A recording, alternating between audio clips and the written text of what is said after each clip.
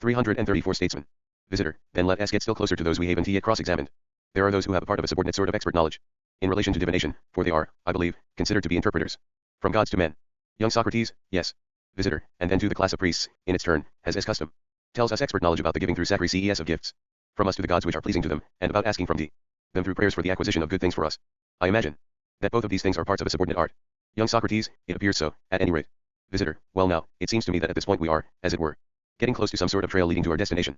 For the type of priests and seers is full of self-importance and gets a lofty reputation because of the magnitude of what they undertake, so that in Egypt it is not even permitted for a king to hold of CE without also exercising that he, a priest. If in fact he happens to have acceded to power at the beginning, by force from another class, it is later necessary for him to be initiated into the class of priests. And again among the Greeks too, in many places, it is to the greatest of CES that one would end being assigned the performance of the greatest of the sacri CES in relation to such things. And in fact what I am saying receives the clearest illustration in your case, for they say that the most solemn and ancestral of the ancient sacri CES are assigned here to the person who becomes king by lot 52. Young Socrates, most certainly. Visitor, well then, we must look both at these king priests by lot, and 291. Their subordinates, and also at a certain other very large crowd of people, which has just become visible to us, 53 now that the previous ones have been separated off. Young Socrates, but who are the people you mean? Visitor, some very odd people indeed. Young Socrates, how, exactly? Visitor, it is a class mixed out of all sorts, or so it seems to me as I look at it just now. For many of the men resemble lions and centaurs and other such things, and very many resemble satyrs and those animals that are weak but versatile, and they quickly exchange their shapes and capacity for action for each other as. And yet now, Socrates, I think I have identified the men in question. Young Socrates, please explain, you seem to have something odd in view. Visitor, yes, it is a universal experience that not recognizing something makes it odd. And this is exactly what happened to me just now, at the 52 at Athens, one of the archons or chief magistrates had the title of King Archon. 53 reading Katadelos Heman at 3. Statesman 335. Moment when I saw the chorus of those concerned with the affairs of cities I failed to recognize them. Young Socrates, what chorus? Visitor, that of the greatest magician of all the sophists, and the most versed in their expertise. Although removing him from among those who really are in possession of the art of statesmanship and kingship is a very difficult thing to do, remove him we must if we are going to see plainly what we are looking for. Young Socrates, we must certainly not let this slip. Visitor, certainly not, if you ask my view. So tell me this. Young Socrates, what? Visitor, we recognize monarchy, Dantiwi, as one of the varieties of the rule in cities. Young Socrates, yes. Visitor, after monarchy one would, I think, list the holding of power by the few. Young Socrates, of course. Visitor, and isn't a third type of constitution ruled by the mass of the people, called by the name of democracy. Young Socrates, most certainly. Visitor, so there are three of them but don't they in a certain way become VE, giving birth from among them to two other names in addition to themselves. Young Socrates, what are these? Visitor, I think that as things are people refer to the aspects of force and consent, poverty and wealth, and law and lawlessness as they occur in them, and use these to divide each of the RST2 types into two. So, they call monarchy by two names, on the grounds that it exhibits two forms, the one tyrannical, the other kingly monarchy. Young Socrates, of course. Visitor, and any city which has come to be controlled by a few people, they call by the names of aristocracy and oligarchy. Young Socrates, most certainly.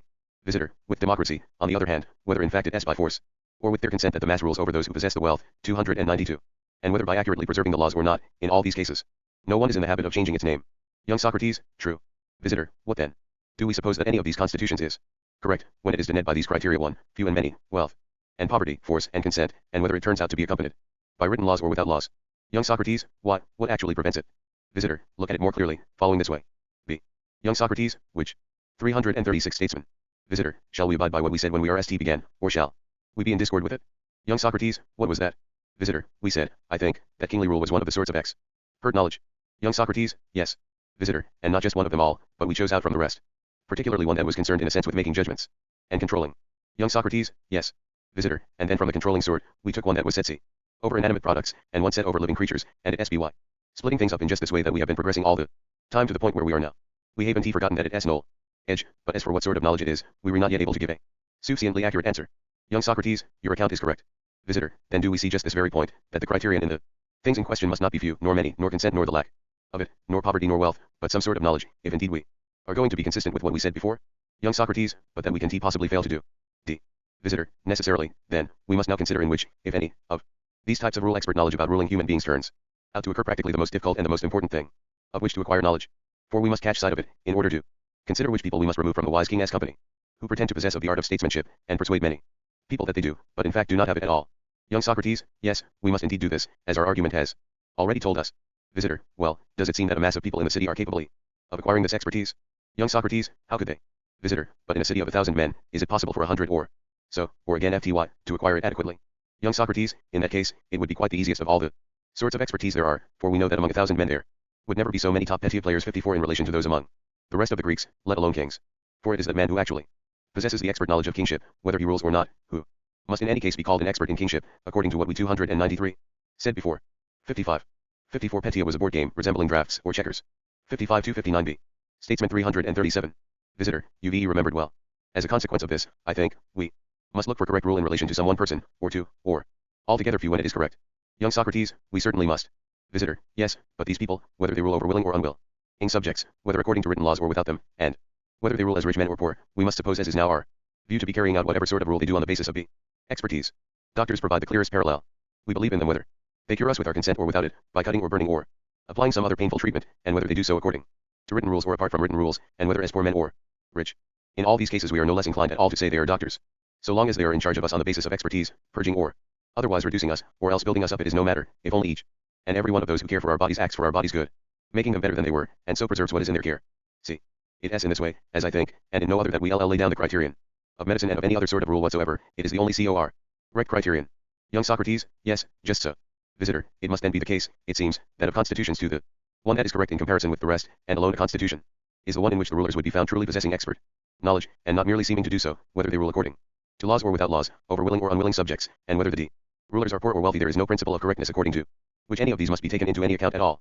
Young Socrates, right. Visitor, and whether they purge the city for its vanity by putting some people to death or else by exiling them, or whether again they make it smaller by sending out colonies somewhere like swarms of bees, or build it up by introducing people from somewhere outside and making them citizens so long as they act to preserve it on the basis of expert knowledge. And what is just, making it better than it was so far as they can, this is the constitution which alone we must say is correct, under these conditions, and in accordance with criteria of this sort. All the others that we generally say are constitutions we must say are not genuine, and not really constitutions at all, but imitations of this one. Those we say are law-abiding have imitated 56 it for the better, the others for the worse. Young Socrates, the rest of it, visitor, seems to have been set into measure, but that ideal rule may exist even without laws with something harder for a hero to accept. 56 retaining Memimus at E5. 338 Statesman.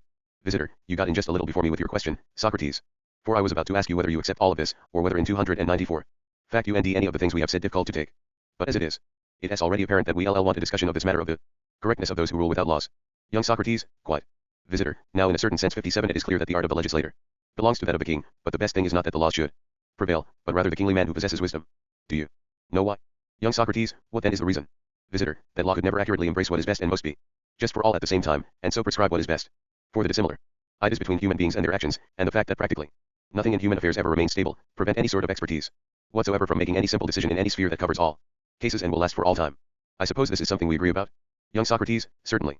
Visitor, but we see law bending itself more or less towards this very thing. It resembles some self-willed and ignorant person, who allows no one to do anything contrary to what he orders, nor to ask any questions about it, not even if, after all, something new turns out for someone which is better, contrary to the prescription which he himself has laid down.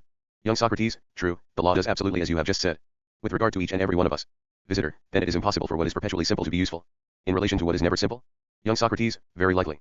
Visitor, why then is it ever necessary to make laws, given that law is not something completely correct? We must out the cause of this. Young Socrates, certainly. Visitor, now with you, too, people train in groups in the way they do in other cities, whether for running or for anything else, for competitive poses. Young Socrates, yes, very frequently. Visitor, well, now let us recall to mind the instructions that expert trainers give when they re in charge of people in such circumstances. Young Socrates, what are you thinking of? Visitor, that they don't suppose there is room for them to make their prescriptions piece by piece to suit each individual, giving the instruction appropriate to the physical condition of each. They regard it as necessary to make rougher prescriptions about what will bring physical vanity, as suits the majority of cases and a large number of people. Young Socrates, right. 57 reading Mentoitina at a 6. Statesman 339. Visitor, and it is just for this reason that, as it is, they give equally heavy exercises to the group as a whole, starting them off together and stopping them together in their running, wrestling, and the rest of their physical exercises. Young Socrates, that is so. Visitor, then let us suppose the same about the legislator too, the person who will direct his herds in relation to justice and their contracts with 295. Another, he will never be capable, in prescribing for everyone together, of assigning accurately to each individual what is appropriate for him. Young Socrates, what you say certainly sounds reasonable. Visitor, instead he will, I think, set down the law for each and every one according to the principle of for the majority of people, for the majority of cases, and roughly, somehow, like this, whether expressing it in writing or in unwritten form, legislating by means of ancestral customs. Young Socrates, correct. Visitor, yes, it certainly is. For how would anyone ever be capable, Socrates, of sitting beside each individual perpetually throughout his life and accurately prescribing what is appropriate to him? Since in my view, if he were capable of this, any one of those who had really acquired the expert knowledge of kingship would hardly put obstacles in his own way by writing down these laws we talked about. Young Socrates, it certainly follows from what we have now said. Visitor, yes, but more, my good friend, from the things that are going to be said. Young Socrates, and what are they? Visitor, things like the following. Are we to say that is, between us, that if a doctor, or else some gymnastic trainer, were going to be out of the country and away from his charges for what he thought would be a long time, and thought that the people being trained, or his patients, would not remember the instructions he had given them, he would want to write Down reminders for them, or what are we to say? Young Socrates, as you suggested. Visitor, but what if he came back unexpectedly, having been away for less time than he thought he would be?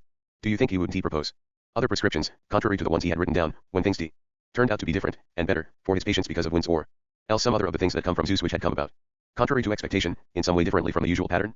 Would he obstinately think that neither he nor the patient should step outside those ancient laws that had once been laid down, he himself by giving other instructions, the patient by daring to do different things, contrary to what was written down, on the grounds that these were the rules of the art of medicine and of health, and that things that happened differently were unhealthy and not part of his expertise?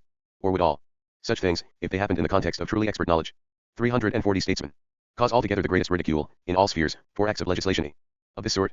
Young Socrates, absolutely right. Visitor, and as for the person who has written down what is just and unjust, and shameful, good and bad, or has laid down unwritten laws on these subjects, for all those herds of human beings that graze, city by city, according to the laws of those who wrote them down in each case, if the person who wrote them on the basis of expertise, or someone else, resembling him, arrives, is it really not to be permitted to him to give 296 different instructions contrary to these? Or wouldn't he this prohibition appear in truth no less ridiculous than the other one? Young Socrates, of course. Visitor, well then, do you know what the majority of people say in such a case? Young Socrates, it doesn't come to mind for the moment, just like that. Visitor, well, it sounds enough. What they say is that if someone recognizes laws that are better, contrary to those established by people before him, then he must introduce them by persuading his city to accept them in each case, but not otherwise. Young Socrates, well then? Is that not a correct view? Visitor, perhaps. But RST things RST, if someone forces through what is better without the use of persuasion, tell me, what will be the name to give to the use of force in this case? No, not yet, answer me RST in relation to the previous cases. Young Socrates, what do you mean? Visitor, if then to continue with our example someone does not persuade his patient, but has a correct grasp of the relevant expertise, and forces child, or man, or woman, to do what is better, contrary to what has been written down, what will be the name to give to this use of force? Surely anything rather than what we called an unhealthy mistake contrary to the expertise in question. And the last thing the person who was the object of such force can correctly say about such a thing is that he had unhealthy things done to him by the doctors who used force on him, things that did not belong to their expertise. Young Socrates, what you say is very true. Visitor, and what do we really suppose to be the sort of mistake we talking about, the one in contravention of the expertise of the statesman? ISNT, what is shameful, what is bad, 58 and unjust? Young Socrates, I agree, absolutely. Visitor, then those who have been forced, contrary to what has been written down and to ancestral custom, to do different things that are more just, better and than the things they did before, tell me, if people in this kind of situation for their part censure this kind of use of force, ISNT. It true that, if they censure ISNT to be the most laughable of all, they must. 58 reading Kaiju at C5. Statesman 341. Say anything on each occasion rather than that those who have been forced have had shameful, unjust, and bad things done to them by those who did the forcing. Young Socrates, what you say is very true. Visitor, but are the things forced on them just, if the person who did the forcing is rich, and unjust if he happens to be poor? Or if, whether by using persuasion or not, whether as a rich or a poor man, or according to written law or contrary to it, he does what is not to the vanity of the citizens 59 or what is to their vanity, must that be the criterion, and must it have to do with these things the truest criterion of correct government of a city, the one according to which the wise and good man will govern the interests of the ruled? Just as a steersman, always watching out for what is to the vanity of the ship and the sailors, preserves his fellow sailors 297. Not by putting things down in writing but offering his expertise as law. So too in the same manner a constitution would be correct, would it not? If it issued from those who are able to rule in this way, offering the strength of their expertise as more powerful than the laws. And there is no mistake, is there, for wise rulers, whatever they do, provided that they watch for be one great thing, that by always distributing to those in the city what is most just, as judged by the intelligent application of their expertise, they are able both to preserve them and so far as they can to bring it about that they are better than they were. Young Socrates, it is certainly not possible to contradict what has just been said. Visitor, and neither should one contradict those other things we said. Young Socrates, what are you referring to? Visitor, that a mass of any people whatsoever would never be able to acquire this sort of expert knowledge and so govern a city with intelligence. And that we must look for that one constitution, the correct one, in relation to a small element in the population, few in number, or even a single individual, putting down the other constitutions as imitations, as was said a little earlier, some of them imitating this one for the better, the others for the worse. Young Socrates, what do you mean by this? What are you saying? For I did not understand the point about imitations when it was made just now 60 either. Visitor, and it is no small matter, if one stirs up this subject and then proceeds to leave it where it is instead of going through it and showing the mistake that now occurs in relation to it. D. Young Socrates, what mistake is that? Visitor, this sort of thing we must hunt for, since it is not altogether what we are used to or easy to see, but all the same let us try to get hold. 59 retaining me sub or 81. 60 reading RD rather than at C5. The reference is to 293. 342 statesmen. Of it. Tell me, given that this constitution we have talked about is on our view the only correct one, do you recognize that the others ought to employ the written documents that belong to this one, and save themselves in that way, doing what is now praised, although it is not the most correct thing to do? Young Socrates, what are you referring to? Visitor, the principle that no one in the city should dare to do anything contrary to the laws, and that the person who dares to do so should be punished by death and all the worst punishments. This is very correct and any as a second choice, when one changes the principle we discussed just now, 61 which is our RST choice, but let us go over the way in which what we have called second best has come about. Do you agree? Young Socrates, absolutely. Visitor, well then, let us go back to the likenesses to which we must always compare our kingly rulers. Young Socrates, which likenesses? Visitor, the noble steersman and the doctor who is worth many others 62. Let us look at the matter by fashioning a kind of gur, using these as material. Young Socrates, a gur of what kind? Visitor, of the following sort, let us suppose that we all thought of them 298. As doing the most terrible things to us. For the one as much as the other. Saves whichever of us he wishes to save, and whichever of us they wish to mutilate, they do it by cutting and burning us and directing us to pay them expenses as if they were taxes, of which they spend little or none on the patient, while they themselves and their household use the rest. B. And the NAL step is for them to take money from relatives or some enemies of the patient as pay for killing him. And steersmen, in their turn, bring about thousands of other things of a similar sort, leaving people stranded on voyages because of some conspiracy or other, causing shipwrecks on the seas and throwing people overboard, and doing other malicious things. Let us suppose then that we thought this, and came to a conclusion about them in a sort of council, no longer to allow either of these sorts of expertise to have autonomous control either of slaves or of free men, but to call together an assembly with ourselves as members, consisting either of the people altogether or only of the rich. The rule would be that both laymen and craftsmen other than steersmen and doctors would be permitted to contribute an opinion, whether about sailing or about diseases, as to the basis on which drugs and the tools of the doctor's art should be used on patients, and even how to employ ships themselves, and the tools of the sailor's art for operating them, for facing not only the dangers affecting the voyage itself from winds and sea, but encounters with pirates, and 61 CF 293 C, D. 62 Iliad 11.514. Statesman 343. Perhaps, if it should turn out to be necessary, forking a sea battle with long ships against others of the same type. And once there was a record on Kerbis 63 or blocks of stone of some sort, of what the majority had decided, whether with the advice of some doctors and steersmen or of those who had no specialized knowledge of medicine or steersmanship, then all our sailing and caring for patients for all future time would have to be done according to this, along with certain other rules established as unwritten ancestral customs. Young Socrates, what you've described is distinctly odd. Visitor, yes, and let us suppose that a further conclusion was that we should set up officers annually who belong to the mass of people, whether from the rich or from the whole people, whoever has of CE assigned to him by lot, and that those who take of CE should execute it by steering the ships and healing patients according to the written rules. Young Socrates, this is even harder to take. Visitor, then consider too what follows after this. When the year ends, for each and every one of the officers, there will be a requirement to set up courts, either of the rich on the basis of preselection or again those 299, chosen by lot from the whole people together, and to bring before these judges those who have held of CE, in order to examine their conduct. Anyone who wishes will be permitted to charge an officer that he failed to steer the ships during the year according to the written rules or according to the ancient customs of our ancestors. There will be the same requirements also in the case of those healing the sick, and for any officers condemned by the vote, the judges will have to assess what penalty they should suffer or what financial restitution they should make. Young Socrates, well, anyone who willingly and voluntarily undertakes to hold of CE under such conditions would fully deserve to suffer any penalty whatever and to pay back any amount. Visitor, and further still it will be necessary to establish a law against all the following things. Suppose anyone is found inquiring into steersman, ship and seafaring, or health and truth in the doctor's art, in relation to winds and heat and cold, above and beyond the written rules, and making clever speculations of any kind in relation to such things. In the RST place, one must not call him an expert doctor or an expert steersman, but a star gazer, some babbling sophist. The next provision will be that anyone who wishes from among those permitted to do so shall indict him and bring him before some court or other as corrupting other people younger than C himself and inducing them to engage in the arts of the steersman and the doctor not in accordance with the laws, but instead by taking autonomous control of ships and patients. If he is found guilty of persuading anyone, whether young or old, contrary to the laws and the written rules, the most extreme penalties shall be imposed on him. For, so the law will say, there must be nothing wiser than the laws, no one is ignorant about what belongs. 63 revolving columns on which the laws were traditionally inscribed at Athens. 344 statesmen. To the art of the doctor, or about health, or what belongs to the art of the steersman, or seafaring, since it is possible for anyone who wishes to understand things that are written down and things established as ancestral customs. Suppose then these things came about, Socrates, in the way we say, both in relation to these sorts of expert knowledge, and to generalship, and all the art of hunting, of whatever kind, to painting, or any part, whatever of all the art of imitation, to carpentry, the whole of tool making, of whatever kind, or again farming and the whole of the expertise that deals with plants. Or again, suppose we imagined a sort of horse rearing that took place according to written rules, or all of herd keeping, or the art of divination, or every part included in the art of the subordinate, or petia, or all the science of numbers, whether perhaps dealing with them on their own, or in two dimensions, or in solids, or in speeds. If all of these were practiced in this way, and they were done on the basis of written rules and not on the basis of expertise, what on earth would be the result? Young Socrates, it is clear both that we should see all the various sorts of expertise completely destroyed, and that they would never be restored, either because of this law prohibiting inquiry, so that life, which even now is difficult, in such a time would be altogether unlivable. 300. Visitor, but what about the following consideration? Suppose we required each of the things mentioned to be done according to written rules, and we required the person elected or appointed to of CE by lot, on the basis of chance, to oversee these written rules of ours. What then if this person were to take no notice of what is written down, in order either to protee in some way or to do some personal favor, and were to take it upon himself to do different things, contrary to these, when he possesses no knowledge? Would this not be an evil still greater than the previous one? Young Socrates, yes, very true. 64. Visitor, yes, for if, I imagine, contrary to the laws that have been established on the basis of much experiment, with some advisers or other having given advice on each subject in an attractive way, and having persuaded the majority to pass them, if someone were brazen enough to act contrary to these, he would be committing a mistake many times greater than the other, and would overturn all expert activity to a still greater degree than do the written rules. Young Socrates, yes, how would he not? Visitor, for these reasons, then, the second best method of proceeding, for those who establish laws and written rules about anything whatever, see, is to allow neither individual nor mass ever to do anything contrary to these anything whatsoever. Young Socrates, correct. 64 reading Aleph Strategy at 8. Statesman 345. Visitor, well, imitations of the truth of each and everything would be these, wouldn't they the things issuing from those who know which have been written down so far as they can be? 65. Young Socrates, of course.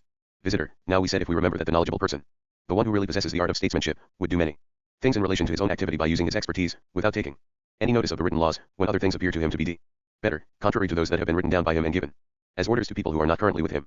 Young Socrates, yes, that's what we said. Visitor, well, any individual whatever or any large collection of people, whatever, for whom there are actually written laws established, who undertake to do anything at all that is different, contrary to these, on the grounds that it is better, will be doing, one they, the same thing as that true expert, so far as they can. Young Socrates, absolutely.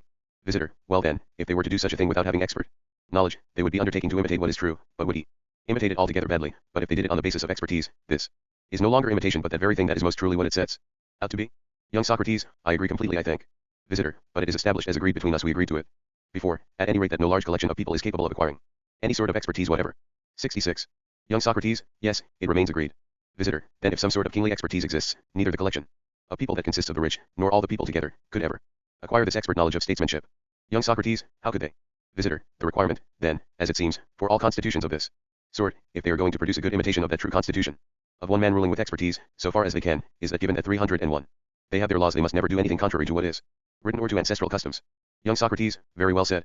Visitor, in that case, when the rich imitate it, then we shall call such a constitution an aristocracy, when they take no notice of the laws, we shall call it an oligarchy. Young Socrates, possibly. 65 Alternatively, well, wouldn't he those laws written with the advice of people who know so far as is possible be imitations of the truth on each subject? 60-62-92e. 346 Statesman. Visitor, and, in turn, when one person rules according to laws, so be imitating the person with expert knowledge, we shall call him a king, not distinguishing by name the one ruling on his own with expert knowledge, or the one doing so on the basis of opinion, according to laws. Young Socrates, possibly we shall. Visitor, well then, if in fact some one person rules who really possesses expert knowledge, in every case he will be called by the same name of king and not by any other one. As a result of this, the VE names of what are now called constitutions have become only one. Young Socrates, it seems so, at any rate.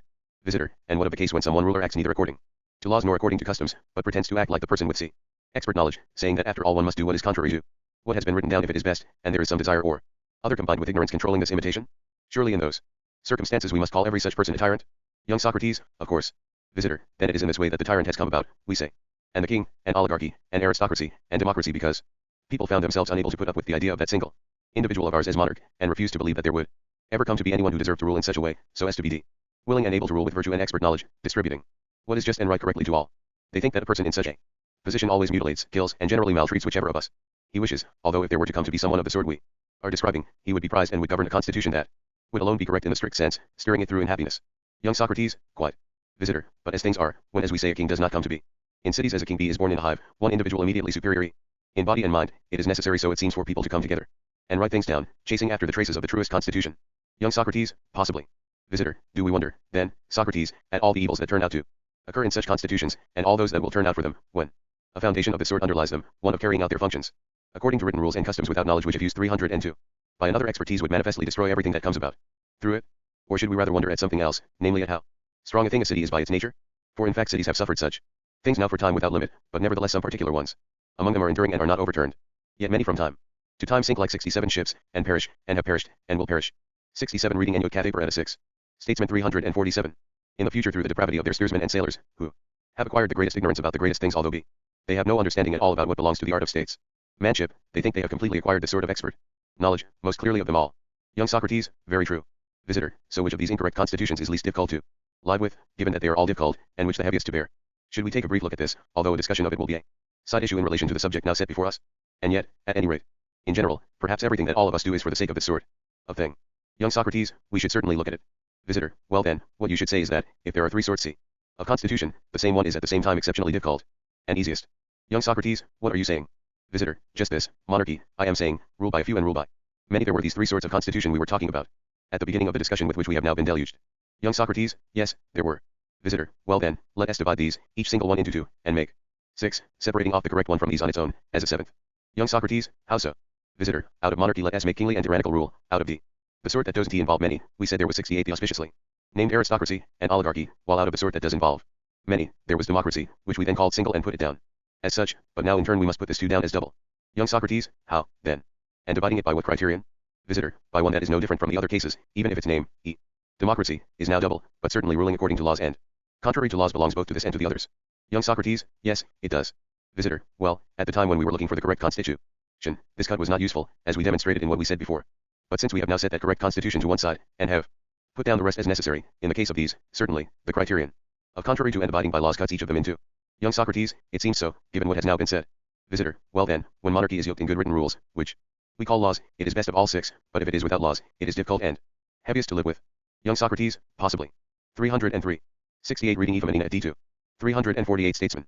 Visitor, and as for the rule of those who are not many, just as few is in the middle between one and a large number, let us suppose it to be middling in both ways, while that of the mass, in its turn, we may suppose to be weak in all respects and capable of nothing of any importance either, for good or for bad as judged in relation to the others, because under it of CES are distributed in small portions among many people.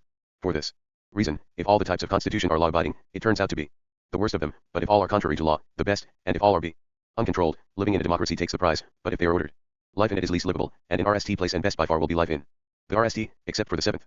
For of all of them, that one we must separate out from the other constitutions, like a god from men. Young Socrates, this seems both to follow, and to be, as you say, and we must do as you suggest. Visitor, so then we must also remove those who participate in all these constitutions, except for the one based on knowledge, as being, not states, men, but experts in faction. We must say that, as presiding over insubstantial images, on the largest scale, they are themselves of the same sort, and that as the greatest imitators and magicians they turn out to be the greatest sophists among sophists. 69. Young Socrates, this term sophist looks as if it has been only too correctly turned round against the so-called experts in statesmanship. Visitor, so, this is our play, as it were, as we said just now that there was some band of centaurs and satyrs in view, one that we had to set apart from the expertise of the statesman, and now it has been set apart, as we have seen, with great difficulty. Young Socrates, it appears so. Visitor, yes, but there is something else remaining that is still more difficult than this, by reason of its being both more akin to the kingly class, and closer to it, and harder to understand, and we seem to me to be in a situation similar to that of those who re and gold. Young Socrates, how so? Visitor, I imagine that these craftsmen also begin by separating out earth and stones and many different things, and after these, there remain commingled with the gold those things that are akin to it, precious things and only removable with the use of copper, silver, and sometimes adamant, the removal of which through repeated smelting and testing leaves the unalloyed gold that people talk about there for us to see, itself, alone by itself. Young Socrates, yes, they certainly do say these things happen in this way. Visitor, well, it seems that in the same way we have now separated off those things that are different from the expert knowledge of statesmanship, and those that are alien and hostile to it, and that there remain those that 69 C291 C. Statesman 349 are precious and related to it. Among these, I think, are generalship, the art of the judge, and that part of rhetoric which in partnership with kingship 304 persuades people of what is just and so helps in steering through the business of cities. As for these, in what way will one most easily portion them off and show, stripped and alone by himself, that person we are looking for? Young Socrates, it is clear that we must try to do this somehow. Visitor, well, if it depends on our trying, we LLND him, music will help us reveal him. Answer me this. Young Socrates, what? Visitor, I imagine we recognize such a thing as the learning of music, b. and in general of the sorts of expert knowledge involving work with the hands. Young Socrates, whether. Visitor, and what of this the matter of whether we should learn any one of these or not? Shall we say that this too, in its turn, is a sort of knowledge, concerned with these very things, or what shall we say? Young Socrates, yes, we LL say that it is. Visitor, then shall we agree that this sort of knowledge is distinct from those? Young Socrates, yes. Visitor, and shall we agree that no one of them should control any other, or that the others should control this one, or that this one should see, manage and control all the others together? Young Socrates, this one should control them. Visitor, in that case you, at any rate, declare it to be your opinion that the one that decides whether one should learn or not should be in control, so far as we are concerned, over the one that is the object of learning and does the teaching? Young Socrates, very much so. Visitor, and also, in that case, that the one which decides whether one should persuade or not should control the one which is capable of persuading. Young Socrates, of course. Visitor, well then, to which sort of expert knowledge shall we assign what is capable of persuading mass and crowd, through the telling of the stories, and not through teaching? Young Socrates, this too is clear, I think, it must be given to rhetoric. Visitor, and the matter of whether to do through persuasion whatever it may be in relation to some people or other, or else by the use of some sort of force, or indeed to do nothing at all, to what sort of expert knowledge shall we attach this? Young Socrates, to the one that controls the art of persuasion and speaking. Visitor, this would be none other, I think, than the capacity of the statesman. 350 Statesman. Young Socrates, very well said. Visitor, this matter of rhetoric too seems to have been separated quickly from statesmanship, as a distinct class, but subordinate to it. Young Socrates, yes. Visitor, what should we think about the following sort of capacity, in its turn? Young Socrates, which one? Visitor, the one that decides how to make war against each group of people against whom we choose to make war. The question is whether we shall say that this is or is not a matter of expertise. Young Socrates, and how could we suppose it not to involve expertise? That capacity which is exercised by generalship and all activity concerned with war. Visitor, and are we to understand as different from this the expertise that is able and knows how to reach a considered decision about whether we should make war, or whether we should withdraw in friendly fashion? Or are we to take it to be the same as this one? Young Socrates, anyone who was following what was said before must suppose that it is distinct. Visitor, shall we then declare our view that it controls it, if in fact we 305 are going to take things in line with what we said before? Young Socrates, I say yes. Visitor, then what mistress will we even try to propose for so terrifying and important an expertise, the whole of that concerned with war, except the true art of kingship?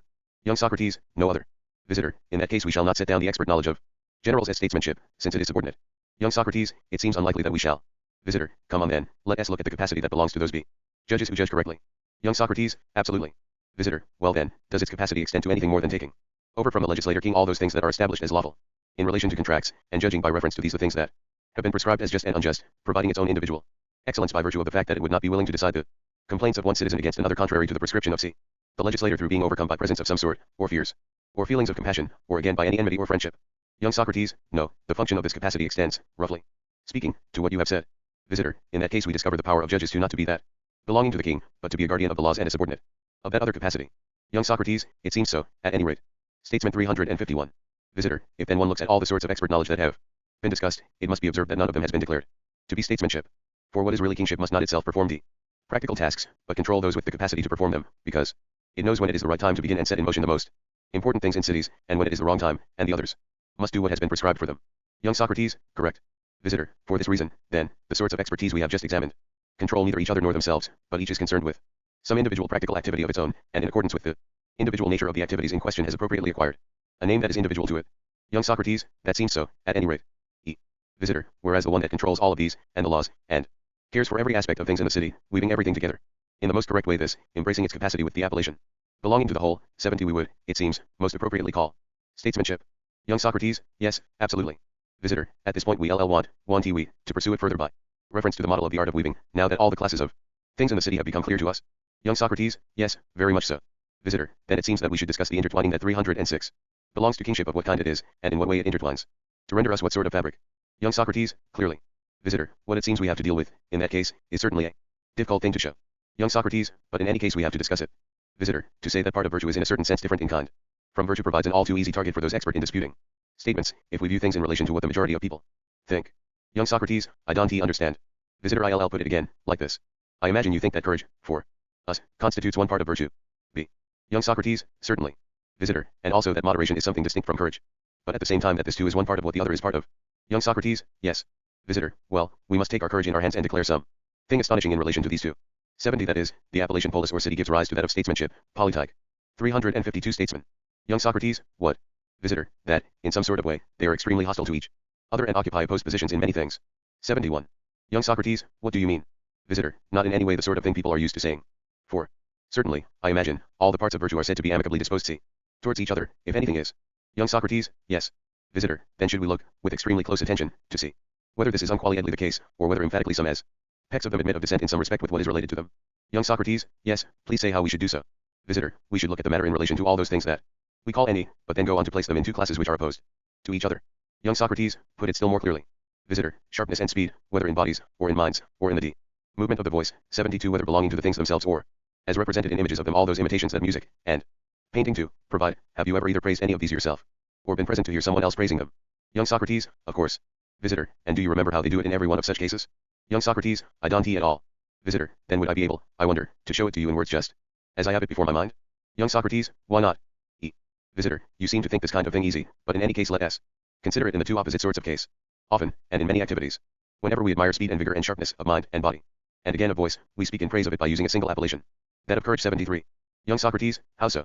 Visitor, I think we say sharp and courageous, that SARST example, and fast and courageous, and similarly with vigorous. In every case it s.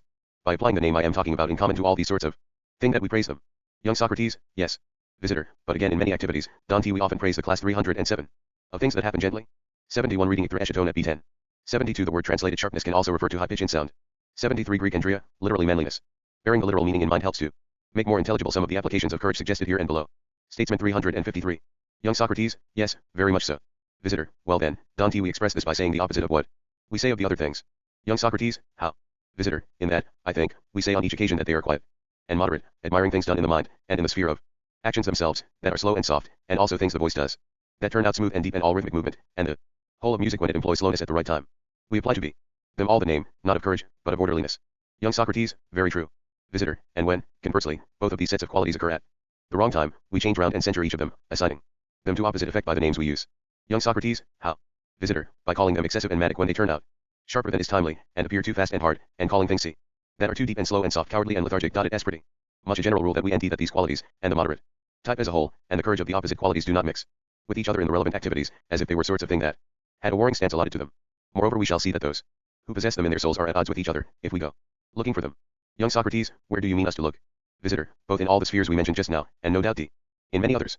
For I think because of their AF90 to either set of qualities, they praise some things as belonging to their own kin, and censure those of their opponents as alien, engaging in a great deal of hostility towards each other, about a great many things.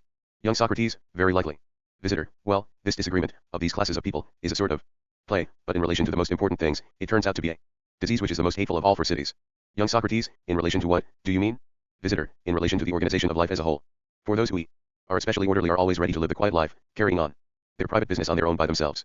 They both associate with everyone in their own city on this basis, and similarly with cities outside their own, being ready to preserve peace of some sort in any way they can. As a result of this passion of theirs, which is less timely than it should be, when they do what they want nobody notices that they are being unwarlike and making the young men the same, and that they are perpetually at the mercy of those who attack them. The consequences, that within a few years they themselves, their children, and the whole city 308, together often become slaves instead of free men before they have noticed it. 354 Statesman. Young Socrates, what you describe is a painful and terrifying thing to go through. Visitor, but what about those who incline more towards courage? Isn't it the case that they are always drawing their cities into some war or other, because of their desire for a life of this sort, which is more vigorous than it should be, and that they make enemies of people who are both numerous and powerful, and so either completely destroy their own fatherlands, or else make them slaves and subjects of their enemies? Young Socrates, this too is true. B. Visitor, how then can we deny that in these things both of these classes of people always admit of much hostility and dissent between them, even to the greatest degree? Young Socrates, there is no way we shall deny it. Visitor, then we have found, haven't we, what we were originally looking into, that parts of virtue of no small importance are by nature at odds with each other, and moreover cause those who possess them to be in this same condition? Young Socrates, very likely they do. Visitor, then let us take the following point in its turn. Young Socrates, what is that? Visitor, whether, I suppose, any of the sorts of expert knowledge that see involve putting things together voluntarily puts together any at all of the things it produces, even of the lowliest kind, out of bad and good things. Or whether every sort of expert knowledge everywhere throws away the bad so far as it can, and takes what is suitable and good. 74, bringing all of this both like and unlike together into one, and so producing some single kind of thing with a single capacity. Young Socrates, of course. Visitor, in that case, neither will what we have decided is by nature truly the art of statesmanship ever voluntarily put together a city out of good and bad human beings. It is quite clear that it will put them to the test in play, and after the test it will in turn hand them over to those with the capacity to educate them and serve it towards this particular end. It will itself lay down prescriptions for the educators and direct them, in the same way that weaving follows along with the carters, and those who prepare the other things it needs for its own work, prescribing for and directing them, giving indications to each group to niche their products in whatever way it thinks suitable for its own interweaving. Young Socrates, yes, absolutely. Visitor, in just this very way, it seems to me, the art of kingship, since it is this that itself possesses the capacity belonging to the directing art, will not permit the educators and tutors, who function according to law, to do anything in the exercise of their role that will not ultimately result in some disposition which is appropriate to its own mixing role. It calls 74 reading Kai Ta Cresta at C5. Statesman 355. On them to teach these things alone, and those of their pupils that are unable to share in a disposition that is courageous and moderate, and whatever else belongs to the sphere of virtue, but are thrust forcibly away. 309. By an evil nature into godlessness, excess, and injustice, it throws out by killing them, sending them into exile, and punishing them with the most extreme forms of dishonor. Young Socrates, at least it is put something like that. Visitor, and again those who wallow in great ignorance and baseness, it brings under the yoke of the class of slaves. Young Socrates, quite correct. Visitor, then as for the others, whose natures are capable of becoming composed and stable in the direction of nobility, if they acquire education, and, with the help of expertise, of admitting commingling with each other, of these, it tries to bind together and intertwine the ones who strain more towards courage, its view being that their RM disposition is as it were like the warp, and the ones who incline towards the moderate, who produce an ample, soft, and to continue the image like thread, two natures with opposite tendencies, and it does so in something like the following way. Young Socrates, what way is that? Visitor, first, by fitting together that part of their soul that is eternal with the divine bond, in accordance with its kinship with the divine, and after the divine, in turn fitting together their mortal aspect with human bonds. Young Socrates, again, what do you mean by this?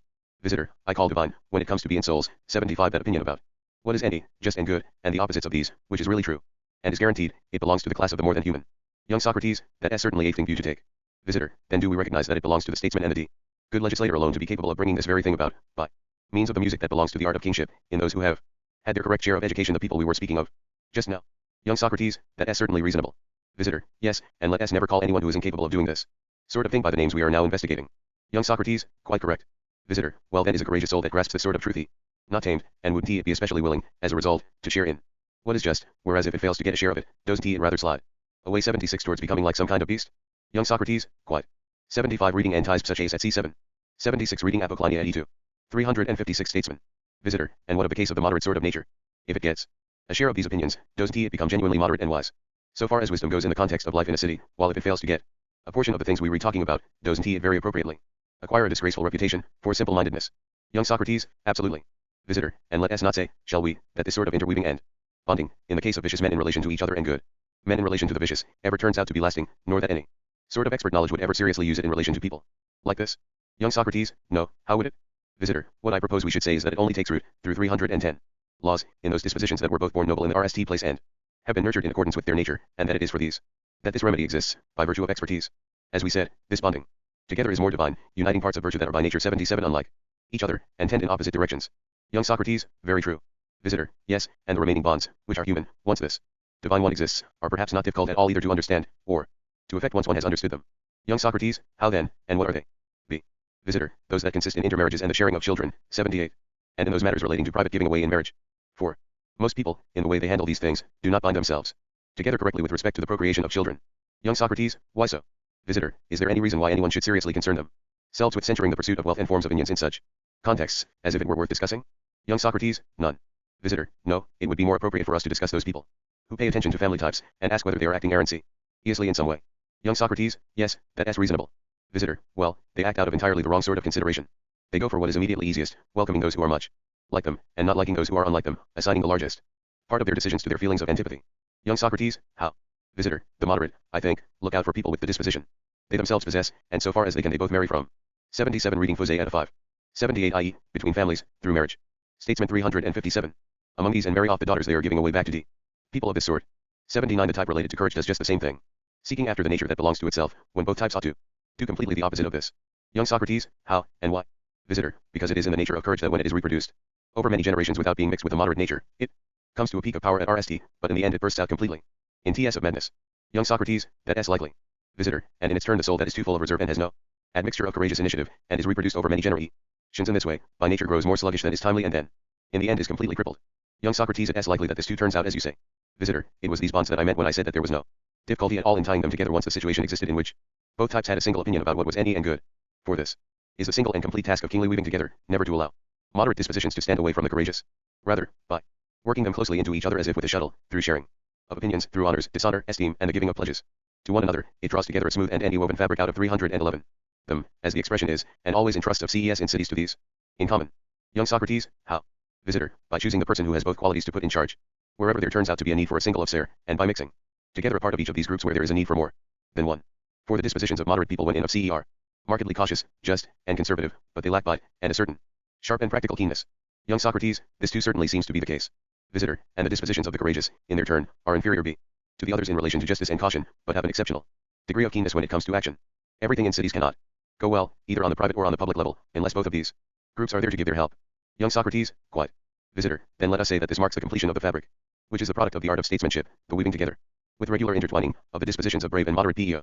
PLE when the expertise belonging to the king brings their life together in agreement and friendship and makes it common between them, completing. 79 reading Toyotamus at D1. 358 Statesman. The most magnificent and best of all fabrics and covering with it all the 311 other inhabitants of cities, both slave and free, and holds them together. With this twining and rules and directs without, so far as it belongs to a city to be happy, falling short of that in any respect. Older Socrates, 80 another most excellent portrait, visitor, this one that you have completed for us, of the man who possesses the art of kingship. The statesman.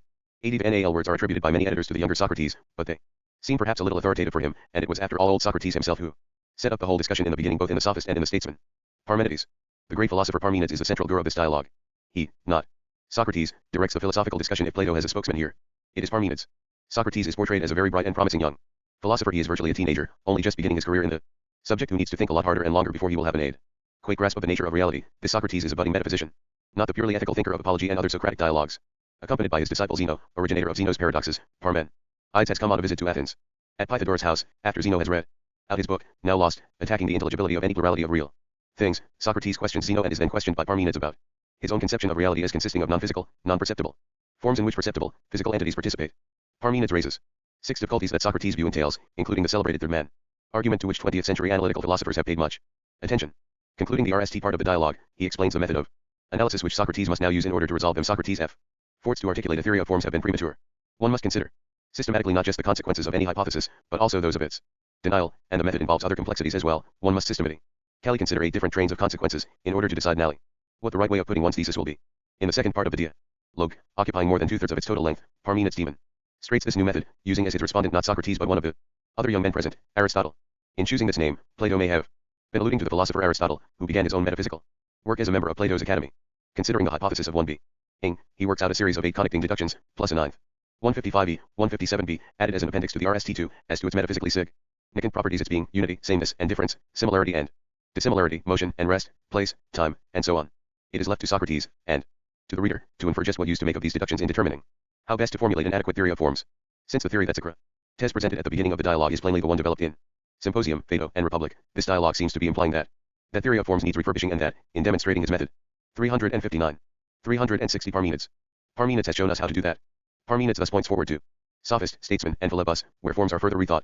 The meeting of Socrates with the Eleatic philosophers, an invention of Plato's, is reported in a way unparalleled in the other dialogues.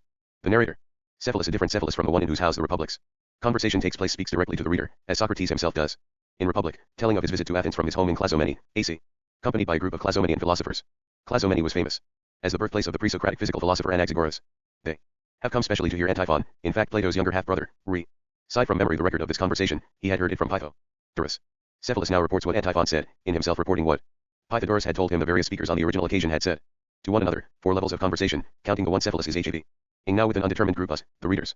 The effect is twofold, to emphasize the extraordinary philosophical value of this conversation and to put us hearers at a great intellectual distance from it, as if to say that we could barely be expected to assimilate and learn properly from it. The situation in Symposium is in some ways comparable, except that the meeting there is reported at only 2 removes and its fame apparently extends only to those with a personal interest in Socrates. One intimate of Socrates has just reported it to a second and is now reporting it to another friend. This conversation is marked as having truly universal significance. JMC. Cephalus. When we arrived in Athens from home in Clazomene, we ran into Addii 126. Mantis and Glaucon in the marketplace. Adeimantus took me by the hand and said, "Welcome, Cephalus. If there is anything you want here that we can do for you, please tell us." "In fact, that's the very reason I'm here," I replied, "to ask a favor of you." "Tell us what you want," he said. And I replied, "Your half-brother on your mother's side, what was his name? I've forgotten. He would have been a child when I came here from Clazomene to stay before, and that's a long time ago now. I think his father's name was Pyrolamps." "It was, indeed," he said.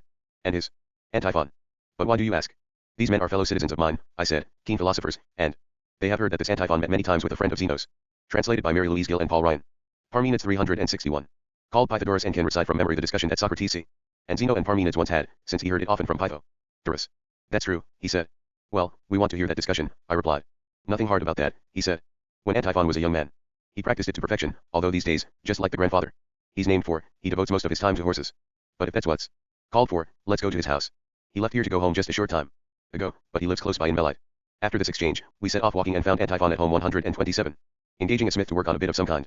When he had finished with the smith, and his brothers told him why we were there, he recognized me from my earlier visit and greeted me. We asked him to go through the discussion, and he balked at RST. It was, he said, a lot of work. But now he narrated it in detail. Antiphon said that Pythagoras said that Zeno and Parmenides once came to the great Panathenaea. Parmenides was already quite venerable, very grey but of distinguished appearance, about 60 years old. Zeno was at that time close to 40, a tall, handsome man who had been, as rumor had it, the object of Parmenides' affections when he was a boy. Antiphon said that the two of them were staying with Pythagoras, outside the city wall in the potter's quarter, and that Socrates had come there, along with a number of others, because they were eager to hear Zeno read his book, which he and Parmenides had just brought to Athens for the RST time. Socrates was then quite young. Zeno was reading to them in person, Parmenides happened to be out. Very little remained to be read when Pythagoras, as he related it, came in, and with him Parmenides and Aristotle, the man who later became one of the 30. They listened to a little of the book at the very end. But not Pythagoras himself, he had heard Zeno read it before. Then Socrates, after he had heard it, asked Zeno to read the RST hypothesis of the RST argument again, and when he had read it, Socrates said, Zeno, what do you mean by this? If things one are many, they must then be both like and unlike, but that is impossible, because unlike things can't be like or like things unlike.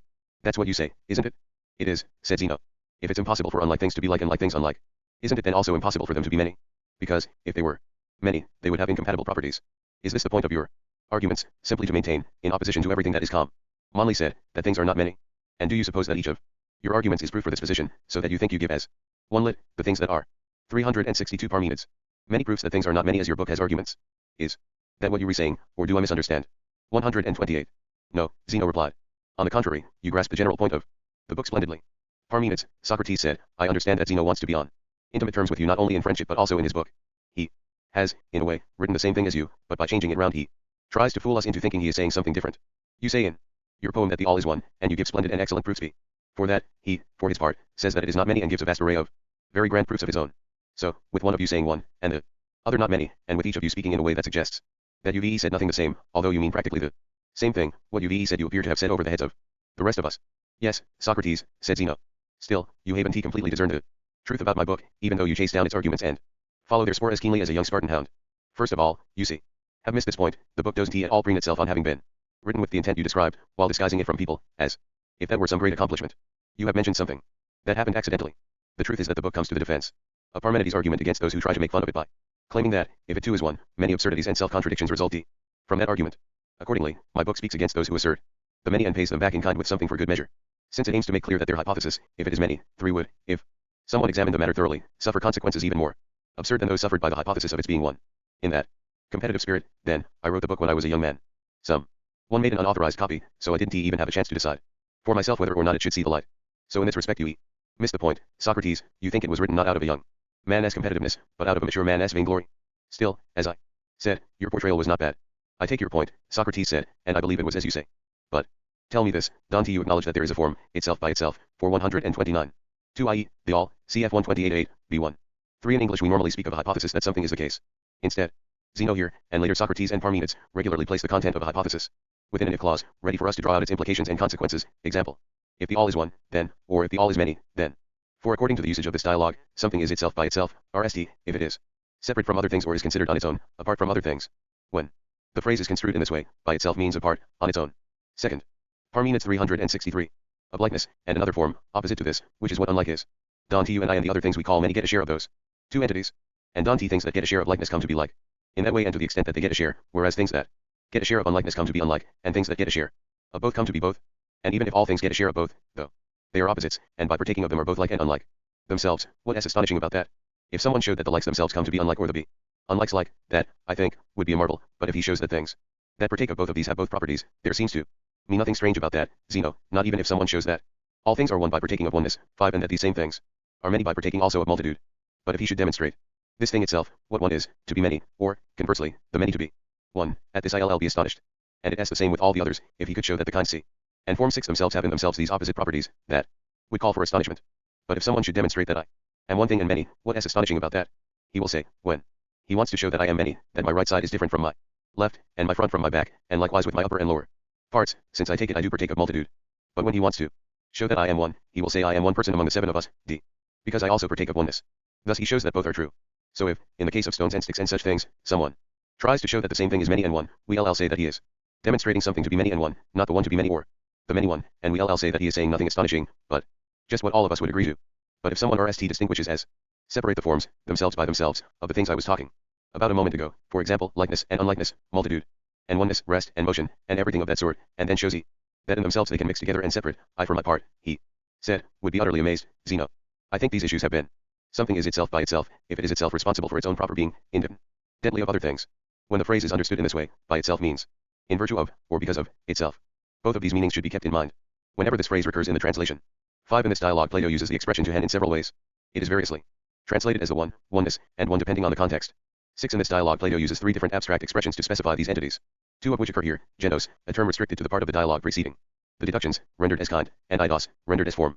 Later he will use a third term, idea, rendered as character. 364 Parmenides. Handled with great vigor in your book, but I would, as I say, be much more impressed if someone were able to display the same difficulty which you and Parmenides went through in the case of visible things, also similarly entwined in multifarious ways in the forms themselves, in things 130 that are grasped by reasoning. Pythagoras said that, while Socrates was saying all this, he himself kept from moment to moment expecting Parmenides and Zeno to get annoyed. But they both paid close attention to Socrates and often glanced at each other and smiled, as though they admired him. In fact, what Parmenides said when Socrates had nicht met this impression. Socrates, he said, you are much to be admired for your keenness for argument. Tell me, have you yourself distinguished as separate, in the way you mention certain forms themselves, and also as separate the things that partake of them? And do you think that likeness itself is something, separate from the likeness we have? And one and many and all the things you heard Zeno read about a while ago. I do indeed, Socrates answered. And what about these? Asked Parmenides. Is there a form, itself by itself, of just, and beautiful, and good, and everything of that sort? Yes, he said. What about a form of human being, separate from us and all those like us? Is there a form itself of human being, or we, or water?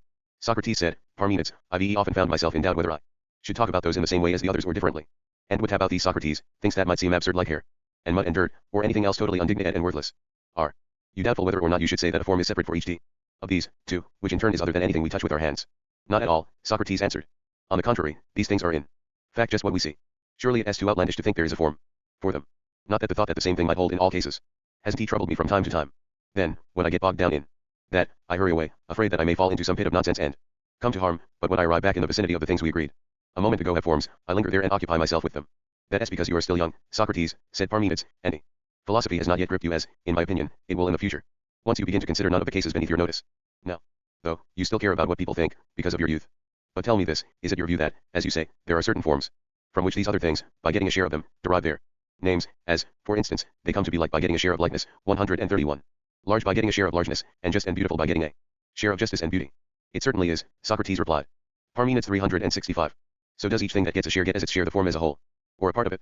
Or could there be some other means of getting a share? Apart from these two? How could there be, he said. Do you think, then, that the form as a whole, one thing, is in each of the many? Or what do you think? What has to prevent its being one? 7 Parmenides, said Socrates. So, being one and the same, it will be at the same time, as a whole, in b. Things that are many and separate, and thus it would be separate from itself. No, it wouldn't he, Socrates said. Not if it s like one and the same day. That is in many places at the same time and is nonetheless not separate from itself.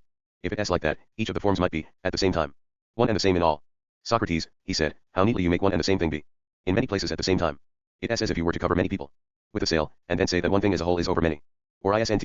That the sort of thing you mean to say. Perhaps, he replied. See. In that case would the sail be, as a whole, over each person, or would a part of it be over one person and another part over another? A part. So the forms themselves are divisible, Socrates, he said, and things that partake of them would partake of a part, no longer would a whole form, but only a part of it, be in each thing. It does appear that way. Then are you willing to say, Socrates, that our one form is really divided? Will it still be one? Not at all, he replied. No, said Parmenides. For suppose you are going to divide largeness itself. If each of the many large things is to be large by a part of largeness d, smaller than largeness itself, one t that appear unreasonable. It certainly will, he replied. What about this? Will each thing that has received a small part of the equal have something by which to be equal to anything, when its portion is less than the equal itself? That is impossible. Well, suppose one of us is going to have a part of the small. The small will be larger than that part of it, since the part is a part of it, so the small itself will be larger. And that to which the part subtracted is added will be smaller, not larger, than it was before. That surely couldn't happen, he said. 7 Removing the brackets into 10, 11. 366 Parmenides. Socrates, in what way, then, will the other things get a share of your forms, if they can do so neither by getting parts nor by getting wholes? By Zeus. Socrates exclaimed. It strikes me that s not at all easy to determine. And what do you think about the following? What s that? I suppose you think each form is one on the following ground, whenever 132. Some number of things seem to you to be large, perhaps there seems to be some one character, the same as you look at them all, and from that, you conclude that the large is one. That is true, he said. What about the large itself and the other large things? If you look at them all in the same way with the mind si, again one t some one thing appear large, by which all these appear large. 8. It seems so. So another form of largeness will make its appearance, which has emerged alongside largeness itself and the things that partake of it, and, in turn another over all these, by which all of them will be large. Each of b. Your forms will no longer be one, but unlimited in multitude. But, Parmenides, maybe each of these forms is a thought, 9 Socrates said, and properly occurs only in minds. In this way each of them might be one and no longer face the difficulties mentioned just now. What do you mean, he asked. Is each of the thoughts one, but a thought of nothing? No, that is impossible, he said. Of something, rather. Yes. Of something that is, or of something that is not, see. Of something that is. Isn't it of some one thing, which that thought thinks is over all the instances, being some one character? Yes. Then one t this thing that is thought to be one, being always the same. Over all the instances, be a form. That, too, appears necessary. And what about this, said Parmenides? Given your claim that other things partake of forms, one t you necessarily think either that each thing is composed of thoughts and all things think, or that, although they are thoughts, they are unthinking. 10. That isn't reasonable either, Parmenides, he said. No, what appears most likely to me is this, these forms are like patterns set in nature, and d. 8 Alternatively, if you look at them all in the same way with the mind si, 1 t. Some one large again appear, by which all these appear large. 9 Alternatively, but, Parmenides, maybe each of the forms is a thought of these things. 10 Alternatively, or that, although they are thoughts, they are not thought. Parmenides 367. Other things resemble them and are likenesses, and this partaking of the forms is, for the other things, simply being modeled on them. If something resembles the form, he said, can that form not be like what has been modeled on it, to the extent that the thing has been made like it? Or is there any way for something like to be like what is not like it? There is not. And isn't there a compelling necessity for that which is like to partake of the same one form as what is like it? 11a. There is. But if like things are like by partaking of something, one t that be the form itself. Undoubtedly. Therefore nothing can be like the form, nor can the form be like anything else. Otherwise, alongside the form another form will always make its appearance, and if that form is like anything, yet another, and if the form 133 proves to be like what partakes of it, a fresh form will never cease emerging. That is very true. So other things don't get a share of the forms by likeness, we must seek some other means by which they get a share. So it seems. Then do you see, Socrates, he said, how great the difficulty is if one marks things off as forms, themselves by themselves. Quite clearly. I assure you, he said, that you do not yet, if I may put it so, have an inkling of how great the difficulty is if you are going to posit one form b. In each case every time you make a distinction among things. How so, he asked. There are many other reasons, Parmenides said, but the main one is this, suppose someone were to say that if the forms are such as we claim, they must be, they cannot even be known. If anyone should raise that objection, you wouldn't be able to show him that he is wrong, unless the objector happened to be widely experienced and not ungifted, and consented to pay attention while in your effort to show him you dealt with many distant considerations. Otherwise, the person who insists that they are necessarily unknowable would remain unconvinced. See. Why is that, Parmenides? Socrates asked. Because I think that you, Socrates, and anyone else who posits that there is for each thing some being, itself by itself, would agree, to begin with, that none of those beings is in us. Yes, how could it still be itself by itself, replied Socrates. Very good, said Parmenides. And so all the characters that are what they are in relation to each other have their being in relation to themselves, but not in relation to things that belong to us. And whether one posits the d. 11 Removing the brackets in E1. 368 Parmenides. Latter as likenesses or in some other way, it is by partaking of them that we come to be called by their various names. These things that belong to us, although they have the same names as the forms, are in their turn what they are in relation to themselves but not in relation to the forms. and all the things named in this way are of themselves but not of the forms. What do you mean? Socrates asked. Take an example, said Parmenides. If one of us is somebody as master, or somebody as slave, he is surely not a slave of master itself, of what a master is, nor is the master a master of slave itself, of what a slave is. He, on the contrary, being a human being, he is a master or slave of a human being. Mastery itself, on the other hand, is what it is of slavery itself, and, in the same way, slavery itself is slavery of mastery itself. Things in us do not have their power in relation to forms, nor do they have theirs in relation to us, but, I repeat, forms are what they are of themselves and in relation to themselves, and things that belong to us are, in the same way, what 134. They are in relation to themselves. You do understand what I mean? Certainly, Socrates said, I understand. So too, he said, knowledge itself, what knowledge is, would be null. Edge of that truth itself, which is what truth is. Certainly. Furthermore, each particular knowledge, what it is, would be null. Edge of some particular thing, of what that thing is. Isn't that so? Yes. But wouldn't knowledge that belongs to us be of the truth that belongs to our world? And wouldn't it follow that each particular knowledge that belongs to us is in turn knowledge of some particular thing in our world, be? Necessarily. But, as you agree, we neither have the forms themselves nor can they belong to us. Yes, you are quite right. And surely the kinds themselves, what each of them is, are known by the form of knowledge itself. Yes. The very thing that we don't have. No, we don't. So none of the forms is known by us, because we don't partake of knowledge itself. It seems not. Then the beautiful itself, what it is, cannot be known by us, nor can the good nor indeed can any of things we take of the characters themselves see. It looks that way. Here as something even more shocking than that. What is that? Surely you would say that if in fact there is knowledge, a kind itself, it is much more precise than is knowledge that belongs to us. And the same goes for beauty and all the others. Parmenides 369. Yes. Well, whatever else partakes of knowledge itself, wouldn't you say that God more than anyone else has this most precise knowledge? Necessarily. Tell me, will God, having knowledge itself, then be able to know things that belong to our world? Yes, why not? Because we have agreed, Socrates, Parmenides said, that those forms do not have their power in relation to things in our world, and things in our world do not have theirs in relation to forms, but that things in each group have their power in relation to themselves. Yes, we did agree on that. Well then, if this most precise mastery and this most precise knowledge belong to the divine, the God's mastery could never master us, nor could their knowledge know us or anything that belongs to us. No, just as we do not govern them by our governance and know nothing of the divine by our knowledge, so they in their turn are, for the same reason, neither our masters nor, being gods, do they know human affairs. If God is to be stripped of knowing, he said, our argument may be getting too bizarre. And yet, Socrates, said Parmenides, the forms inevitably involve these objections and a host of others besides, if there are those characters 135. For things, and a person is to mark off each form as something itself. As a result, whoever hears about them is doubtful and objects that they do not exist, and that, even if they do, they must by strict necessity be unknown able to human nature, and in saying this he seems to have a point, and, as we said, he is extraordinarily hard to win over. Only a very gifted man can come to know that for each thing there is some kind of being itself by be itself, but only a prodigy more remarkable still will discover that and be able to teach someone else who has sifted all these difficulties thoroughly and critically for himself. I agree with you, Parmenides, Socrates said. That's very much what I think too. Yet on the other hand, Socrates, said Parmenides, if someone, having an eye on all the difficulties we have just brought up and others of the same sort, one t allow that there are forms for things and one t mark off a form for each one, he won't have anywhere to turn his thought, since he doesn't allow that for each thing there is a character that is always the same. In this way he will destroy the power of dialectic 12 entirely. But I think you are only too well aware of that. What you say is true, Socrates said. What then will you do about philosophy? Where will you turn, while these difficulties remain unresolved? 12. The Greek word is dialogestai, which could instead be translated as discourse, or, untechnically as conversation. 370 Parmenides. I don't think I have anything clearly in view, at least not at present. Socrates, that's because you are trying to mark off something beautiful, and just, and good, and each one of the forms, too soon, he said, before you have been properly trained. I noticed that the other day too, as I listened to you conversing with Aristotle here. The impulse you bring to argument is noble and divine, make no mistake about it. But while you are still young, put your back into it and get more training through something people think useless, what the crowd call idle talk. Otherwise, the truth will escape you. What manner of training is that, Parmenides? He asked. The manner is just what you heard from Zeno, he said. Except I was also impressed by something you had to say to him. You didn't allow him to remain among visible things and observe their wandering between opposites. You asked him to observe it instead among those things that one might above all grasp by means of reason and might think to be forms. I did that, he said, because I think that here, among visible things, it is not at all hard to show that things are both like and unlike in anything else you please. And you are quite right, he said. But you must do the following in addition to that, if you want to be trained more thoroughly, you must not only hypothesize, if each thing is, and examine the consequences of that 136. Hypothesis, you must also hypothesize, if that same thing is not. What do you mean? He asked. If you like, said Parmenides, take as an example this hypothesis that Zeno entertained, if many are, 13 what must the consequences be both for the many themselves in relation to themselves and in relation to the one, and for the one in relation to itself and in relation to the many? And, in turn, on the hypothesis, if many are not, you must again examine what the consequences will be both for the one and for the many in relation to themselves and in relation to each other. And again, in turn, if you be hypothesize, if likeness is or if it is not, you must examine what the consequences will be on each hypothesis, both for the things hypothesized themselves and for the others, both in relation to themselves and in relation to each other. And the same method applies to unlike, to motion, to rest, to generation and destruction, and to being itself and not being. And, in a word, concerning whatever you might ever hypothesize as being or as not being or as having any other property, you must examine the consequences for the thing you hypothesize in relation to itself and in relation to each one of the others, whichever you select, and in relation to several of them and to all of them in the same way, and, in turn, you must examine the others, both in relation to themselves and in relation to whatever other thing you select on each occasion, whether what you hypothesize as being or as not being. All this you must. 13. Alternatively, if things are many, or if there are many. Parmenides 371. Do if, after completing your training, you are to achieve a full view of the truth. Scarcely manageable, Parmenides, this task you describe.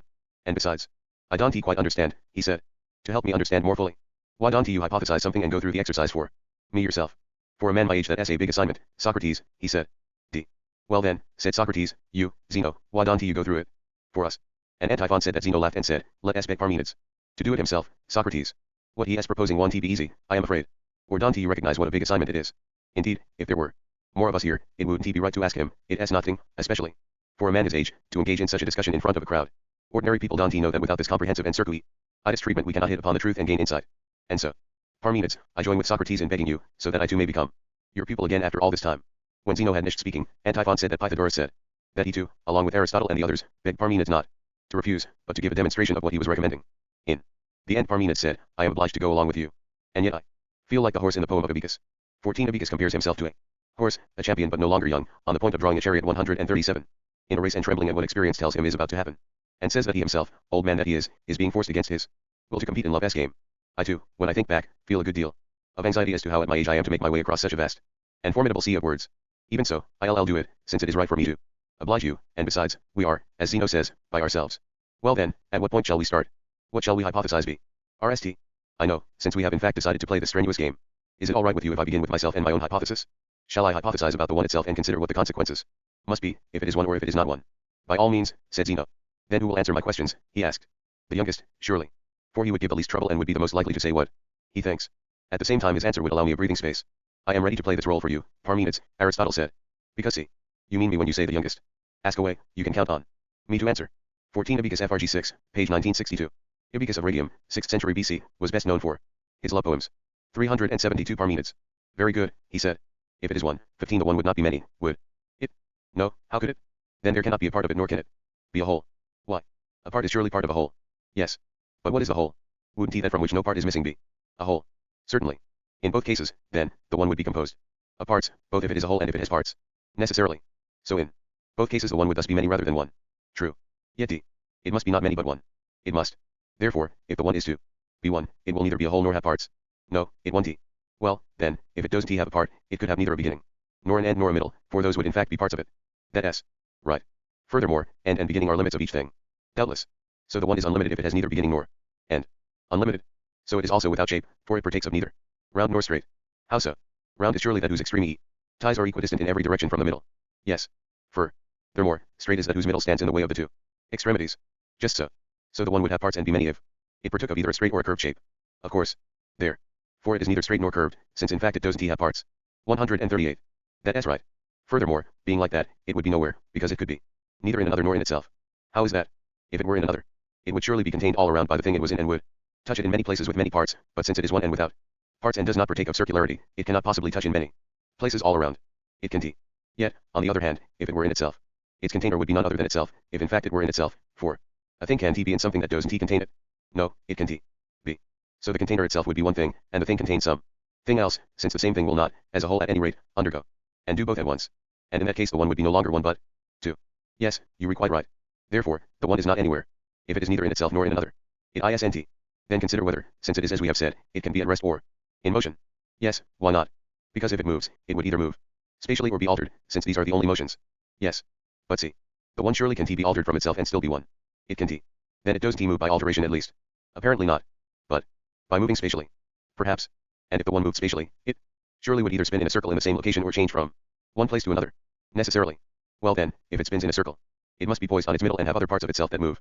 15. The hypothesis could also be rendered if one is. But cf. Parmenides' statement. Above at 137b. Parmenides 373. Round the middle. But how will a thing that has nothing to do with middle or parts manage to be moved in a circle round its middle? Not at all. But by changing places does it come to be here at one time, there, at another, and move in this way. If in fact it moves at all, wasn't it shown that it cannot be anywhere in anything? Yes. Then is it not even more impossible for it to come to be? I don't see why. If something comes to be in something, isn't it necessary that it not yet be in that thing, since it is still coming to be in it, and that it no longer be entirely outside it, if in fact it is already coming to be in it? Necessar. Ali. So if anything is to undergo this, only that which has parts could Do so, because some of it would already be in that thing, while some, at the same time, would be outside. But a thing that doesn't have parts will not by any means be able to be, at the same time, neither wholly inside nor wholly outside something. True. But isn't it much more impossible? Still for a thing that has no parts and is not a whole to come to be in something somewhere, if it does so neither part by part nor as a whole. Apparently. Therefore it doesn't change places by going somewhere and coming to be in something, nor does it move by spinning in the same 139 location or by being altered. It seems not. The one, therefore, is unmoved by every sort of motion. Unmoved. Yet, on the other hand, we also say that it cannot be in anything. Yes, we do. Then it is also never in the same thing. Why? Because it would then be in that same thing it is in. Of course. But it was impossible for it to be either in itself or in another. Yes, you were quite right. So the one is never in the same thing. It seems not. But what is never in the same thing neither enjoys repose be, nor is at rest. No, it cannot. Therefore the one, as it seems, is neither at rest nor in motion. It certainly does appear not. Furthermore, it won't be the same as another thing or itself, nor, again, could it be different from itself or another thing. Why is that? If it were different from itself, it would surely be different from one, and would not be one. True. On the other hand, if it were the same as another, it would be that thing, and not itself. So in this way, too, it would not be just what it is, one, but would be different from one. Yes, you re. Quite right. Therefore, it won't be the same as another or different from itself. No, it won't. And it won't be different from another, as long as it is one, for it is not proper to one to be different from something, but proper to different from another alone, and to nothing else. That's right. Therefore it won't be different by being one. Or do you think it will? No indeed. Yet if it isn't different by being one, it will not be so by itself, and if it isn't so by itself, it will not itself be so. And if it is itself in no way different, it will be different from nothing. That's right. Nor will it be the same as itself. Why not? The nature of the one is not, of course, also that of the same. Why? Because it is not the case that, whenever a thing comes to be the same as something, it 374 Parmenides comes to be one. But why? If it comes to be the same as the many, it must come to be many, not one. True. But if the one and the same in no way differ, whenever something came to be the same, it would always come to be one, and whenever it came to be one, it would always come to be the same. Certainly. Therefore, if the one is to be the same as itself, it won't be one with itself, and thus it will be one and not one. But this surely is impossible. Therefore the one can be either different from another or the same as itself. It can thus the one could neither be different from nor the same as itself or another. Yes, you re. Quite right. Furthermore, it will be neither like nor unlike anything, either itself or another. Why? Because whatever has a property the same is surely like. Yes. But it was shown that the same is separate in its nature from the one. Yes, it was. But if the one has any property apart 140 from being one, it would be more than one, and that is impossible. Yes. Therefore, the one can in no way have a property the same as another or itself. Apparently not. So it cannot be like another or itself either. It seems not. Nor does the one have the property of being different, for in this way, too it would be more than one. Yes, it would be more. Surely that which has a property different from itself or another would be unlike itself. Or another, if in fact what has a property the same is like. That be right. But the one, as it seems, since it in no way has a property different, is in no way unlike itself or another thing. Yes, you are quite right. Therefore the one could be neither like nor unlike another or itself. Apparently not. Furthermore, being like that, it will be neither equal nor unequal to itself or another. How? If it is equal, it will be of the same measures as that to which it is equal. Yes. But surely if it is greater or less, it will, in the case of things with which it is commensurate, have more measures than those that are less, and fewer than those that are greater. Yes. And in the case of things with which it is not commensurate, it will be of smaller measures in the one case, and of larger measures in the other. No doubt. Well, if a thing doesn't partake of the same, it can be of the same measures or of the same anything else at all, can it? It can So it couldn't be equal to itself or another, if it is not of the same measures. It certainly appears not. Yet if it is, on the other hand, of more measures or fewer, it would have as many parts as measures, and thus, again, it will be no longer one, but just as many as are its measures. That's right. And if it were of one measure, it would prove to be equal to its measure, but it was shown that it couldn't be equal to anything. Yes, it was. Therefore, since it doesn't partake of one measure or many or few, and since it doesn't partake of the same at all, it will, as it seems, never be equal to itself or another, nor again will it be greater or less than itself or another. That's absolutely so. What about this? Do you think that the one can be older or younger than, or the same age as, anything? Yes, why not? Because if it is Parmenides 375, the same age as itself or another, it will surely partake of likeness and of equality of time, of which, likeness and equality, we said the one has no share. Yes, we did say that. And we also said that it does not partake of unlikeness and inequality. Of course. Then, being like that, how will it be able to be older or younger than, or the same age as, 141? Anything. In no way. Therefore, the one could not be younger or older than, or the same age as, itself or another. Apparently not. So if it is like that, the one could not even be in time at all, could it? Or isn't it necessary, if something is in time, that it always come to be older than itself? Necessarily. Isn't the older always older than a younger? To be sure. Therefore, that which comes to be older than b itself comes to be, at the same time, younger than itself, if in fact it is to have something it comes to be older than. What do you mean? I mean this, there is no need for a thing to come to be different from a thing that is already different, it must, rather, already be different from what is already different, have come to be different from what has come to be different, and be going to be different from what is going to be different. But it must not have come to be going to be, or be different from what comes to be different, it must come to be different, and nothing else. Yes, that S necessary. But surely older is a difference from younger C. And from nothing else. Yes, it is. So that which comes to be older than itself must also, at the same time, come to be younger than itself. So it seems. But it must also not come to be for more or less time than itself, it must come to be and have come to be and be going. To be for a time equal to itself. Yes, that too is necessary. Therefore, it is necessary, as it seems, that each thing that is in time and partakes of time be the same age as itself and, at the same time, come to be both older d and younger than itself. It looks that way. But the one surely had no share of any of that. No, it didn't d. Therefore, it has no share of time, nor is it in any time. It certainly isn't, as the argument proves. Now, don't you think that was and has come to be and was coming to be signified partaking of time past? By all means. And again that he will be and will come to be and will be coming to be signified partaking of time hereafter. Yes. And that is and comes to be signified par. Taking of time now present. Of course. Therefore, if the one par takes of no time at all, it is not the case that it has at one time come to be, was coming to be, or was, or has now come to be, comes to be, or is, or will hereafter come to be, will be coming to be, or will be. Very true. Could something partake of being except in one of those ways? It couldn't he? Therefore the one in no way partakes of being. It seems. Not. Therefore the one in no way is. Apparently not. Therefore, neither is it in such a way as to be one, because it would then, by being, and partaking of being, be. But, as it seems, the one neither is one nor is. If we are obliged to trust this argument, it looks that way. 142.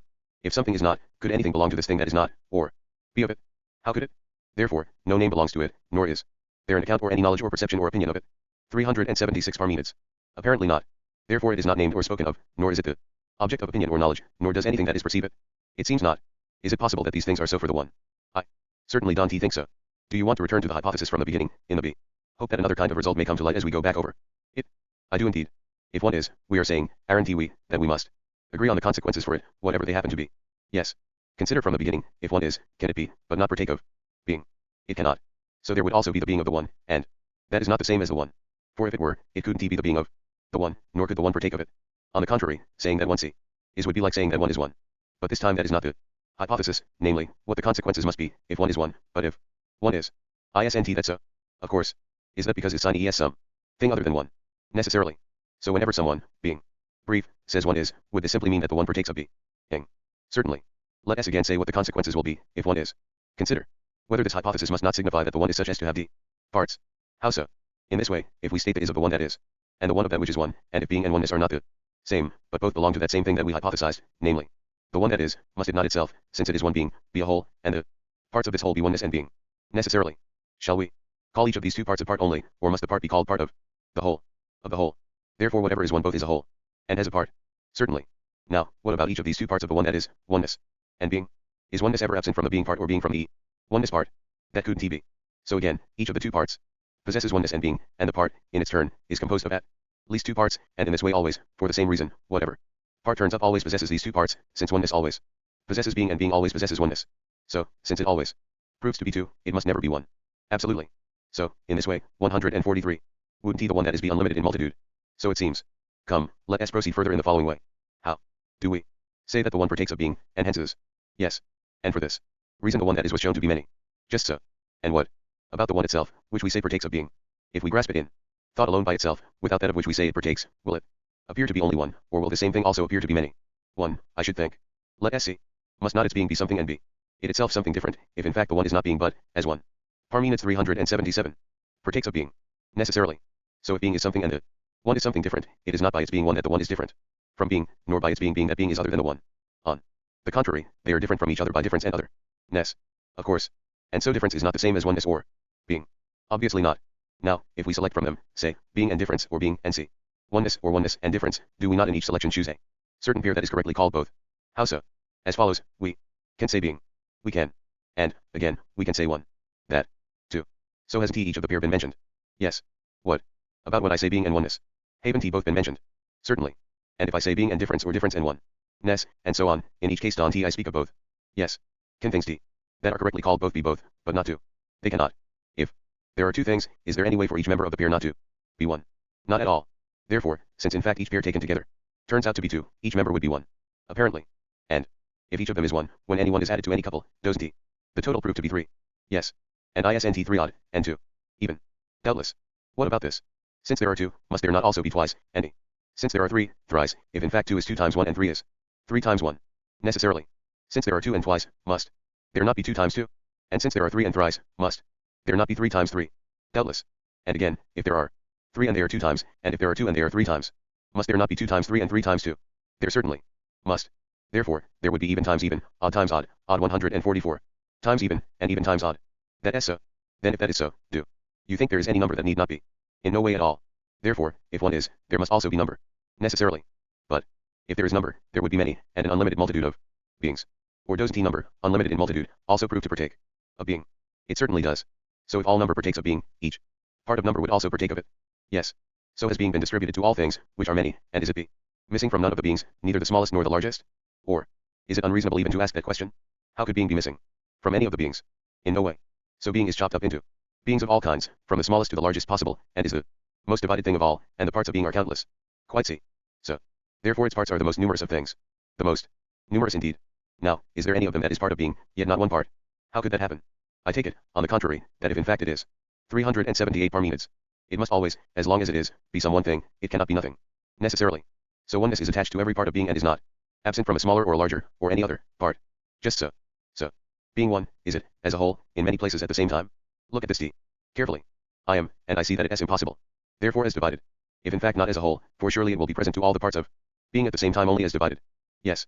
Furthermore, a divided thing certainly must be as numerous as its parts. Necessarily. So, we were not speaking truly just now, when we said that being had been distributed into the most numerous parts. It is not distributed into more parts than oneness, but, as it seems, into parts equal to oneness, since neither is being absent from oneness, nor is oneness absent from being. On the contrary, being two, they are always equal throughout all things. It appears absolutely so. Therefore, the one itself, chopped up by being, is many and unlimited in multitude. Apparently. So not only is it the case that the one being is many, but also the one itself, completely distributed by being, must be many. Absolutely. Furthermore, because the parts are parts of a whole, the one, as the whole, would be limited. Or aren't the parts contained by the whole. 145. Necessarily. But surely that which contains would be a limit. Doubtless. So the one that is surely both one and many, a whole, and parts, and limited and unlimited in multitude. Apparently. So, since in fact it is limited, does it not also have extremities? Necessarily. And again, if it is a whole, would it not have a beginning, a middle, and an end? Or can anything be a whole without those three? And if any one of them is missing from something, will it still consent to be a whole? It one T. The one, as it seems, would indeed have a beginning, an end, and a middle. It would. But the middle is be equidistant from the extremities, otherwise, it wouldn't be a middle. No, it wouldn't. Since the one is like that, it would partake of some shape, as it seems, either straight or round, or some shape mixed from both. Yes, it would partake of a shape. Since it is so, one T it be both in itself and in another. How so? Each of the parts is surely in the whole, and none outside the whole. Just so. And are all the parts contained by the whole? Yes. See. Furthermore, the one is all the parts of itself, and not any more or less than all. No, it isn't. The one is also the whole, is it not? Doubt. Less. So if all its parts are actually in a whole, and the one is both all the parts and the whole itself, and all the parts are contained by the whole, the one would be contained by the one, and thus the one itself would, then, be in itself. Apparently. Yet, on the other hand, the whole is not in the parts, either in all or in some one. For if it were in all, it would also have to be in one, because if it were not in some one, it certainly could not be in all. And if this one is among them all, but the whole is not in it, how will the whole still be in all? In no way. Nor is it in some of the parts, for if the whole were Parmenids 379. In some, the greater would be in the less, which is impossible. Yes. Impossible. But if the whole is not in some or one or all the parts, must it not be in something different or be nowhere at all? Necessarily. If it were nowhere, it would be nothing, but since it is a whole, and is not in itself, it must be in another. Isn't that so? Certainly. So the one, insofar as it is a whole, is in another, but insofar as it is all the parts, it is in itself. And thus the one must be both in itself and in a different thing. Necessarily. Since that is the one's natural state, must it not be both in motion and at rest? How? It is surely at rest, if in fact it is in itself. For being 146. In one thing and not stirring from that, it would be in the same thing. Namely, itself. Yes, it is. And that which is always in the same thing must, of course, always be at rest. Certainly. What about this? Must not that which is always in a different thing be, on the contrary, never in the same thing? And since it is never in the same thing, also not at rest? And since not at rest, in motion. Just so. Therefore the one, since it is itself always both in itself and in a different thing, must always be both in motion and at rest. Apparently. Furthermore, it must be the same as itself and different from itself, be. And, likewise, the same as and different from the others, if in fact it has the aforesaid properties. How so? Everything is surely related to everything as follows, either it is the same or different, or, if it is not the same or different, it would be related as part to whole or as whole to part. Apparently. Is the one itself part of itself? In no way. So neither could it be a whole in relation to itself as part of itself, because then it would be a part in relation to itself. No, it could not. But is the one different from one? No indeed. So it couldn't be different from itself. Certainly not.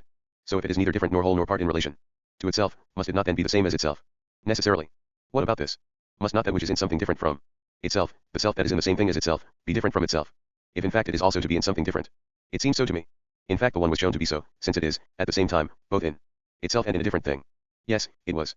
So in this way the one, as it seems, would be different from itself. So it seems Now, if anything is different from something, 1t it be different from something that is different. Necessarily. Aren't all the things that are not one different from the one, and the one from the things not one. Doubtless. Therefore the one would be different from the oth. ERS. Different. Consider this, aren't the same itself and the different opposite to each other. Doubtless. Then will the same ever consent to be in the different, or the different in the same? In 1t. So if the different is never to be in the same, there is no being that the different is in for any time, for if it were in anything for any time whatsoever, for that time e 380 Parmenids, different would be in the same. Isnt that's so. Just so. But since it is never in the same, the different would never be in any being. True. So the different wouldn't be in the things not one or in the one. Yes. You read quite right.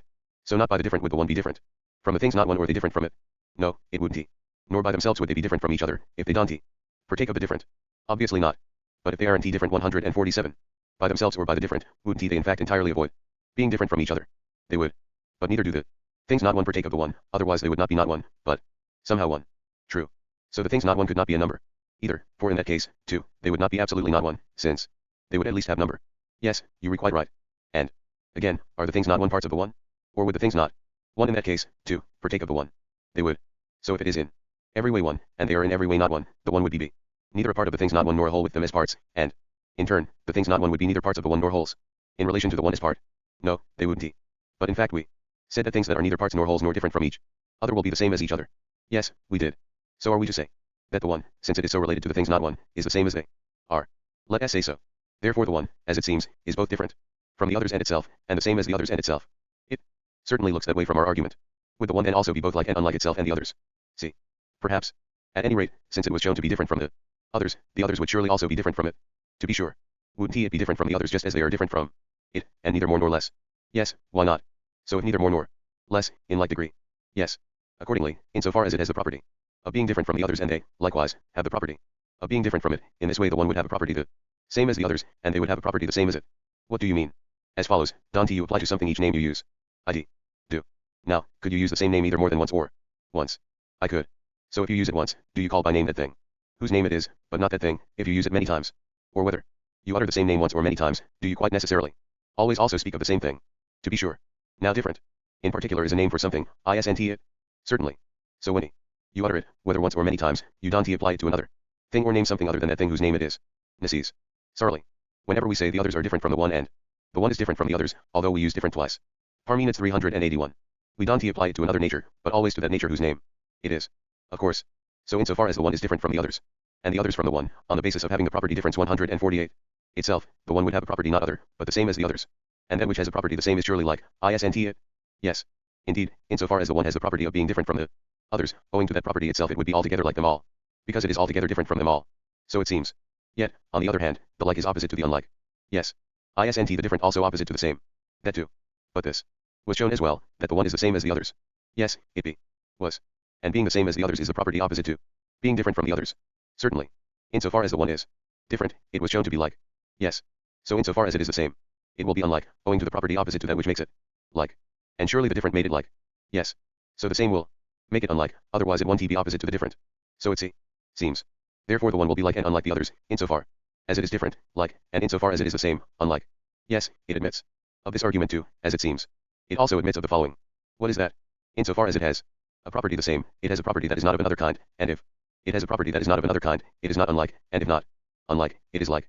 But insofar as it has a property other, it has a property that is of another kind, and if it has a property that is of another kind, it is unlike. That is true.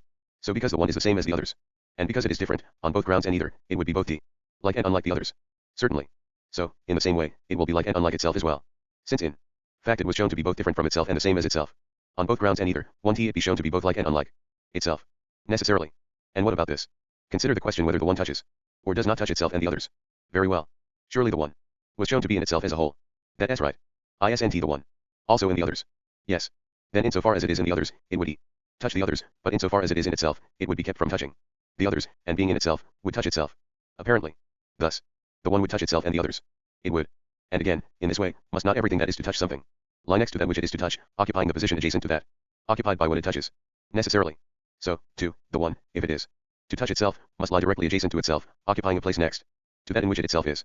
Yes, it must. Now if the one were to, it could do that and turn out to be in two places at the same time, but 149. 1t it refuse as long as it is one. Yes, you read quite right. So the 382 Parmenids. Same necessity that keeps the one from being two keeps it from touching itself. The same. But it 1t touch the others either. Why? Because, we say, that which is to touch must, while being separate, be next to what it is to touch. And there must be no third thing between them. True. So there must be at least two things if there is to be contact. There must. But if to the two items a third is added in a row, they themselves will be three, their contacts too. Yes. And thus whenever one item is be added, one contact is also added, and it follows that the contacts are always fewer by one than the multitude of the numbers. For in regard to the number being greater than the contacts, every later number exceeds all the contacts by an amount equal to that by which the RST2 exceeded their contacts, since thereafter one is added to the number and, at the same time, one contact to the contacts. That is right. So however many the things are in number, the contacts are always fewer than they are by one. True. But if there is only one, and not two, there could not be contact. Obviously not. Certainly the things other than the one, we say, are not one and do not partake of it, if in fact they are other. No, they don't. So number is not in the others, if one is not in them. Obviously not. So the others are neither one nor two, nor do they have a name of any other number. No, so the one alone is one, d. And there could not be two. Apparently not. So there is no contact. Since there aren't two items. There isn't. Therefore, the one does touch the others nor do the others touch the one, since in fact there is no contact. Yes, you are quite right. Thus, to sum up, the one both touches and does not touch the others and itself. So it seems. Is it then both equal and unequal to itself and the others? How?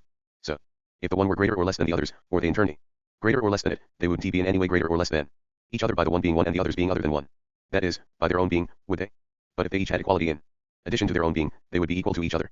And if the others had largeness and the one had smallness, or vice versa, which ever form had largeness attached would be greater, and whichever had smallness attached would be less, necessarily. Then aren't there these two forms, largeness and smallness? For certainly, if there weren't, they couldn't be opposite to each other and couldn't occur in things that are. No. How could they? So if smallness occurs 150 in the one, it would be either in the whole of it or in part of it. Necessarily. What if it were to occur in the whole? Wouldn't it be in the one? Either by being stretched equally throughout the whole of it, or by containing it. Quite clearly. Wouldn't smallness, then, if it were in the one equally throughout, be equal to it, but if it contained the one, be larger. Doubtless. So can smallness be equal to or larger than some thing, and do the jobs of largeness and equality, but not its own? It be. Parmenides 383. Can t. So smallness could not be in the one as a whole, but if in fact it is in the one, it would be in a part. Yes. But, again, not in all the part. Otherwise, it will do exactly the same thing as it did in relation to the whole, it will be equal to or larger than whatever part it is in. Necessarily. Therefore smallness will never be in any being, since it occurs neither in the part nor in the whole. Nor will anything be small except smallness itself. It seems not. So largeness won't be in the one either. For if it were, something else, apart from largeness itself, would be larger than something, namely, that c, which the largeness is in, and that too, although there is for it no small thing, which it must exceed, if in fact it is large. But this is impossible. Since smallness is nowhere in anything. True. But largeness itself is not greater than anything other than smallness itself, nor is smallness less than anything other than largeness itself. No, they aren't. So the others aren't greater than the one, nor are they less, because they have neither largeness nor smallness. Nor do these two themselves, largeness and smallness, have, in relation to the one, their power of exceeding and being exceeded, they have it, rather, in relation to each other. Nor could the one, in its turn, be greater or less than these two, or the others, since it has neither largeness nor smallness. It certainly appears not. So if the one is neither greater nor less than the others, it must neither exceed them nor be exceeded by them. Necessarily. Now, it is quite necessary that something that neither exceeds nor is exceeded be equally matched, and if equally matched, equal. No doubt. Furthermore, the one would also itself be so in relation to itself, having neither largeness nor smallness in itself, it would neither be exceeded by, nor exceed itself, but, being equally matched, would be equal to itself. Of course. Therefore the one would be equal to itself and the off. ERS. Apparently. And yet, since it is in itself, it would also be around itself on the outside. And as container it would be greater than itself, but as contained it would 151 be less. And thus the one would be greater and less than itself. Yes. It would be. Isn't this necessary too, that there be nothing outside the one and the others? No doubt. But surely what is must always be some. Where? Yes. Then one that which is in something be in something greater as something less. For there is no other way that something could be in something else. No, there isn't. Since there is nothing else, apart from the others and the one, and since they must be in something, must they not in fact be in each other, the others in the one and the one be in the others, or else be nowhere? Apparently. So, on the one hand, because the one is in the others would be greater than the one, since they contain it, and the one would be less than the others, since it is contained. On the other hand, because the others are in the one. 384 Parmenides. By the same argument the one would be greater than the others and they less than it. So it seems. Therefore the one is both equal to, and greater and less than, itself and the others. Apparently. And if in fact it is greater and less and equal, it would be of measures equal to, and more and fewer than, itself and the others, and since of c measures, also of parts. Doubtless. So, since it is of equal and more and fewer measures, it would also be fewer and more than itself and the others in number, and, correspondingly, equal to itself and the others. How so? It would surely be of more measures than those things it is greater than, and of as many parts as measures, and likewise it would be of fewer measures and parts than those things it is less than, and, correspondingly for the things it is equal to. Just so. Since it is, then, greater and less than, and equal to, itself, would it not be of measures d, more and fewer than, and equal to, itself? And since of measures, also of parts. Doubtless. So, since it is of parts equal to itself, it would be equal to itself in multitude, but since it is of more and fewer parts, it would be more and fewer than itself in number. Apparently. Now 1t. the one be related in the same way also to the others. Because it appears larger than they, it must also be more than they are in number, and because it appears smaller, fewer, and because it appears equal in largeness, it must also be equal to the others in multitude. Necessarily. Thus, in turn, as it seems, the one will be equal to, and more and fewer than, itself and the others in number. It will. Does the one also partake of time? And, in partaking of time, is it and? Does it come to be both younger and older than, and neither younger nor older than, itself and the others? How so? If in fact one is, being, surely belongs to it? Yes. But is to be simply partaking of being. With time present, just as was his communion with being together with time 152.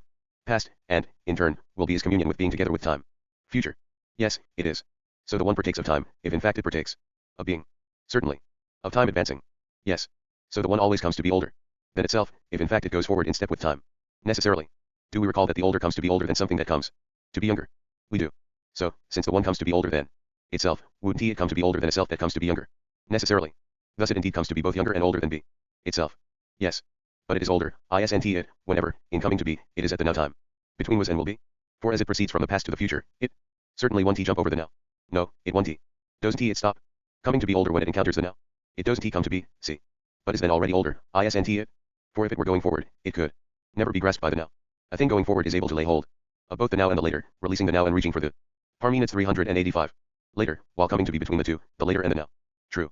But if nothing that comes to be can sidestep the now, whenever a thing is at this point, it always stops its coming to be and then is whatever it may have come to be. Apparently. So, too, the one, whenever, in coming to be older, it encounters the now, it stops its coming to be and is then older. Of course. So it also is older than that very thing it was coming to be older than, and wasn't it coming to be older than itself? Yes. And the older is older than the younger. It is. So, the one is then also younger than itself, whenever, in its coming to be older, it encounters the now. Necessarily. Yet the now is always present to the one throughout its being, for the one always is now, whenever it is. No doubt. Therefore the one always both is and comes to be older and younger than itself. So it seems. Is it or does it come to be for more time than itself or an equal time? An equal. But if it comes to be or is for an equal time, it is the same age. Doubtless. And that which is the same age is neither older nor younger. No, it isn't. So the one, since it comes to be and is for a time equal to itself, neither is nor comes to be younger or older than itself. I think not. And again, what of the others? I can say this much, surely, 153. You can say, things other than the one, if in fact they are different things. And not a different thing, are more than one. A different thing would be one, but different things are more than one and would have multitude. Yes, they would. And, being a multitude, they would partake of a greater number than the one. Doubtless. Now, shall we say in connection with number that things that are more or things that are less come to be and have come to be earlier? Things that are less. So, the least thing rst, and this is the one. Isn't that so? Yes. So of all be. The things that have number the one has come to be rst. And the others, too, all have number, if in fact they are others and not another. Yes. They do. But that which has come to be rst, I take it, has come to be earlier, and the others later, and things that have come to be later are younger than what has come to be earlier. Thus the others would be younger than the one, and the one older than they. Yes, it would. What about the following? Could the one have come to be in a way contrary to its own nature, or is that impossible? Impossible. Yet see. The one was shown to have parts, and if parts, a beginning, an end, and a middle. Yes. Well, in the case of all things, the one itself and each of the others, does a beginning come to be rst, and after the beginning all the others up to the end. To be sure. Furthermore, we shall say that all these others are parts of some one whole, but that it itself has come to be one and whole at the same time as the end. Yes. We shall. An end, I take it, comes to be last, and the one naturally comes to be at the same time as it. And so if in fact the one itself must not come to be contrary to nature, it would naturally come to be later. 386 Parmenides. Than the others, since it has come to be at the same time as the end. Apparently. Therefore the one is younger than the others, and the others are older than it. That, in turn, appears to me to be so. But again, must not a beginning or any other part of the one or of anything else, if in fact it is a part and not parts, be one, since it is a part. Necessarily. Accordingly, the one would come to be at the same time as the rst part that comes to be, and at the same time as the second, and it is absent from none of the others that come to be, no matter what is added to what, until, upon arriving at the last part, it comes to be one whole, having been absent at the coming to be of neither the middle, nor the rst nor the last nor any other part. True. Therefore the one is the same age as all the others. And so, unless the one itself is naturally contrary to nature, it would have come to be neither earlier nor later than the others, but at the same time. And according to this argument 154, the one would be neither older nor younger than the others, nor the others older or younger than it. But according to our previous argument, it was both older and younger than they, and likewise they were both older and younger than it. Of course, that is how it is and has come to be. But what about its coming to be? Both older and younger, and neither older nor younger than the others, and they than it? Is the case with coming to be just as it is with being, or is it different? I can say. But I can say this much, at least, if be something is indeed older than another thing, it could not come to be still older by an amount greater than the original difference in age. Nor, in turn, could the younger come to be still younger. For equals added to unequals, in time or anything else at all, always make them differ by an amount equal to that by which they differed at rst. No doubt. So, what is older or younger could never come to be older or younger than c. What is older or younger, if in fact they always differ in age by an equal amount? On the contrary, something is and has come to be older, and Something younger, but they do not come to be so. True. So also, the one, since it is older or younger, never comes to be older or younger than the others that are older or younger than it. Yes, you are quite right. But consider whether it comes to be older and younger in this way. In what way? In the way that the one was shown to be older than the others and they older than it. What of that? When the one is older than the others, it has surely come to be for more time than they. D. Yes. Go back and consider, if we add an equal time to more and less time, will the more differ from the less by an equal or a smaller fraction? 16. A smaller. So the one s difference in age in relation to the others will not be in the future just what it was at RST. On the contrary, by getting an increment of time equal to the others, it will differ from them in age. Always less than it did before. Isn't that so? Yes. Wouldn't that? Which differs from anything in age less than before come to be younger.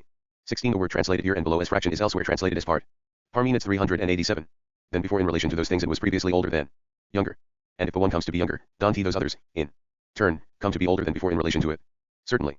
So, what is younger comes to be older in relation to what has come to be earlier and is older, but it never is older. On the contrary, it always comes to be older than that thing. For the older advances toward the younger, while the younger advances toward the older.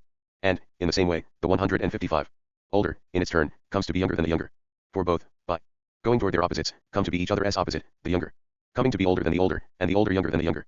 But they could not come to be so. For if they came to be, they would no longer come to be, but would be so. But as it is they come to be older and younger than each other. The one comes to be younger than the others, because it was shown to be older and to have come to be earlier, whereas the others come to be older than the one, because they have come to be later. B. And by the same argument the others, too, come to be younger in relation to the one, since in fact they were shown to be older than it and to have come to be earlier. Yes, it does appear so. Well then, insofar as nothing comes to be older or younger than a different thing, owing to their always differing from each other by an equal number, the one would not come to be older or younger than the others, and they would not come to be older or younger than it. But insofar as things that came to be earlier must differ from things that come to be later by a fraction that is always different, and vice versa, in this way they see must come to be older and younger than each other, both the others than the one and the others. Of course, to sum up all this, the one itself both is and comes to be older and younger than itself and the others, and it neither is nor comes to be older or younger than itself, or the others. Exactly. And since the one partakes of time and of coming to be older and younger, must it not also partake of time past, future, and present, if in fact it partakes of time? Necessarily. Therefore, the one was and is and will be, and was coming to be and comes to be and will come to be. To be sure. And something could belong to it and be of it, in the past, present, and future. Certainly. And indeed there would be knowledge and opinion and perception of it, if in fact even now we are engaging in all those activities concerning it. You rewrite. And a name and an account belong to it, and it is named and spoken of. And all such things as pertain to the others also pertain to the one. That s. Exactly so. Let us speak of it yet a third time. If the one is as we have described, it, being both one and many and neither one nor many, and partaking of time, must it not, because it is one, sometimes partake of being, and in turn because it is not, sometimes not partake of being? Necessarily. When it partakes, can it at that time not partake, or partake when it? 388 Parmenides. Doesn't he? It cannot. So it partakes at one time, and doesn't he partake at another, for only in this way could it both partake and not partake of the same thing. That's right. Isn't there, then, a denied time when 156? It gets a share of being and when it parts from it? Or how can it at one time have and at another time not have the same thing, if it never gets and releases it? In no way. Don't you in fact call getting a share of being coming to be? I do. And parting from being ceasing to be? Most certainly. Indeed the one, as it seems, when it gets and releases being, comes to be, and ceases to be. Necessarily. And since it is one and many and be, comes to be and ceases to be, doesn't its being many cease to be whenever it comes to be one, and doesn't its being one cease to be whenever it comes to be many? Certainly. Whenever it comes to be one and many, must it not separate and combine? It certainly must. Furthermore, whenever it comes to be like and unlike, must it not be made like and unlike? Yes. And whenever it comes to be greater and less and equal, must it not increase and decrease and be made equal? Just so. And whenever, being in motion, it comes to a rest, and whenever, see, being at rest, it changes to moving, it must itself, presumably, be in no time at all. How is that? It won't be able to undergo being previously at rest and later in motion, or being previously in motion and later at rest, without changing? Obviously not. Yet there is no time in which something can, simultaneously, be neither in motion nor at rest. Yes. You are quite right. Yet surely it also doesn't change without changing. Hardly. So when does it change? For it does not change while it is at rest or in motion, or while it is in time. Yes, you are quite right. Is there, then, this queer thing in which it might be, just when it changes? What queer thing? The instant. The instant seems to signify something such that changing occurs from it to each of two states. For a thing doesn't change from rest while rest continues, or from motion while motion continues. Rather, this queer creature, the instant, lurks between motion and rest, being in no time at all, and to it and from it. The moving thing changes to resting and the resting thing changes to moving. It looks that way. And the one, if in fact it both rests and moves, could change to each state, for only in this way could it do both. But in changing, it changes at an instant, and when it changes, it would be in no time at all, and just then it would be neither in motion nor at rest. No, it wouldn't. Is it so with the other changes too? Whenever the one changes from 157, being to ceasing to be, or from not being to coming to be, isn't it then between certain states of motion and rest? And then it neither is nor is not, and neither comes to be nor ceases to be. It seems so, at any rate. Indeed, according to the same argument, when it goes from one to many and from many to one, it is neither one nor many, and neither separates nor combines. And when it goes from like to unlike and from Unlike to like, it is neither like nor unlike, nor is it being made like or. Parmenides 389. Unlike. And when it goes from small to large and to equal and vice versa, b. It is neither small nor large nor equal, nor would it be increasing or decreasing or being made equal. It seems not. The one, if it is, could undergo all that. Doubtless. Must we not examine what would be proper for the others to undergo? If one is, we must. Are we to say, then, what properties things other than the one must have, if one is? Let us do. Well then, since, in fact they are other than the one, the others are not the one. For if they were, they would not be other than the one. That is right, see. And yet the others are not absolutely deprived of the one, but somehow partake of it. In what way? In that things other than the one are surely other because they have parts, for if they didn't have parts, they would be altogether one. That is right. And parts, we say, are parts of that which is a whole. Yes, we do. Yet the whole of which the parts are to be parts must be one thing composed of many, because each of the parts must be part, not of many, but of a whole. Why is that? If something were to be part of many, in which it itself is, it will, of the course, be both part of itself, which is impossible, and of each one of the others, if in fact it is part of all of them. For if it is not part of one, it will be part of the others, that one excepted, and thus it will not be part of each one. And if it is not part of each, it will be part of none of the many. But if something is part of none, it cannot be a part, or anything else at all, of all those things of which it is no part of any. It certainly appears. So the part would not be part of many things or all, but of some one character and of some one thing, which we call a whole, since it has come to be one complete thing composed of all. This is what the part would be part of. Absolutely. So if the others have parts, they would also partake of some one whole. Certainly. So things other than the one must be one complete whole with parts. Necessarily. Furthermore, the same account applies also to each part, since it too 158 must partake of the one. For if each of them is a part, each, of course, signs that it is one thing, detached from the others and being by itself. If in fact it is to be each, that is right. But clearly it would partake of the one, while being something other than one. Otherwise, it wouldn't partake, but would itself be one. But as it is surely impossible for anything except the one itself to be one. Impossible. But both the whole and the part must partake of the one, for the whole will be one thing of which the parts are parts, and in turn each thing that is part of a whole will be one part of the whole. Just so. Well, then, b. 1t things that partake of the one partake of it, while being different from it. Doubtless. And things different from the one would surely be many, for if things other than the one were neither one nor more than one, they would be nothing. Yes, you are quite right. Since both things that partake of the oneness of a part and things that partake of the oneness of a whole are more than one, must not those things 390 Parmenides themselves that get a share of the one in fact be unlimited in multitude? How so? Let us observe the following, isn't it the case that, at the time when they get a share of the one, they get a share, while not being one, and not partaking of the one? Quite clearly. While being multitudes, then, in which oneness is not present. Certainly, multitudes. See. Now, if we should be willing to subtract, in thought, the very least we can from these multitudes, must not that which is subtracted, to be a multitude and not one, if in fact it doesn't partake of the one? Necessar. Ali. So always, as we examine in this way its nature, itself by itself, different from the form, 1t as much of it as we ever see be unlimited. In multitude.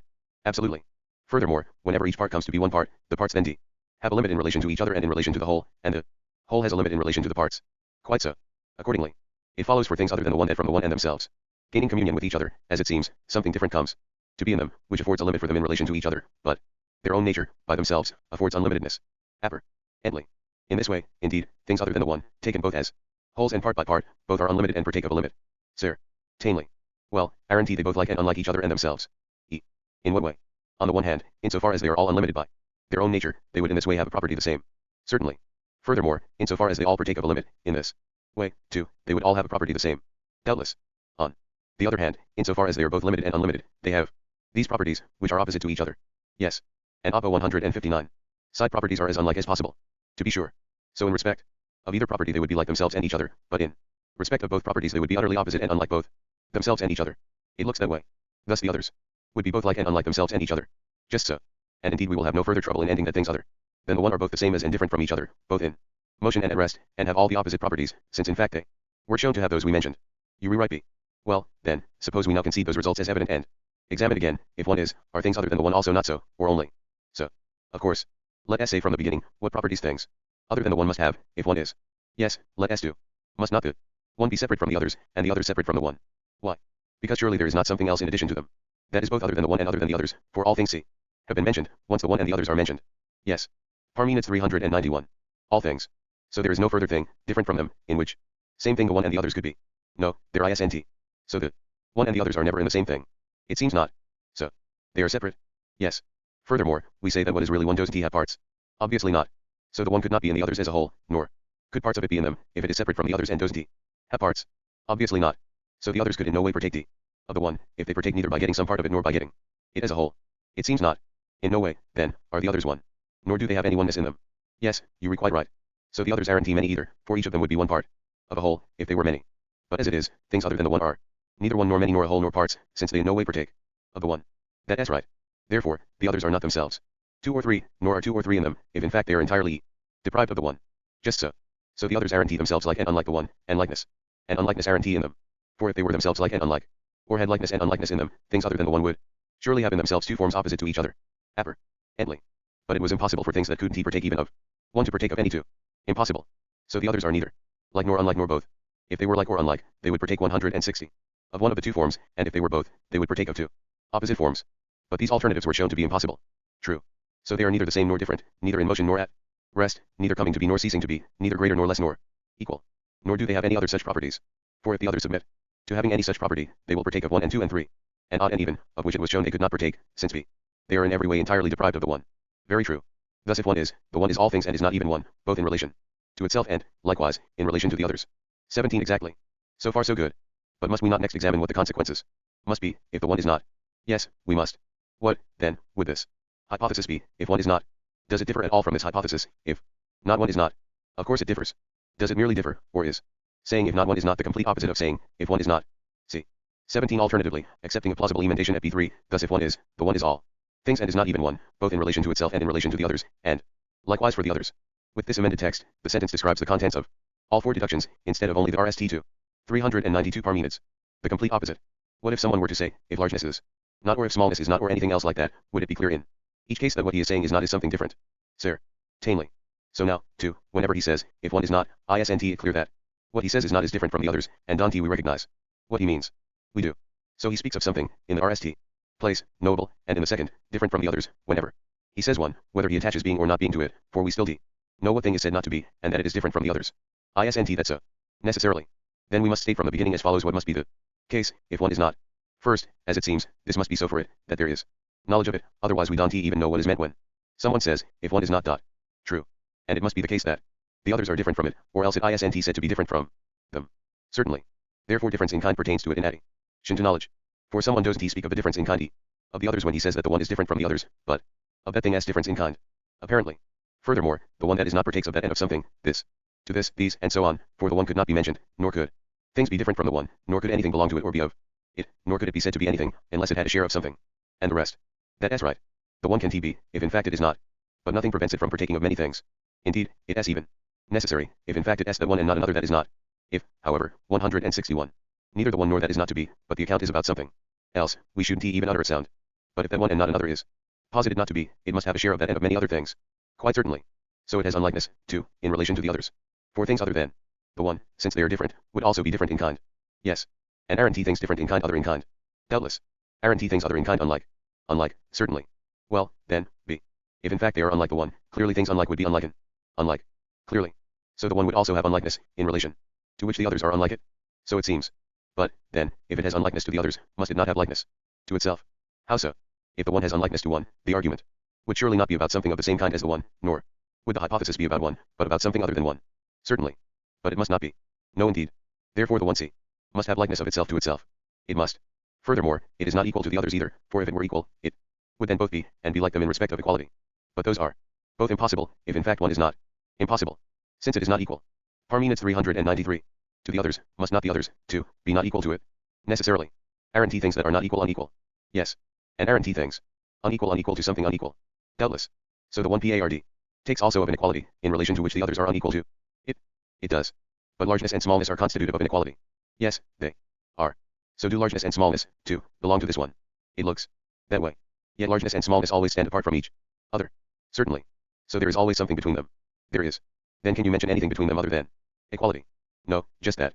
Therefore whatever has largeness and smallness also has equality, since it is between them. Apparently. The one, if it is not, would have, as it seems, a share of equality, largeness, and smallness. So it seems. Furthermore, it must also somehow partake of being. How is that? It must be in the state we describe, for if it is not so, we wouldn't speak truly when we say that the one is not. But if we do speak truly, it is clear that we say things that are. Isn't that so? It is indeed so. And since we claim to speak truly, we must claim also to speak of things 162. That are. Necessarily. Therefore, as it seems, the one is a not being. For if it is not to be a not being, but is somehow to give up its being in relation to not being, it will straightway be a being.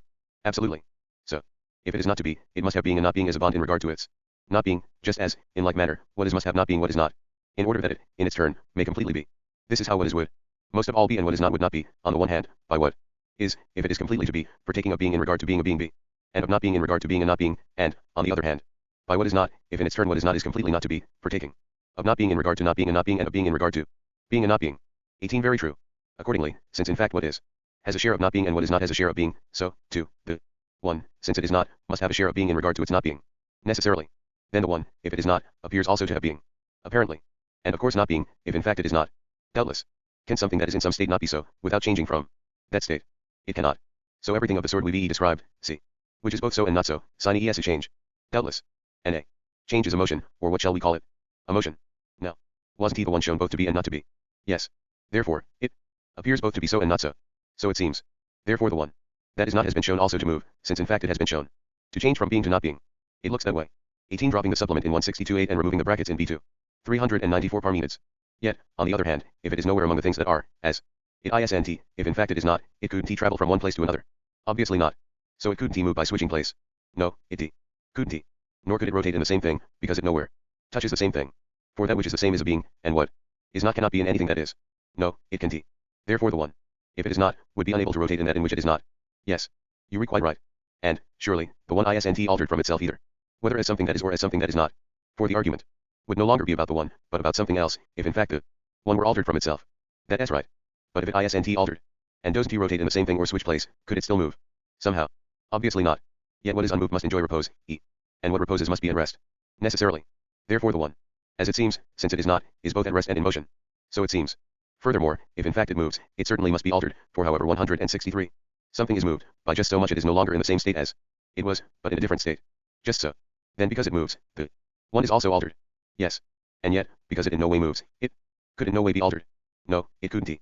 So insofar as the one that is not moves, it is altered, but insofar as it doesn't move, it is not altered. No, it isnt therefore the one, if it is not, is both altered and not altered. Apparently.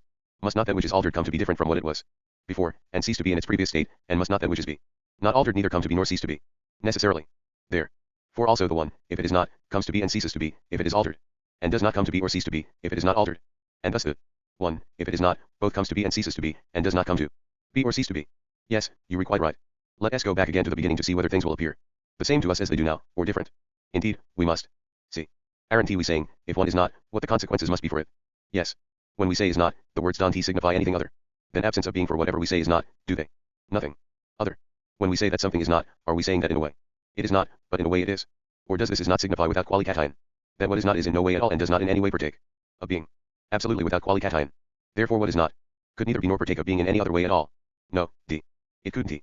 Can coming to be and ceasing to be possibly be anything other than getting a share of being and losing it? Nothing other.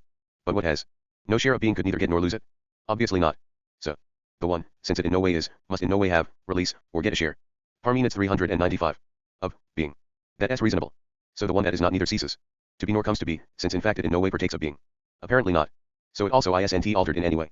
For if it were to undergo this, it would then come to be and cease to be. True. And if it isnt altered, it must not move either. Necessarily. And surely. We want to say that what in no way is at rest, since what is at rest must always be in some same thing. In the same thing, no doubt. Thus, let us say that what is not is, in turn, never at rest or in motion. Yes. You are quite right. But in fact nothing that is belongs to it, for then, by partaking of 164, that, it would partake of being. Clearly. So neither largeness nor smallness nor equality belongs to it. No, they don't. Furthermore, it would have neither likeness nor difference in kind in relation to itself, or in relation to the others. Apparently not. What about this? Can the others be related to it, if, necessarily, nothing belongs to it? They can. So the others are neither like nor unlike it, and they are neither the same as nor different from it. No, they aren't. And again, will of that, to that, something, this, of another, to another, or time past, hereafter, or now, or knowledge, opinion, perception, an account, a name, or anything else that is be applicable to what is not. It will not. Thus one, since it is not in any state at all. At any rate, it certainly seems to be in no state at all. Let us go on and say what properties the others must have, if one is not. Yes, let us do. They must surely be other, for if they weren't even other, we wouldn't be talking about the others. Just so. But, if the argument is about the others are different. Or don't you apply the names other and different to the same thing? I do. See. And surely we say that the different is different from a different thing.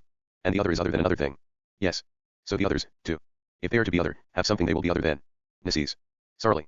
What would it be then? For they want to be other than the one. If it is indeed not. No, they want to. So they are other than each other, since that alternative remains for them, or else to be other than nothing. That is right. So they each are other than each other as multitudes, for they couldn't be so as ones, if one is not. But each mass of them, as it seems, is unlimited in multitude, and if you take what seems to be smallest, in an instant, just As in a dream, instead of seeming to be one, it appears many, and instead of very small, immense in relation to the bits chopped from it. That's quite right. The others would be other than each other as masses of this sort, if they are other, and if one is not. Quite so. Well then, one t there be many masses, each appearing, but not being one, if in fact one is not to be. Just so. And there will seem to be a number of them, if in fact each seems to be one, although being many. Certainly. And among them some appear even and some odd. 396 Parmenids. Although not really being so, if in fact one is not to be. Yes, you re. Quite right. Furthermore, as small as two, we say, will seem to be among them, but this appears many and large in relation to each of its many, because they 165 are small. Doubtless. And each mass will be conceived to be equal to its many small bits. For it could not, in appearance, shift from greater to less, until it seems to come to the state in between, and this would be an appearance of equality. That's reasonable. Now one t it appear to have a limit in relation to another mass, but itself to have no beginning, limit, or middle in relation to itself. Why is that? Because whenever you grasp any bit of them in thought as being a beginning, middle, or end, before the beginning another beginning be always appears, and after the end a different end is left behind, and in the middle others more in the middle than the middle but smaller, because you can grasp each of them as one, since the one is not very true. So every being that you grasp in thought must, I take it, be chopped up and dispersed, because surely, without oneness, it would always be grasped as a mass. Of course. So must not such a thing appear one to a person, dimly observing from far off, but to a person considering it keenly from see up close, must not each one appear unlimited in multitude, if in fact it is deprived of the one, if it is not, indeed, most necessarily. Thus the others must each appear unlimited and as having a limit, and one end. Many, if one is not, but things other than the one are. Yes, they must. One t they also seem to be both like and unlike. Why is that? Just as, to someone standing at a distance, all things in a painting, 19, appearing one, appear to have a property the same and to be like. Certainly. But when the person comes closer, they appear many and different and, by the appearance of the different, different in kind and unlike themselves. Just so. So the masses must also appear both like and unlike themselves and each other. Of course. Accordingly, if one is not and many are, the many must appear both the same as and different from each other, both in contact and separate from themselves, both moving with every motion and in every way at rest, both coming to be and ceasing to be and neither, and surely everything of that sort, which it would now be easy enough for us to go through. Very true indeed. Let us go back to the beginning once more and say what must be the case, if one is not, but things other than the one are. Yes, let us do. Well, the others 1t be one. Obviously not. And surely they 1t be many either, since oneness would also be present in things that are many. For if none of them is one, they are all nothing, so they also. 19 Plato's word here refers specifically to painting that aims at the illusion of volume, through the contrast of light and shadow. Parmenids 397. Couldn't be many. True. If oneness isn't present in the others are neither many nor one. No, they aren't. Nor even do they appear one or many. Why? Because the others 166 have no communion in any way at all with any of the things that are not, and none of the things that are not belongs to any of the others, since things that are not have no part. True. So no opinion or any appearance of what is not belongs to the others, nor is not being conceived in any way at all in the case of the others. Yes, you are quite right. So if one is not, none of the others is conceived to be one or many, since, without be oneness, it is impossible to conceive of many. Yes, impossible. Therefore, if one is not, the others neither are nor are conceived to be one or many. It seems not. So they aren't like or unlike either. No, they aren't. And indeed, they are neither the same nor different, neither in contact nor separate, nor anything else that they appear to be in the argument we went through before. The others neither are nor appear to be any of those things. If one is not true, then if we were to say, to sum up, if one is not, nothing is, wouldn't we speak correctly? Absolutely. Let us then say this, and also that, as it seems, whether one is or is not, it and the others both are and are not, and both appear and do not appear all things in all ways, both in relation to themselves and in relation to each other. Very true. Philebus. Scholars universally agree that this is one of Plato's last works, along with at least Laws, about which we have independent testimony that it was a work of his old age, plus sophist and statesman. It was written after Phaedo, Republic, and Phaedrus, and also after Parmenides and Theaetetus. In those other latest works, as well as Timaeus and Critias, whatever their place in the order of composition may have been, the principal speaker who directs the discussion's agenda is not Socrates, but the Athenian visitor, Laws, or the visitor from Elia, sophist and statesman, or Timaeus or Critias themselves. Indeed, although he participates actively in the RST part of Parmenides, Socrates is already made to yield center stage there to the dialogue's name. Sake Parmenides calls the tunes. Here, however, Socrates is again fully in charge. Naturally enough, the topic is again one we readily associate with SOC. Rates in Plato's Socratic dialogues, as well as in Phaedo, Republic, and Phaedrus, what is the human good, how will a human being lead the best life possible? Yet this is a Socrates very sure of his ground, ready to expound at length occult metaphysical doctrines, and possessed of a whole theory about the ingredients of the best life and their proper ordering. He pursues the discussion much more in the manner of the visitor of sophist or statesman, than in his own manner in either the Socratic dialogues or the Republic.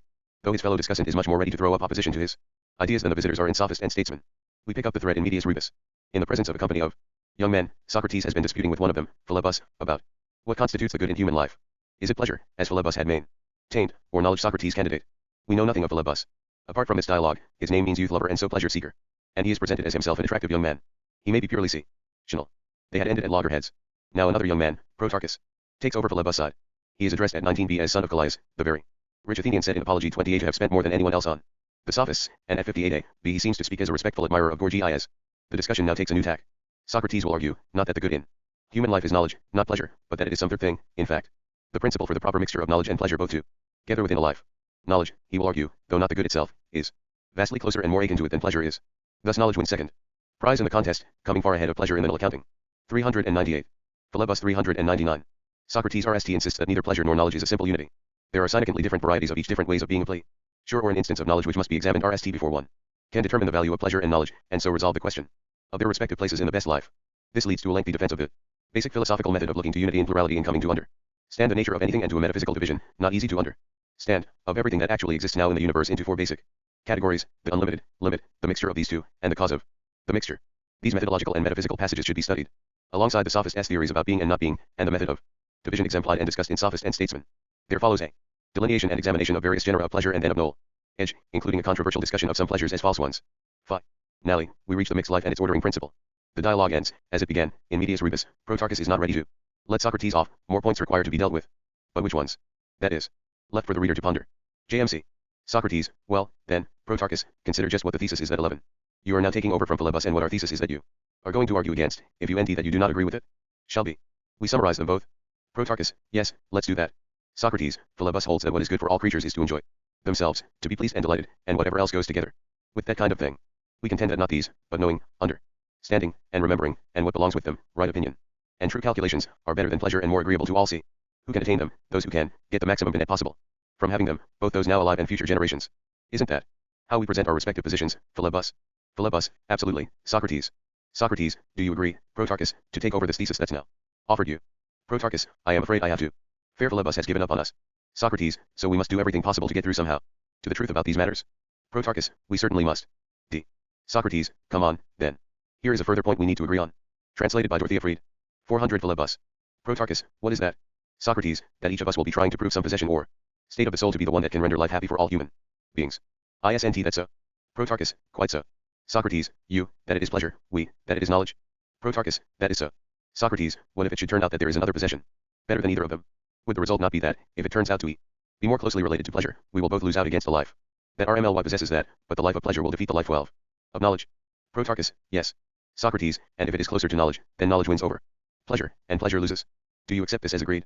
Protarchus, it seems agreeable to me. Socrates, but also to Philebus. Philebus, what do you say? Philebus, to my mind pleasure wins and always will win, no matter what. But you must see for yourself, Protarchus. Protarchus, but now you have handed over the argument to us, Philebus, you can no longer control the agreements we make with Socrates nor our disagreements. Philebus, you are right. I absolve myself of all responsibility and now be call the goddess herself as my witness. Protarchus, we will be your witnesses, too, that you did say what you are now saying. As to what follows, Socrates, let us go ahead and try to push through to a conclusion, with Philebus' consent or not. Socrates, we must do our best, making our start with the goddess herself. This fellow claims that though she is called Aphrodite, her truest name is pleasure. Protarchus, certainly. Socrates, I always feel a more than human dread over what names to see use for the gods. It surpasses the greatest fear. One, so now I address Aphrodite by whatever title pleases her. But as to pleasure, I know that it is complex. And, just as I said, we must make it our starting point and consider carefully what sort of nature it has. If one just goes by the name, it is one single thing, but in fact it comes in many forms that are in some way even quite unlike each other. Think about it. We say that a debauched person gets pleasure, as well as that a sober-minded person takes pleasure in his very sobriety. Again, we say that a fool, though full of foolish opinions and hopes, gets pleasure, but likewise a wise man takes pleasure in his wisdom. But surely anyone who said in either case that these pleasures are like one another would rightly be regarded as a fool. 1 cf. Critolus 400d, 401a. Philebus 401. Protarchus, well, yes, Socrates, the pleasures come from opposite things. But they are not at all opposed to one another. For how could pleasure not be, of all things, most like pleasure? How could that thing not be most like itself? Socrates, just as color is most like color. Really, you surprise me. Colors certainly one differ insofar as every one of them is a color, but we all know that black is not only different from white but is in fact its very opposite. And shape is most like shape in the same way.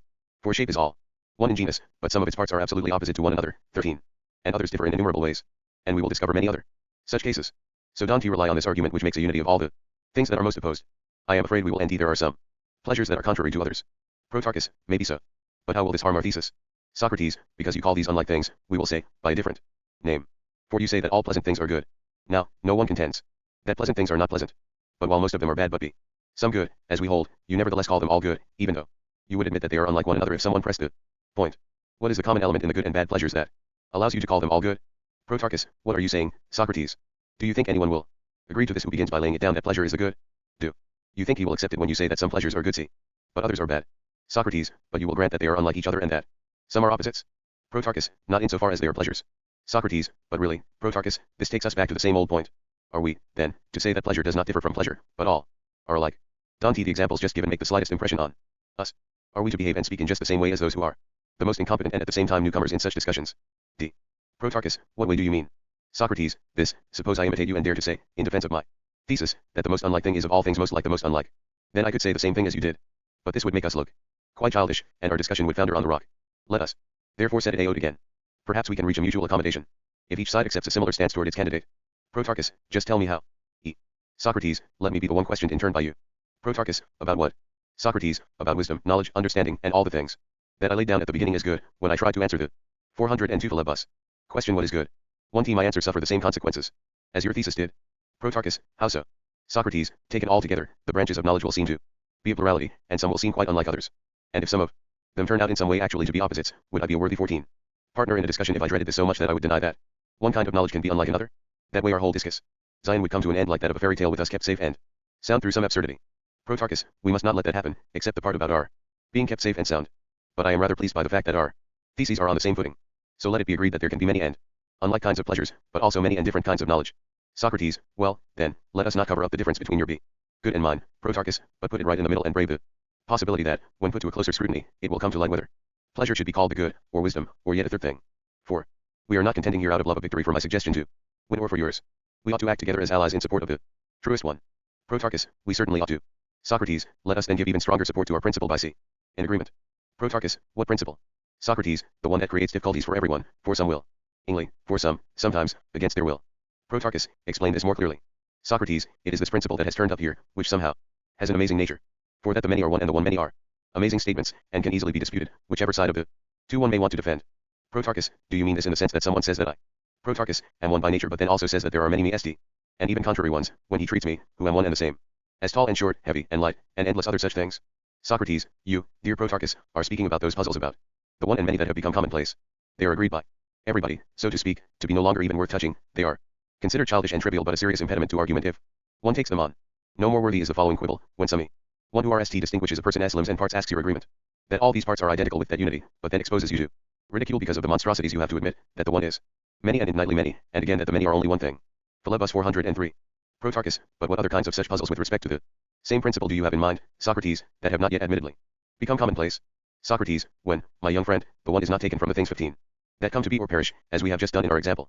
For that is where the sort of one belongs that we were just discussing, which we agreed is not worthy of scrutiny.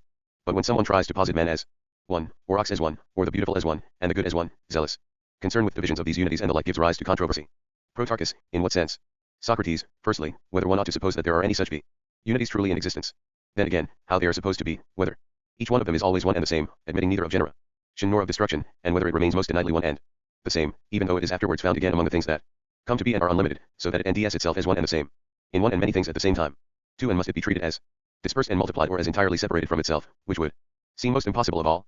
It is these problems of the one and many, see, but not those others, Protarchus, that cause all sorts of difficulties if they are not properly settled, but promise progress if they are. Protarchus, is this the RST task we should try our hands at right now, Socrates? Socrates, so I would say at least. Protarchus, take it, then, that we all here are agreed with you about this. As for Philebus, it might be best not to bother him with questions any further, but let sleeping dogs lie. Socrates, quite so. Now, where should we make our entry into that complex and wide-ranging battle about this controversial issue? Is it not best to start here? Protarchus, where? Socrates, by making the point that it is through discourse that the same thing is around, becoming one and many in all sorts of ways, in whatever it may be that is said at any time, both long ago and now.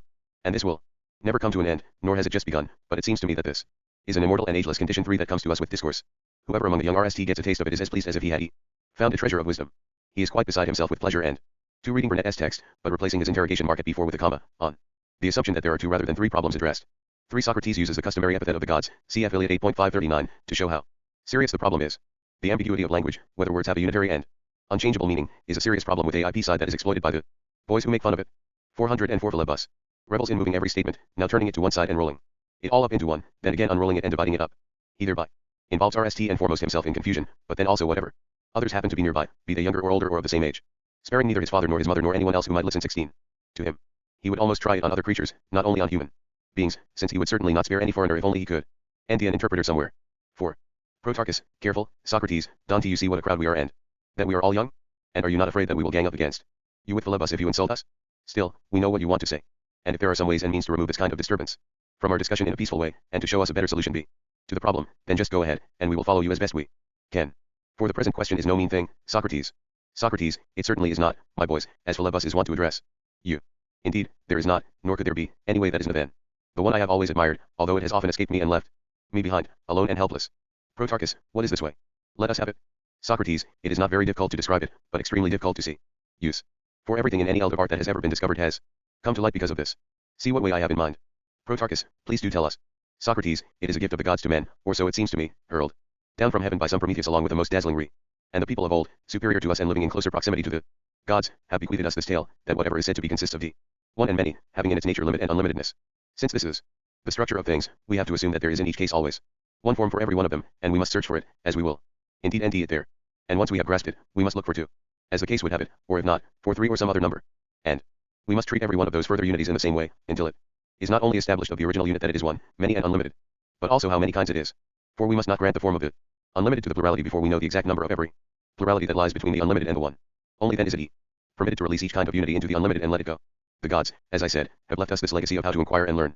For this description of the exploitation of the problem by naughty boys recalls strikingly, even in the words used, Socrates' explanation of why boys should not have access to dialectic, or 539b. The image there is of a dog tearing around and shredding things to pieces, while here Socrates seems to be thinking of the spreading out or rolling together. Philebus 405. And teach one another. But nowadays the clever ones among us make a one, haphazardly, and a many, faster or slower than they should, they go 17. Straight from the one to the unlimited and omit the intermediates. It is these, however, that make all the difference as to whether we are engaged with each other in dialectical or only in heuristic discourse. Protarchus, some of what you said I think I understand in some way. Socrates, but of some I still need further clarication. Socrates, what I mean is clear in the case of letters, and you should take your clue from them, since they were part of your own education. B. Protarchus, how so? Socrates, the sound that comes out of the mouth is one for each end. Every one of us, but then it is also unlimited in number. Protarchus, no doubt. Socrates, neither of these two facts alone yet makes us knowledgeable. Neither that we know its unlimitedness nor its unity. But if we know how many kinds of vocal sounds there are and what their nature is, that makes every one of us literate. Protarchus, very true. Socrates, and the very same thing leads to the knowledge of music.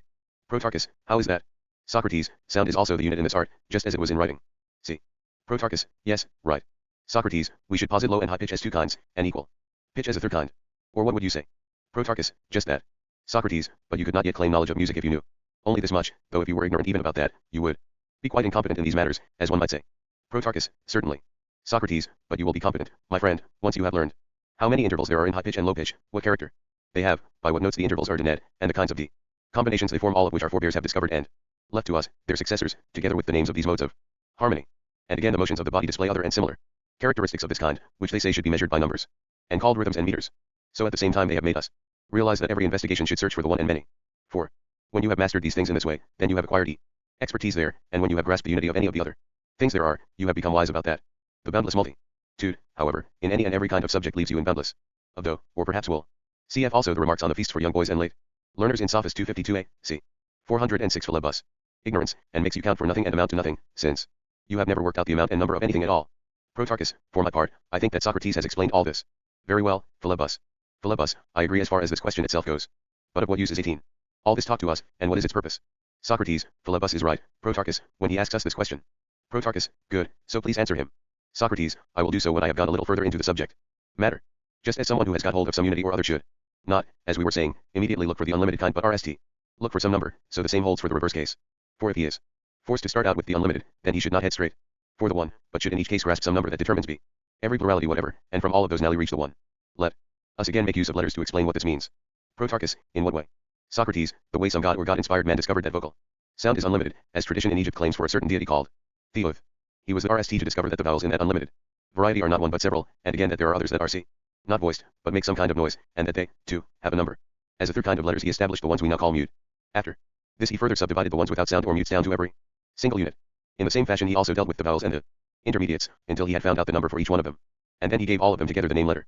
And as he realized that none of us could gain any knowledge of a single one of them, taken by itself without understanding them all, he considered that the one linked the that somehow unies them all and called it the art of literacy.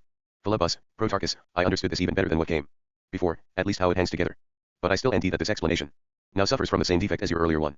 Socrates, you are wondering Gogging what the relevancy of Vitalis Philebus. Philebus, right, that is what I and Protarchus have been wanting to see for quite a while. Socrates, but have you not already under your nose what you both, as you say, have long wanted to see? Philebus, how could that be? Socrates, did we not embark on an investigation of knowledge and pleasure, to end out which of the two is preferable? Philebus, yes, indeed. Socrates, and we do say that each of them is one. Philebus, right.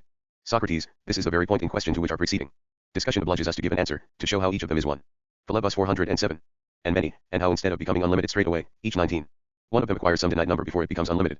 Protarchus, Socrates has plunged us into a considerable problem, Bus, by leading us around, I don't know how, in some kind of circle. But, make up your mind which of us should answer the present question.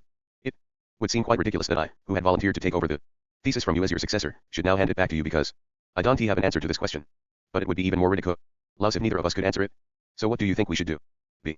Socrates seems to be asking whether there are kinds of pleasures or not, and how many there are, and of what sort they are. And the same set of questions applies to knowledge. Socrates, you speak the truth, son of Callias. Unless we are able to do this for every kind of unity, similarity, sameness, and their opposite, in the way that our recent discussion has indicated, none of us will ever turn out to be any good at anything. Protarchus, I am afraid that this is so. But while it is a great thing for the wise man to know everything, the second best is not to be mistaken about oneself, it seems to me. What prompts me to say that at this point? I will tell you. You, Socrates, have granted this meeting to all of us, and yourself to boot, in order to empty out what is the best of all human posses. Zions. Now, Philebus advocated that it is pleasure, amusement, enjoyment, and whatever else there is of this kind. You on the contrary denied this. For all of them, but rather proposed those other goods we willingly and with good reason keep reminding ourselves of, so that they can be tested, as they are lying side by side in our memory. You claim, it seems, that the good that should by right be called superior to pleasure, at least, is reason, as well as knowledge, intelligence, science, and everything that is akin to them, which must be obtained, rather than Philebus candidates. Now, after both these contrasting positions have been set up against each other, we threatened you in jest that we would not let you go home before the deliberation of these questions had reached its satisfactory limit. But, since you made a promise and committed yourself to us, we therefore insist, like children, that there is no taking back a gift properly given. So, give up this way of turning against us in the discussion here. Socrates, what way are you talking about? Protarchus, your way of plunging us into difficulties and repeating 20 questions to which we have at present no proper answer to give you. But, we should not take it that the aim of our meeting is universal confusion. If we cannot solve the problem, you must do it, for you promised. It is up to you to decide whether for this purpose you need to divide off different kinds of pleasure and knowledge or can leave that out, if you are able and willing to show some other way to settle the issues of our controversy. Socrates, at least there is no longer anything terrible in store for poor me, since you said it this way. For the clause if you are willing takes 408 Philebus away all further apprehension. In addition, some memory has come to my mind that one of the gods seems to have sent me to help us. Protarchus, how is that and what about? Socrates, it is a doctrine that once upon a time I heard in a dream or perhaps I was awake that I remember now, concerning pleasure and knowledge, that neither of the two is the good, but that there is some third thing which is different from and superior to both of them. But if we can clearly conceive now that this is the case, then pleasure has lost its bid for victory. For the good could no longer turn out to be identical with it. Right? Protarchus, right. Socrates, so we will not have to worry any longer, I think, about the division of the kinds of pleasure. But further progress will show this more clearly. Protarchus, very well said, just push on. Socrates, there are some small matters we ought to agree on RST. Though. Protarchus, what are they? Socrates, whether the good is necessarily bound to be perfect or not perfect. Protarchus, but surely it must be the most perfect thing of all, Socrates. Socrates, further, must the good be sufficient? Protarchus, how could it fail to be that? This is how it is superior to everything else there is. Socrates, now, this point, I take it, is most necessary to assert of the good, that everything that has any notion of it hunts for it and desires to get hold of it and secure it for its very own, caring nothing for anything else except for what is connected with the acquisition of some good. Protarchus, there is no way of denying this. Socrates, so let us put the life of pleasure and the life of knowledge on trial, and reach some verdict by looking at them separately. Protarchus, in what way do you mean? Socrates, let there be neither any knowledge in the life of pleasure, nor any pleasure in that of knowledge. For if either of the two is the good, then it must have no need of anything in addition. But if one or the other should turn out to be lacking anything, then this can deniably no longer 21 be the real good we are looking for. Protarchus, how could it be? Socrates, so shall we then use you as our test case to try both of them? Protarchus, by all means. Socrates, then answer me. Protarchus, go ahead. Socrates, would you indeed acceptable to live your whole life in enjoyment of the greatest pleasures? Protarchus, why, certainly. Socrates, and would you see yourself in need of anything else if you had secured this altogether? Philebus 409. Protarchus, in no way. Socrates, but look, might you not have some need of knowledge, intelligence, and calculation, or anything else that is related to them? 5b. Protarchus, how so? If I had pleasure I would have all in all. Socrates, and living like that you could enjoy the greatest pleasures throughout your life. Protarchus, why should I not? Socrates, since you would not be in possession of either reason, memory, knowledge, or true opinion, must you not be in ignorance, RST of all, about this very question, whether you were enjoying yourself or not, given that you were devoid of any kind of intelligence? Protarchus, necessarily. Socrates, moreover, due to lack of memory, it would be impossible for you to remember that you ever enjoyed yourself, and for any pleasure to survive from one moment to the next, since it would leave no memory. But, not possessing right judgment, you would not realize that you are enjoying yourself even while you do, and, being unable to calculate, you could not grow out any future pleasures for yourself. You would thus not live a human life but the life of a mollusk or of one of those creatures in shells that live in the sea. Is this what would happen, or can we think of any other consequences besides these? D. Protarchus, how could we? Socrates, but is this a life worth choosing? Protarchus, Socrates, this argument has left me absolutely speechless. For the moment. Socrates, even so, let us not give in to weakness, let us in turn rather inspect the life of reason. Protarchus, what kind of life do you have in mind? Socrates, whether any one of us would choose to live in possession of every kind of intelligence, reason, knowledge, and memory of all things, while having no part, neither large nor small, of pleasure or of pain, living in total insensitivity of anything of that kind. Protarchus, to me at least neither of these two forms of life seems worthy of choice, nor would it to anyone else, I presume. Socrates, but what about a combination of both? Protarchus, a life that 22 results from a mixture of the two. Protarchus, you mean a mixture of pleasure with reason and intelligence. Socrates, right, those are the ingredients I mean. Protarchus, everybody would certainly prefer this life to either of the other two, without exception. Socrates, do we realize what the upshot of this new development in our discussion is? 5. Accepting the deletion of Tati Tac. 410 Philebus. Protarchus, certainly, that of the three lives offered to us, two are not sufficient or worthy of choice for either man or animal. B. Socrates, as far as they are concerned, is it then not clear at least, that neither the one nor the other contain the good, since otherwise it would be sufficient, perfect, and worthy of choice for any of the plants and animals that can sustain them, throughout their lifetime? And if anyone among us should choose otherwise, then he would do so involuntarily, in opposition to what is by nature truly choice-worthy, from ignorance or some unfortunate necessity. Protarchus, it certainly looks that way. Socrates, enough has been said, it seems to me, to prove that Philebus, goddess and the good cannot be regarded as one. 6. Philebus, nor is your reason the good, Socrates, and the same complaint applies to it. Socrates, it may apply to my reason, Philebus, but certainly not to the the divine reason, I should think. It is in quite a different condition. But now I am not arguing that reason ought to get RST prize over and against the combined life, we have rather to look and make up our minds about the second prize, how to dispose of it. One of us may want to give credit for the combined life to reason, making it responsible, the other to pleasure. Thus neither of the two would be the good, but it could be assumed that one or the other of them is its cause. But I would be even more ready to contend against Philebus that, whatever the ingredient in the mixed life may be that makes it choice-worthy and good, reason is more closely related to that thing and more like it than pleasure, and if this can be upheld, neither RST nor second prize could really ever be claimed for pleasure. She will in fact not even get as much as third prize, if we can put some trust in my insight for now. Protarchus, by now it seems to me indeed that pleasure has been defeated as if knocked down by your present arguments, Socrates. In her GHT for victory, she has fallen. And as for reason, we may say that it 23 wisely did not compete for RST prize, for it would have suffered the same fate. But if pleasure were also deprived of second prize, she would deniedly be somewhat dishonored in the eyes of her own lovers, nor would she seem as fair to them as before. Socrates, what, then? Had we not better leave her alone now, rather than subject her to the most exacting test and give her pain by such an examination? Protarchus, you talk nonsense, Socrates. Socrates, why, because I said the impossible, giving pain to pleasure? B. Protarchus, not only that, but because you don't realize that not one among us would let you go before you have carried the discussion of these questions to its end. 6C12 BFF. Philebus 411. Socrates, oh dear, Protarchus, then a long discussion lies ahead of us. And not exactly an easy one either at this point. For it seems that, in the battle about the second prize for reason, a different device will be needed. Different armament as it were, from that used in our previous discussion. Though it may partly be the same. Are we to proceed? Protarchus, of course. Socrates, let us be very careful about the starting point we take. See. Protarchus, what kind of starting point? Socrates, let us make a division of everything that actually exists now in the universe into two kinds, or if this seems preferable, into three. Protarchus, could you explain on what principle? Socrates, by taking up some of what has been said before. Protarchus, like what? Socrates, we agreed earlier that the god had revealed a division of what is into the unlimited and the limit. 7. Protarchus, certainly. Socrates, let us now take these as two of the kinds, while treating the one that results from the mixture of these two as our third kind. But I must look like quite a fool with my distinctions into kinds and enumerations. Protarchus, what are you driving at? Socrates, that we seem to be in need of yet a fourth kind. Protarchus, tell us what it is. Socrates, look at the cause of this combination of those two together, and posit it as my fourth kind in addition to those three. Protarchus, might you not also be in need of a FTH kind that provides for their separation? Socrates, perhaps, but I do not think so, at least for now. But if it turns out that I need it, I gather you will bear with me if I should search for a FTH kind. Protarchus, gladly. Socrates, let us RST take up three of the four, and since we observe that of two of them, both are split up and dispersed into many, let us make an effort to collect those into a unity again, in order to study how each of them is in fact one and many.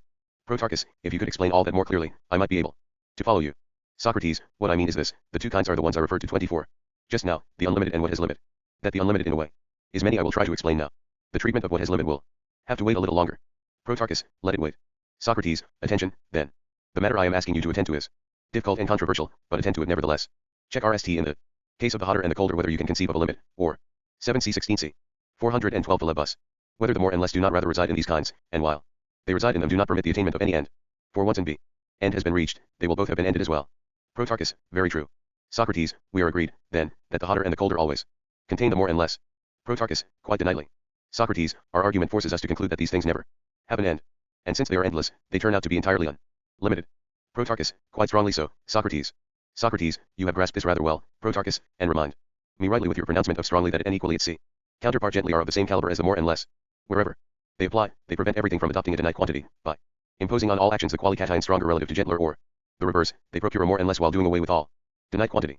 We are saying now, in effect, that if they do not abolish denied quantity, but let quantity and measurement take a foothold in the domain of the more and less, the strong and mild, they will be driven out of their own territory.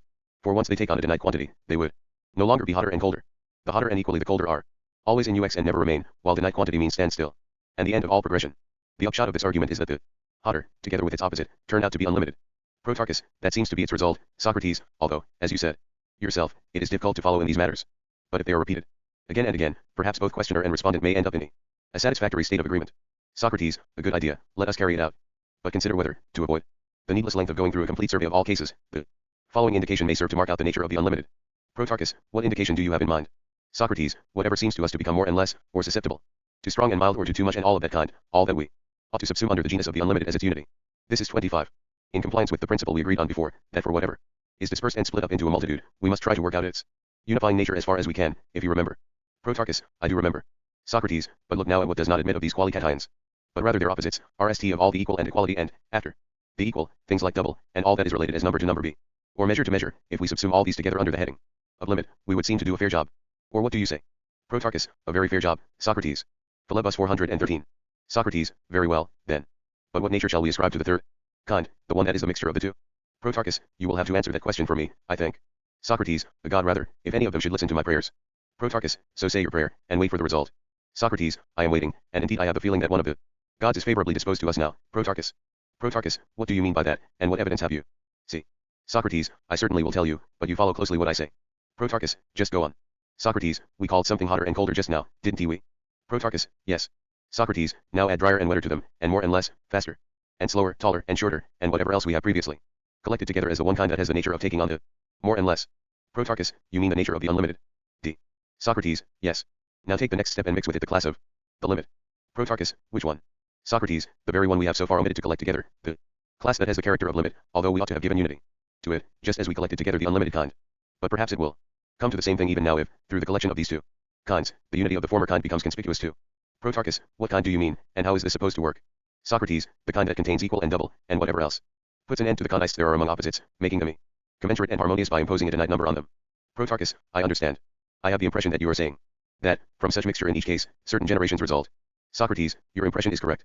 Protarchus, then go on with your explanation. Socrates, is it not true that in sickness the right combination of the opposites establishes the state of health? Protarchus, certainly. 26. Socrates, and does not the same happen in the case of the high and the low, the fast and the slow, which belong to the unlimited? Is it not the presence of these factors in the mate which forges a limit and thereby creates the different kinds of music in their perfection? Protarchus, beautiful.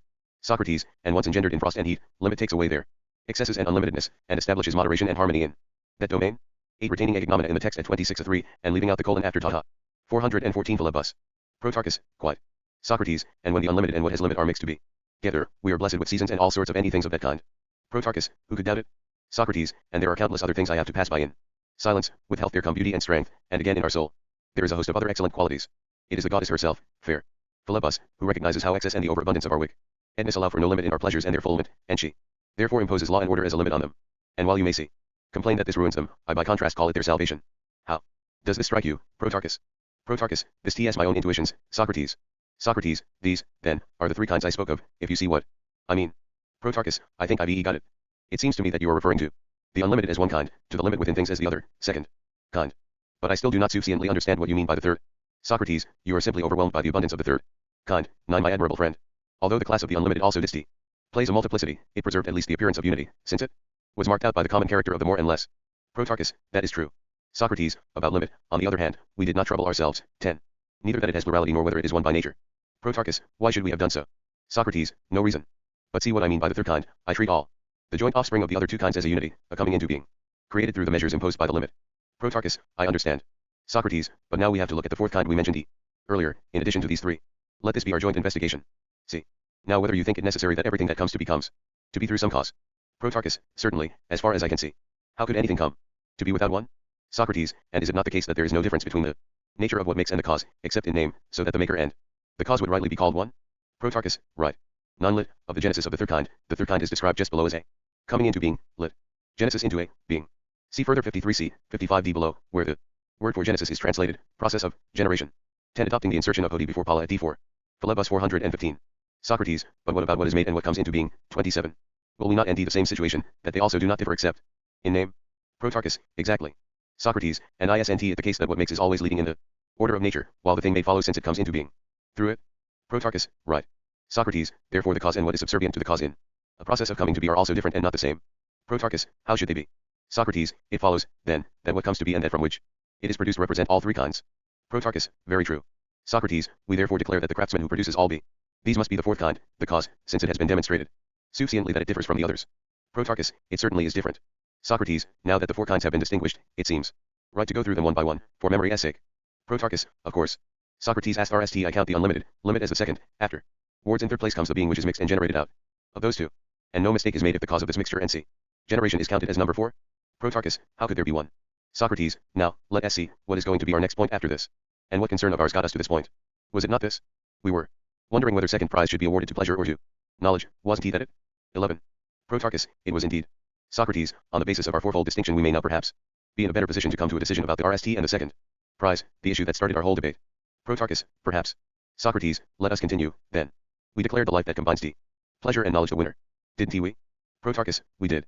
Socrates, should we not take a look at this life and see what it is and to which kind it belongs? Protarchus, nothing to prevent us.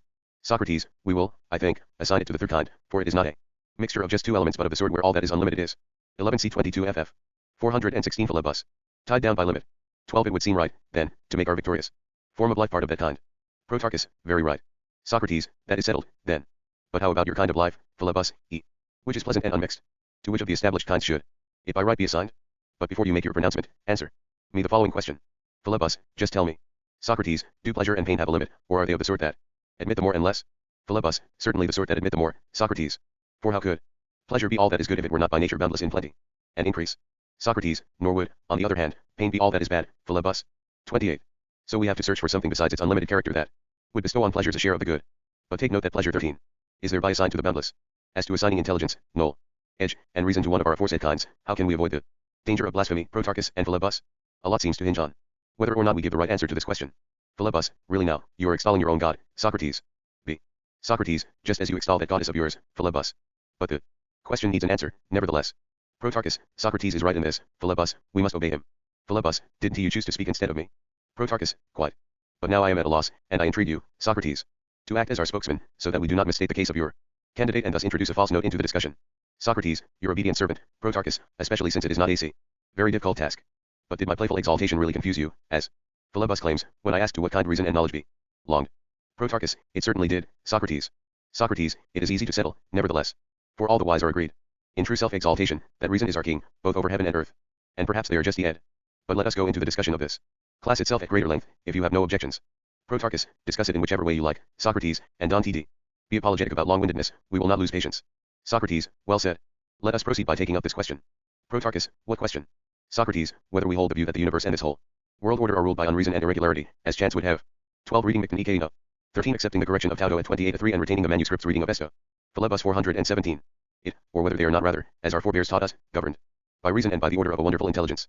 Protarchus, how can you even think of a comparison here, Socrates? What you suggest now is downright impious, I would say. The only account that can do justice to the wonderful spectacle presented by the cosmic order of sun, moon, and stars and the revolution of the whole heaven, is that reason arranges it all, and I for my part would never waver in saying or believing it. Socrates, is this what you want us to do, that we should not only conform to the view of earlier thinkers who profess this as the truth? 29. Repeating without any risk what others have said, but that we should share their risk and blame if some formidable opponent denies it and argues that disorder rules? Protarchus, how could I fail to want it? Socrates, well, then, now face up to the consequences of this position that we have to come to terms with. Protarchus, please tell me. Socrates, we somehow discern that what makes up the nature of the bodies of all animals water, and air, and earth, as storm-battered sailors say are part of their composition. Protarchus, very much so. We are indeed battered by difficulties in our discussion. Socrates, come, now, and realize that the following applies to all constituents that belong to us. Protarchus, what is it? Socrates, that the amount of each of these elements in us is small and insignificant, that it does not possess in the very least the purity or the power that is worthy of its nature. Take one example as an illustration. Representative for all. There is something called re that belongs to us. And then again there is re in the universe. Protarchus, no doubt. Socrates, and is not the re that belongs to us small in amount, feeble c, and poor, while the re in the universe overwhelms us by its size and beauty and by the display of all its power? Protarchus, what you say is very true. Socrates, but what about this? Is the re in the universe generated, nourished, and ruled by the re that belongs to us, or is it not quite the reverse, that your heat and mine, and that in every animal, owe all this to the cosmic re? Protarchus, it is not even worth answering that question. Socrates, right. And I guess you will give the same answer about the earth here in the animals when it is compared to earth in the universe. And likewise about the other elements I mentioned a little earlier. Is that your answer? Protarchus, who could answer differently without seeming insane?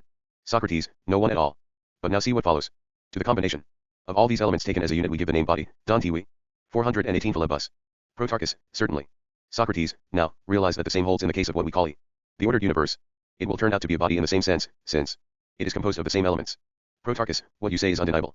Socrates, does the body of the universe as a whole provide for the sustenance of what is body in our sphere, or is it the reverse, and the universe possesses and derives all the goods enumerated from ours? Protarchus, that too is a question not worth asking. Socrates. Socrates, but what about the following, is this also a question not worth asking? Protarchus, tell me what the question is. Socrates, of the body that belongs to us, will we not say that it has a soul? Protarchus, quite obviously that is what we will say. Socrates, but where does it come from, unless the body of the universe, which has the same properties as ours, but more beautiful in all respects, happens to possess a soul?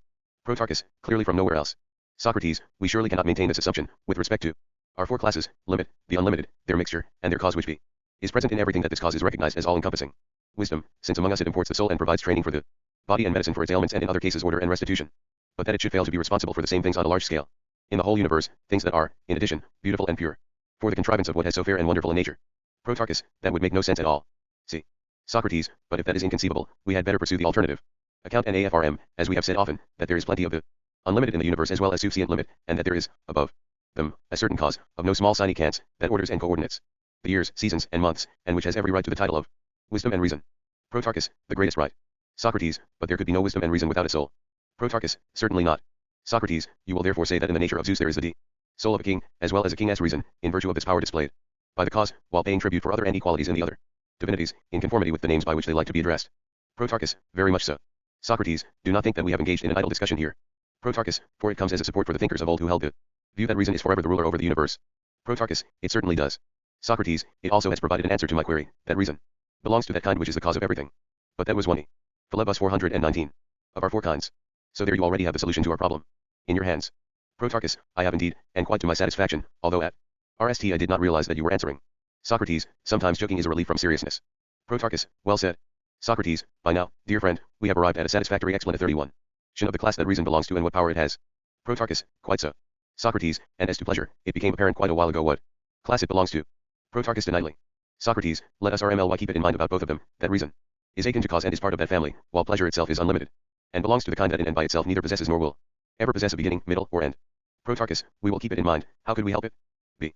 Socrates, after this we must next end out in what kind of thing each of them resides and what kind of condition makes them come to be when they do. Let us take pleasure RST, for just as we searched for the class it belongs to RST, so we start our present investigation with it. But again, we will not be able to provide a satisfactory examination of pleasure if we do not study it together with pain. Protarchus, if that is the direction we have to take, then let us go that way. Socrates, do you share my view about their generation? Protarchus, what view? See. Socrates, pleasure and pain seem to me by nature to arise together in the common kind. Protarchus, could you remind us once again, Socrates, which of those you mentioned you called the common kind? Socrates, as far as I can, my most esteemed friend. Protarchus, that is noble of you. Socrates, by the common kind, we meant the one that was number 3 on our list of 4. Protarchus, you mean the one you introduced after the unlimited and the limited, the one that included health, and also harmony, I believe. Socrates, excellently stated. But now try to put your mind to this as much as possible. Protarchus, just go on. Socrates, what I claim is that when we end the harmony in living creatures disrupted, there will at the same time be a disintegration of their nature and a rise of pain. Protarchus, what you say is very plausible. Socrates, but if the reverse happens, and harmony is regained and the former nature restored, we have to say that pleasure arises, if we must pronounce only a few words on the weightiest matters in the shortest possible time. 420 Philebus.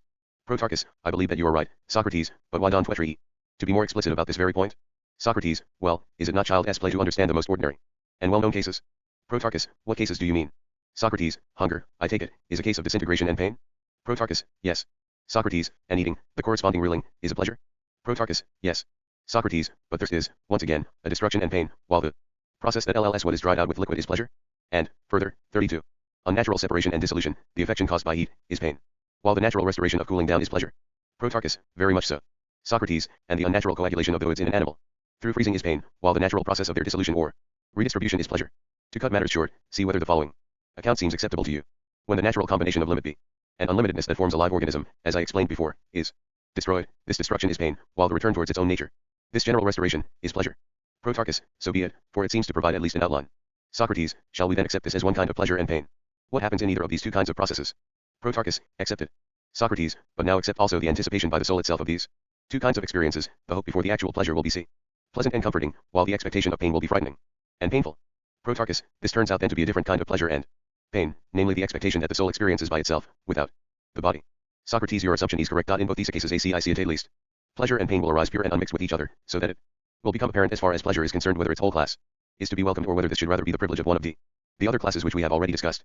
Pleasure and pain may rather turn out to share at that predicament of hot and cold and other such things that are welcome at one point but unwelcome at another, because they are not good, but it happens that some of them do occasionally assume a veiny, shale nature. Protarchus, you are quite right if you suggest that this must be the direction to take if we want to end a solution to what we are looking for now. Socrates, first, then, let us take a look together at the following point. If it truly holds, as we said, that their disintegration constitutes pain, but restoration is pleasure, what kind of state should we ascribe to animals? Philebus 421. When they are neither destroyed nor restored, what kind of condition is this? Think about it carefully, and tell me, is there not every necessity that the animal will at that time experience neither pain nor pleasure, neither large nor small? Protarchus, that is indeed necessary. Socrates, there is, then, such a condition, a third one, besides the one in which one is pleased or in which one is in pain. 33. Protarchus, obviously. Socrates, make an effort to keep this fact in mind. For it makes quite a difference for our judgment of pleasure whether we remember that there is such a state or not. But we had better give it a little more consideration. If you don't mind. Protarchus, just tell me how. Socrates, you realize that nothing prevents the person who has chosen the life of reason from living in this state. Protarchus, you mean without pleasure and pain? B.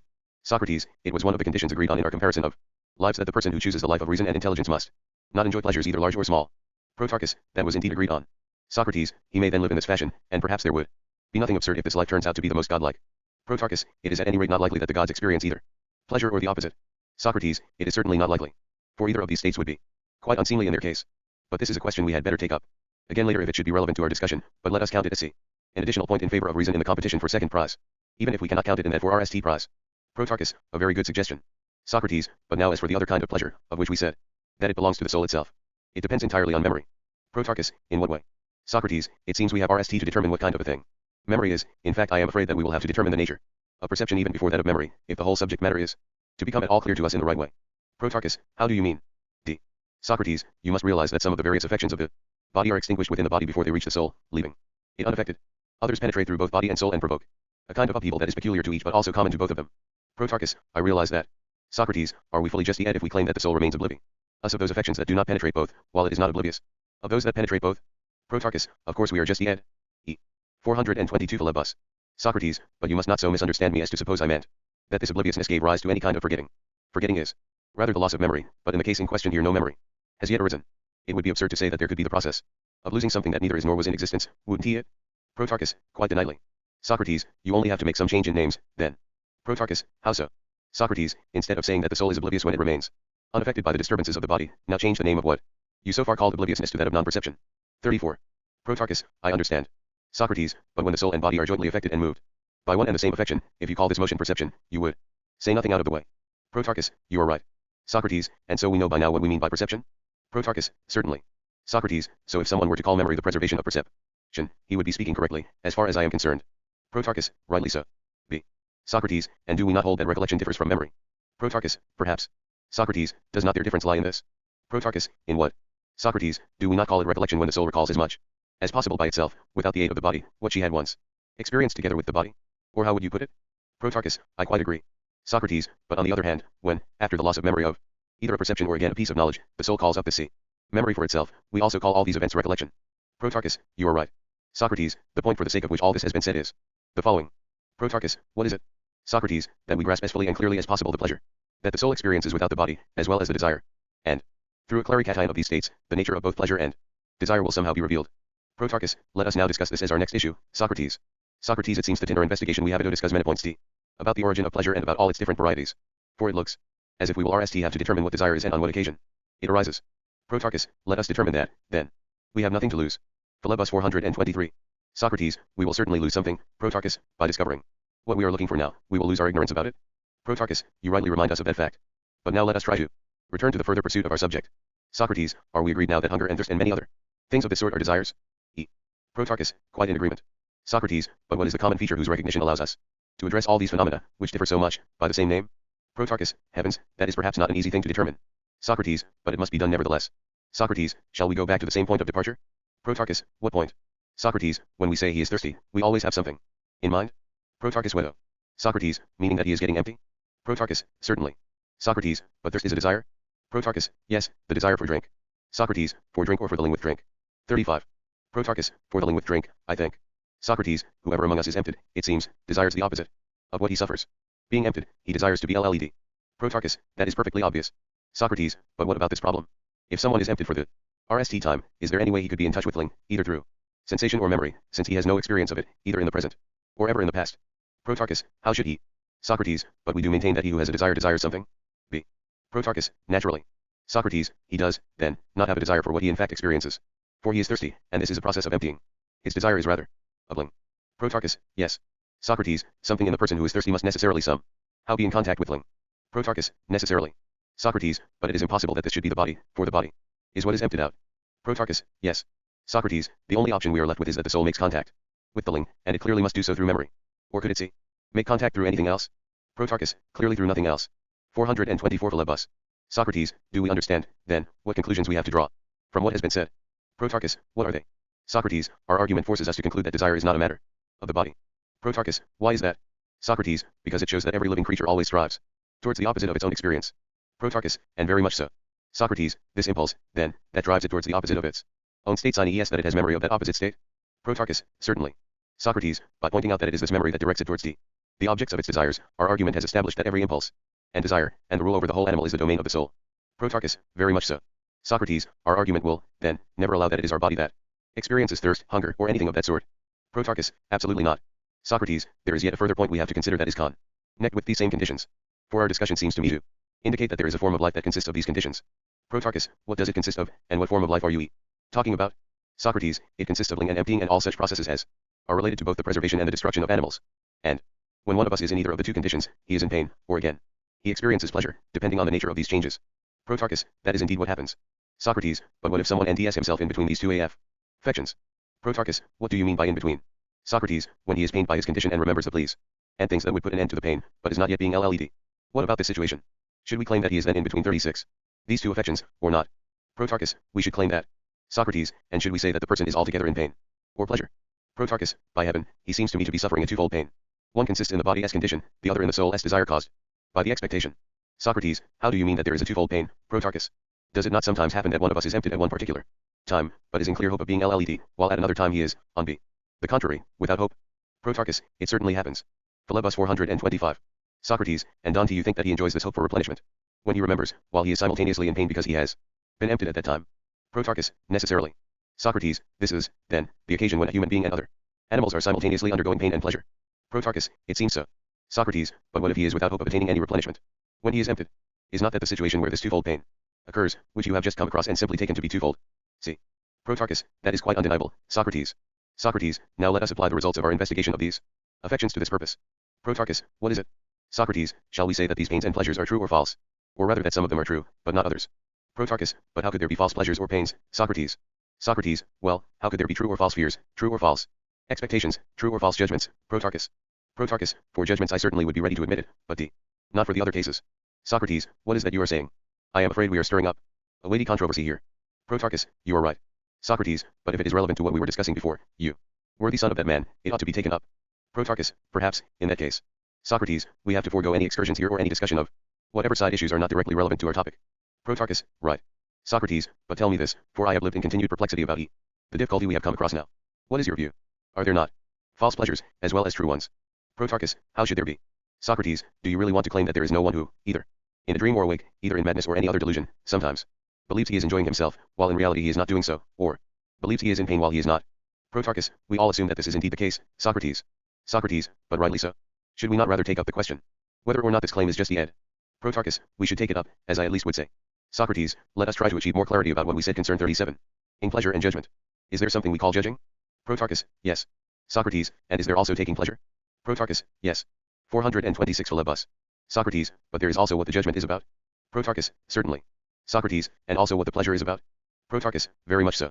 Socrates, but what makes a judgment, whether it judges rightly or not, cannot be deprived of really making a judgment. Protarchus, how should it be? Socrates, and what takes pleasure, whether it is rightly pleased or not, can obviously never be deprived of really taking pleasure. Protarchus, yes, that is also the case. Socrates, but what we have to question is how it is that judgment is usually either true or false, while pleasure admits only truth, even though in both cases there is equally real judgment and real pleasure. Protarchus, we have to question that.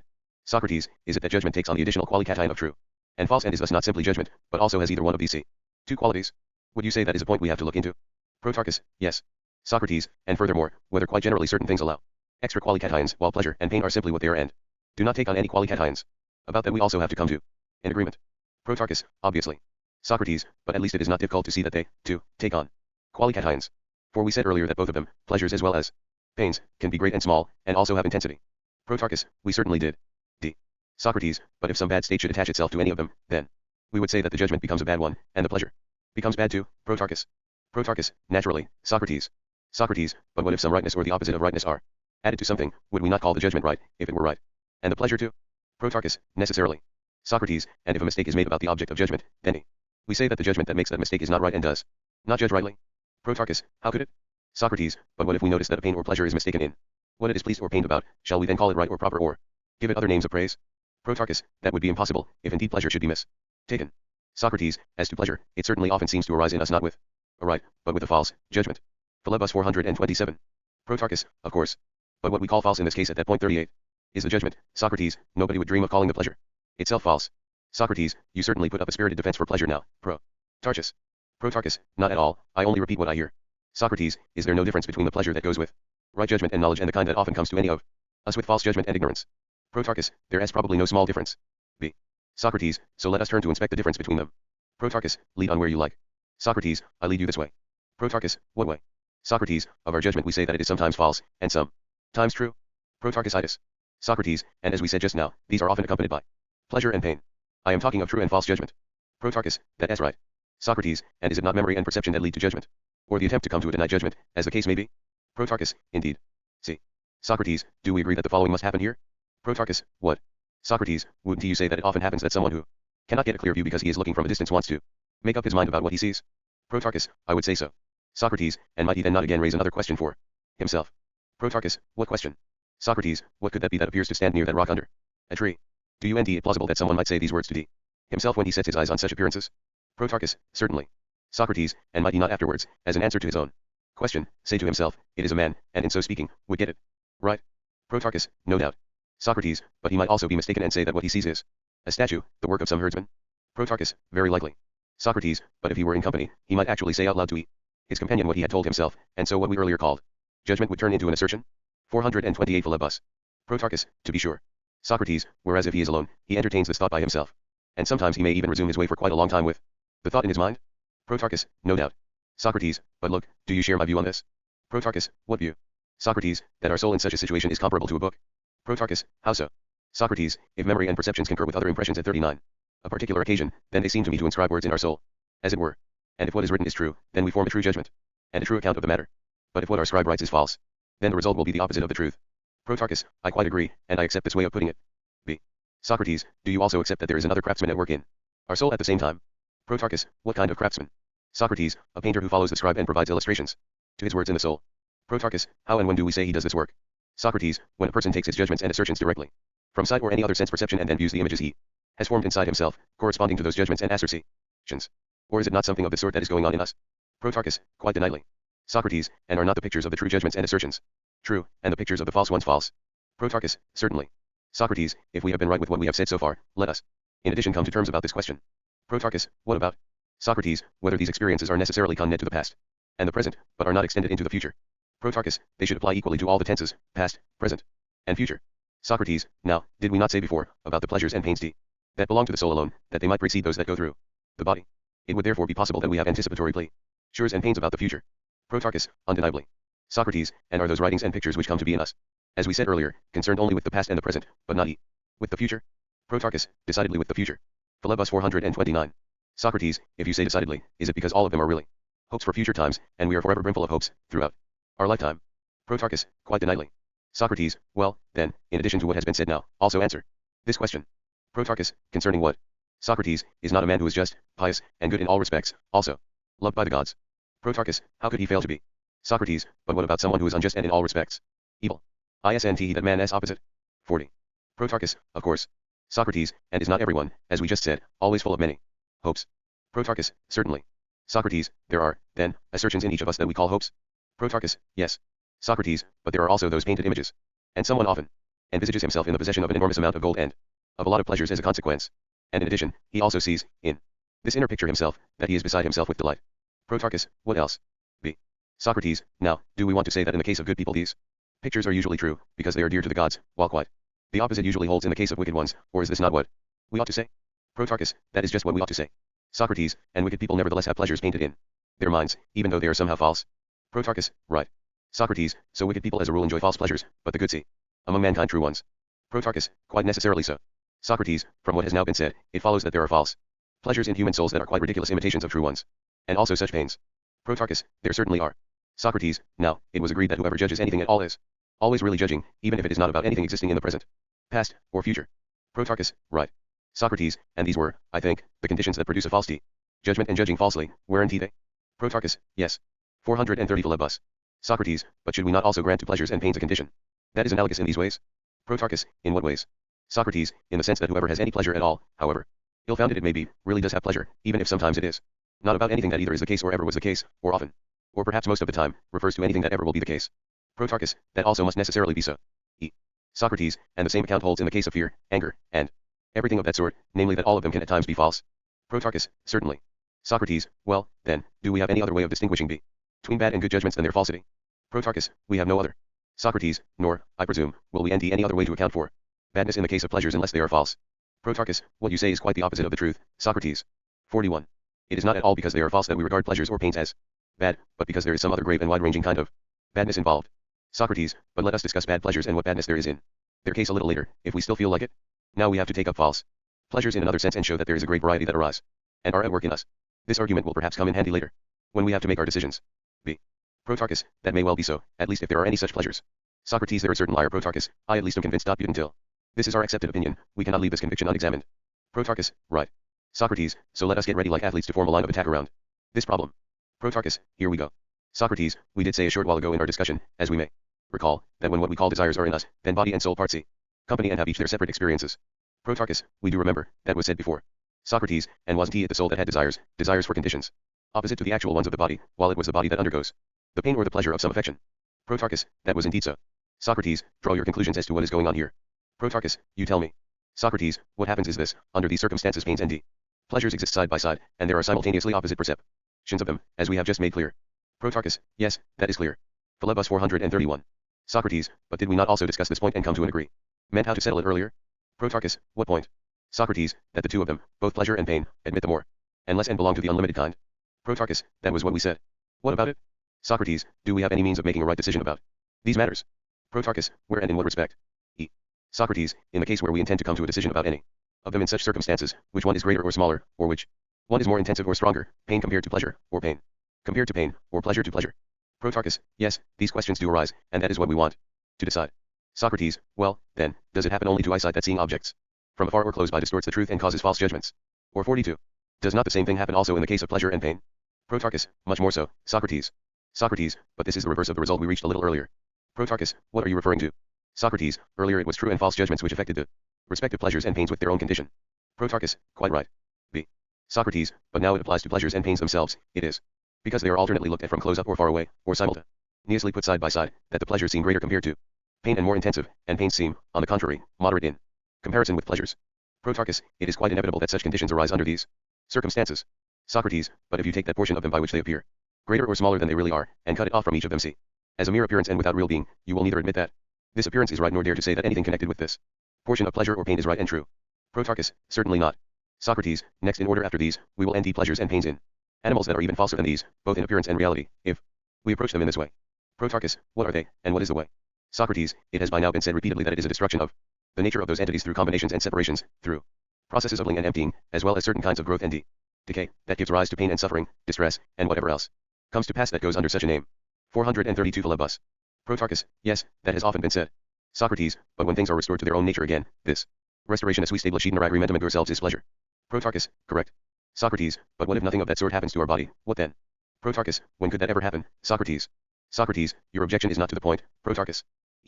Protarchus, how so? Socrates, because you do not prevent me from putting my question to you again. Protarchus, what question?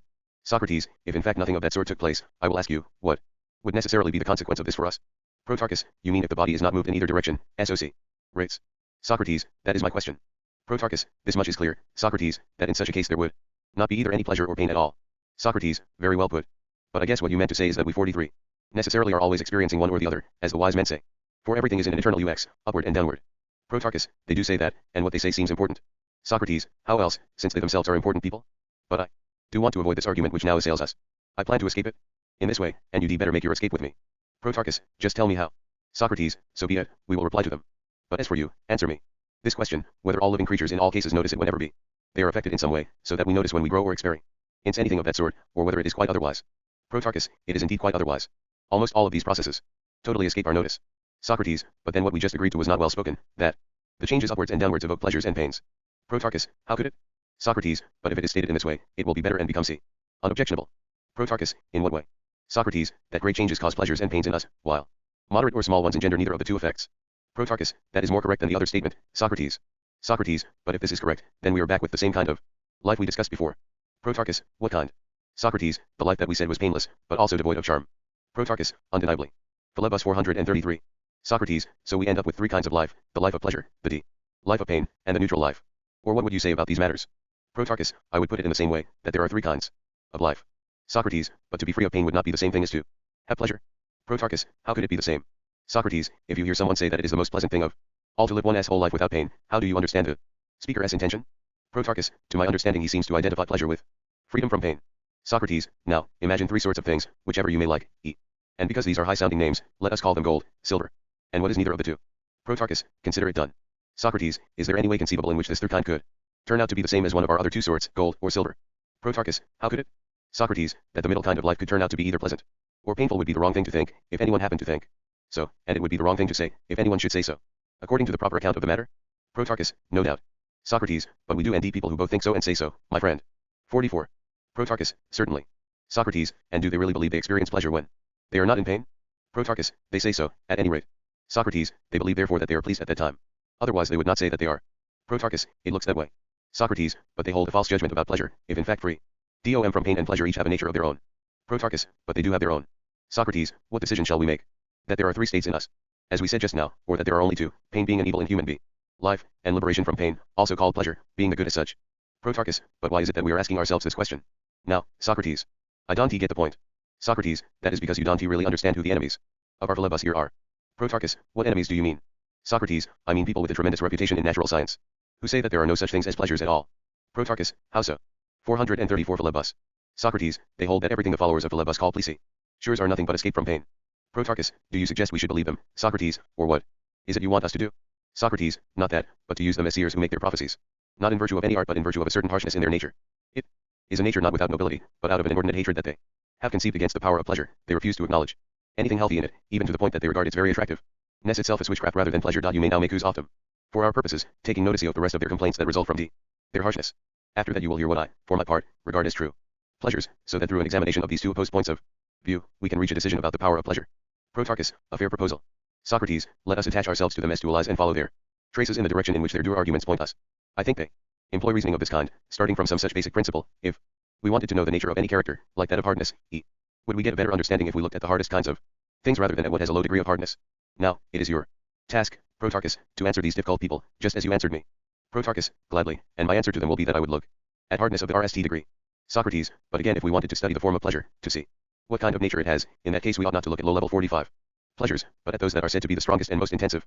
Protarchus, everyone would grant you this point. Socrates, now, aren't the most immediate and greatest among the pleasures the ones connected with the body, as we have often said? Protarchus, no doubt. Socrates, and is it the case that pleasures are more intensive or set in with greater intensity when people suffer from an illness than when they are healthy? We have to beware of a hasty answer here, lest we get tripped up. Perhaps we might be inclined to affirm this rather for the healthy people. B. Protarchus, quite likely. Socrates, but what about this? Are not those pleasures overwhelming, which are also preceded by the greatest desires? Protarchus, that is certainly true. Socrates, and when people suffer from fever or any such disease, aren't they more subject to thirst, chill, and whatever else continues to affect them through the body? Do they not feel greater deprivations, and also greater pleasures at their replenishment? Or shall we deny that this is true? Protarchus, it seems undeniable as you explained it now. Socrates, very well. Are we just then, if we claim that whoever wants to study the greatest pleasures should turn to sickness, not to health? Philebus 435. Now, mind you, my question was not whether the very sick have more pleasures than healthy people, my concern is rather with the size and intensity of the condition when it takes place. Our task, as we said, is to comprehend both what its true nature is and how those conceive of it who deny that there is any such thing as pleasure at all. Protarchus, I am following quite well what you say. D. Socrates, you might as well be its guide, Protarchus. Now, tell me, do you recognize greater pleasures in a life given to excesses? I do not say more pleasures, but pleasures that exceed by their force and intensity than in a moderate life. Think carefully about it before you answer. Protarchus, I quite understand what you are after. I see indeed a huge difference. The moderate people somehow always stand under the GUID, and so the proverbial maxim nothing too much and obey it. But as to foolish people and those given to debauchery, the excesses of their pleasures drive them near madness and to shrieks of frenzy. Socrates, good. But if this is how it stands, then it is obvious that it is in some vicious state of soul and body and not in virtue that the greatest pleasures as well as the greatest pains have their origin. Protarchus, obviously. Socrates, so we must pick out some of them to end out what characteristics of theirs made us call them the greatest. Protarchus, necessarily. 46. Socrates, now, look at the pleasures that go with these types of maladies. What kinds of conditions they are. Protarchus, what types do you mean? Socrates, those pleasures of a rather repugnant type, which are harsh. Friends hate above all. Protarchus, what kinds? Socrates, for example, the relief from itching by rubbing, and all of that sort that needs no other remedy. But if this condition should befall us, what in heaven's name should we call it, pleasure or pain? Protarchus, that really would seem to be a mixed experience, with a bad component. Socrates. Socrates, I did not raise this question with the intention of alluding to be Philebus. But without a clarication of these pleasures and of those who cultivate them, we could hardly come to any resolution of our problem. Protarchus, then let us take up the whole tribe of these pleasures.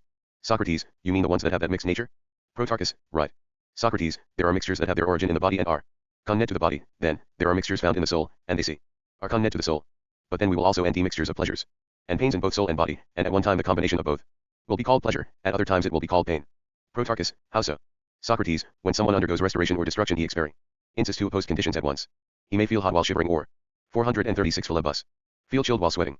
I suppose he will then want to retain one of these conditions and the so-called bittersweet condition is hard to shake, it rst causes irritation and later on turns into wild excitement. Protarchus, a very accurate description. Socrates, now, isn't it the case that some of those mixtures contain an even amount of pleasures and pain, while there is a preponderance of either of the two in others? Protarchus, right. Socrates, take the case that we just mentioned, of itching and scratching, as an example where the pains outweigh the pleasures. Now, when the irritation and infection are inside and cannot be reached by rubbing any scratching, there is only a relief on the surface. 14. In case they treat these parts by exposing them to or its opposite, they go from one extreme to the other. In their distress they sometimes procure enormous pleasures.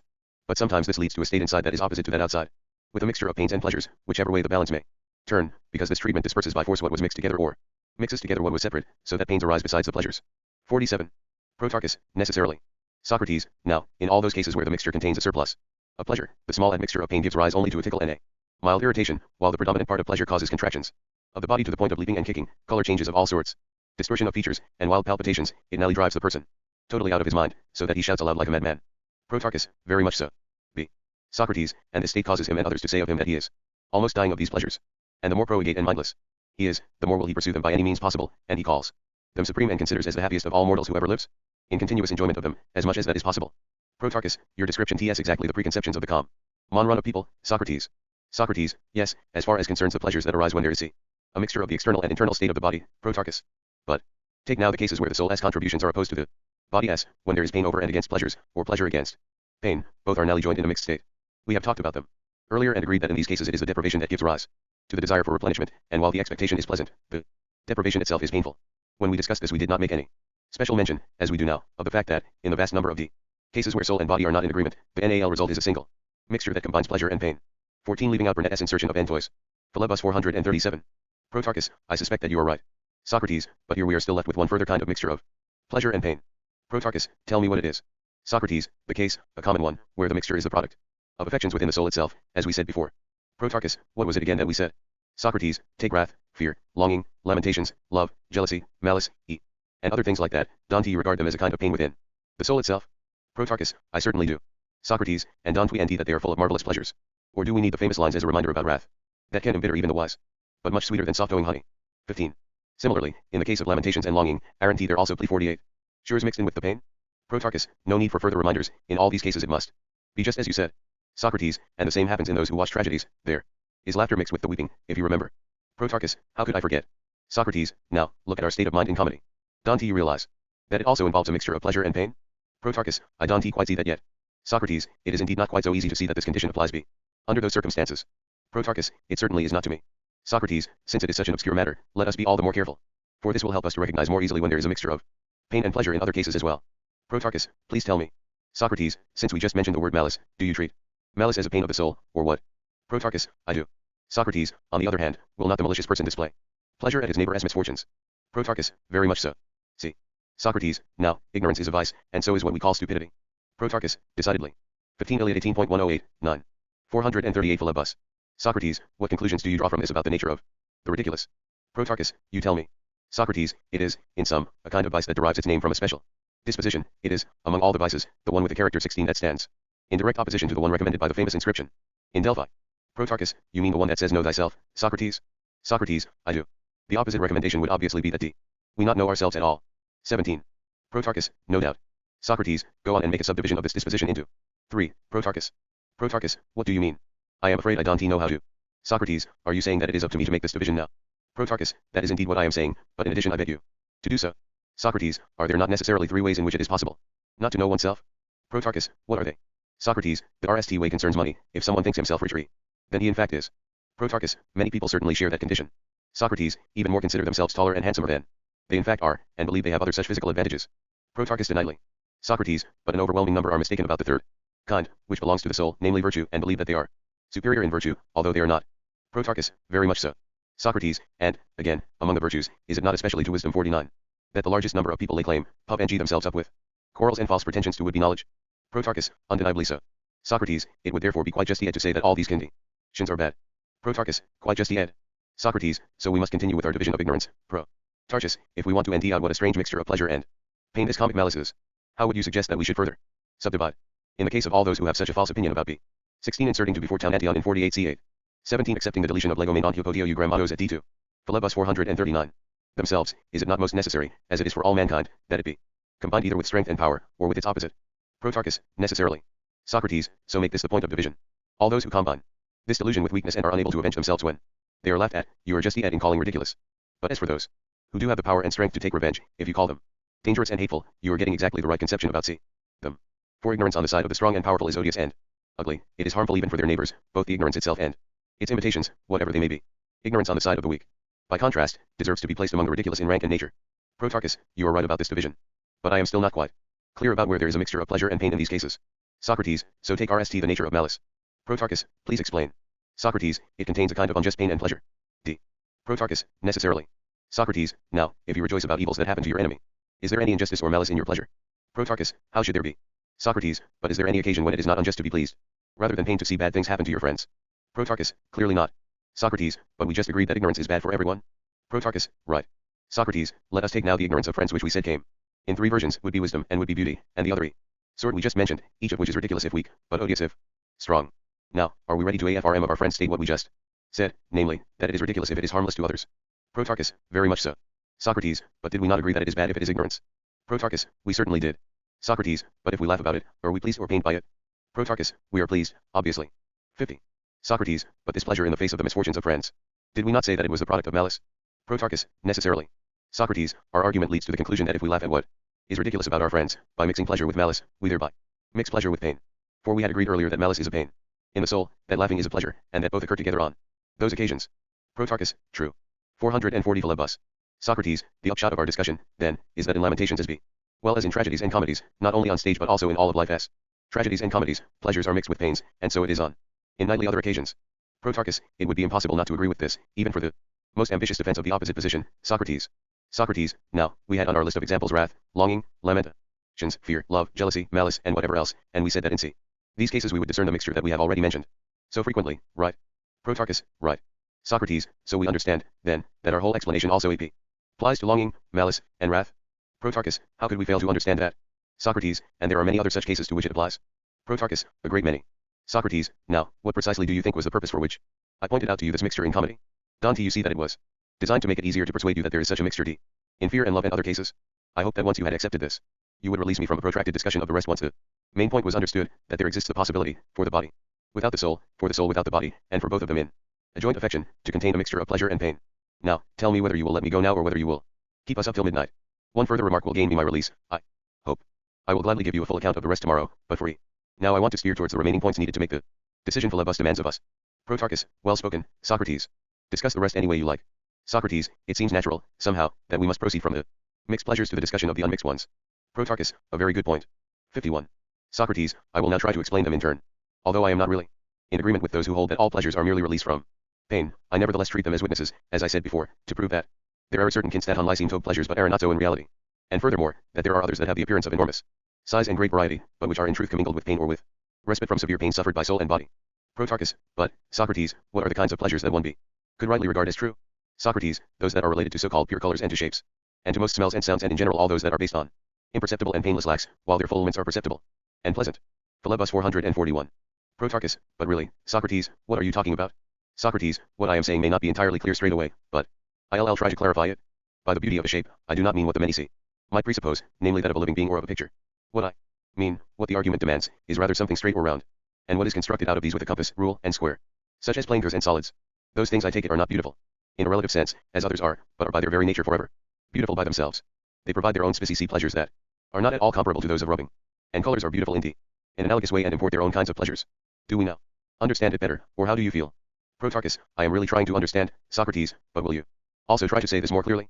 Socrates, what I am saying is that those among the smooth and bright sounds that produce one pure note are not beautiful in relation to anything else but in and by themselves, and that they are accompanied by their own pleasures, which belong to them by nature. Protarchus, that much is true. Socrates, then there is also the less divine tribe of pleasures connected with smells. But because there is no inevitable pain mixed with them, in whatever way or wherever we may come by them, for this reason I regard them as the counterpart to those others. So, if you get my point, we will then treat those as two species of the kinds of pleasures we are looking for. Protarchus, I do get your point. Socrates, then let us also add to these the pleasures of learning, if indeed we are agreed that there is no such thing as hunger for learning connected 52 with them, nor any pains that have their source in a hunger for learning. Protarchus, here, too, I agree with you.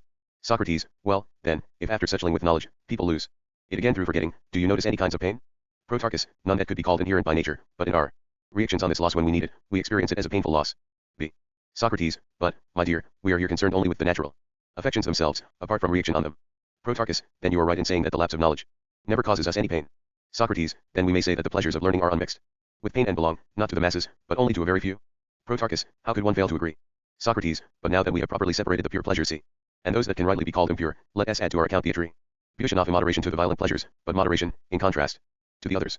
That is to say, we will assign those pleasures which display high intensity and violence, no matter whether frequently or rarely, to the class of the unlimited, the more and less, which affects both body and soul.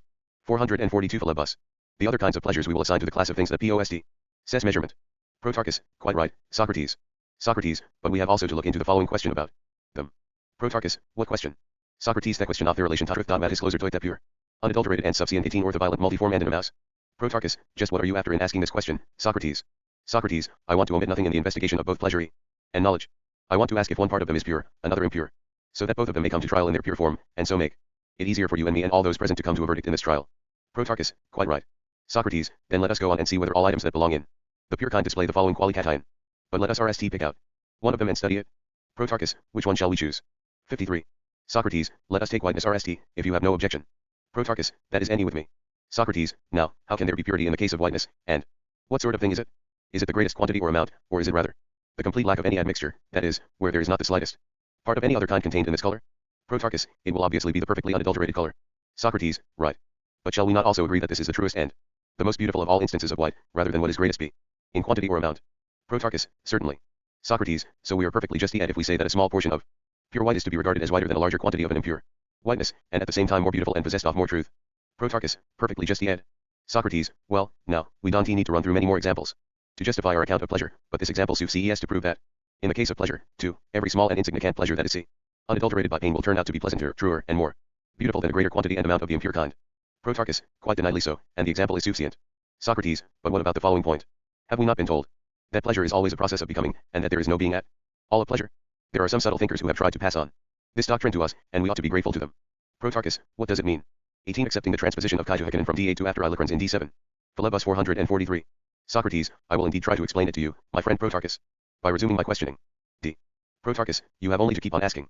Socrates, suppose there are two kinds of things, one kind sufficient to itself, the other in need of something else.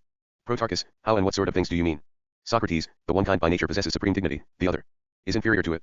Protarchus, express this more clearly, please. Socrates, we must have met handsome and noble youths, together with their courageous lovers. Protarchus, certainly. Socrates, now, try to think of another set of two items that corresponds to this pair in all the relevant features that we just mentioned. Protarchus, do I have to repeat my request for the third time? Please. Express more clearly what it is you want to say, Socrates. Socrates, nothing fanciful at all, Protarchus, this is just a playful manner of speaking. What is really meant is that all things are either for the sake of something else or they are that for whose sake the other kind comes to be in each case. Protarchus, I now managed to understand it, thanks to the many repetitions. Socrates, perhaps, my boy, we will understand better as the Argo 54 meant proceeds. Protarchus, no doubt. Socrates, so let us take another pair. Protarchus, of what kind? Socrates, take on the one hand the generation of all things, on the other, their being. Protarchus, I also accept this pair from you, being and generation. Socrates, excellent. Now, which of the two do you think exists for the other's sake? Shall we say that generation takes place for the sake of being? Or does being exist for the sake of generation? Protarchus, whether what is called being is what it is for the sake of generation, is that what you want to know? Socrates, apparently. Protarchus, by heavens, what a question to ask me. You might as well be. Ask, tell me, Protarchus, whether shipbuilding goes on for the sake of ships or whether ships are for the sake of shipbuilding, or some such thing. Socrates, that is precisely what I am talking about, Protarchus. Protarchus, what keeps you from answering your questions yourself, Socrates? Socrates, nothing, provided you take your share in the argument. Protarchus, I am quite determined to Socrates, I hold that all ingredients, as well as all tools, and quite see, generally all materials, are always provided for the sake of some process. 444 Philebus. Of generation. I further hold that every process of generation in turn always takes place for the sake of some particular being, and that all generation, taken together, takes place for the sake of being as a whole. Protarchus, nothing could be clearer. Socrates, now, pleasure, since it is a process of generation, necessarily comes to be for the sake of some being. Protarchus, of course. Socrates, but that for the sake of which what comes to be for the sake of something comes to be in each case, ought to be put into the class of the things good in themselves, while that which comes to be for the sake of something else belongs in another class, my friend. Protarchus, undeniably. Socrates, but if pleasure really is a process of generation, will we be placing it correctly, if we put it in a class different from that of the good? Protarchus, that too is undeniable. Socrates, it is true, then, as I said at the beginning of this argument, that we ought to be grateful to the person who indicated to us that there is always only generation of pleasure and that it has no being whatsoever. And it is obvious that he will just laugh at those who claim that pleasure is good. Protarchus, certainly. Socrates, but the same person will also laugh at those who end either fulfillment in processes of generation. Protarchus, how so, and what sort of people are you alluding to? Socrates, I am talking of those who cure their hunger and thirst, or anything else that is cured by processes of generation. They take delight in generation as a pleasure and proclaim that they would not want to live if they were not subject to hunger and thirst, and if they could not experience all the other things one might want to mention in connection with such conditions. Protarchus, that is very like them. 55. Socrates, but would we not all say that destruction is the opposite of generation? Protarchus, necessarily.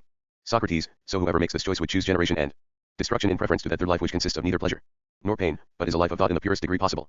Protarchus, so a great absurdity seems to appear, Socrates, if we posit pleasure as good.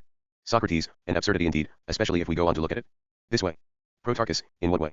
Socrates, how is this not absurd, that there should be nothing good or be noble in bodies or anywhere else except in the soul, but in the soul pleasure should be the only good thing, so that courage or moderation or reason, Philebus 445, or any of the other goods belonging to the soul would be neither good nor noble? In addition, we would have to call the person who experiences not pleasure but pain bad while he is in pain, even if he were the best of all men. By contrast, we would have to say of whoever is pleased that the greater his pleasure whenever he is pleased, the more he excels in virtue. See. Protarchus, all that is as absurd as possible, Socrates.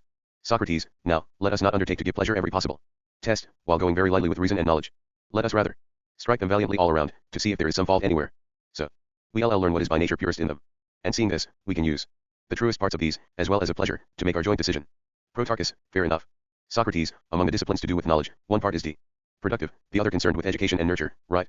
Protarchus, just so. Socrates, but let us rst out whether within the manual arts there is one side more closely related to knowledge itself, the other less closely.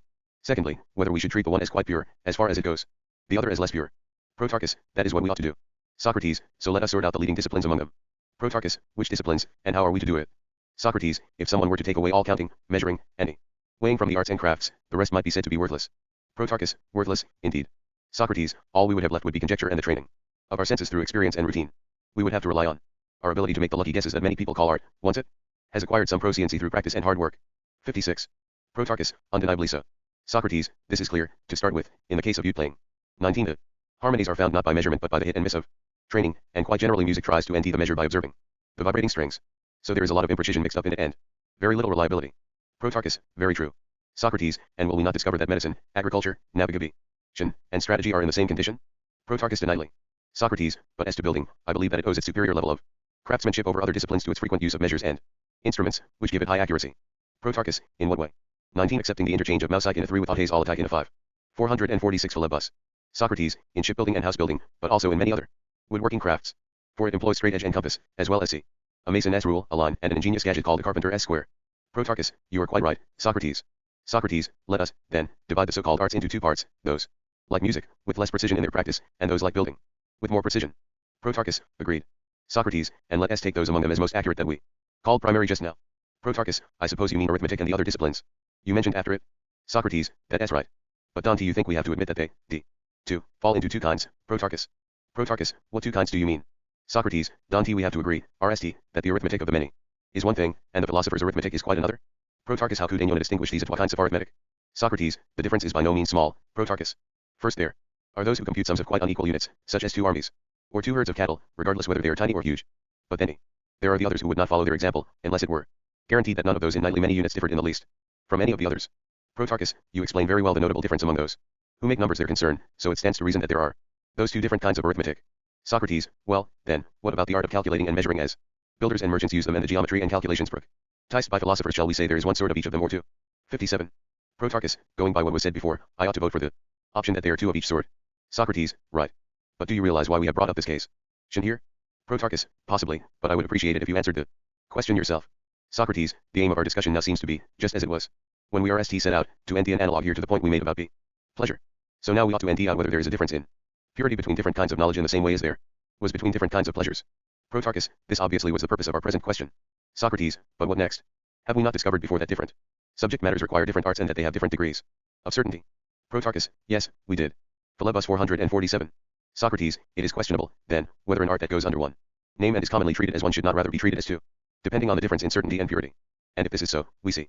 Must also ask whether the art has more precision in the hands of the philosopher than its counterpart in the hands of the non-philosopher. Protarchus, that is indeed the question here. Socrates, so what answer shall we give to it, Protarchus? Protarchus, Socrates, we have come across an amazing difference between the sciences, as far as precision is concerned. Socrates, will that facilitate our answer? Protarchus, obviously. And let it be said that these sciences are far superior to the other disciplines, but that those among them that are animated by the spirit of the true philosophers are innately superior yet, in precision and truth in their use of measure and number. Socrates, let us settle for this doctrine, and trusting you, we will confidently answer those powerful makers of word traps. 20. Protarchus, what answer shall we give them? Socrates, that there are two kinds of arithmetic and two kinds of geometry, and a great many other sciences following in their lead, which have the same twofold nature while sharing one name. Protarchus, let us give our answer, with best wishes, to those powerfully people, as you call them, Socrates. Socrates, do we maintain that these kinds of sciences are the most precise? Protarchus, certainly. Socrates, but the power of dialectic would repudiate us if we put any other science ahead of her. Protarchus, what science do we mean by that again? Socrates, clearly everybody would know what science I am referring 58 to now. For I take it that anyone with any share in reason at all would consider the discipline concerned with being and with what is really and forever in every way eternally self-same by far the truest of all kinds of knowledge. But what is your position? How would you decide this question, Protarchus? Protarchus, on many occasions, Socrates, I have heard Gorgias insist that the art of persuasion is superior to all others because it enslaves all the rest, with their own consent, not by force, and is therefore by far the best of all the arts. Now I am reluctant to take up a position against either him or you. Socrates, I suspect that at RST you wanted to say take up arms, but then suppressed it in embarrassment. 21. Protarchus, you may take this whatever way pleases you. 20 CF 15a, 16a and 16 CFF. 21 Since the claim is that rhetoric persuades and does not use force. 448 Philebus. Socrates, but am I to blame for a misunderstanding on your part? Protarchus, in what respect? Socrates, what I wanted to end out here, my dear friend Protarchus, was not what art or science excels all others by its grandeur, by its nobility, see, or by its usefulness to us. Our concern here was rather to end which one aims for clarity, precision, and the highest degree of truth, even if it is a minor discipline and our vanity is small. Look at it this way, you can avoid making an enemy of Gorgias so long as you let his art win as far as the actual pro-T for human life is concerned. But as to the discipline I am talking about now, what I said earlier about the white also applies in this case. Even in a small quantity it can be superior in purity and truth to what is large in quantity but impurity and untrue. We must look for the science without concern for its actual vanity or its prestige, but see whether it is by its nature a capacity in our soul to love the truth and to do everything for its sake. And if thorough reaction and sufficient discussion can RMS this for our art, then we can say that it is most likely to possess purity of mind and reason. Otherwise, we would have to look for a higher kind of knowledge than this. Protarchus, well, thinking it over, I agree that it would be difficult to any other kind of art or any other science that is closer to the truth than this one. Socrates, when you gave this answer now, did you realize that most of the arts and sciences and those who work at them are in the RST place, only concerned with opinions and make opinions the center of their search? 59. For even if they think they are studying nature, you must realize that all their lives they are merely dealing with this world order, how it came to be, how it is affected, and how it acts. Is that our position or not? Protarchus, quite so. Socrates, so such a person assumes the task of dealing, not with things eternal, but with what comes to be, will come to be, or has come to be. Protarchus, undeniably. Socrates, so how could we assert anything denied about these matters with exact truth if it never did possess nor will possess nor now possesses be any kind of sameness? Protarchus, impossible. Socrates, and how could we ever hope to achieve any kind of certainty about subject matters that do not in themselves possess any certainty? Protarchus, I see no way. Socrates, then there can be no reason or knowledge that attains the highest truth about these subjects. Protarchus, at least it does not seem likely. Socrates, we must therefore dismiss entirely one mean also Gorgias and Philebus, but must make this declaration about our investigation. Protarchus, what declaration? See. Socrates, either we will end certainty, purity, truth, and what we may call integrity among the things that are forever in the same state, without Philebus 449. Anything mixed in it, or we will end it in what comes as close as possible to it. Everything else has to be called second-rate and inferior. Protarchus, very true. Socrates, would not strict justice demand that we call the noblest things by the noblest names? Protarchus, that is only fair. Socrates, and arrant reason and knowledge names that deserve the highest honor? Protarchus, yes. Socrates, so, in their most accurate sense and appropriate use, they are applied to insights into true reality. Protarchus deniedly. Socrates, but these were the very names that I put forward at the beginning for our verdict.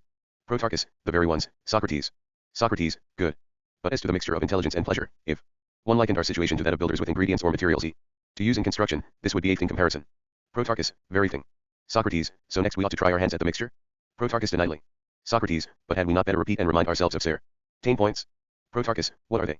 Socrates, those we kept reminding ourselves of before. The proverb TS. Well, here that says that good things deserve repeating twice or even thrice 60. Protarchus deniedly. Socrates, on, then, by the heavens. This is, I think, the general drift of what we said. Protarchus, what was it?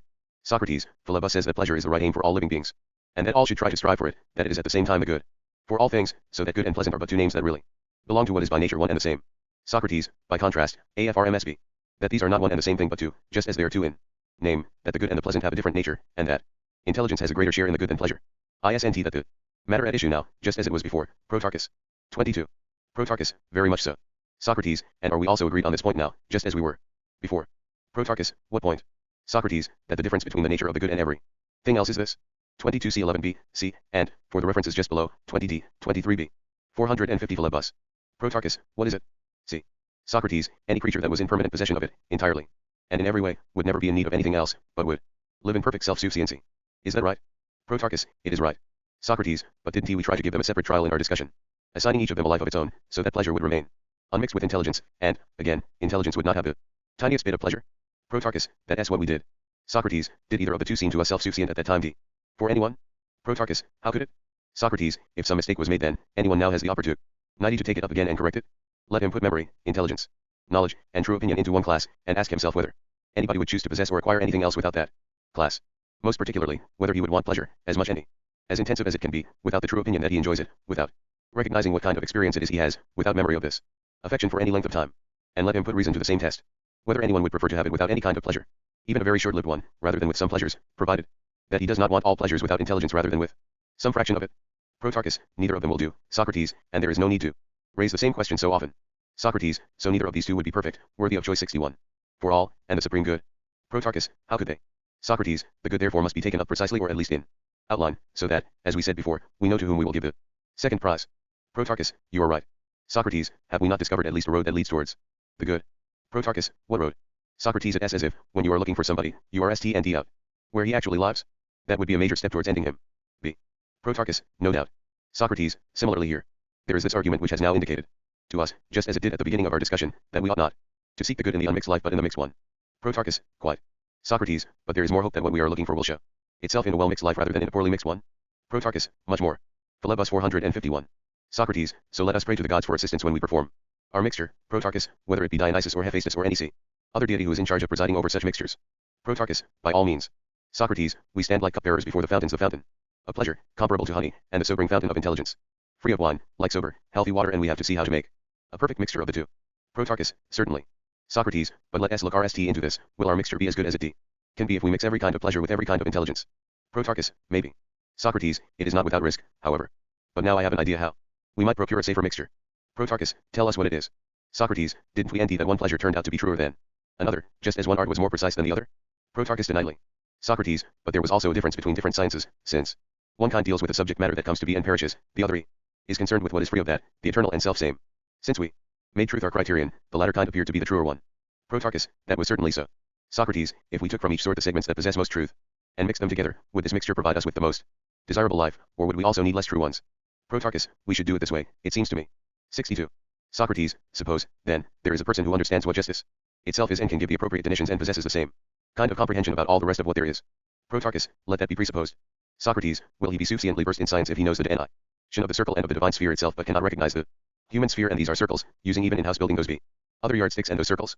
Protarchus, we would end ourselves in a rather ridiculous position if we were connet entirely to those divine kinds of knowledge. Socrates. Socrates, what are you saying?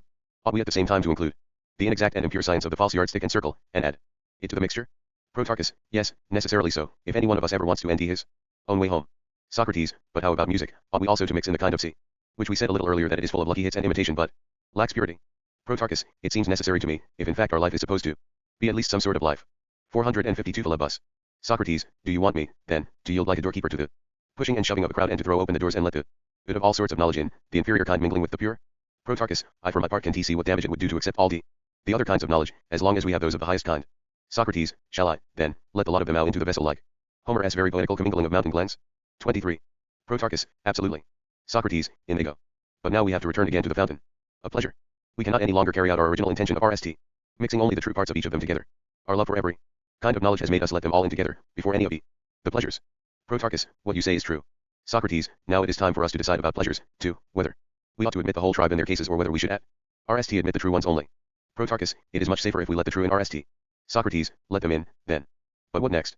If some turn out to be necessary, should we not mix them in also, as we did in the other case? Protarchus, no reason why not, at least if they really are necessary. Socrates, but having decided that it was innocuous or even vain. 63. Spend our lives in the pursuit of all the arts and crafts, we may now come to the same conclusion about the pleasures. If it is vain and harmless to live our lives enjoying all the pleasures, then we should mix them all in. Protarchus, so what are we to say in their case, and what are we to do? Socrates, we should not turn to ourselves with this question, Protarchus, but to the pleasures themselves, as well as to the different kinds of knoll, edge, and end out how they feel about each other by putting the question in this way. Protarchus, what way? B. Socrates, my friends, whether you ought to be called pleasures or some other name, 24 would you prefer to live together with every kind of knowledge or rather to live without it entirely? To this I think they cannot help giving this answer. Protarchus, what answer? Socrates, what has been said already, it is neither possible nor vain for one tribe to remain alone, in isolation and unmixed. We would prefer to see live side by side with that best kind of knowledge, the kind that understands not only all other things but also each one of us, as far as that is possible. Protarchus, an excellent answer, we will reply to them. 23 cf. Iliad 4.452. The picture in Homer is not nearly as cheerful as Plato's, it is the mixture of the uproar in Aer's battle that is there described. 24 c11b. Philebus 453. Socrates, with justice. But after that we have to raise the question with intelligence and reason. Do you have any need for any association with the pleasures? That is how we would address reason and knowledge. What kinds of pleasures, they might ask in return. Protarchus, very likely. Socrates, our discussion would then continue as follows, will you have any need to associate with the strongest and most intensive pleasures? In addition to the true pleasures, we will ask them, why on earth should we need them? Socrates, they might reply, they are a tremendous impediment to us, since they infect the souls in which they dwell with madness or even prevent our own development altogether. Furthermore, they totally destroy most of our offspring, since neglect leads to forgetfulness. But as to the true and pure pleasures you mentioned, those regard as our kin. And besides, also add the pleasures of health and of temperance, and all those that commit themselves to virtue as to their deity and follow it around everywhere. But to forge an association between reason and those pleasures that are forever involved with foolishness and other kinds of vice would be totally unreasonable for anyone who aims at the best and most stable mixture or blend. This is true particularly if he wants to discover 64. In this mixture what the good is in man and in the universe and to get some vision of the nature of the good itself. When reason makes this defense for herself, as well as for memory and right opinion, shall we not admit that she has spoken reasonably and in accord with her own standards? Protarchus, absolutely. Socrates, but see whether the following is also necessary and without it not a single thing could come to be. Protarchus, what is it? B. Socrates, wherever we do not mix in truth nothing could truly come to be nor remain in existence once it had come to be. Protarchus, how should it? Socrates, in no way. But now, if there is anything else missing in our mixture, it is up to you and Philebus to say so. To me at least it seems that our discussion has arrived at the design of what might be called an incorporeal order that rules harmoniously over a body possessed by a soul. Protarchus, count me as one who shares that opinion. Socrates. Socrates, would there be some justicata to our claim that we are by sea now standing on the very threshold of the good end of the house 25 of every member of its family? 26. Protarchus, it would seem so, to me at least. Socrates, what ingredient in the mixture ought we to regard as most valuable and at the same time as the factor that makes it precious to all mankind? Once we have found it, we will inquire further whether it is more closely related and akin to pleasure or to reason, in nature as a whole. 25 for the house, C61b. 26 keeping the reading of the manuscripts. 454 Philebus. Protarchus, you are right. This would certainly be very useful in bringing us closer to our NAL verdict. Socrates, but it is certainly not difficult to see what factor in each mixture it is that makes it either most valuable or worth nothing at all. Protarchus, what do you mean? Socrates, there is not a single human being who does not know it. Protarchus, know what? Socrates, that any kind of mixture that does not in some way or other possess measure or the nature of proportion will necessarily corrupt its ingredients and most of all itself. For there would be no blending in such cases at all but really an unconnected medley, the ruin of whatever happens to be contained in it. Protarchus, very true. Socrates, but now we notice that the force of the good has taken refuge in an alliance with the nature of the beautiful. For measure and proportion manifest themselves in all areas as beauty and virtue. Protarchus, undeniably. Socrates, but we did say that truth is also included along with them in our mixture. Protarchus, indeed. Socrates, well, then, if we cannot capture the good in one form, we will 65 have to take hold of it in a conjunction of 3, beauty, proportion, and truth. Let us affirm that these should by right be treated as a unity and be held responsible for what is in the mixture, for its goodness is what makes the mixture itself a good one. Protarchus, very well stated. Socrates, anyone should by now be able to judge between pleasure and intelligence, which of the two is more closely related to the supreme be good and more valuable among gods and men. Protarchus, even if it is obvious, it is better to make it explicit in our discussion. Socrates, so now let us judge each one of the three in relation to pleasure and reason. For we have to see for which of those two we want to grant closer kinship to each of them. Protarchus, you mean to beauty, truth, and measure? Socrates, yes. Take up truth RST, Protarchus, and, holding it in front of you, look at all three, reason, truth, and pleasure. Then, after withholding judgment for a long time, give your answer, whether for you pleasure or reason is more akin to truth. Protarchus, what need is there for any length of time? I think there is an enormous difference. For pleasure is the greatest impostor of all, by general account, and in connection with the pleasures of love, which seem to be the greatest of all, even perjury is pardoned by the gods. Pleasures are perhaps rather like children who don't possess the least bit of reason. Reason, by contrast, either is the same as truth or of all things it is most like it and most true. Philebus 455. Socrates next look at measure in the same way and see what her pleasure possesses more of it than intelligence or intelligence more than pleasure. Protarchus, once again you are setting me a task I am well prepared for. I don't think that one could envy anything that is more outside all measure than pleasure and excessive joy, while nothing more measured than reason and knowledge could ever be found. Socrates, well argued. But now go on to the third criterion. Does reason contain more beauty than the tribe of pleasures in our estimate, so that reason is more beautiful than pleasure, or is it the other way round? Protarchus, why, Socrates, no one, awake or dreaming, could ever see intelligence and reason to be ugly, no one could ever have conceived of them as becoming or being ugly, or that they ever will be. Socrates, right. Protarchus, in the case of pleasures, by contrast, when we see anyone actively engaged in them, especially those that are most intense, we notice 66. That their effect is quite ridiculous, if not outright obscene, we become quite ashamed ourselves and hide them as much as possible from sight, and we con any such activities to the night, as if daylight must not witness such things. Socrates, so you will announce everywhere, both by sending messengers and saying it in person to those present, that pleasure is not a property of the RST rank, nor again of the second, but that RST comes what is somehow connected with measure, the measured and the timely, and whatever else is to be considered similar. 27. Protarchus, that seems at least to be the upshot of our discussion now. Socrates, the second rank goes to the well-proportioned and beautiful, the perfect, the self-sufficient, and whatever else belongs in that family. Protarchus, that seems right. Socrates, if you give the third rank, as I divine, to reason and intelligence, you cannot stray far from the truth. Protarchus, perhaps. Socrates, nor again if, beside these three, you give fourth place to those things that we denote as the soul's own properties, to the sciences and see the arts, and what we called right opinions, since they are more closely related to the good than pleasure at least. Protarchus, maybe so. Socrates, the FTH kind will be those pleasures we set apart and denote as painless, we call them the soul's own pure pleasures, since they are attached to the sciences, some of them even to sense perception. Protarchus, perhaps. Socrates, with the sixth generation the well-ordered song may end its end, says Orpheus. So it seems that our discussion, too, has found its 27 in our MSS. The sentence ends with a hopelessly corrupt and meaningless phrase, which has therefore been omitted in the translation. 456 Philebus. And at the determination of the sixth ranking, there remains nothing further to do for us except to give a NAL touch to what has been said. Protarchus, we have to do that. Socrates, come on, then, the third libation goes to Zeus the Savior. Let us call the same argument to witness for the third time. Protarchus, which one? Socrates, Philebus declares that every pleasure of any kind is good. Protarchus, by third libation you appear to mean, as you just stated, that we have to repeat the argument all over from the beginning. Socrates, yes, but let us also hear what follows. In view of all the considerations laid out here and out of distaste for Philebus' position pronounced by countless others on many occasions, I maintain that reason is far superior to pleasure and more beneficial for human life. Protarchus, that is correct. Socrates, suspecting that there are many other goods, I said that if something turned out to be better than these two, then I would GHT on the side of reason for the second prize against pleasure, so that pleasure would be deprived even of the second rank. Protarchus, you did say that. 67. Socrates, afterwards it became most sufficiently clear that neither of those two would succeed. Protarchus, very true. Socrates, and did it not become clear at this point in our discussion that both reason and pleasure had lost any claim that one or the other would be the good itself, since they were lacking in autonomy and in the power of self-sufficiency and perfection? Protarchus, exactly. Socrates, then, when a third competitor showed up, superior to either of them, it became apparent that reason was innately more closely related and akin to the character of the victor. Protarchus, undeniably. Socrates, and did not pleasure turn out to receive FTH position, according to the verdict we reached in our discussion? Protarchus, apparently. Socrates, but not RST place, even if all the cattle and horses and the rest of the animals gave testimony by following pleasure. Now, many people accept their testimony, as the seers do that of the birds, and judge that pleasures are most effective in securing the happy life. They even believe that the animal passions are more authoritative witnesses than is the love of argument meant the disconstant lie reveal it under the agency of philosophic muse. Protarchus, we are all agreed now that what you said is as true as possible. Socrates. Socrates, so will you let me go now? Protarchus, there is still a little missing. Socrates. Surely you will not give up before we do. But I will remind you of what is left. Symposium. This dialogue, Plato's poetic and dramatic masterpiece, relates the events of a symposium or formal drinking party held in honor of the tragedian Agathon's RST victorious production. To gratify Phaedrus, the passionate admirer of speeches and rhetoric in the dialogue named after him, who indignantly regrets the neglect by Greek poets and writers of the god of love, the company agreed to give speeches in turn, while they all drink, in praise of love. Love. Greek eros, covers sexual attraction and gratification between men and women and between men and teenage boys, but the focus here is also an especially on the adult male's role as ethical and intellectual educator of the Adules. Scent that was traditional among the Athenians in the latter sort of relationship, whether accompanied by sex or not. There are 6 speeches plus a 7th, delivered by an uninvited and very drunk latecomer, the Athenian statesman and general Alcibiades. In his youth Alcibiades had been one of Socrates' admiring followers, and he now reports in gripping detail the fascinating reversal Socrates worked upon him in the erotic roles of the older and the younger man. Usual among the Greeks in a relationship of love, Socrates became the pursued, Alcibiades the pursuer. Appropriately enough, all the speakers, with the interesting exception of the comic poet Aristophanes, are mentioned in Protagoras as among those who went to Callias' house to attend the sophist Gath. Aired there, all experts on speaking as he enters Callias' house, Socrates spots 4 of the symposium speakers Phaedrus and Eryximachus in the crowd. Round Hippias and Agathon and Pausanias, his lover, hanging on the words of Prodicus. Alcibiades joins the company shortly afterwards. Socrates' own speech is given over to reporting a discourse on love. He says he once heard from Diotima, a wise woman from Mantinea. This Diotima seems an invention, contrived by Socrates and Plato, to distance Socrates in his report of it from what she says.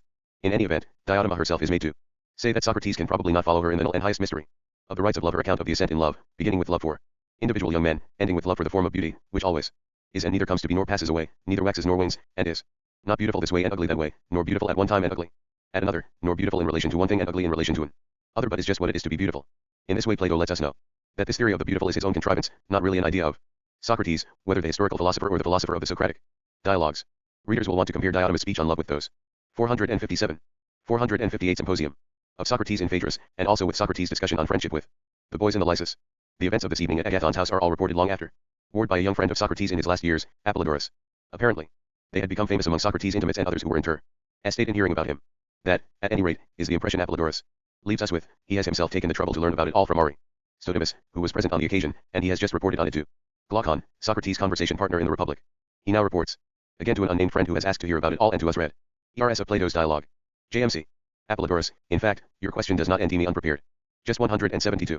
The other day, as it happens, I was walking to the city from my home in Phaelron when a man I know, who was making his way behind me, saw me and called from a distance.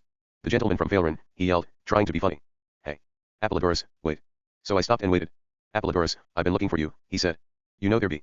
Once was a gathering at Agathon's when Socrates, Alcibiades, and their friends had dinner together. I wanted to ask you about the speeches they made on love. What were they? I heard a version from a man who had it from Phoenix, Philip's son, but it was badly garbled, and he said you were the one to ask. So please, will you tell me all about it? After all, Socrates is your friend who has a better right than you to report his conversation. But before you begin, he added, tell me this, were you there yourself? Your friend must have really garbled his story, I replied, if you think see. This affair was so recent that I could have been there. I did think that, he said. Glaucon, how could you?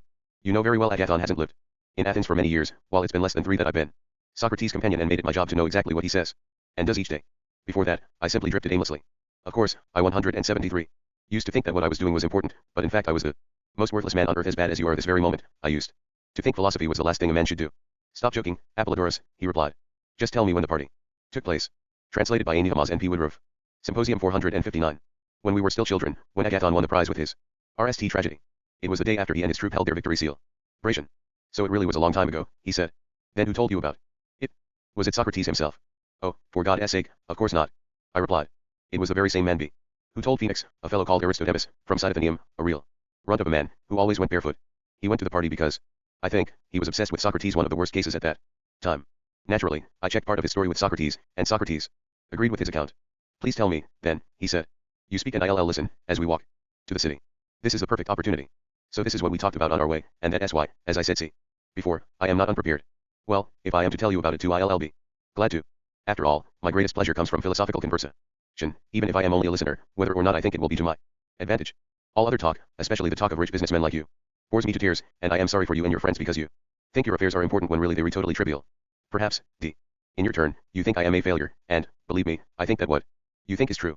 But as for all of you, I don't just think you are failures. I know it for a fact. Friend, you'll never change, Apollodorus. Always nagging, even at yourself. I do believe you think everybody yourself RST of all is totally worthless, except, of course, Socrates. I don't know exactly how you came to be called the maniac, but you certainly talk like one, always furious with everyone, including yourself, but not with Socrates. Apollodorus, of course, my dear friend, it is perfectly obvious why I have these views about us all. It is simply because I am a maniac, and I am raving. Friend, it is not worth arguing about this now, Apollodorus. Please do. As I asked, tell me the speeches. Apollodorus, all right. Well, the speeches went something like this. But I'd better tell you the whole story from the very beginning, as Aristotle 174. Muse told it to me. He said, then, that one day he ran into Socrates, who had just bathed, and put on his fancy sandals, both very unusual events. So he asked him where he was going, and why he was looking so good. Socrates replied, I am going to Agathon's for dinner. I managed to avoid yesterday's victory party. I really don't like crowds, but I promised to be there today. So, naturally, I took great pains with my appearance. I am going to the house of a good-looking man. I had to look my best. But let me ask you this, he added, I know you haven't been invited to the dinner. How would you like to come anyway, B? And Aristodemus answered, I'll do whatever you say. 460 Symposium. Come with me, then, Socrates said, and we shall prove the proverb wrong. The truth is, good men go uninvited to good men's feast. 1 even. Homer himself, when you think about it, did not much like this proverb. He not only disregarded it, he violated it. Agamemnon, of course, is one of his great warriors, while he describes Menelaus as a limp spearman. And yet, when Agamemnon offers a sacrifice and gives a feast, Homer has the weak Menelaus arrive uninvited at his superior's table. 2. Aristodemus replied to this, Socrates, I am afraid Homer's description is bound to team me better than yours. Mine is a case of an obvious inferior arriving uninvited at the table of a man of letters. I think you'd better grow out a good excuse for bringing me along, because, you know, I want to admit I've come without an invitation. I'll say I am your guest. Let us go, he said. We'll think about what to say as we proceed, the 2 of us along the way. 3. With these words, they set out. But as they were walking, Socrates began to think about something, lost himself in thought, and kept lagging behind. Whenever Aristodemus stopped to wait for him, Socrates would urge him to go on ahead. When he arrived at Agathon's, he found the gate wide open, and that, Aristodemus said, caused him to empty himself in a very embarrassing situation. A household slave saw him the moment he arrived, and took him immediately to the dining room, where the guests were already lying down on their couches, and dinner was about to be served. As soon as Agathon saw him, he called, Welcome, Aristodemus. What perfect timing. You reach just in time for dinner. I hope you were not here for any other reason. If you are, forget it. I looked all over for you yesterday, so I could invite you, but I couldn't enter you anywhere. But where is Socrates? How come you didn't bring him along? So I turned around, Aristodemus said, and Socrates was nowhere to be seen. And I said that it was actually Socrates who had brought me along as his guest. I am delighted he did, Agathon replied. But where is he? 175. He was directly behind me, but I have no idea where he is now. Go look for Socrates, Agathon ordered a slave, and bring him in. Aristodemus, he added, you can share Eryximachus' couch. A slave brought water, and Aristodemus washed himself before he lay down. Then another slave entered and said, Socrates is here, but he has gone off to the neighbor's porch. He is standing there and won't he come in? Even though I called him several times. One Agathon's name could be translated Goodman. The proverb is, good men go uninvited to an inferior man's feast, Eupolis Fr 289 cock. 2 Menelaus calls on Agamemnon at Iliad 2.408. Menelaus is called a limp spearman. At 17.587, 88. 3 An allusion to Iliad X.224, when two go together, one has an idea before the other. Symposium 461. How strange, Agathon replied. Go back and bring him in. Dante. Leave him there. But Aristodemus stopped him. No, no, he said. Leave him alone. It has be one of his habits, every now and then he just goes off like that and stands motionless, wherever he happens to be. I am sure he'll come in very soon. So don't disturb him, let him be. Well, all right, if you really think so, Agathon said, and turned to the slaves, go ahead and serve the rest of us. What you serve is completely up to you, pretend nobody is supervising you as if I ever did. Imagine that we are all your own guests, myself included. Give us good reason to see. Praise your service. So they went ahead and started eating, but there was still no sign of Socrates. Agathon wanted to send for him many times, but Aristodemus wouldn't he let him. And, in fact, Socrates came in shortly afterward, as he always did. They were hardly halfway through their meal. Agathon, who, as it happened, was all alone on the farthest couch, immediately called, Socrates, come lie down next to me. Who knows, if I touch you, I may catch a bit of a wisdom that came to you under my neighbor's porch. It's clear you've seen the light. If you hadn't, you'd still be standing there. Socrates sat down next to him and said, how wonderful it would be, dear Agathon, if the foolish were led with wisdom simply by touching the wise. If only wisdom were like water, which always ows from a full cup into an empty one when we connect them with a piece of yarn. Well, then I would consider it the greatest prize to have the chance to lie down next to you. I would soon be overflowing with your wonderful wisdom. My own wisdom is of no account, a shadow in a dream, while yours is bright and radiant and has a splendid future. Why, young as you are, Eureka. Brilliant, I could call more than 30,000 Greeks as witnesses. Now you've gone too far, Socrates, Agathon replied. Well, eat your dinner. Dionysus will soon enough be the judge of our claims to wisdom. 4176. Socrates took his seat after that and had his meal, according to Aristotle. Muse. When dinner was over, they poured a libation to the god, sang a hymn, and in short followed the whole ritual. Then they turned their attention to drinking. At that point Pausanias addressed the group. Well, gentlemen, how can we arrange to drink less tonight? To be honest, I still have a terrible hangover from yesterday, and I could really use a break. I dare say most of you could, too, since you were also part of the celebration. So let us try not to overdo it. Aristophanes replied, good idea, Pausanias.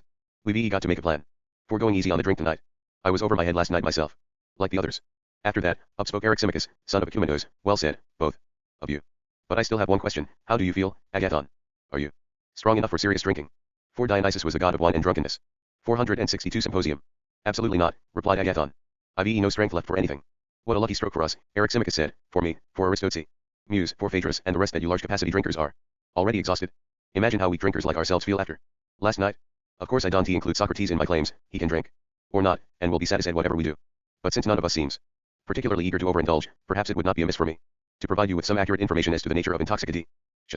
If I have learned anything from medicine, it is the following point. Inebriation is harmful to everyone. Personally, therefore, I always refrain from heavy drinking, and I advise others against it, especially people who are suffering the effects of a previous night's excesses. Well, Phaedrus interrupted him, I always follow your advice, Asp. Chaly, when you speak as a doctor. In this case, if the others know what's good for them, they too will do just as you say. At that point they all agreed not to get drunk that evening. They decided to drink only as much as pleased them. It has settled, then, said Eryximachus. We are resolved to force no one to drink more than he wants. I would like now to make a further motion. Let us dispense with the girl who just made her entrance. Let her play for herself, or, if she prefers, for the women in the house. Let us instead spend our evening in conversation. If you are so minded, I would like to propose a subject. 177. They all said they were quite willing, and urged him to make his proposal. So Eryximachus said, let me begin by citing Euripides' Melanippe, not mine the tale. What I am about to tell belongs to Phaedrus here, who is deeply indignant on this issue, and often complains to me about it. Eryximachus, he says, isn't it an awful thing? Our poets have composed hymns in honor of just about any god you can think of, but has a single one of them given one moment's thought to the god of love, ancient be, and powerful as he is? As for our fancy intellectuals, they have written volumes praising Heracles and other heroes, as did the distinguished Prodicus. Well, perhaps that's not surprising, but I've actually read a book by an accomplished author who sought to extol the usefulness of salt. See, how could people pay attention to such tries and never, not even once, write a proper hymn to love? How could anyone ignore so great a god? Now, Phaedrus, in my judgment, is quite right. I would like, therefore, to take up a contribution, as it were, on his behalf, and gratify his wish. Besides, I think this a splendid time for all of us here to honor the god. If you agree, we can spend the whole evening in discussion, because I propose that each of us give as good a speech in praise of love as he is capable of giving, in proper order from left to right. And let us begin with Phaedrus, who is at the head of the table and is, in addition, the father of our subject. No one will vote against that, Eryximachus, said Socrates. How could I vote no, when the only thing I say I understand is the art of love? E. Symposium 463. Could Agathon and Pausanias? Could Aristophanes, who thinks of nothing but Dionysus and Aphrodite? No one I can see here now could vote against your proposal. And though it is not quite fair to those of us who have to speak last, if the RST speeches turn out to be good enough and to exhaust our subject, I promise we won't complain. So let Phaedrus begin, with the blessing of fortune. Let us hear his praise of love. They all agreed with Socrates, and pressed Phaedrus to start. Of course, 178. Aristodemus couldn't he remember exactly what everyone said, and I myself don't remember everything he told me. But I'll tell you what he remembered best, and what I consider the most important points. As I say, he said Phaedrus spoke RST, beginning more or less like this. Love is a great god, wonderful in many ways to gods and men, and most marvelous of all is the way he came into being. We honor him as one of the most ancient gods, and the proof of his great age is this, the parents of love have no place in poetry or legend. According to Hesiod, the RST to be born was chaos.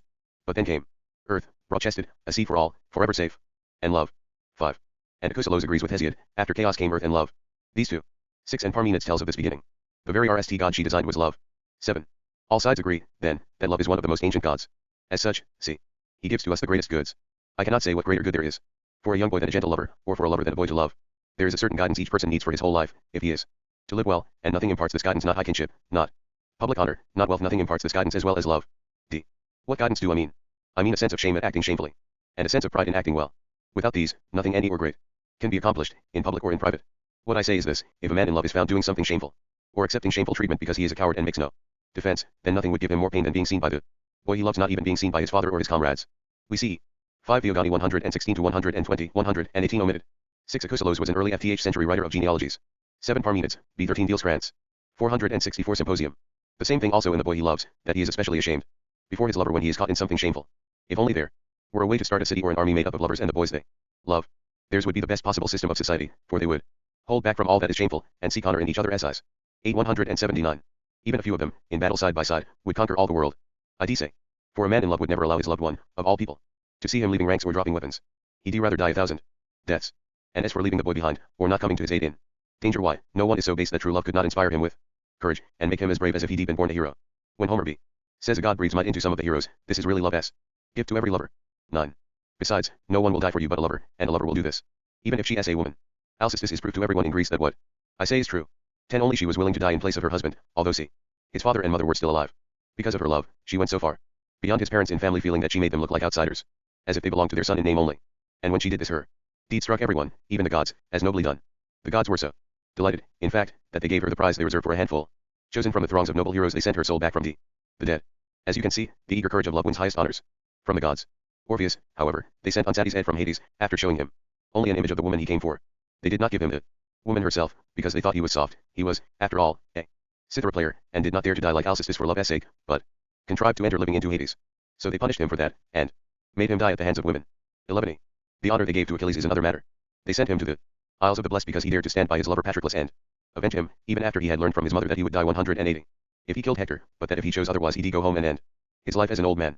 Instead he chose to die for Patroclus, and more than that, he did it for a man whose life was already over. The gods were highly delighted at this, of course, and gave him special honor, because he made so much of his lover. Aeschylus talks nonsense when he claims 8 accepting the deletion of E and E5. 9 cf. Iliad x.482, 15.262, Odyssey 9.381.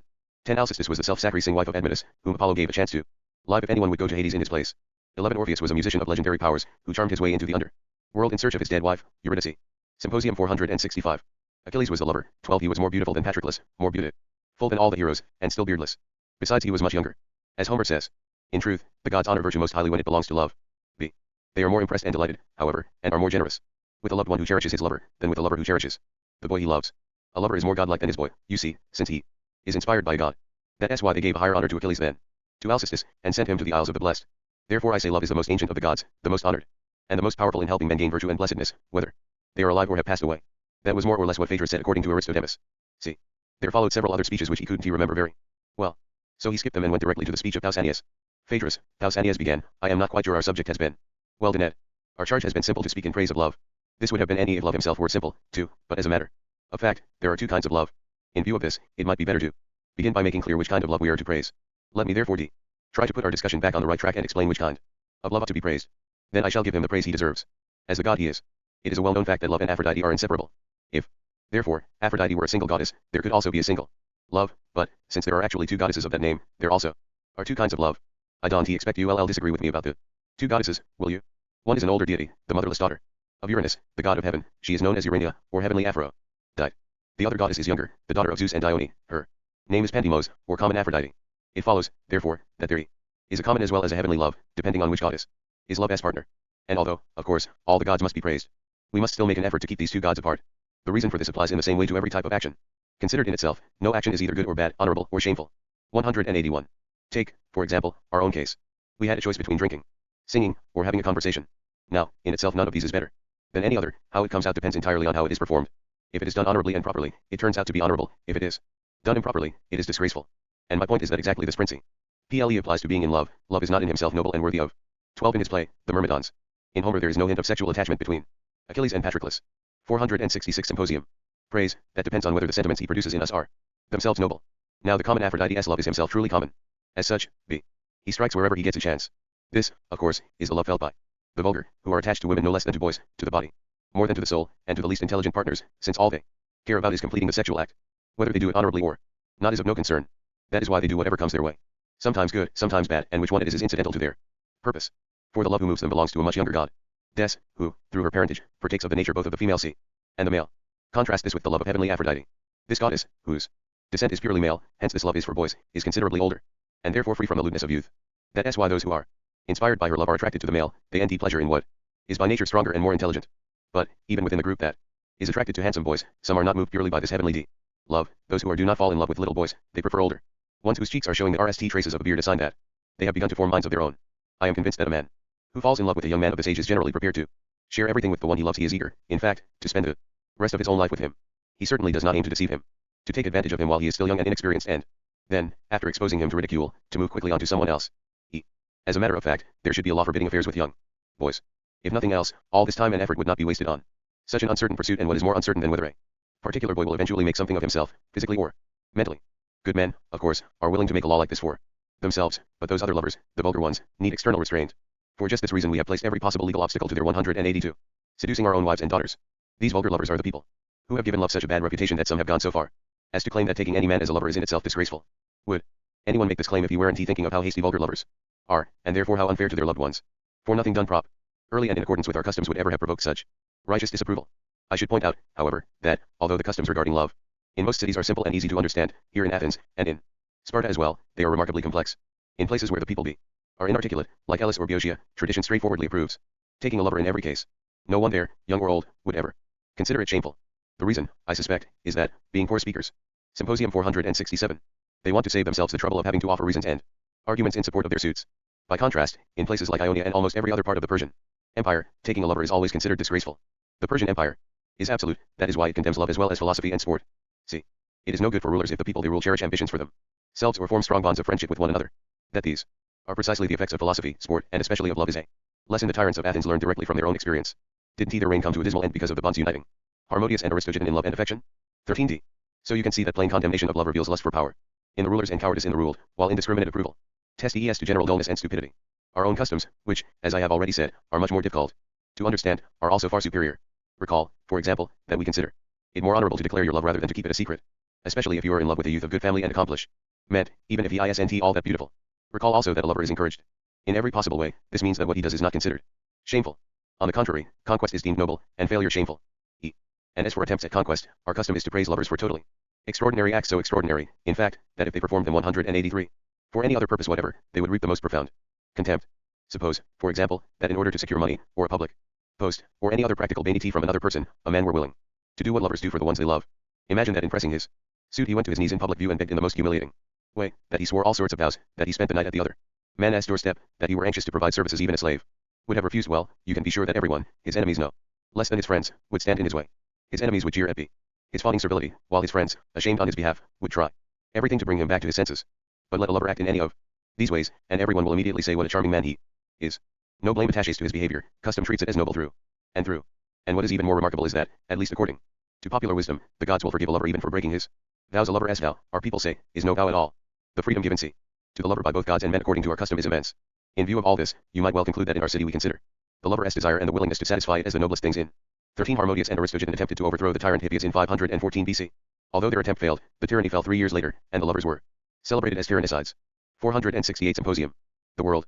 When, on the other hand, you recall that fathers hire attendants for their sons as soon as they are old enough to be attractive, and that an attendant's main task is to prevent any contact between his charge and his suitors, when you recall how mercilessly a boy's own friends tease him if they catch him at it, and how strongly their elders approve and even encourage such mocking, when you take all this into account, you are bound to come to the conclusion that we Athenians consider such behavior the most shameful thing in the world. In my opinion, however, the fact of the matter is this. As I said earlier, love is, like everything else, complex. Considered simply in itself, it is neither honorable nor a disgrace. Its character depends entirely on the behavior it gives rise to. To give oneself to a vile man in a vile way is truly disgraceful behavior. By contrast, it is perfectly honorable to give oneself honorably to the right man. Now you may want to know who counts as vile in this context. I'll tell you, it is the common, vulgar lover, he who loves the body rather than the soul, the man whose love is bound to be inconstant, since what he loves is itself mutable and unstable. The moment the body is no longer in bloom, he is off and away. 14 His promises and vows in tatters behind him. How different from this is a man who loves the right sort of character, and who remains its lover for life, attached as he is to something that is permanent. 184. We can now see the point of our customs. They are designed to separate the wheat from the chaff, the proper love from the vile. That is why we do everything we can to make it as easy as possible for lovers to press their suits, and as difficult as possible for young men to comply. It is like a competition, a kind of test to determine to which sort each belongs. This explains two further facts. First, why we consider it shameful to yield too quickly. The passage of time in itself provides a good test in these matters. Second, why we also consider it shameful for a man to be seduced by money or political power, either because he cringes at ill treatment and will not endure it, or because, once he has tasted the vanities of wealth and power, he will not rise above them. None of these vanities is stable or permanent, apart from the fact that no genuine affection can possibly be based upon them. Our customs, then, provide for only one honorable way of taking a man as a lover. In addition to recognizing that the lover as total and willing subjugation to his beloved as wishes is neither servile nor reprehensible, we allow that there is one and only one further reason for willingly subjecting oneself to another which is equally above reproach, that is, subjection for the sake of virtue. If someone decides to put himself at another's disposal because he thinks that this will make him better in wisdom or in any other part of virtue, we approve of his voluntary subjection. We consider it neither shameful nor servile. Both these principles, that is, both the principle governing the proper attitude toward the lover, 14 Iliad 2.71, Symposium 469, of young men, and the principle governing the love of wisdom and of the virtue in general, must be combined if a young man is to accept the lover in an honorable way.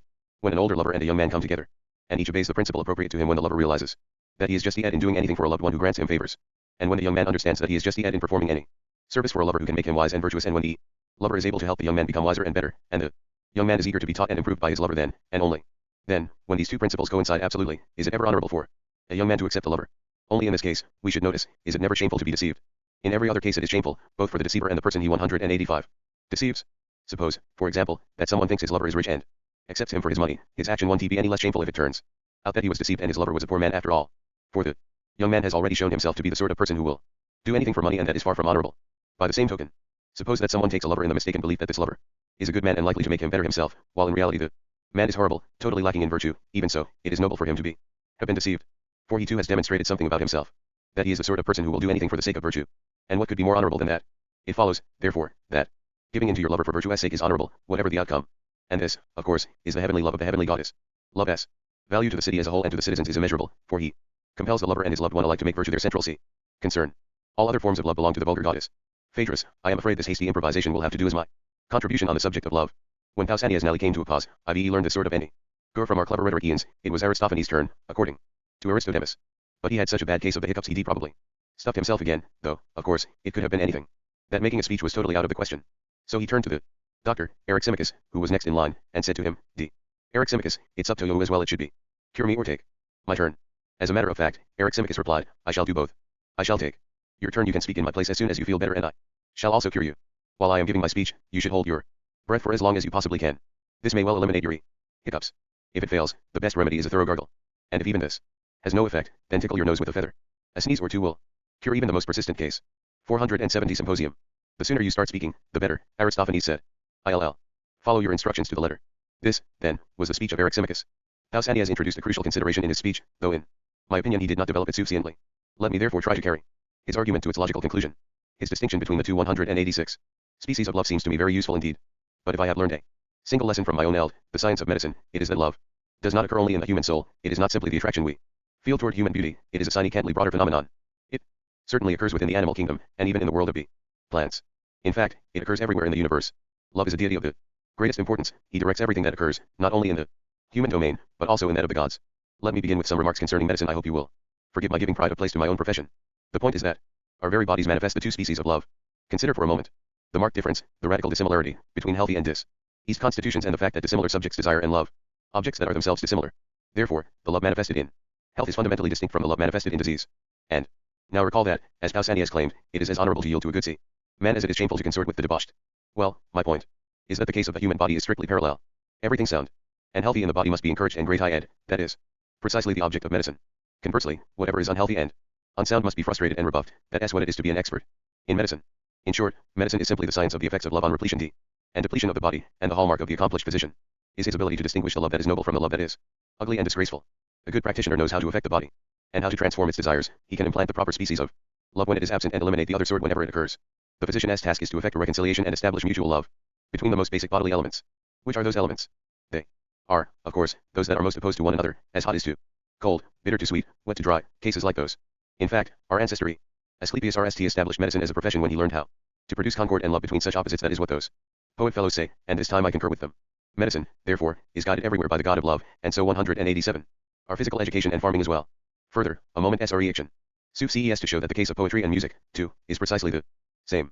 Indeed, this may have been just what Heraclitus had in mind, though. Symposium 471. His mode of expression certainly leaves much to be desired. The one, he says, being at variance with itself is in agreement with itself like the attunement of a bow or a lyre. 15. Naturally, it is patently absurd to claim that an attunement or a harmony is in itself discordant or that its elements are still in discord with one another. Heraclitus probably meant that an expert musician creates a harmony by resolving the prior discord between B, high and low notes. For surely there can be no harmony so long as high and low are still discordant. Harmony, after all, is consonance, and consonances a species of agreement. Discordant elements, as long as they are still in discord, cannot come to an agreement, and they therefore cannot produce a harmony. Rhythm, for example, is produced only when fast and slow, see, though earlier discordant, are brought into agreement with each other. Music, like medicine, creates agreement by producing concord and love between these various opposites. Music is therefore simply the science of the effects of love on rhythm and harmony. These effects are easily discernible if you consider the constitution of rhythm and harmony in themselves. Love does not occur in both its forms in this domain. But the moment you consider, in their turn, the effects of rhythm and harmony on their audience either through composition, d, which creates new verses and melodies, or through musical education, which teaches the correct performance of existing compositions, complications arise directly, and they require the treatment of a good brook. T.T. Wunner. Ultimately, the identical argument applies once again. The love felt by good people or by those whom such love might improve in this regard must be encouraged and protected. This is the honorable, heavenly species of love, produced by the melodies of Urania, the heavenly muse. The other, produced by Polyhymnia, the muse of many songs, is common and vulgar. Extreme caution is indicated here. We must be careful to enjoy his pleasures without slipping into debauchery. This case, I might add, is strictly parallel to a serious issue in my own eld, namely, the problem of regulating the appetite so as to be able to enjoy any meal without unhealthy after effects. In music, therefore, as well as in medicine and in all the other domains, in matters divine as well as in human affairs, we must attend with the greatest possible care to these two species of love, which are, indeed, to 188, be found everywhere. Even the seasons of the year exhibit their unions. When the elements to which I have already referred, hot and cold, wet and dry, are animated by the proper species of love, they are in harmony with one another, their mixture is temperate, and so is the climate. Harvests are plentiful, men and all other living things are in good health, no harm can come to them. But when the sort of love that is crude and impulsive controls the seasons, he brings death and destruction. He spreads the bee. 15. Heraclitus of Ephesus, a philosopher of the early FTH century, was known for his enigmatic sayings. This one is quoted elsewhere in a slightly different form, FRGB 51. Dielskrantz. 472. Symposium. Plague and many other diseases among plants and animals, he causes frost and hail and blights. All these are the effects of the immodest and dicer dared species of love on the movements of the stars and the seasons of the year, that is, on the objects studied by the science called astronomy. Consider further the rites of Sacri Ce and the whole area with which the art of divination is concerned, that is, the interaction between men and gods.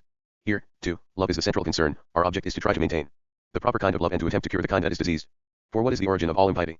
Our refusal to gratify the orderly kind of love, and our deference to the other sort, when we should have been guided by the former sort of love in every action in connection with our parents, living or dead, and with the gods. The task of divination is to keep watch over these two species of love and to doctor them as necessary.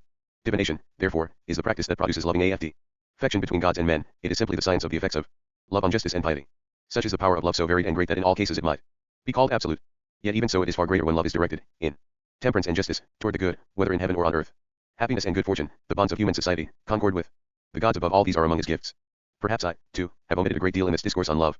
If so, I assure you, it was quite inadvertent. And if in fact I have overlooked certain points, it is now your task, Aristophanes, to complete the argument. Unless, of course, you are planning on a different approach. In any case, proceed, your hiccups seem cured. 189. Then Aristophanes took over, so Aristodemus said the hiccups have stopped all right, but not before I applied the sneeze treatment to them. Makes me wonder whether the orderly sort of love in the body calls for the sounds and itchings that constitute a sneeze, because the hiccups stopped immediately when I applied the sneeze treatment. You re good, Aristophanes, Eryximachus answered. But watch what you redoing. You are making jokes before your speech, and you reforcing me to prepare for you to say something funny, and to put up my guard against you, when otherwise you might speak at peace. Then Aristophanes laughed. Good point, Eryximachus. So let me unsay what I have said. But don't put up your guard. I am not worried about saying something funny in my coming oration. That would be pure proti. And it comes with the territory of my muse. What I am worried about is that I might say something ridiculous. Aristophanes, do you really think you can take a shot at me, and then escape? Use your head. Remember, as you speak, that you will be called upon to give an account. Though perhaps, if I decide to, I'll let you off. See. Eryximachus, Aristophanes said, indeed I do have in mind a different approach to speaking than the one the two of you used, you and Pausanias. Symposium 473. You see, I think people have entirely missed the power of love, because, if they had grasped it, they'd have built the greatest temples and altars to him and made the greatest sacrifices. But as it is, none of this is done for him, though it should be, more than anything else. For he loves the human race more than any other god, he stands by us in our troubles, and he cures those ills we humans are most happy to have mended. I shall, therefore, try to explain his power to you, and you, please pass my teaching on to everyone else. First you must learn what human nature was in the beginning and what has happened to it since, because long ago our nature was not what it is now, but very different. There were three kinds of human beings. That SMYRST point not two as there are now, male and female. In addition to these, there was a third, a combination of those two, its name survives, though the kind itself has vanished. At that time, you see, the word androgynous really meant something, a form made up of male and female elements, though now there is nothing but the word, and that s used as an insult. My second point is that the shape of each human being was completely round, with back and sides in a circle. They had 4 hands, each, as many legs as hands, and 2 faces, exactly alike, on a rounded 190 neck. Between the 2 faces, which were on opposite sides, was 1 head, with 4 ears. There were 2 sets of sexual organs, and everything else was the way you'd imagine it from what I've told you. They walked upright, as we do now, whatever direction they wanted, and whenever they set out to run fast, they thrust out all their 8 limbs, the ones they had then, and spun rapidly, the way gymnasts do cartwheels, by bringing their legs around straight. Now here is why there were 3 kinds, and why they were as I've described them. The male kind was originally an offspring of the sun, the female of the earth, and the one that combined both genders was an offspring of the moon, because the moon shares in both. They were spherical, and so was their motion, because they were like their parents in the sky. In strength and power, therefore, they were terrible, and they had great ambitions. They made an attempt on the gods, and Homer's story about Ephialtes and Otis was originally about them, how they tried to make an ascent to heaven so as to attack the gods. 16 Then Zeus and the other gods met in council to discuss what to do, and they were so perplexed. They couldn't wipe out the human race with thunderbolts and kill them all off, as they had the giants, because that would wipe out the worship they receive, along with the sacrifices we humans give them. On the other hand, they couldn't let them run riot. At last, after great effort, Zeus had an idea. I think I have a plan, he said, that would allow human beings to exist and stop their misbehaving. They will give up being wicked when 16 Iliad v.385, Odyssey 11.305 ff. 474 Symposium. They lose their strength. So I shall now cut each of them into. At one stroke they will lose their strength and also become more pro-table to us, owing to the increase in their number. They shall walk upright on 2 legs. But if they still run riot and do not keep the peace, he said, I will cut them in 2 again, and they'll have to make their way on 1 leg, hopping. So saying, he cut those human beings into, the way people cut sorby apples before they dry them or the way they cut eggs with hairs. As he cut each one, he commanded Apollo to turn its face and half its neck towards the wound, so that each person would see that he'd been cut and keep better order. Then Zeus commanded Apollo to heal the rest of the wound, and Apollo did turn the face around, and he drew skin from all sides over what is now called the stomach, and there he made 1 mouth, as in a pouch with a drawstring, and fastened it at the center of the stomach. This is now called the navel. Then he smoothed out the other wrinkles, 191, of which there were many, and he shaped the breasts, using some such tool as shoemakers have for smoothing wrinkles out of leather on the form. But he left a few wrinkles around the stomach and the navel, to be a reminder of what happened long ago. Now, since their natural form had been cut into, each one longed for its own other half, and so they would throw their arms about each other, weaving themselves together, wanting to grow together. In that condition, they would die from hunger and general idleness, because they would be not do anything apart from each other. Whenever one of the halves died, and one was left, the one that was left still sought another and wove itself together with that. Sometimes the half he met came from a woman, as we call her now, sometimes it came from a man, either way, they kept on dying. Then, however, Zeus took pity on them, and came up with another plan. He moved their genitals around to the front. Before then, you see, they used to have their genitals outside, like their faces, and they cast seed and made children, not in one another, but in the ground, like cicadas. So Zeus brought about this relocation of genitals, and in doing so he invented interior reproduction, by the man and the woman. The purpose of this was so that, when a man embraced a woman, he would cast his seed and they would have children, but when male embraced male, they would at least have the satisfaction of intercourse, after which they could stop embracing, return to their jobs, and look after their other needs in life. This, then, is the source of our desire to love each other. Love is born into every human being. It calls back the halves of our original nature together. It tries to make one out of 2 and heal the wound of human nature. Each of us, then, is a matching half of a human whole, because each was sliced like a at sh, 2 out of 1, and each of us is always seeking the half that matches him. That's why a man who is split from a double sort, which used to be called androgynous, runs after women. Many lecherous men have come from this class, and so do the lecherous women. Symposium 475. Who run after men. Women who are split from a woman, however, pay no attention at all to men, they are oriented more towards women, and lesbians come from this class. People who are split from a male are male oriented, while they are boys, because they are chips off the male block. They love men and enjoy lying with men and being embraced by men. 192. Those are the best of boys and lads, because they are the most manly in their nature. Of course, some say such boys are shameless, but they lying. It's not because they have no shame that such boys do this, you see, but because they are bold and brave and masculine, and they tend to cherish what is like themselves. Do you want me to prove it? Look, these are the only kind of boys who grow up to be real men in politics. When they regrown men, they are lovers of young men, and they naturally pay no attention to marriage or to making babies, except insofar as they are required by local custom. They, however, are quite satisfied to live their lives with one another unmarried. In every way, then, this sort of man grows up as a lover of young men and a lover of love, always rejoicing in his own kind. And so, when a person meets the half that is his very own, whatever his orientation, whether it is to young men or not, then something wonderful happens. The two are struck from their senses by love, by a sense of belonging to one another, and by desire, and they don't want to be separated from one another, not even for a moment. These are the people who niche out their lives together and still cannot say what it is they want from one another. No one would think it is the intimacy of sex that mere sex is the reason each lover takes so great and deep joy in being with the other. It is obvious that the soul of every lover longs for something else. His soul cannot say what it is, but like an oracle, it has a sense of what it wants, and like an oracle it hides behind a riddle. Suppose two lovers are lying together and Hephaestus 17 stands over them with his mending tools, asking, what is it you human beings really want from each other? And suppose they are perplexed, and he asks them again, is this your heart's desire, then for the two of you to become parts of the same whole, as near as can be, and never to separate, day or night? Because if that is your desire, I'd like to weld you together and join you into something that is naturally whole, so that the two of you are made into one. Then the two of you would share one life, as long as you lived. Because you would be one being, and by the same token, when you died, you would be one and not two in Hades, having died a single death.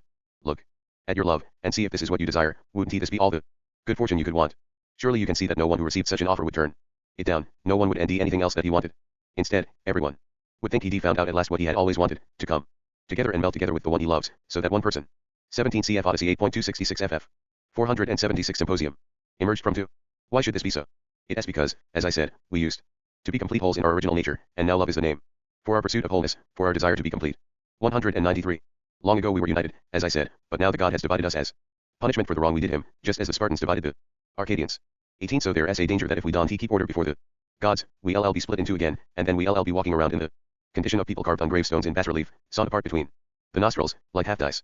We should encourage all men, therefore, to treat the gods with all due reverence, so that we may escape this fate and NTB. Wholeness instead. And we will, if love is our guide and our commander. Let no one work against him. Whoever opposes love is hateful to the gods, but if we become friends of the god and cease to quarrel with him, then we shall NT the young men that are meant for us and win their love, as very few men do nowadays. Now don't he get ideas, Eryximachus, and turn this speech into a comedy. See. Don't he think I am pointing this at Pausanias and Agathon? Probably, they both do belong to the group that are entirely masculine in nature. But I am speaking about everyone, men and women alike, and I say there is just one way for the human race to flourish. We must bring love to its perfect conclusion, and each of us must win the favors of his very own young man, so that he can recover his original nature. If that is the ideal, then, of course, the nearest approach to it is best in present circumstances, and that is to win the favor of young men who are naturally sympathetic to us. If we are to give due praise to the God who can give us this blessing, then we must praise love. Love does the best that can be done for the time being. He draws us towards what belongs to us. But for the future, love promises the greatest hope of all. If we treat the gods with due reverence, he will restore to us our original nature, and by healing us, he will make us blessed and happy. That, he said, is my speech about love, Eryximachus. It is rather different from yours. As I begged you earlier, don't make a comedy of it.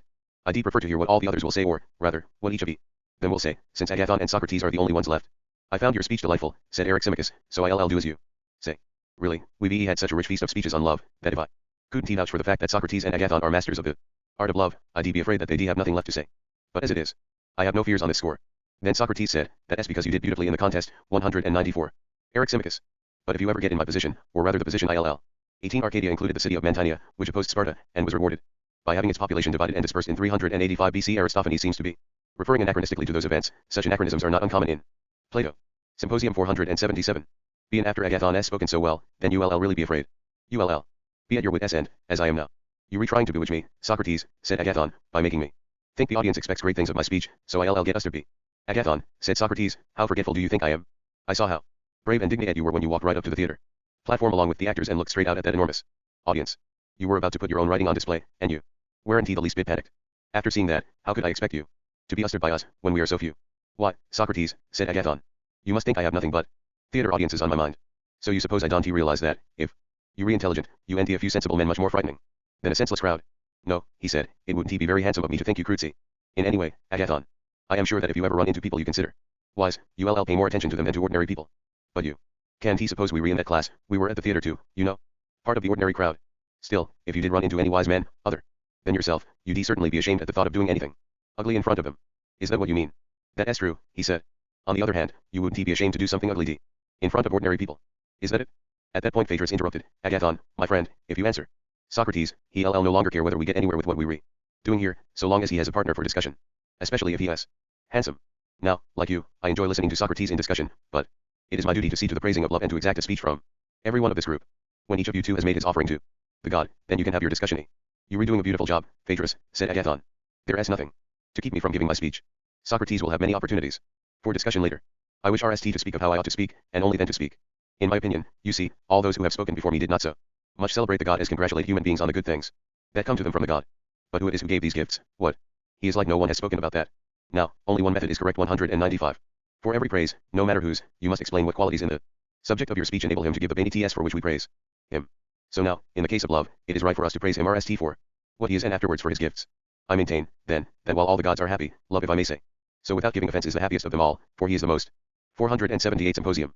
Beautiful and the best. His great beauty lies in this. First, Phaedrus, he is the youngest of the gods. 19. He proves my point himself by yeing old age be.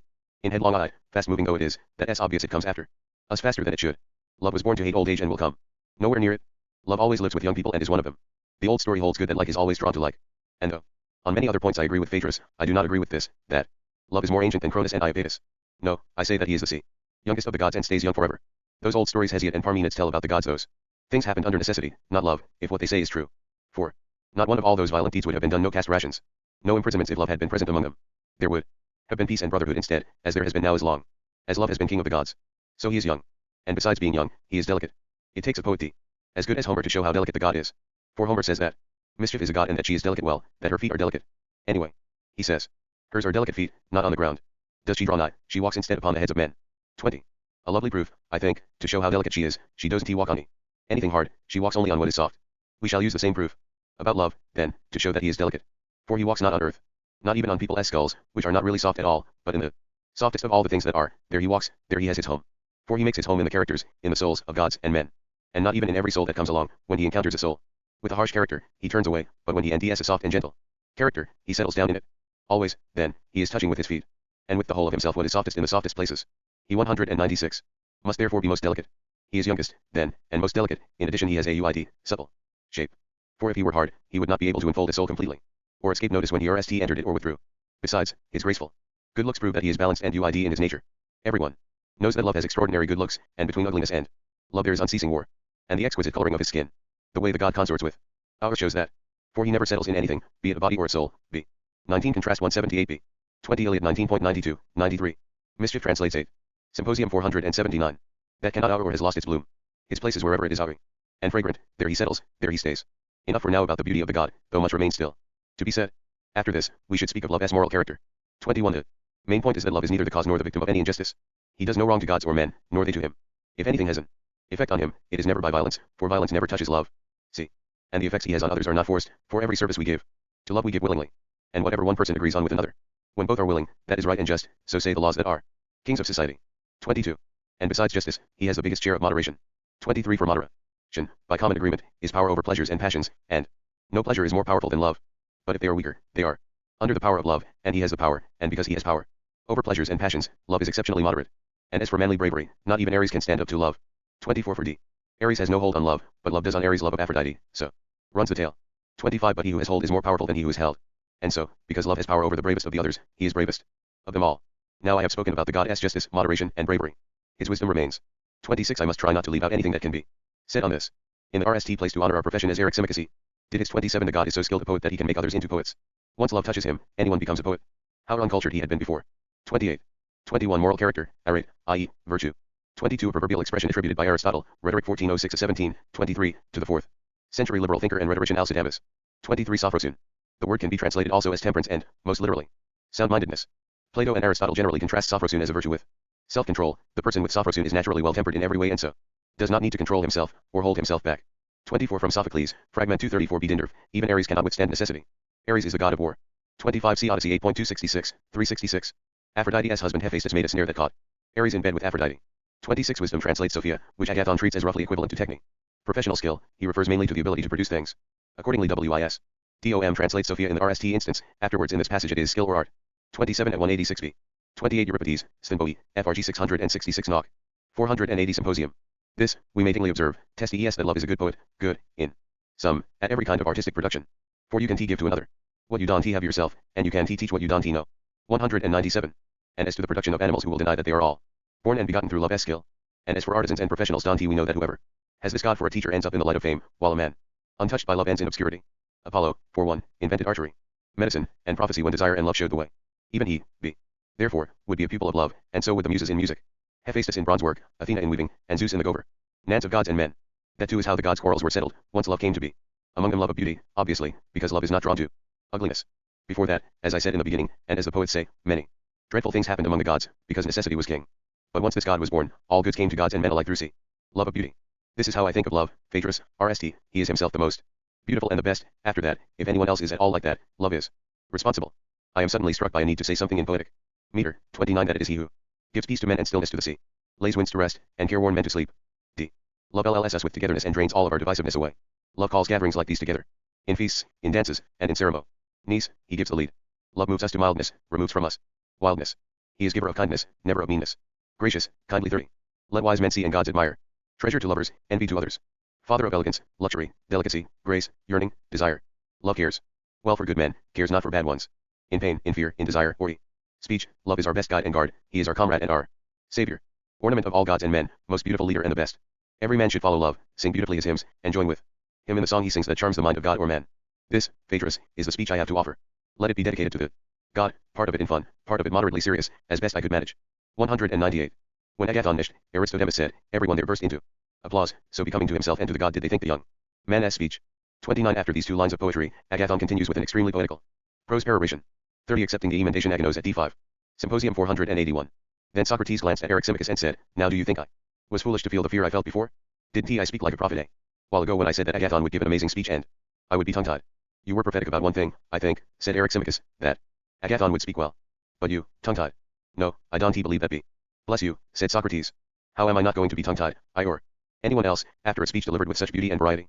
The other parts may not have been so wonderful, but that at the end, who would not be struck dumb on hearing the beauty of the words and phrases? Anyway, I was worried that I'd not be able to say anything that came close to them in beauty, and so I would almost have run away and escaped, see, if there had been a place to go. And, you see, the speech reminded me of Gorgias, so that I actually experienced what Homer describes. I was afraid that Agathon would end by sending the Gorgian head, 31 awesome at speak in a speech, against my speech, and this would turn me to stone by striking me dumb. Then I realized how ridiculous I'd been to agree to join with you in praising love and to say that I was a master of the art of love, when I knew nothing whatever of this business, of how anything whatever ought to be praised. In my foolishness, I thought you should tell the truth about whatever you praise, that this should be your basis, and that from this a speaker should select the most beautiful truths and arrange them most suitably. I was quite vain, thinking that I would talk well and that I knew the truth about praising anything whatever. But now it appears that this is not what it is to praise anything whatever, rather, it is to apply to the object the grandest and the most beautiful qualities, whether he actually has them or not. And if they are false, that is no objection, for the proposal, apparently, was that everyone here make the rest of us think he is praising love and not that he actually praise him. I think that is why you stir up every word and apply it to love, your description of him in 199. His gifts is designed to make him look better and more beautiful than anything else to ignorant listeners, plainly, for of course he wouldn't look that way to those who knew. And your praise did seem beautiful and respectful. But I didn't even know the method for giving praise, and it was in ignorance that I agreed to take part in this. So the tongue promised, and the mind did not. 32 Goodbye to that. I am not giving another eulogy using that method, not at all. I wouldn't be able to do it, but, if you wish, I'd like to tell the truth my way. I want to avoid any comparison with your speeches, so as not to give you a reason to laugh at me. So look, Phaedrus, would a speech like this satisfy your requirement? 31 Gorgon head is upon on Gorgon's head. In his peroration Agathon had spoken in the style of Gorgias, and this style was considered to be irresistibly powerful. The sight of a Gorgon's head would turn a man to stone. 32 The allusion is to Euripides, Hippolytus 612. 482 Symposium. You will hear the truth about love, and the words and phrasing will take care of themselves. Then Aristodemus said that Phaedrus and the others urged him to speak in the way he thought was required, whatever it was. Well then, Phaedrus, said Socrates, allow me to ask Agathon a few little questions, so that, once I have his agreement, I may speak on that basis. You have my permission, said Phaedrus. Ask away. After that, said Aristodemus, Socrates began, indeed, Agathon, my friend, I thought you led the way beautifully into your speech when you said that one should show the qualities of love himself, and only then those of his deeds. I must admire that beginning. Come, then, since you have beautifully and magnificently expounded his qualities in other ways, tell me this, too, about love. Is love such as to be a love of something, or of nothing? I am not asking if he is born of some mother or father, for the question whether love is love of mother or of father would really be ridiculous, but it's safe if I am asking this about a father whether a father is the father of something or not. You tell me, of course, if you wanted to give me a good answer, that it is of a son or a daughter that a father is the father. Wouldn't you? Certainly, said Agathon. Then does the same go for the mother? He agreed to that also. Well, then, said Socrates, answer a little more fully, and you will understand better what I want. If I should ask, what about this, a brother? Just insofar as he is a brother, is he the brother of something or not? He said that he was. And he has of a brother or a sister, isn't he? He agreed. Now try to tell me about love, he said. Is love the love of nothing? Or of something? Of something, surely. 200. Then keep this object of love in mind, and remember what it is. 33 But tell me this much, does love desire that of which it is the love, or not? Certainly, he said. At the time he desires and loves something, does he actually have what he desires and loves at that time, or doesn't he? He doesn't. At least, that wouldn't be likely, he said. Instead of what's likely, said Socrates, ask yourself whether it's necessary. Sorry that this be so, a thing that desires something of which it is in need, otherwise, if it were not in need, it would not desire it. I can tell you, Agathon, how strongly it strikes me that this is necessary. But, how about you? I think so too. 33 CF 197b. Symposium 483. Good. Now then, would someone who is tall, want to be tall? Or, someone who is strong want to be strong? Impossible, on the basis of what we agreed. Presumably because no one is in need of those things he already has. True.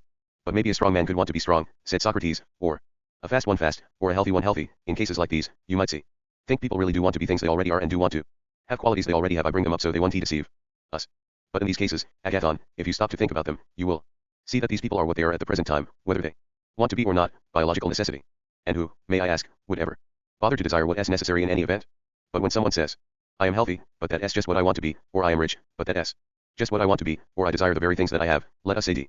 To him, you already have riches and health and strength in your posses. Zion, my man, what you want is to possess these things in time to come. Since in the present, whether you want to or not, you have them. Whenever you say, I desire what I already have, ask yourself whether you don't mean this, I want the things I have now to be mine in the future as well. Wouldn't he? He agree. According to Aristodemus, Agathon said that he would. So Socrates said, then this is what it is to love something which is not at hand, which the lover does not have, it is to desire the preservation of what he now has in time to come, so that he will have it then. Quite so, he said.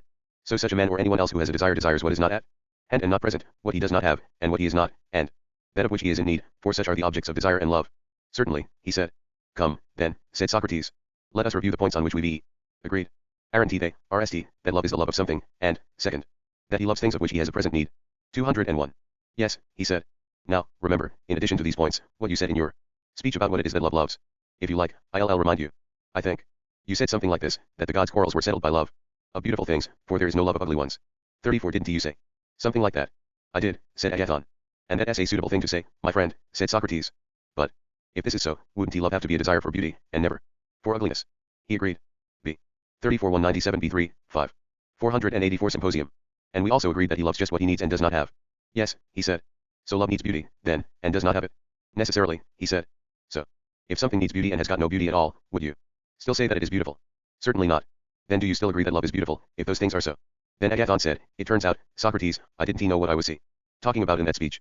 It was a beautiful speech, anyway, Agathon, said Socrates. Now take it a little further. Don't you think that good things are always beautiful? As well. I do. Then if love needs beautiful things, and if all good things are beautiful, he will need good things too. As for me, Socrates, he said, I am unable to contradict you. Let it be. As you say. Then it is the truth, my beloved Agathon, that you are unable to contradict, he said. It is not hard at all to contradict Socrates. Now I'll let you go. I shall try to go through for you the speech about the love I once heard from a woman of Mantinea, Diotima, a woman who was wise about many things besides this. Once she even put off the plague for 10 years by telling the Athenians what sacrifice to make. She is the one who taught me the art of love, and I shall go through her speech as best I can on my own, using what Agathon and I have agreed to as a basis. Following your lead, Agathon, one should RST describe who love is, and what he is like, and afterwards describe his works. I think it will be easiest for me to proceed the way Diotima did and tell you how she questioned me. You see, I had told her almost the same things Agathon told me just now, that love is a great god and that he belongs to beautiful things. 35. And she used the very same arguments against me that I used against Agathon. She showed how, according to my very own speech, love is neither beautiful nor good. So I said, what do you mean, Diotima? Is love ugly, then, and bad? But she said, watch your tongue. Do you really think that, if a thing 202 is not beautiful, it has to be ugly? I certainly do. 35 The Greek is ambiguous between love loves beautiful things and love is one of the beautiful things. Agathon had asserted the former, 197 B5, 2015, and this will be a premise in Diotima's argument, but he asserted the latter as well, 195 A7, and this is what Diotima proceeds to refute. Symposium 485. And if a thing is not wise, it is ignorant. Or haven't you found out yet that there is something in between wisdom and ignorance? What is that? It is judging things correctly without being able to give a reason. Surely. You see that this is not the same as knowing, for how could knowledge be unreasoning? And it is not ignorance either, for how could what hits the truth be ignorance? Correct judgment, of course, has this character. It is in between understanding and ignorance. True, said I, as you say be. Then don't force whatever is not beautiful to be ugly, or whatever is not good to be bad. It is the same with love. When you agree he is neither good nor beautiful, you need not think he is ugly and bad. He could be something in between, she said. Yet everyone agrees he is a great god, I said. Only those who don't know, she said. Is that how you mean every one? Or do you include those who do know? Oh, everyone together. And she laughed. Socrates, how could those who say that he is not a god at all agree that he is a great god? Who says that? I asked. You, for one, she said, and I for another. How can you say this? I exclaimed. That is easy, said she. Tell me, wouldn't you say that all gods are beautiful and happy? Surely you'd never say a god is not beautiful or happy. Zeus. Not I said. Well, by calling anyone happy, don't you mean they possess good and beautiful things? Certainly D. What about love? You agreed he needs good and beautiful things, and that is why he desires them, because he needs them. I certainly did. Then how could he be a god if he has no share in good and beautiful things? There is no way he could, apparently. Now do you see? You don't believe love is a god either. Then, what could love be? I asked. A mortal. Certainly not. Then, what is he? He is like what we mentioned before, she said. He is in between mortal and immortal. What do you mean, Diotima? He has a great spirit, Socrates. Everything spiritual, you see, is in between a god and mortal. What is their function? I asked. 486 Symposium. They are messengers who shuttle back and forth between the two, conveying prayer and sacrifice from men to gods, while to men they bring commands from the gods and gifts in return for sacrifice. Being in the middle of the two, they round out the whole and bind fast the all to all. Through them all divination passes, through them the art of priests in 203. Sacrifice and ritual in enchantment, prophecy, and sorcery. Gods do not mix with men, they mingle and converse with us through spirits instead. Whether we are awake or asleep. He who is wise in any of these ways is a man of the spirit, but he who is wise in any other way, in a profession, or any manual work, is merely a mechanic. These spirits are many and various, then, and one of them is love. Who are his father and mother? I asked. B. That's rather a long story, she said. I'll tell it to you, all the same. When Aphrodite was born, the gods held a celebration. Poros, the son of Metis, was there among them. 36 When they had feasted, Penelope came, begging, as poverty does when there is a party, and stayed by the gates. Now Poros got drunk on nectar, there was no wine yet, you see, and, feeling drowsy, went into the garden of Zeus, where he fell asleep. Then, Penelope schemed up a plan to relieve her lack of resources, she would get a child from Poros. So she lay beside him and got pregnant with love. That is why love was born to follow Aphrodite and serve her, because he was conceived on the day of her birth. And that is why he is also by nature a lover of beauty, because Aphrodite herself is especially beautiful. As the son of Poros and Penelope, his lot in life is said to be like theirs. In the RST place, he is always poor, and he is far from being delicate and beautiful, as ordinary people think he is. Instead, he is tough and shriveled and shoeless and homeless, always lying on the dirt without a bed, sleeping at people's doorsteps and in roadsides under the sky, having his mother's nature, always living with need. But on his father's side he is a schemer. After the beautiful and the good, he is brave, impetuous, and intense, an awesome hunter, always weaving snares, resourceful in his pursuit of intelligence, a lover of wisdom 37 through all his life, a genius with enchantments, potions, and clever pleadings. He is by nature neither immortal nor mortal. But now he springs to life when he gets his way, now he dies all in the very same day. Because he is his father's son, however, he keeps coming back to life, but then anything he ents his way to always slips away, and for this reason love is never completely without resources, nor is he ever rich. He is in between wisdom and ignorance as well. In fact, you see, none 204 of the gods loves wisdom or wants to become wise for they are wise. And no one else who is wise already loves wisdom, on the other hand, no. 36 Poros means way, resource. His mother's name, Metis, means cunning. Penelope means poverty. 37 i.e., a philosopher. Symposium 487. One who is ignorant will love wisdom either or want to become wise. 4. What is especially difficult about being ignorant is that you are content with yourself, even though you are neither beautiful and good nor intelligent. If you don't think you need anything, of course you want what you don't think you need. In that case, Diotima, who are the people who love wisdom, if they are neither wise nor ignorant. That is obvious, she said. A child could tell you. Those who love wisdom fall in between those two extremes. And love is one of them. Because he is in love with what is beautiful, and wisdom is extremely beautiful.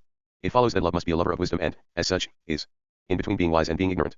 This, too, comes to him from his parentage, from a father who is wise and resourceful and a mother who is not wise and lacks resource. My dear Socrates, that, then, is the nature of the spirit called love. See, considering what you thought about love, it is no surprise that you were led into thinking of love as you did.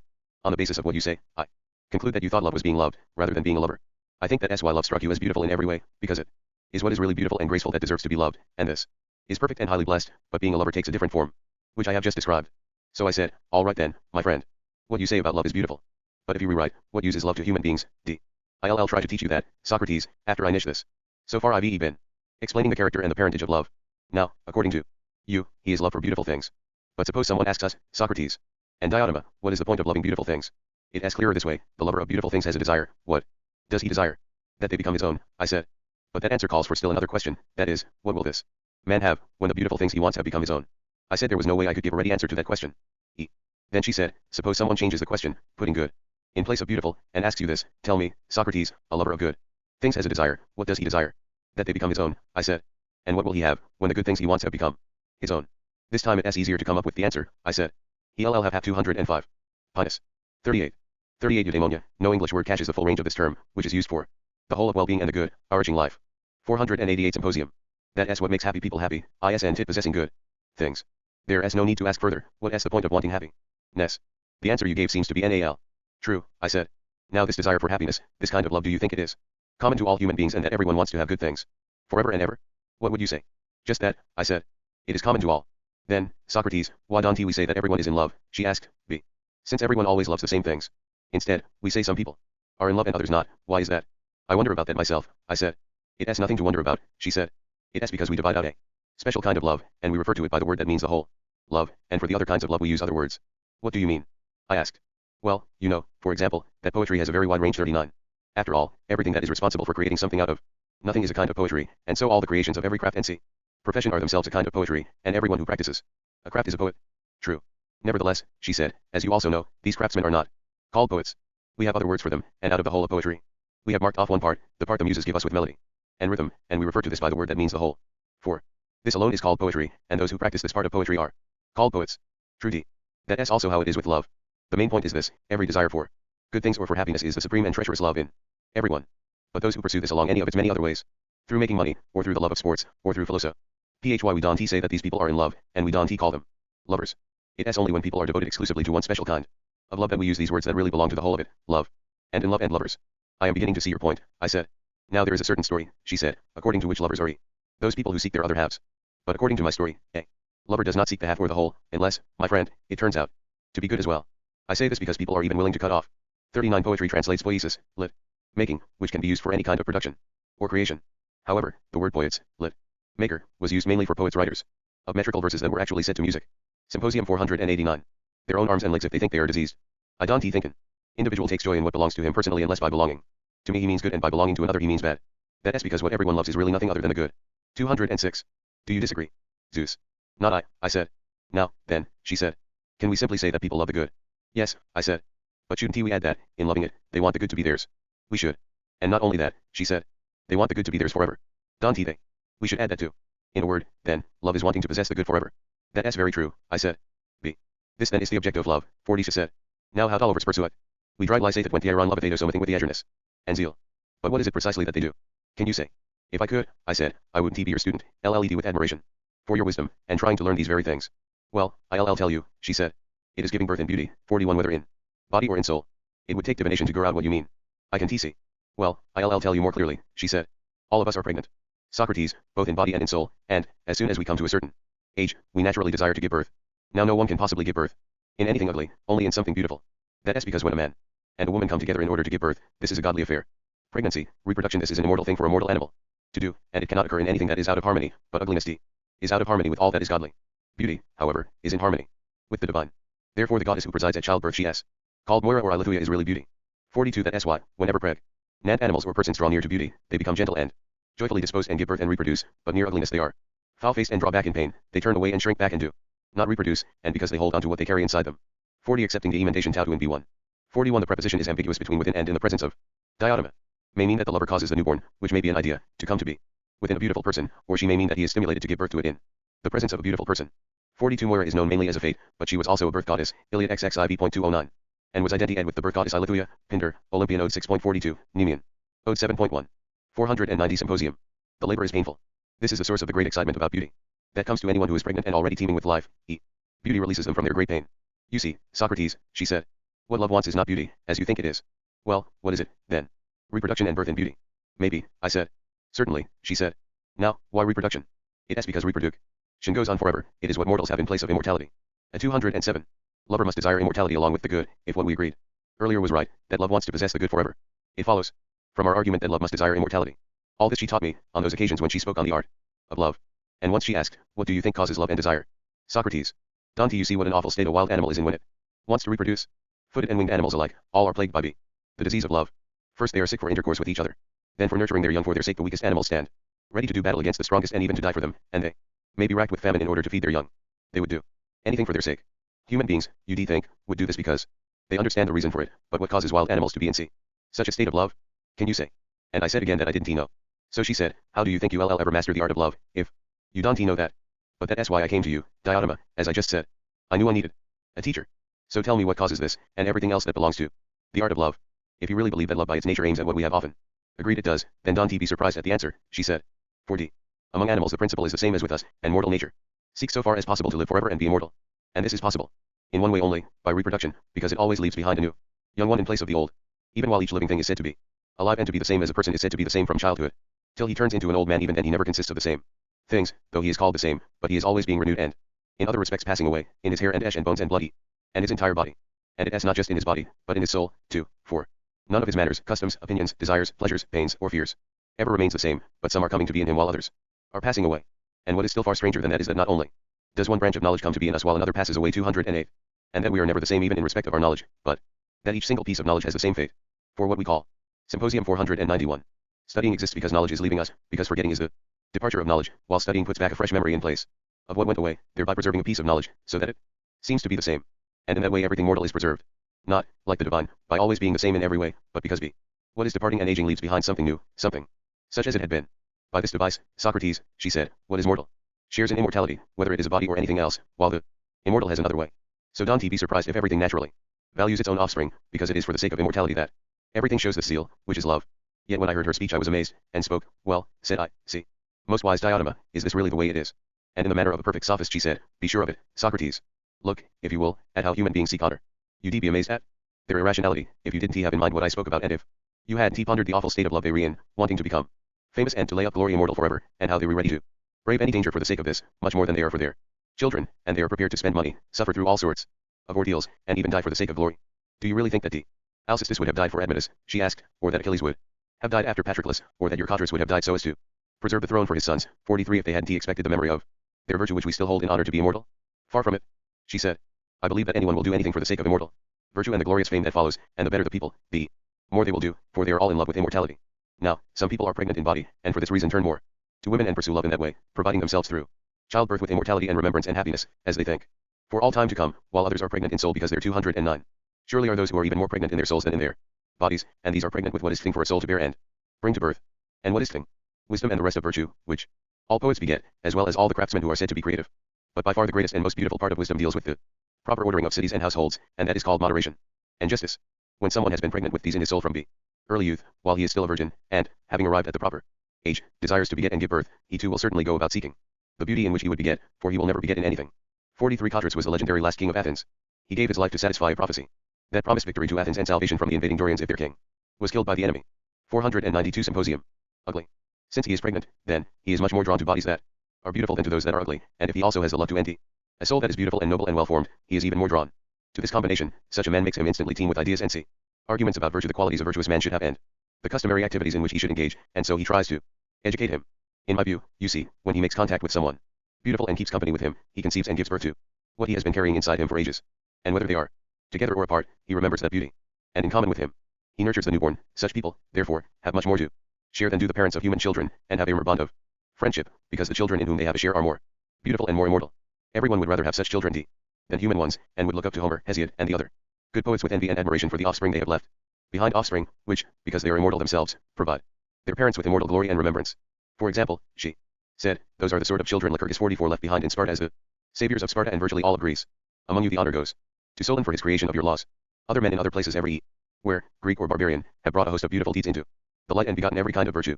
Already many shrines have sprung up to honor them for their immortal children, which hasn't happened yet to anyone for human offspring.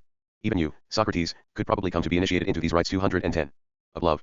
But as for the purpose of these rites when they are done correctly, that is the null and highest mystery, and I don't know if you are capable of it. I myself will tell you, she said, and I won't stint any effort. And you must try to follow if you can. A lover who goes about this matter correctly must begin in his youth to devote himself to beautiful bodies. First, if the leader 45 leads aright, he should love one body and beget beautiful ideas there. Then he should realize that the beauty of any one body is brother to the beauty of any other, and that if he is to pursue beauty of form he'd be very foolish not to think that the beauty of all bodies is one and the same. When he grasps this, he must become a lover of all beautiful bodies, and he must think that this while gaping after just one body is a small thing and despise it. After this he must think that the beauty of people's souls is more valuable than the beauty of their bodies, so that if someone is decent in his soul, even though he is scarcely blooming in his body, our lover must be content to love and care for him and to seek to give birth to such ideas. 44 Lycurgus was supposed to have been the founder of the oligarchic laws and stern customs of Sparta. 45 The leader, love. Symposium 493. As will make young men better. The result is that our lover will be forced to gaze at the beauty of activities and laws and to see that all this is akin to itself, with the result that he will think that the beauty of bodies is a thing of no importance. After customs he must move on to various kinds of knowledge. The result is that he will see the beauty of knowledge and be looking mainly not at beauty in a single example as a servant would, who favored the beauty of a little boy or a man or a single custom, being a slave. Of course, he is slow and small-minded, but the lover is turned to the great sea of beauty, and, gazing upon this, he gives birth to many gloriously beautiful ideas and theories, in unstinting love of wisdom. 46. Until, having grown and been strengthened there, he catches sight of such knowledge, and it is the knowledge of such beauty. Try to pay attention to me, she said, as best you can. You see, the man who has been thus far guided in matters of love, who has beheld beautiful things in the right order and correctly, is coming now to the goal of loving. All of a sudden he will catch sight of something wonderfully beautiful in its nature, that, Socrates, is the reason for all his earlier labors. 211. First, it always is and neither comes to be nor passes away, neither waxes nor wanes. Second, it is not beautiful this way and ugly that way, nor beautiful at one time and ugly at another, nor beautiful in relation to one thing and ugly in relation to another, nor is it beautiful here but ugly there, as it would be if it were beautiful for some people and ugly for others. Nor will the beautiful appear to him in the guise of a face or hands, or anything else that belongs to the body. It will not appear to him as one idea or one kind of knowledge. It is not anywhere in another thing, as in an animal, or in earth, or in heaven, or in anything else, but itself by itself. With itself, it is always one in form, and all the other beautiful things share in that, in such a way that when those others come to be or pass away, This does not become the least bit smaller or greater nor suffer any change. So when someone rises by these stages, through loving boys correctly, and begins to see this beauty, he has almost grasped his goal. This is what it is to go aright, or be led by another, into the mystery of love. One goes always upwards for the sake of this beauty, starting out from beautiful things and using them like rising stairs, from one body to two and from two to all beautiful bodies, then from beautiful bodies to beautiful customs, and from customs to learning beautiful things, and from these lessons he arrives 47 in the end at this lesson, which is learning of this very beauty. So that in the end he comes to know just what it is to be beautiful. D. And there in life, Socrates, my friend, said the woman from Mantinea. There if anywhere should a person live his life, beholding that beauty. If you once see that, it won't occur to you to measure beauty by gold or clothing or beautiful boys and youth who, if you see them now, strike. 46 i.e., philosophy. 47 reading to Lutzi at C7. 494 symposium. You out of your senses, and make you, and many others, eager to be with the boys you love and look at them forever, if there were any way to do that, forgetting food and drink, everything but looking at them and being with them. But how would it be, in our view, she said, if someone got to see the beautiful itself, absolute, pure, unmixed, not polluted by human ash or colors or any other great nonsense of mortality, but if he could see the divine beauty itself in its one form, do you think it would 212 be a poor life for a human being to look there and to behold it by that which he ought, and to be with it? Or haven't he remembered, she said, that in that life alone, when he looks at beauty in the only way that beauty can be seen, only then will it become possible for him to give birth not to images of virtue, because he is in touch with no images, but to true virtue, because he is in touch with the true beauty. The love of the gods belongs to anyone who has given birth to true virtue and nourished it. And if any human being could become immortal, it would be he. This, Phaedrus and the rest of you, was what Diotima told me. I was persuaded.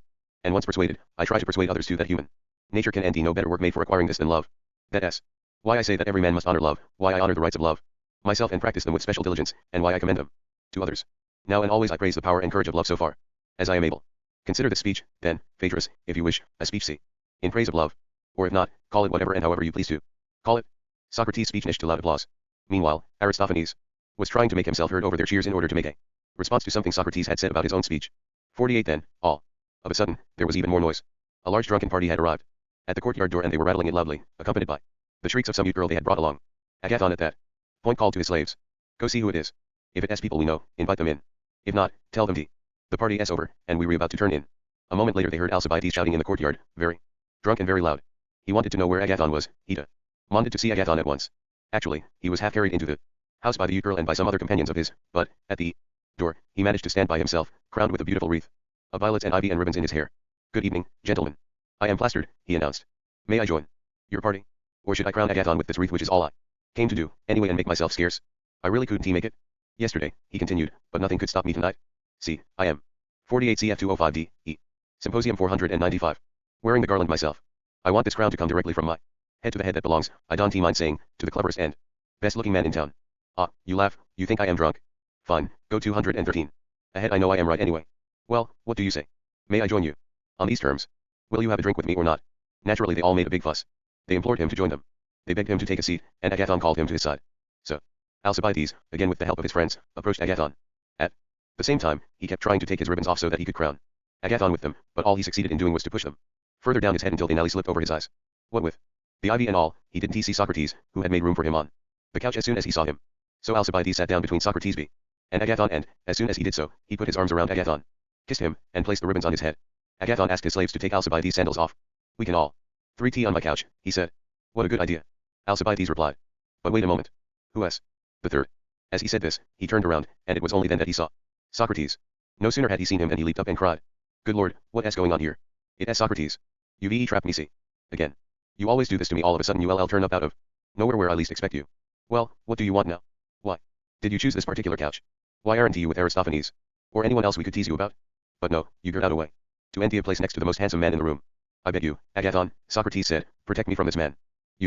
Can't he imagine what it is like to be in love with him, from the very moment he realized how I felt about him, he hasn't allowed me to say 2 words to anybody else. What am I saying? I can so much as look at an attractive man, but he is into a of jealous rage. He yells, he threatens, he can hardly keep from slapping me around. Please, try to keep him under control. Could you perhaps make him forgive me? And if you can if he gets violent, will you defend me? The earnestness of his passion terrorizes me. I shall never forgive you. Alcibiades cried. I promise you, you'll pay for this. But for the moment, he said, turning to Agathon, give me some of these ribbons. I'd better make a wreath for him as well. Look at that magnificent head. Otherwise, I know, he'll make a scene. He'll be grumbling that, though I crowned you for your RST victory, I didn't honor him. Even though he has never lost an argument in his life.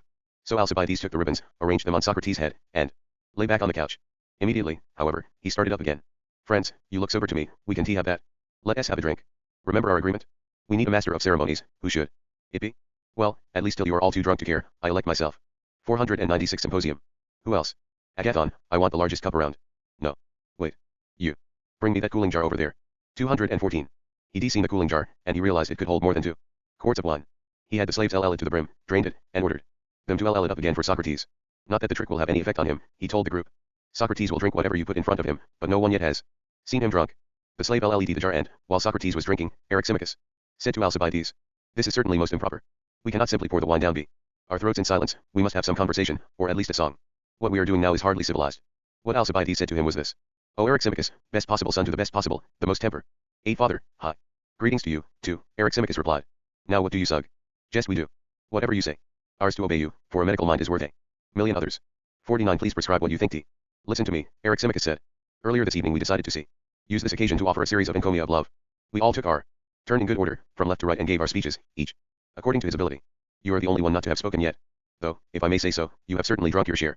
It is only proper, therefore, that you take your turn now.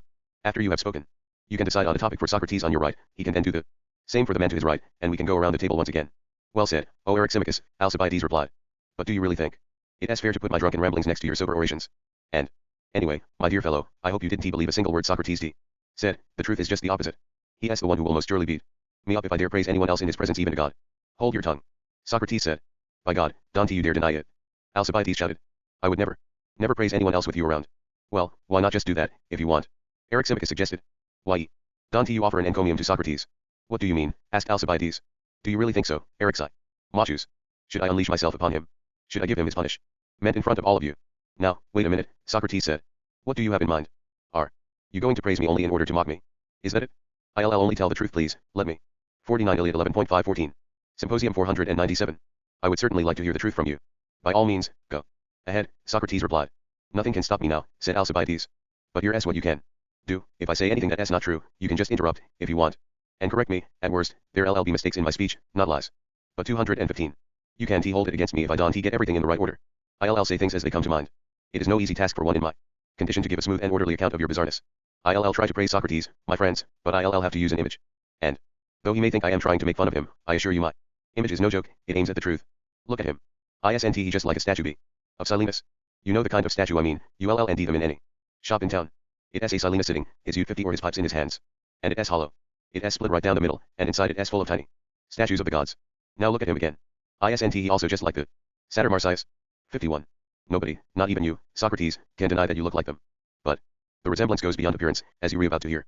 You are impudent, contemptuous, and vile. No. If you want to admit it, I'll bring witnesses. And you requite a utep aren't you? In fact, you are much more marvelous than Marsyas, who needed instruments to cast his spells on people. And so does anyone who plays his tunes today. For even the tunes Olympus 52 played are Marsyas' work, since Olympus learned everything from him. Whether they are played by the greatest, oddest, or the meanest youth girl, his melodies have in themselves the power to possess and so reveal those people who are ready for the God and his mysteries. That is because his melodies are themselves divine.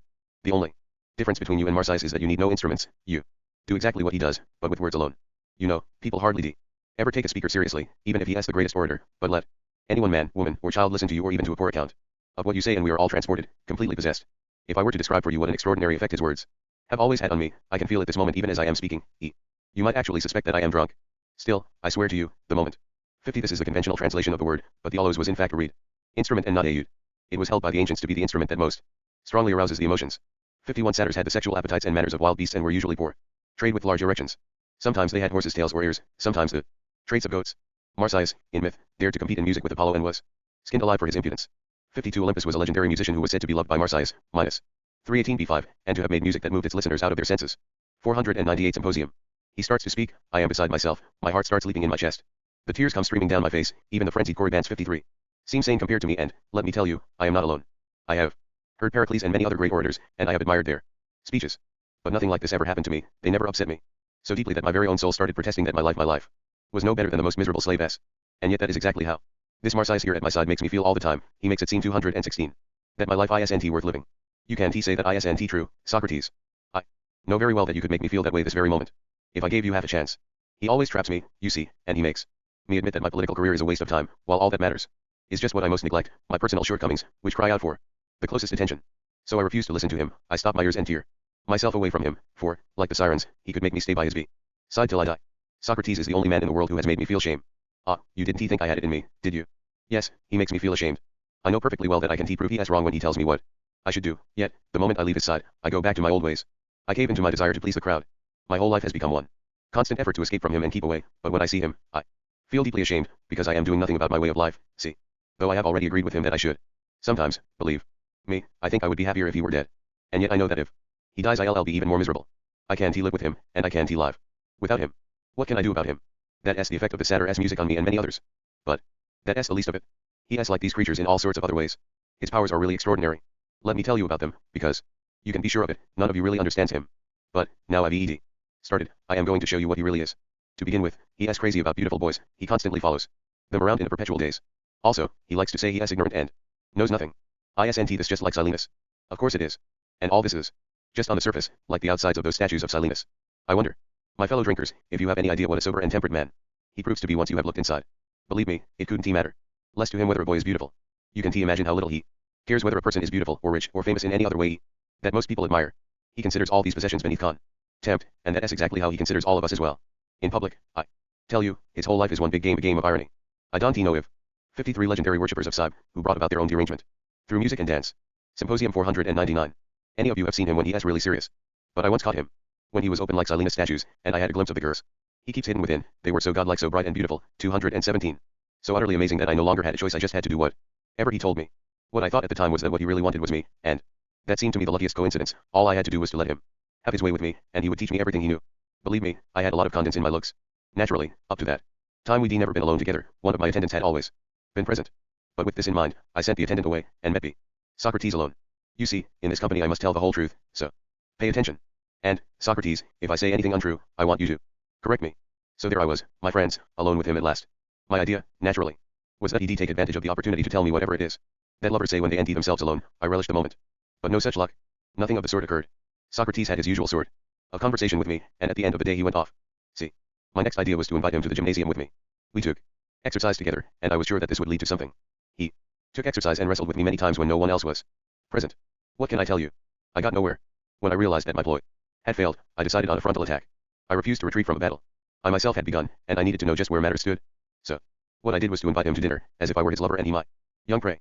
To tell the truth, it took him quite a while to accept my invitation, but one day he nearly arrived.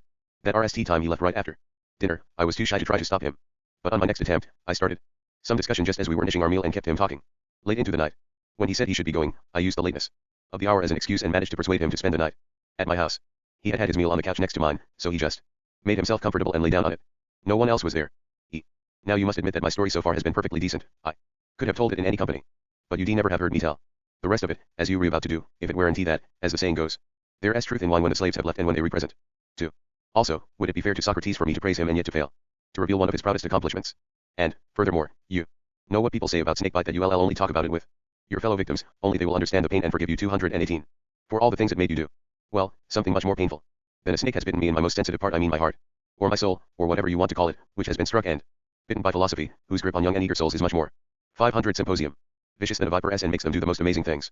Now, all you people here, Phaedrus, Agathon, Eryximachus, Pausanias, Aristotle, Muse, Aristophanes, I need not mention Socrates himself and all the rest, have all shared in the madness, the Bacchic frenzy of philosophy. And that's why you will hear the rest of my story, you will understand and forgive both what I did then and what I say now. As for the house slaves, and for anyone else who is not an initiate, my story is not for you. Block your ears. To get back to the story, the lights were out, the slaves had left, the sea time was right, I thought, to come to the point and tell him freely what I had in mind. So I shook him and whispered, Socrates, are you asleep? No, not at all, he replied. You know what I've been thinking? Well, no, not really. I think, I said, you were the only worthy lover I have ever had, and yet, look how shy you are with me. Well, here is how I look at it. It would be really stupid not to give you anything you want. You can have me, my belongings, anything my friends might have.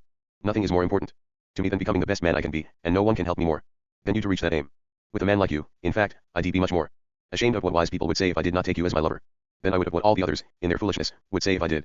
He heard me out, and then he said in that absolutely inimitable ironic manner of his, Dear Alcibiades, if you are right in what you say about me, you are already more accomplished than you think. If I really have in me the power to make you a better man, then you can see in me a beauty that is really beyond description and makes your own remarkable good looks pale in comparison. But, then, is this a fair exchange that you propose? You seem to me to want more than your proper share. You offer me the merest appearance of beauty, and in return you want the thing itself, gold, in exchange for bronze. 54 219. Still, my dear boy, you should think twice, because you could be wrong. And I may be of no use to you. The mind's sight becomes sharp only when the body's eyes go past their prime, and you are still a good long time away from that.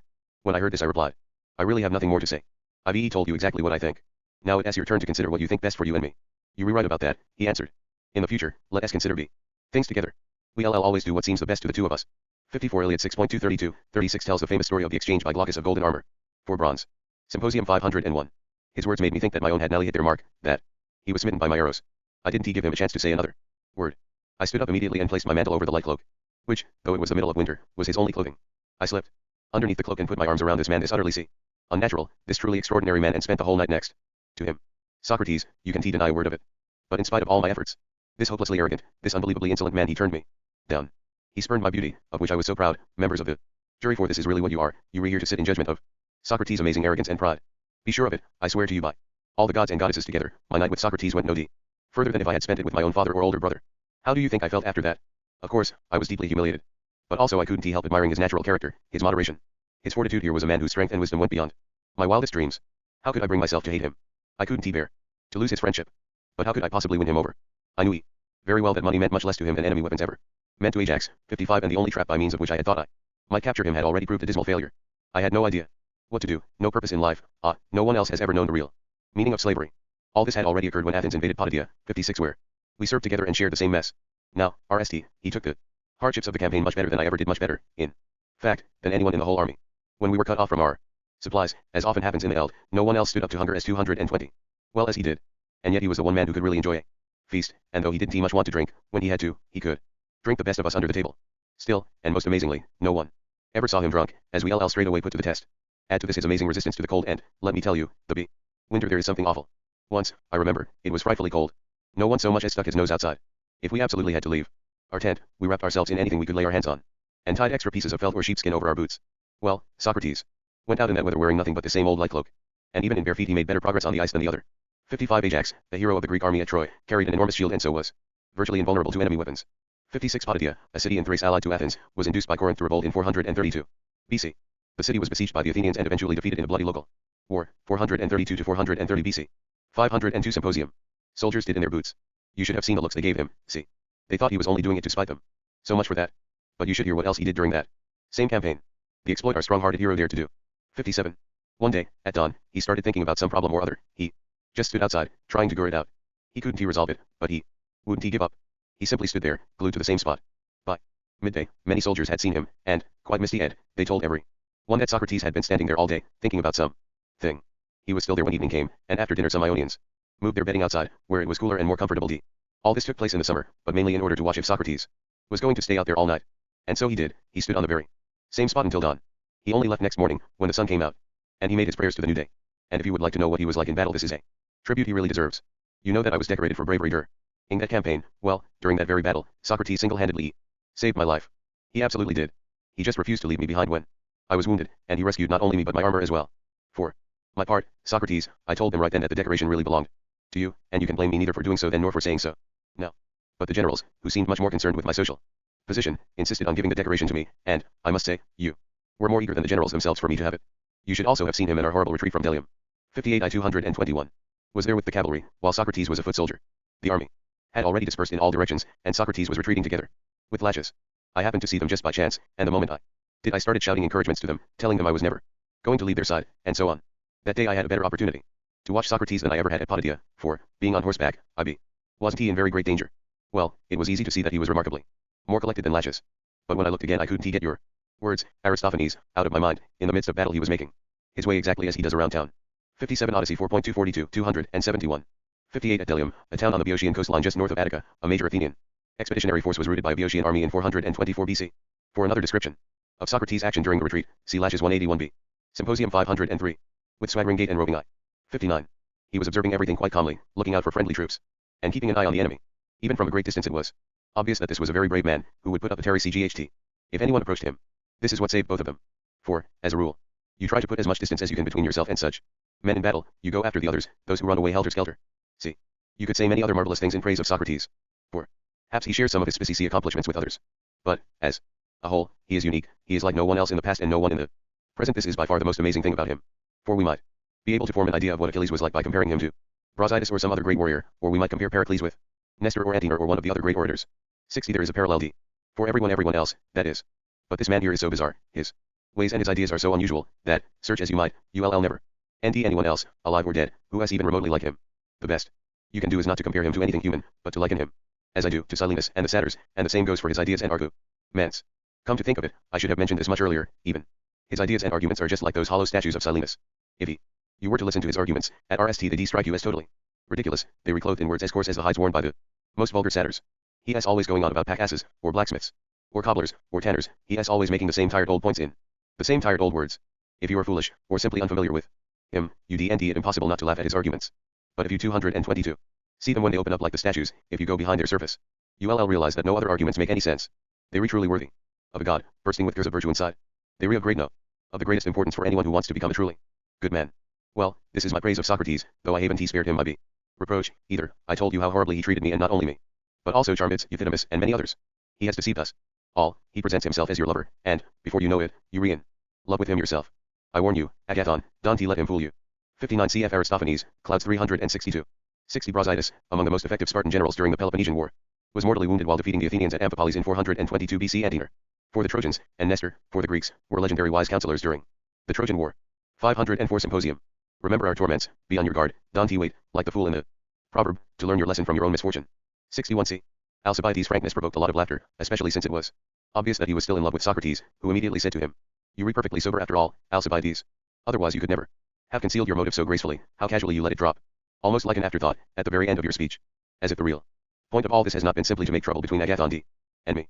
You think that I should be in love with you and no one else, while you, and no one else, should be in love with Agathon. Well, we were not deceived, we've seen through your little satyr play. Agathon, my friend, don't let him get away with it, let no one come between us." Agathon said to Socrates, "I am beginning to think you rewrite, isn't it proof of that he literally came between us here on the couch. Why would he do this if he weren't set on separating us? But he won't get away with it, I am coming right over to lie down next to you." "Wonderful," Socrates said. "Come here, on my other side." "My God," cried Alcibiades. "How I suffer in his hands. He kicks me. When I am down, he never lets me go. Come, don't sh, Socrates, at least, let us compromise, let Agathon lie down between us." "Why, that is impossible," Socrates said.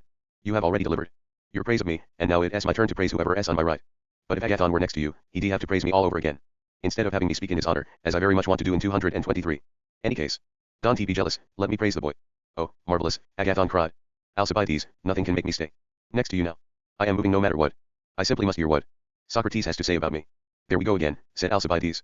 "It is the same old story. When Socrates is around, nobody else can get close to a good-looking man. Look how smoothly and plausibly he found a reason for Agathon to lie down next to him. And then, all of a sudden, while Agathon was changing places, a large drunken group, ending the gates open because someone was just leaving, walked into the room and joined the party. There was noise everywhere, and everyone was made to start drinking again in no particular order. At that point, Aristodemus said, Eryximachus, Phaedrus, and some others among the original guests made their excuses and left. He himself fell asleep and slept for a long time. It was winter, and the nights were quite long. He woke up just as dawn was about to break. The roosters were crowing already. He saw that the others had either left or were asleep. 61 cf. Iliad 17.32. Symposium 505. On their couches, and that only Agathon, Aristophanes, and Socrates were still awake, drinking out of a large cup which they were passing around from left to right. Socrates was talking to them. Aristodemus couldn't remember exactly what they were saying. He missed the RST part of their discussion, and he was half asleep anyway, but the main point was that Socrates was trying to prove to them that authors should be able to write both comedy and tragedy. The skillful tragic dramatist should also be a comic poet. He was about to clinch his argument, though, to tell the truth, sleepy as they were hardly able to follow his reasoning. In fact, Aristophanes fell asleep in the middle of the discussion, and very soon thereafter, as day was breaking, Agathon also drifted off. But after getting them off to sleep, Socrates got up and left, and Aristodemus followed him, as always. He said that Socrates went directly to the Lyceum, washed up, spent the rest of the day just as he always did, and only then, as evening was falling, went home to rest. Phaedrus. Phaedrus is commonly paired on the one hand with Gorgias and on the other with Symposium, with the former in sharing its principal theme, the nature and limitations of rhetoric, with the latter in containing speeches devoted to the nature and value of erotic love. Here the two interests combine in manifold ways. Socrates, a city dweller little experienced in the pleasures of the country, walks out from Athens along the river Ilissus, alone with his friend Phaedrus. An impassioned admirer of oratory, for a private conversation, in Plato most of his conversations take place in a larger company, and no other in the private beauty of a rural retreat. There he is inspired to employ his knowledge of Philos Ophi in crafting two speeches on the subject of erotic love, to show how paltry is the best effort on the same subject of the best orator in Athens, Lysias, who knows no philosophy. In the second half of the dialogue he explains to Phaedrus exactly how philosophical understanding of the truth about any matter, discoursed upon, and about the varieties of human soul and their rhetorical susceptibilities, is an indispensable basis for a rhetorically accomplished speech, such as he himself delivered in the RST part of the dialogue. By rights, Phaedrus' passionate admiration for oratory ought therefore to be transformed into an even more passionate love of philosophical knowledge, and the oratory's essential prerequisite. Socrates' own speeches about erotic love and his dialectical presentation of rhetoric's subservience to philosophy are both aimed at persuading Phaedrus to this transformation. In his great second speech, Socrates draws upon the psychological theory of the Republic and the metaphysics of resplendent forms common to that dialogue and several others, notably Phaedo and Symposium, to inspire in Phaedrus a love for philosophy. By contrast, the philosophy drawn upon in the SEC Dialectical, half of the dialogue is linked closely to the much more austere, logically oriented investigations via the method of divisions that we end in. Sophist, statesman, and philebus where the grasp of any important philosophical idea, any form, proceeds by patient, detailed mapping of its relations to other concepts and to its own sub-varieties, not through an awe-inspiring Zion of a self-conned, single brilliant entity. One of Socrates' central claims in the second part of the dialogue is that a rhetorical composition, of which his sec. On speech is a paragon, must construct in words mere resemblances of the real truth, one selected to appeal to the specific type of soul that its hearers possess, so as to draw them on toward knowledge of the truth or else to disguise it. A rhetorical composition does not actually convey the truth. 506. Phaedrus 507. Is known only through philosophical study of the sort whose results are presented in the second half of the dialogue. So Socrates himself warns us that the philosophical theories embodied in his speech are resemblances only, motivated, in fact, by his desire to win Phaedrus away from an indiscriminate love of rhetoric to a controlled but elevated love of philosophical study. Phaedrus is one of Plato's most admired literary masterpieces. Yet toward its end Socrates criticizes severely those who take their own writing seriously. Any writing, not just orators' speeches. Writings cannot contain or constitute knowledge of any important matter.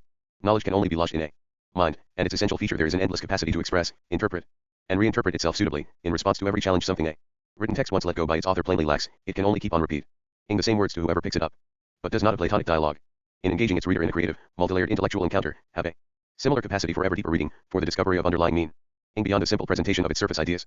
Knowledge is only in souls, but, despite the Phaedrus' own critique of writing, reading such a dialogue may be a good way of working to attain it. JMC. Socrates, Phaedrus, my friend. Where have you been? And where are 227? You going?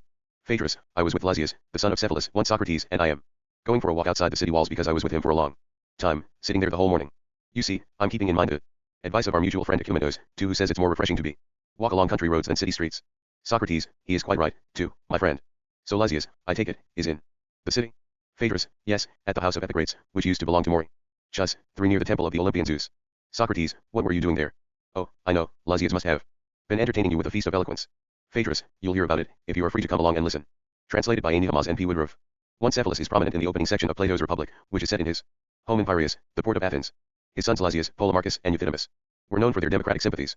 2 Ecumenes was a doctor and a relative of the doctor Eryximachus who speaks in the Symposium. 3 Mauritius is mentioned for his luxurious ways in a number of Aristophanes' plays. 508 Phaedrus. Socrates, what?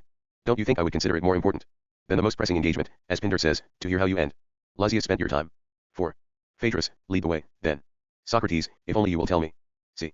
Phaedrus, in fact, Socrates, you're just the right person to hear the speech that occupied us, since, in a roundabout way, it was about love.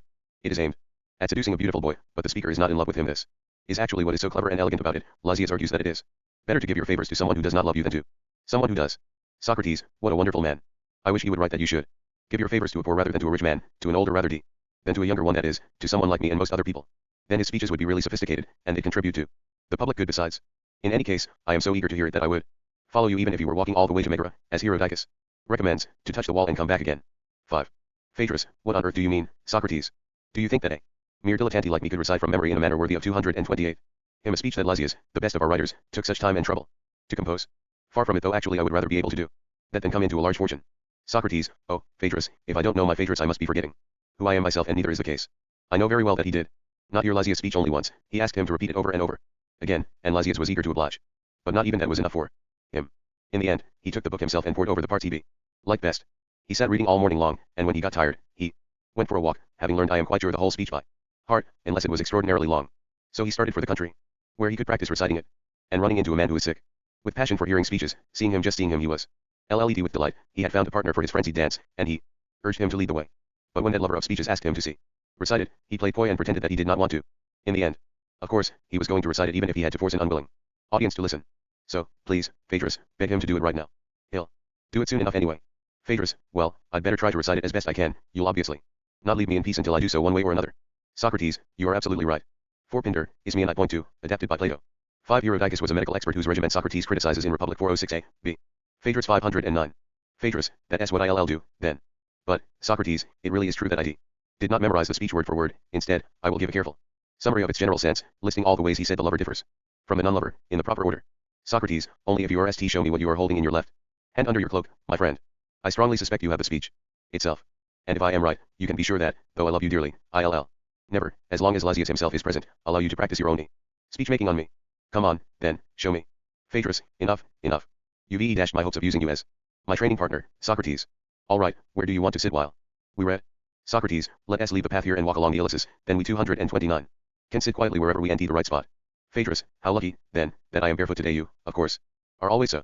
The easiest thing to do is to walk right in the stream. This way, we'll also get our feet wet, which is very pleasant, especially at this hour and season. Socrates, lead the way, then, and us a place to sit. Phaedrus, do you see that very tall plane tree? Socrates, of course. Phaedrus, it is shady, with a light breeze, we can sit or, if we prefer, lie down on the grass there. Socrates, lead on, then. Phaedrus, tell me, Socrates, isn't it from somewhere near the stretch of the Ilicis that people say Boreas carried Orthuia away? 6. Socrates, so they say. Phaedrus, couldn't this be the very spot? The stream is lovely, pure, and clear, just right for girls to be playing nearby. Socrates, no, it is 200 or 300 yards farther downstream, see, where one crosses to get to the district of Agra. I think there is even an altar to Boreas there. Phaedrus, I hadn't noticed it. But tell me, Socrates, in the name of Zeus, do you really believe that legend is true? Socrates, actually, it would not be out of place for me to reject it, as our intellectuals do. I could then tell a clever story. I could claim that a gust of the north wind blew her over the rocks where she was playing with Pharmacia, and once she was killed that way people said she had been carried off by Boreas, or was it, perhaps, from the Areopagus? The story is also told that she was carried away from there instead. Now, Phaedrus, such explanations are amusing enough, but they are a job for a man I cannot envy at all. He'd have to be far too ingenious and work. 6. According to legend, Orthuia, daughter of the Athenian king Erechtheus, was abducted by Boreas while she was playing with nymphs along the banks of the Ilicis river. Boreas persona es the north wind. 510 Phaedrus. Too hard, mainly because after that he will have to go on and give a rational account of the form of the Hippocentaurs, and then of the Chimera, and a whole lot of Gorgons and Pegasuses and other monsters, in large numbers and absurd forms, will overwhelm him. Anyone who does not believe in them, who wants to explain them away and make them plausible, by means of some sort of rough ingenuity, will need a great deal of time. But I have no time for such things, and the reason, my friend, is this. I am still unable, as the Delphic inscription orders, to know myself, and at 230.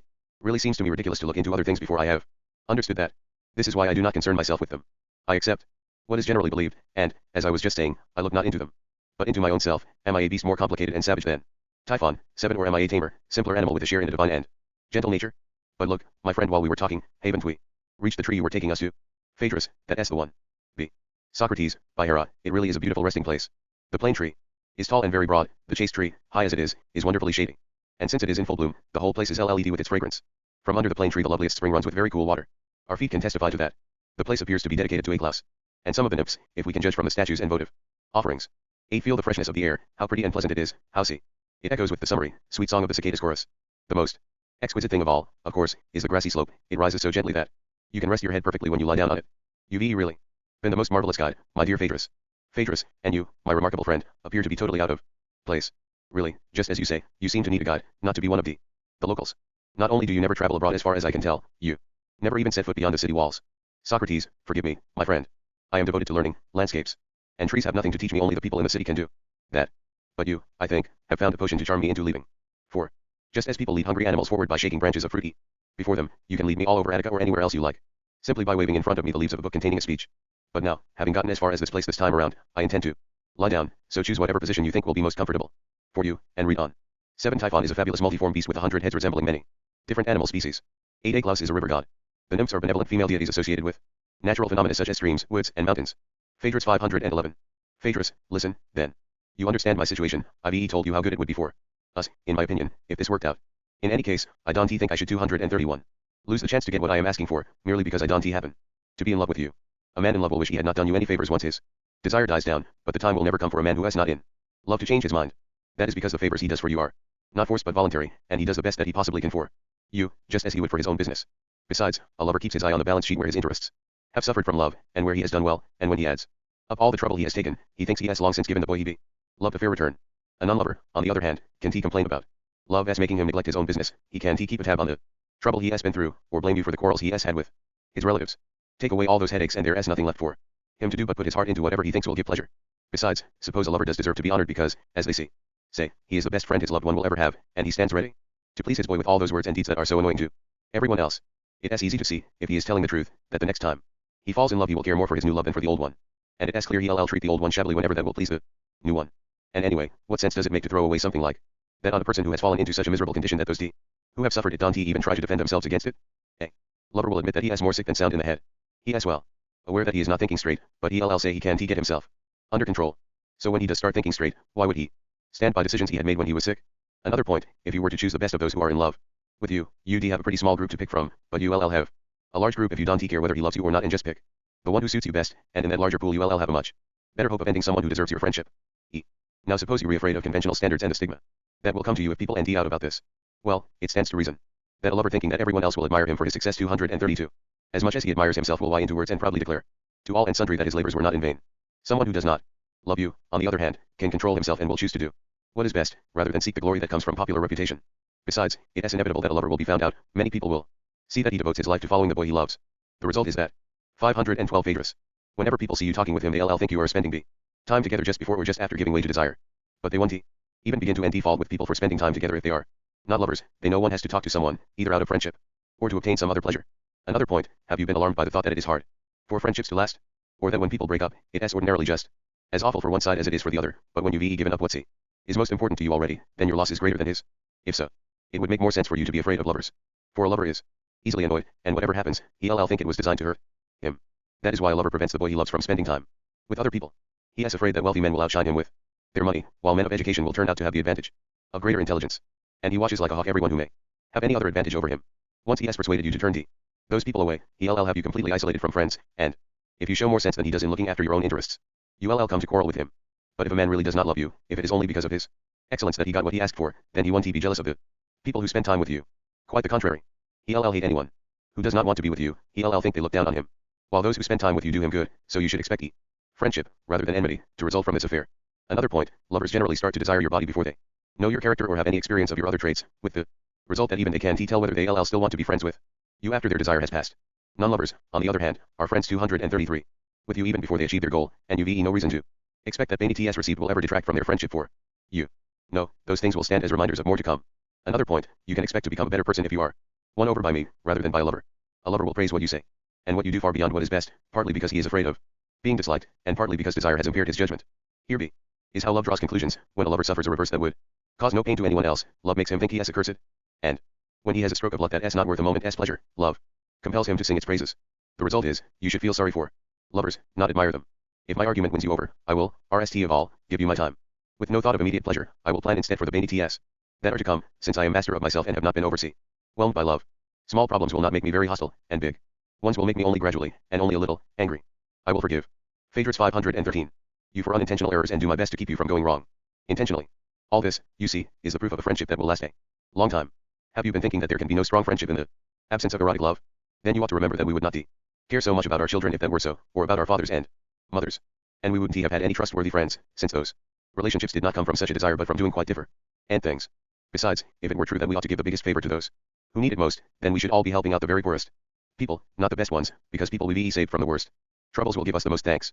For instance, the right people to invite to a dinner party would be beggars and people who need to sate their hunger, because they are the ones who will be fond of us, follow us, knock on our doors, 9 take the most pleasure with the deepest gratitude, and pray for our success. No, it is proper, I suppose, to grant your favors to those who are best able to return them, not to those in the direst need. That is, not to those who merely desire the thing, but to those who really 234 deserve it, not to people who will take pleasure in the bloom of your youth, but to those who will share their goods with you when you are older, not to people who achieve their goal and then boast about it in public, but to those who will keep a modest silence with everyone, not to people whose devotion is short-lived, but to those who will be steady friends their whole lives, not to the people who look for an excuse to quarrel as soon as their desire has passed, but to those who will prove their worth when the bloom of your youth has faded. Now, remember what I said and keep this in mind. Friends often criticize a lover for bad behavior, but no one close to a non-lover ever thinks that desire has led him into bad judgment about his interests. And now I suppose you will ask me whether I am urging you to give your favors to everyone who is not in love with you. No. As I see it, a lover would not ask you to give in to all your lovers either. You would not, in that case, earn as much gratitude from each recipient, and you would not be able to keep one affair secret from the others in the same way. But this sort of thing is not supposed to cause any harm, and really should work to the benefit of both sides. Well, I think this speech is long enough. If you are still longing for more, if you think I have passed over something, just ask. How does the speech strike you, Socrates? Don't you think it is simply superb, especially in its choice of words?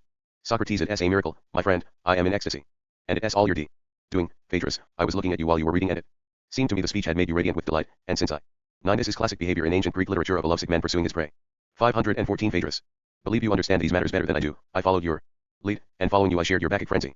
Phaedrus, come, Socrates, do you think you should joke about this? Socrates, do you really think I am joking, that I am not serious? Phaedrus, you are not at all serious, Socrates. But now tell me the truth, in the name of Zeus, god of friendship, do you think that any other Greek could say anything more impressive or more complete on this same subject? Socrates, what? Must we praise the speech even on the ground that its author has said what the situation demanded, and not instead simply on the ground that he has spoken in a clear and concise manner, with a precise turn of phrase? If we must, I will have to go along for your sake. Since surely because I am so ignorant that passed me by. I paid attention 235. Only to the speech as style. As to the other part, I wouldn't even think that Lysias himself could be satisfied with it.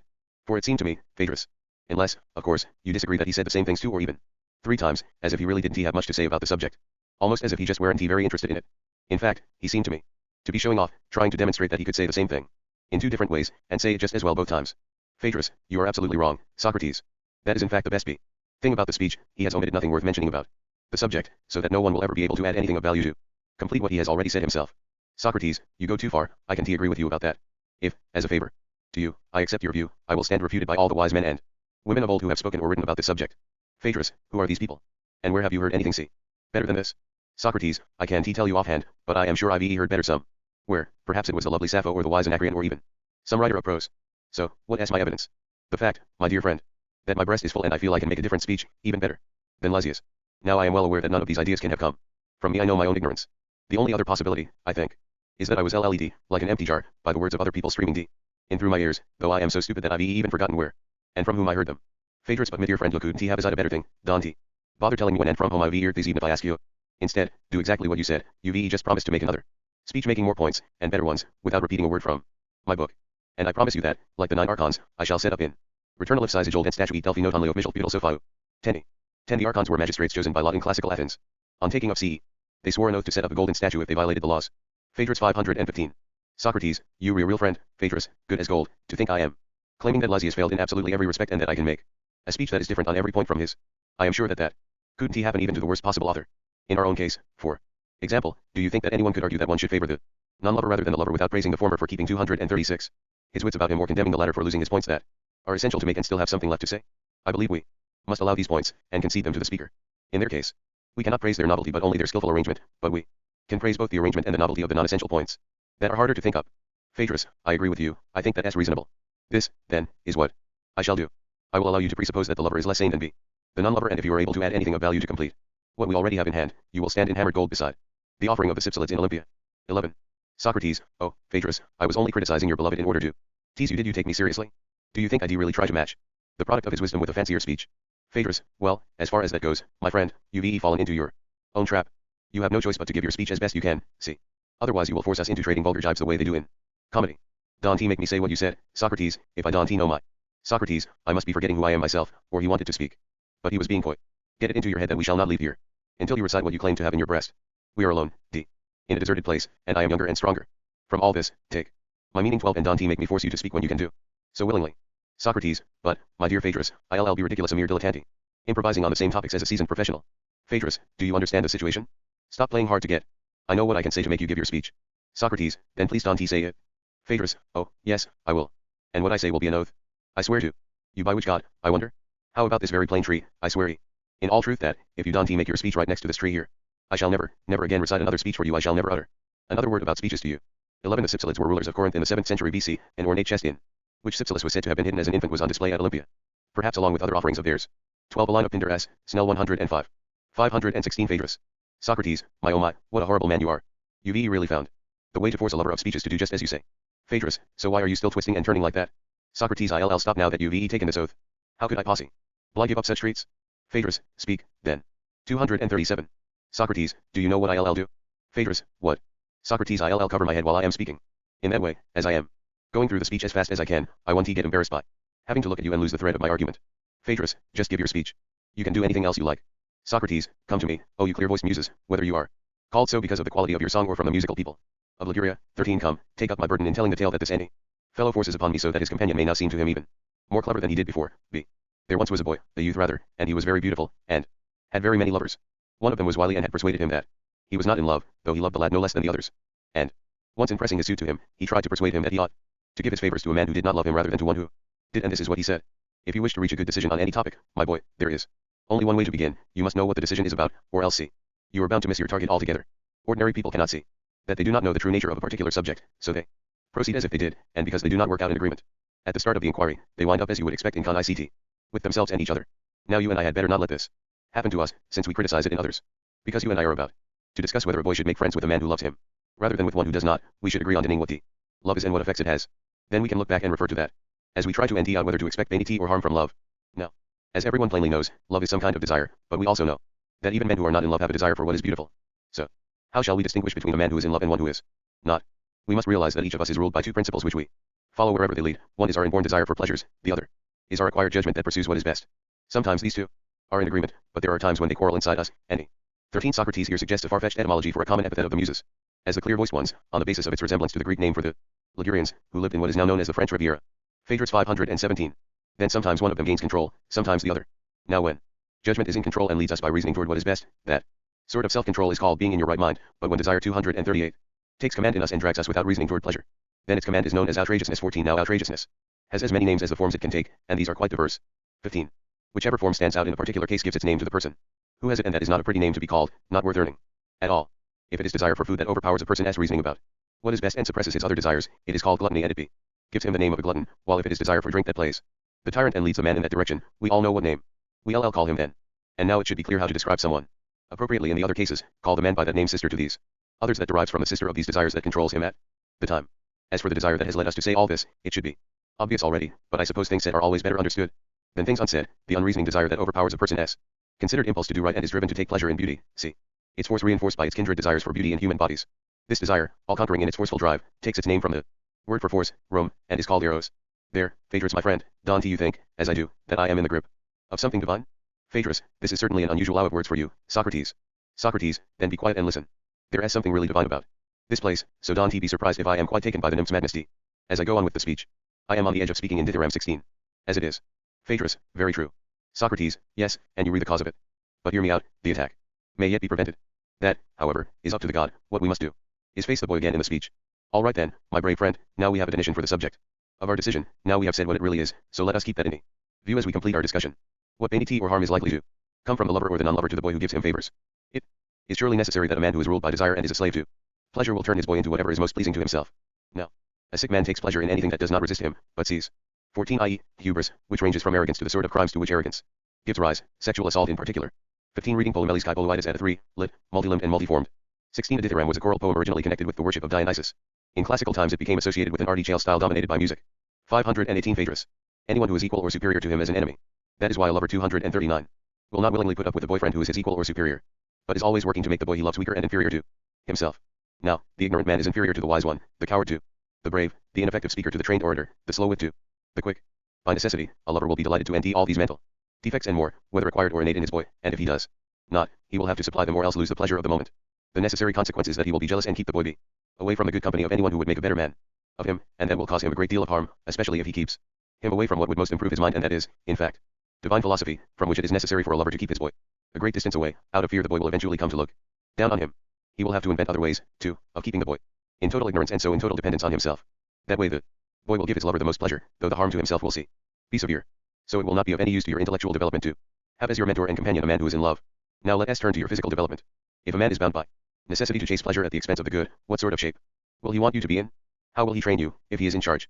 You will see that what he wants is someone who is soft, not muscular, and not trained in full sunlight but in dappled shade, someone who has never worked out like a man, never touched hard, sweaty exercise.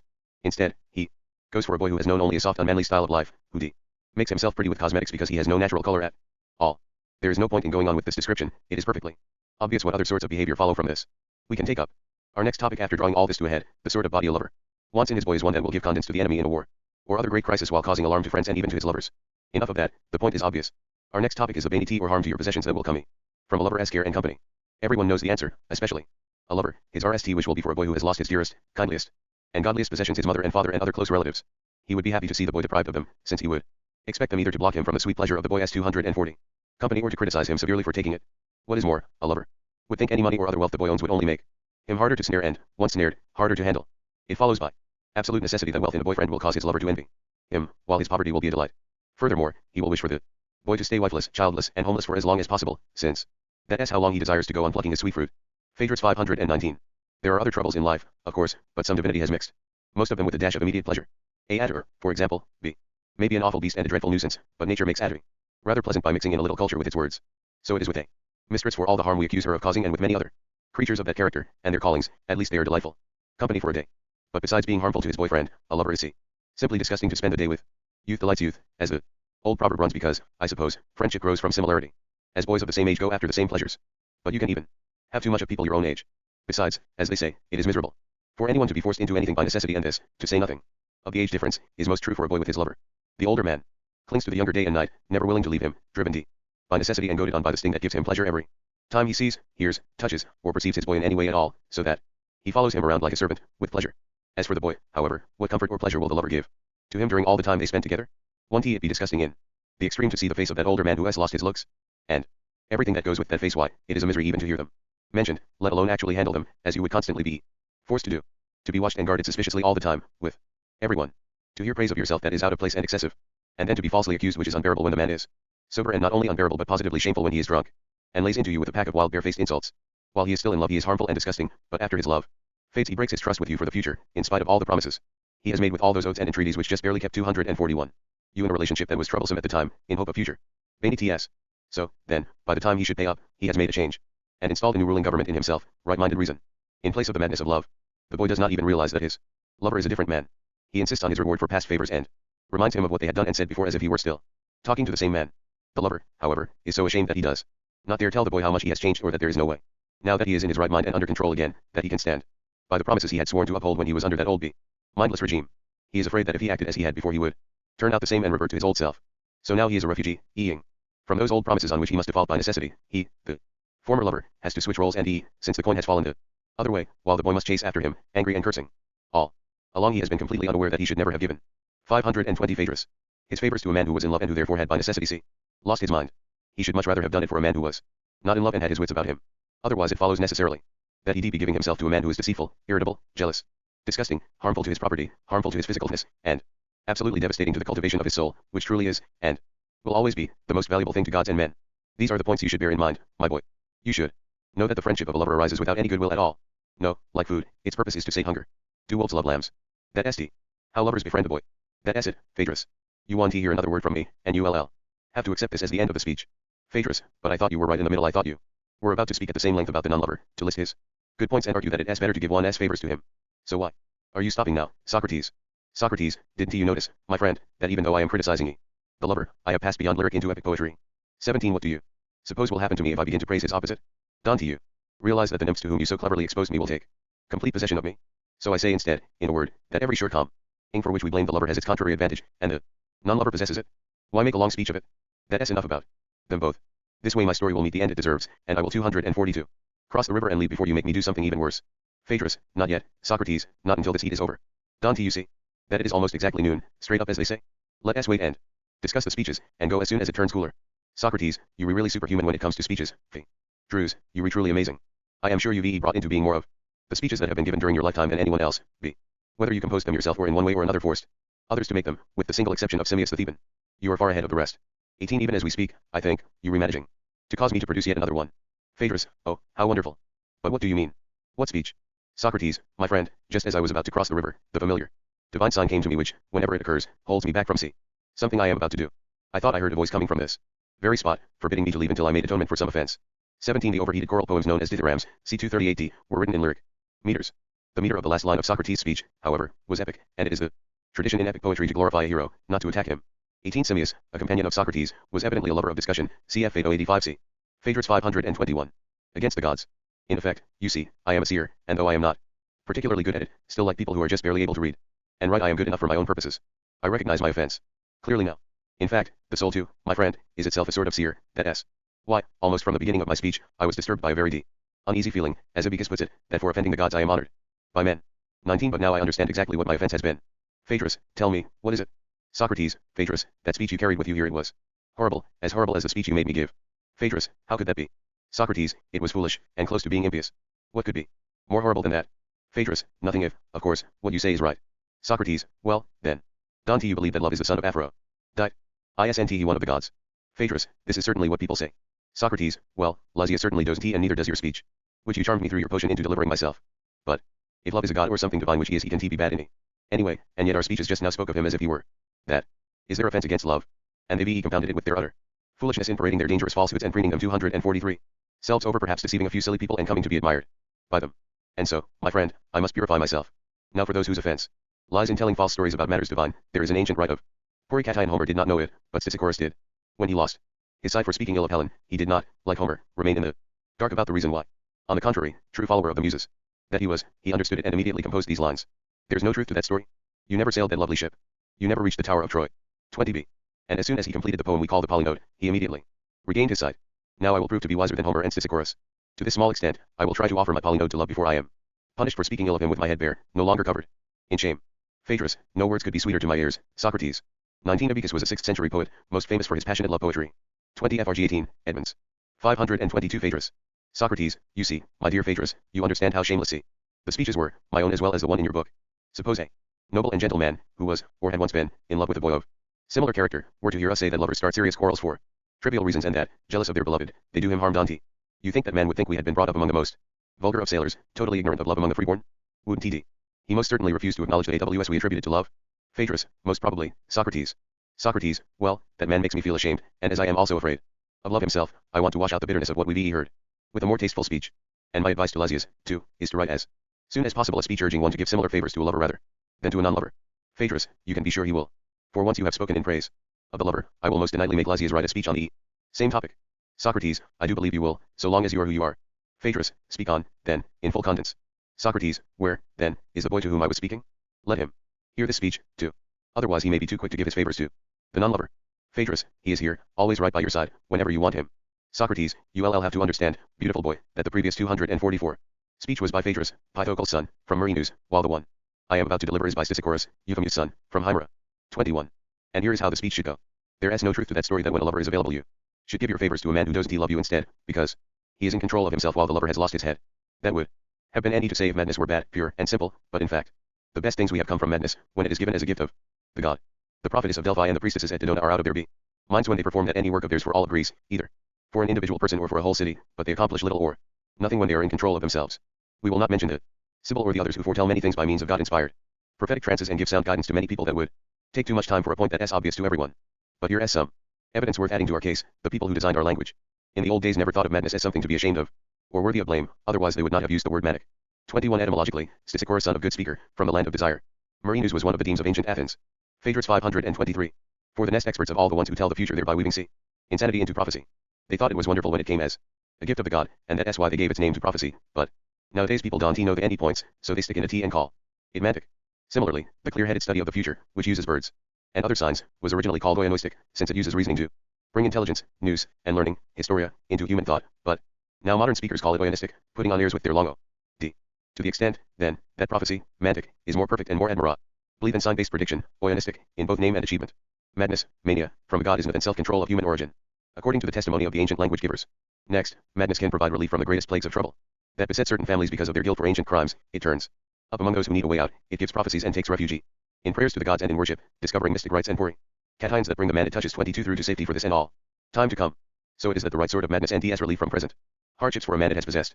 There comes the kind of madness that is possession by the muses, 245, which takes a tender virgin soul and awakens it to a Bacchic frenzy of songs and poetry that glory the achievements of the past and teaches them to future generations.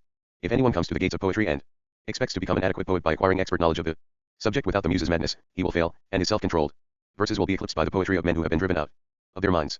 There you have some of the achievements, and I could tell you even more that are due to God-sent madness. We must not have any fear on this particular point, then, and we must not let anyone disturb us or frighten us with the claim that you should prefer a friend who is in control of himself to one who is disturbed. Besides proving that point, if he is to win his case, our opponent must show that love is not sent by the gods as a vanity to a lover and his boy. And we, for our part, must prove the opposite, that this sort of madness is given us by the gods to ensure our greatest good fortune. It will be a proof that convinces the wise if not the clever. Now we must understand the truth about the nature of the soul, divine or human, by examining what it does and what is done to it. Here begins the proof. Every soul 23 is immortal. That is because whatever is always in motion is immortal, while what moves, and is moved by something else stops. 22 retaining habits at E3. 23 alternatively, all soul. 524 Phaedrus. Living when it stops moving. So it is only what moves itself that never desists from motion, since it does not leave off being itself. In fact, this self-mover is also the source and spring of motion in everything else that moves, and a source has no beginning. That is because anything that has a beginning comes from some source, but there is no source for this, since a source that got its start from something else would no longer be the source. And since it cannot have a beginning, then necessarily it cannot be destroyed. That is because if a source were destroyed it could never get started again from anything else, and nothing else could get started from it. That is, if everything gets started from a source.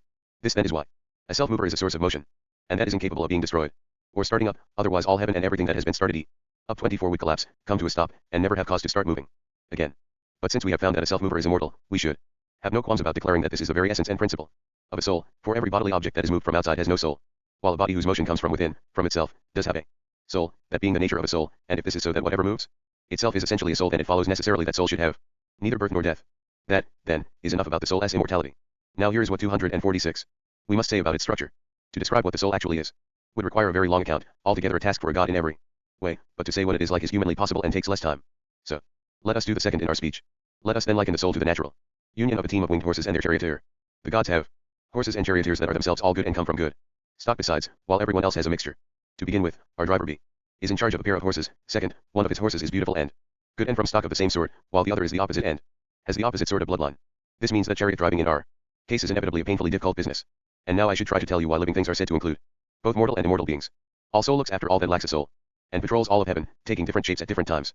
So see, long as its wings are in perfect condition it is high, and the entire universe is its dominion, but a soul that sheds its wings wanders until it lights on something solid, where it settles and takes on an earthly body, which, then, owing to the power of the soul, seems to move itself.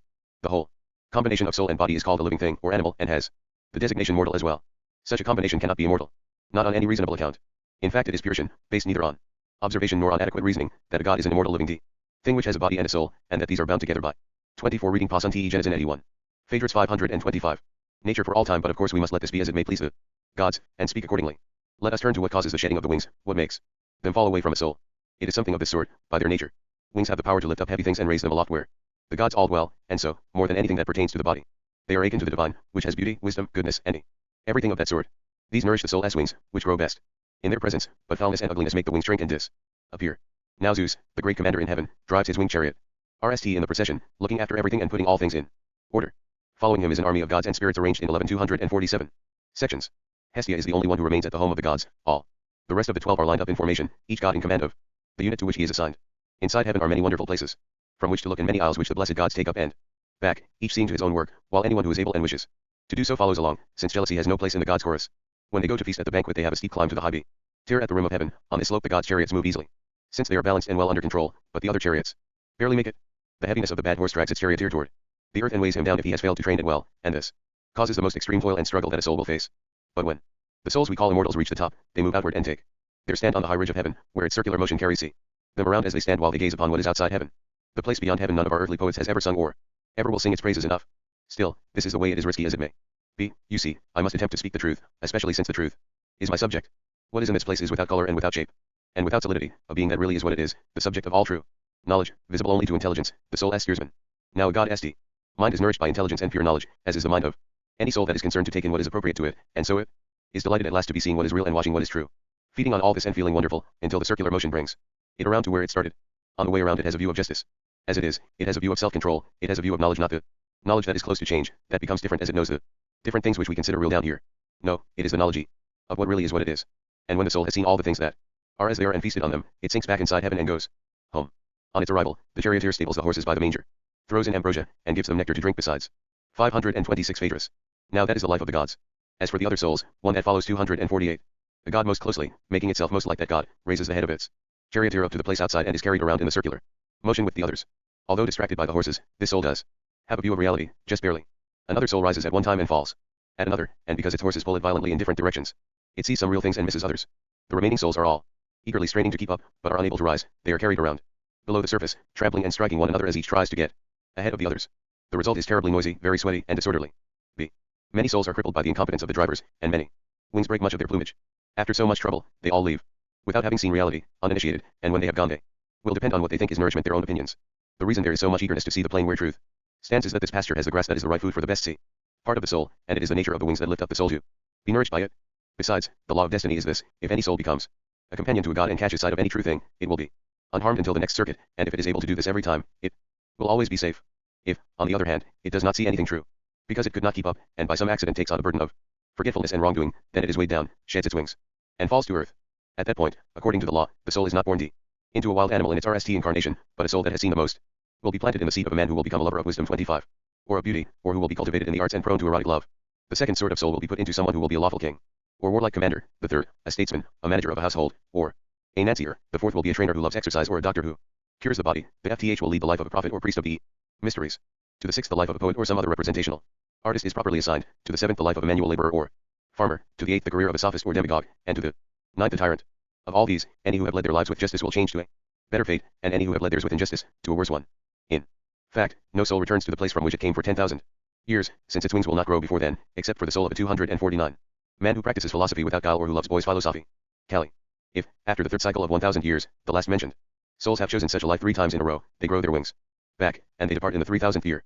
As for the rest, once their RST life is over, they come to judgment, and, once judged, some are 25, i.e., a philosopher, Phaedrus 527.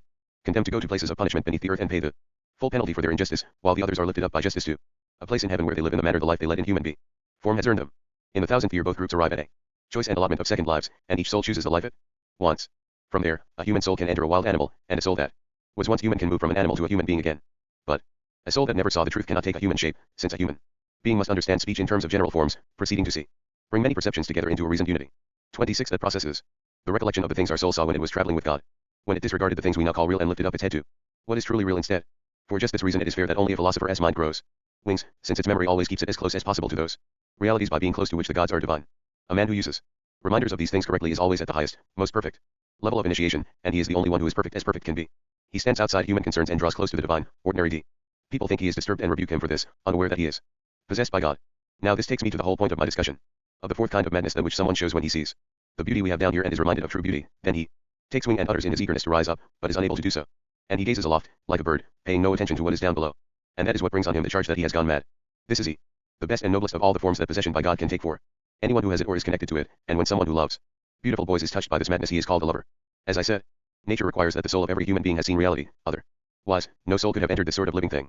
But not every 250 soul is easily reminded of the reality there by what it NDS here not souls that got only a brief glance at the reality there, not souls who had such bad luck when they fell down here that they were twisted by bad company into lives of injustice so that they forgot the sacred objects they had seen before. Only a few remain whose memory is good enough, and they are startled when they see an image of what they saw up there. Then they are beside themselves, and their experience is beyond their comprehension, because they cannot fully grasp what it is that they are seeing. B. Justice and self-control do not shine out through their images down here, and neither do the other objects of the soul as admiration. The senses are so murky that only a few people are able to make out, with difficulty, the original of the likenesses they encounter here. But beauty was radiant. 26. Accepting the ementation I and Epi 7. 528 Phaedrus. To see at that time when the souls, along with the glorious chorus, we 27, were with Zeus, while others followed other gods, saw that blessed and spectacular vision and were ushered into the mystery that we may rightly call the most blessed of all. And we who celebrated it were wholly perfect, see, and free of all the troubles that awaited us in time to come, and we gazed in rapture at sacred revealed objects that were perfect, and simple, and unshakable and blissful. That was the ultimate vision, and we saw it in pure light because we were pure ourselves, not buried in this thing we are carrying around now, which we call a body, locked in it like an oyster in its shell. Well, all that was for love of a memory that made me stretch out my speech in longing for the past. Now beauty, as I said, was radiant among the other objects, and now that we have come down here we grasp it, sparkling through the clearest of our senses. Vision, of course, is the sharpest of our bodily senses, although it does not see wisdom. It would awaken a terribly powerful love if an image of wisdom came through our sight, as clearly as beauty does, and the same goes for the other objects of inspired love. But now beauty alone has this privilege, to be the most clearly visible, and the most loved. Of course a man who was initiated long ago or who has become delayed is not to be moved abruptly from here to a vision of beauty itself when he sees what we call beauty here, so instead of gazing at the latter reverently, he surrenders to pleasure and sets out in the manner of a four-footed beast, eager to make babies, and, wallowing in vice, he goes after unnatural pleasure too, without a trace of fear or shame. A 251. Recent initiate, however, one who has seen much in heaven when he sees the godlike face or bodily form that has captured beauty well, RST he should. Thirst and a fear comes over him like those he felt at the earlier time, then he gazes at him with the reverence due a god, and if he weren't afraid, people would think him completely mad. He'd even sacrifice to his boy, as if he were the image of a god. Once he has looked at him, his chill gives way to sweating and a high fever, because the stream of beauty that pours into him through his eyes warms him up and waters the growth of his wings.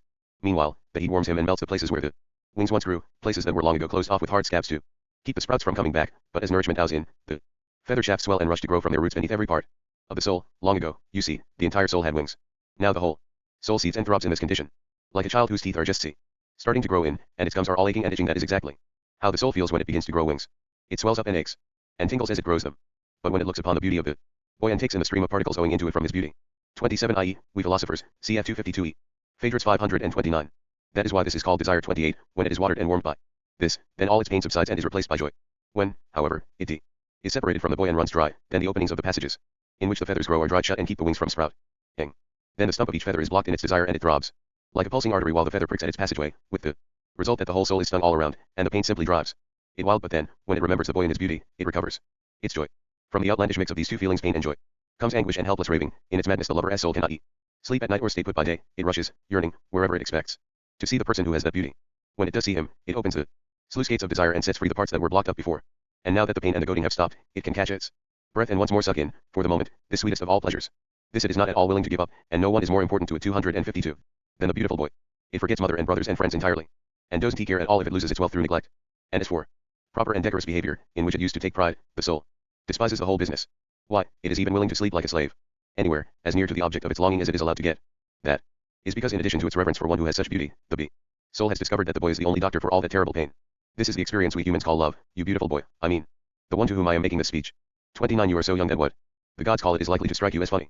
Some of the successors of Homer, I believe, report 2 lines from the less well-known poems, of which the second is quite indecent and does not scan very well. They praise love this way. Yes, mortals call him powerful winged love. But because of his need to thrust out the wings, the gods call him shove. 30. You may believe this or not as you like. But, seriously, the cause of love is as I have said, and this is how lovers really feel. If the man who is taken by love used to be an attendant on Zeus, he will be able to bear the burden of this feathered force with dignity. But if 28 Desire is Hymeros, the derivation is from mere particles, ina, go, and rhyme.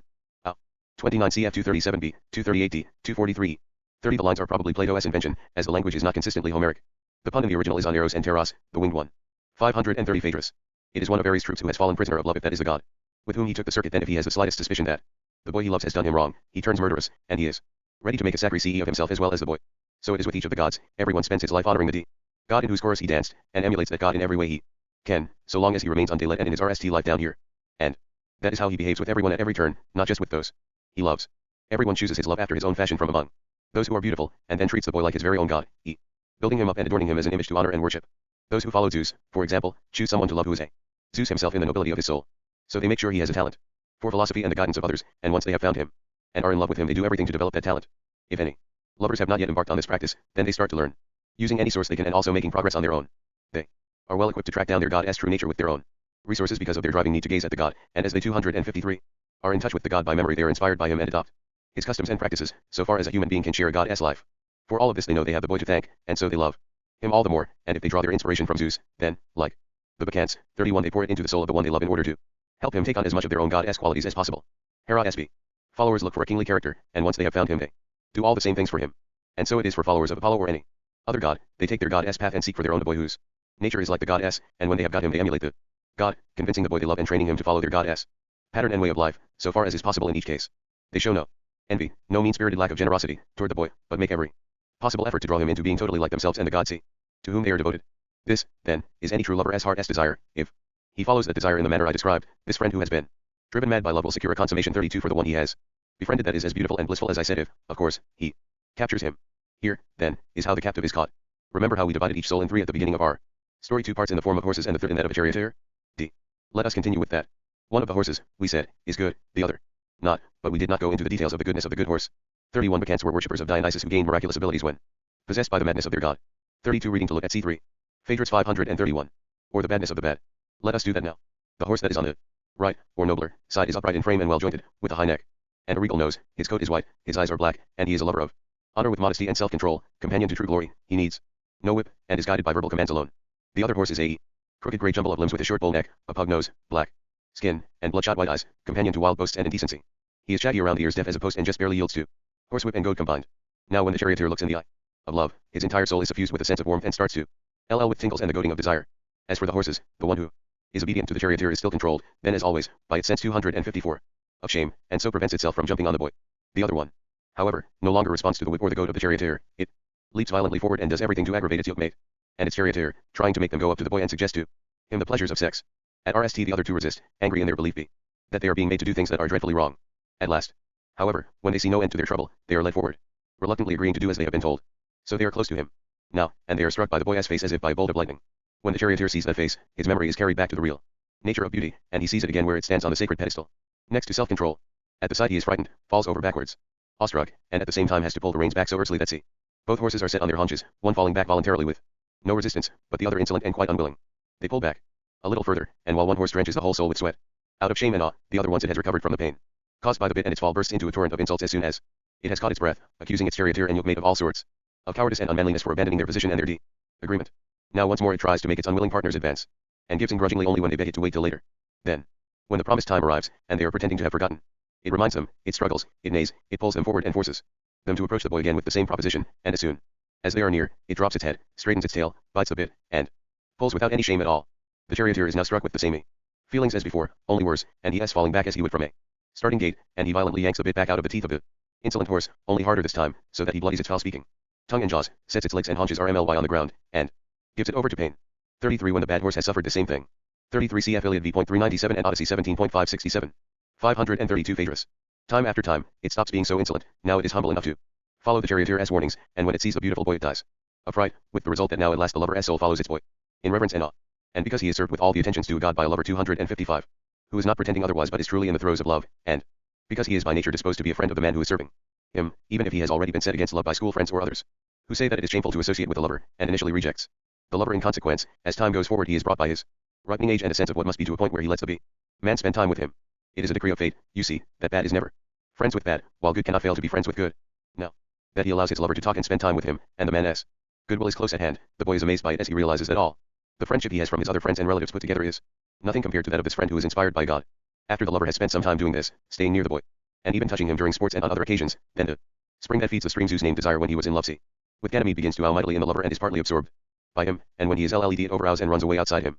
Think how a breeze or an echo bounces back from a smooth solid object to its source, that is how the stream of beauty goes back to the beautiful boy and sets him a udder.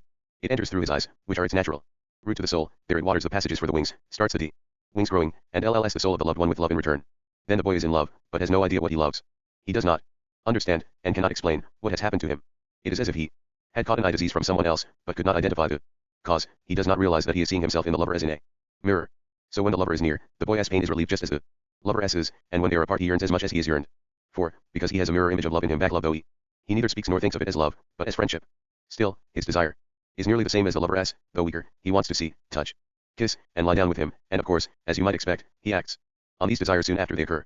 When they are in bed, the lover's undisciplined horse has a word to say to the charioteer that after all its sufferings it is entitled to a little 256 fun. Meanwhile, the boy's bad horse has nothing to say, but swelling with desire, confused, it hugs the lover and kisses him in delight at his great goodwill. And whenever they are lying together it is completely unable, for its own part, to deny the lover any favor he might beg to have. Its yoke-mate, however, along with its charioteer, resists such requests with modesty and reason. Now if the victory goes to the better elements in both. Phaedrus 533. Their minds, which lead them to follow the assigned regimen of philosophy. Their life here below is one of bliss and shared understanding. They are modest and fully in control of themselves now that they have enslaved the part that brought trouble into the soul and set free the part that gave it virtue. After death, when they have grown wings and become weightless, they have won the RST of 3 rounds in these, the true Olympic contests. There is no greater good than this that either human self-control or divine madness can offer a man.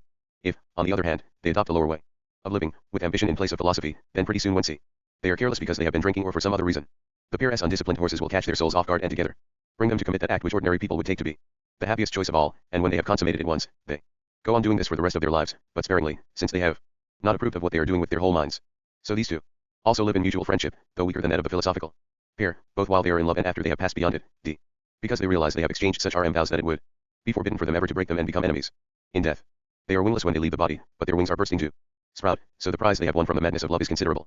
Because those who have begun the sacred journey in lower heaven may not by law be sent into darkness for the journey under the earth, their lives are bright and happy as they travel together, and thanks to their love they will grow wings together when the time comes. These are the rewards you will have from a lover's friendship, my boy. And they are as great as divine gifts should be. A non-lover's companion ship, on the other hand, is deluded by human self-control. All it pays are cheap, human dividends, and though the slavish attitude it engenders in a friend's soul is widely praised as virtue, it tosses the soul around for 9,000 years on the earth and leads it, mindless, beneath it. So now, dear love, this is the best and most beautiful polynote 34 we could offer as payment for our debt, especially in view of the rather poetical choice of words Phaedrus made me use.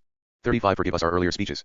In return for this one, be kind and gracious toward my expertise and love, which is your own gift to me. Do not, out of anger, take it away or disable it, and grant that I may be held in higher esteem than ever by those who are beautiful. If Phaedrus and I said anything that shocked you in our earlier speech, blame it on Lysias, who was its father, and put a stop to his making speeches of this sort. Convert him to philosophy like his brother Polemarchus, so that his lover here may no longer play both sides as he does now, but simply devote his life to love through philosophical discussions. 34 CF 243b. 35 CF 234c, 238c. 534 Phaedrus. Phaedrus, I join you in your prayer, Socrates. If this is really best for us, may it come to pass. As to your speech, I admired it from the moment you began. You managed it much better than your RST1. I am afraid that Lysias' effort to match it is bound to fall at, if of course he even dares to try to offer a speech of his own. In fact, my marvelous friend, a politician I know, was only recently taking Lysias to task for just that reason. All through his invective, he kept calling him a speechwriter. So perhaps his pride will keep him from writing this speech for us. Socrates, what a foolish thing to say, young man. How wrong you are about your friend. He can be intimidated so easily. But perhaps you thought the man who was taking him to task meant what he said as a reproach. Phaedrus, he certainly seemed to, Socrates. In any case, you are surely aware yourself that the most powerful and renowned politicians are ashamed to compose speeches or leave any writings behind. They are afraid that in later times they may come to be known as sophists. Socrates, Phaedrus, you don't understand the expression pleasant bend. It originally referred to the long bend of the Nile. 36 And, besides the bend, you also don't understand that the most ambitious politicians love speech writing and long for their writings to survive. In fact, when they write one of their speeches, they are so pleased when people praise it that they add at the beginning a list of its admirers everywhere. Phaedrus, what do you mean? I don't understand. Socrates, don't you know that the RST thing politicians put in their 258 writings 37 is the names of their admirers? Phaedrus, how so? Socrates, resolved, the author often begins, by the council or by the people or by both, and so said 38 meaning himself, the Writer, with great solemnity and self-importance. Only then does he go on with what he has to say, showing off his wisdom to his admirers, often composing a very long document. Do you think there is any difference between that and a written speech? Phaedrus, no, I don't be. Socrates, well, then, if it remains on the books, he is delighted and leaves the stage a poet. But if it is struck down, if he fails as a speech writer and isn't considered worthy of having his work written down, he goes into deep mourning, and his friends along with him. Phaedrus, he certainly does. Socrates, clearly, then, they don't feel contempt for speech writing, on the contrary, they are in awe of it. 36 Apparently this was a familiar example of something named by language that means the opposite though called pleasant it was really a long, nasty bend. 37 Reading Dramatos at 1. 38 This is the standard form for decisions, including legislation, made by the Assembly of Athens, though it is not the standard beginning for even the most political of speeches. Phaedrus 535. Phaedrus, quite so. Socrates, there is this too. What of an orator or a king who acquires enough power to match Lycurgus, Solon, or Darius as a lawgiver 39 and acquires immortal fame as a speechwriter in his city? Doesn't he think that he is equal to the gods while he is still alive? And don't those who live in later times believe just the same about him when they behold his writings? Phaedrus, very much so. Socrates, do you really believe then that any one of these people, whoever he is and however much he hates Lysias, would reproach him for being a writer? Phaedrus, it certainly isn't likely in view of what you said, for he would probably be reproaching his own ambition as well. Socrates, this, then, is quite clear, writing speeches is not in itself a shameful thing. Phaedrus, how could it be? Socrates, it is not speaking or writing well that is shameful, what is really shameful is to engage in either of them shamefully or badly. Phaedrus, that is clear. Socrates, so what distinguishes good from bad writing? Do we need to ask this question of Lysias or anyone else who ever did or will write anything, whether a public or a private document, poetic verse or plain prose? Phaedrus, you ask if we need to? Why else should one live, I say, if he not for pleasures of this sort? Certainly not for those you cannot feel unless you are in pain, like most of the pleasures of the body, and which, for this reason we call the pleasures of slaves. Socrates, it seems we clearly have the time. Besides, I think that the cicadas, who are singing and carrying on conversations with one another 259, in the heat of the day above our heads, are also watching us. And if they saw the two of us avoiding conversation at midday like most people, diverted by their song and, sluggish of mind, nodding off, they would have every right to laugh at us, convinced that a pair of slaves had come to their resting place to sleep like sheep gathering around the spring in the afternoon. But if they see us in conversation, steadfastly navigating around them as if they were the sirens, they will be very pleased and immediately give us the gift from the gods they are able to give to mortals. Phaedrus, what is this gift? I don't think I have heard of it. Socrates, everyone who loves the muses should have heard of this. The story goes that the cicadas used to be human beings who lived before the birth of the muses, when the muses were born and song was created. 39 Lycurgus was the legendary lawgiver of Sparta. Solon reformed the constitution of Athens in the early 6th century BC and was revered by both Democrats and their opponents. Darius was king of Persia, 521 to 486 BC. None of these was famous as a speechwriter. 536 Phaedrus. For the RST time, some of the people of that time were so overwhelmed with the pleasure of singing that they forgot to eat or drink, so they died without even realizing it.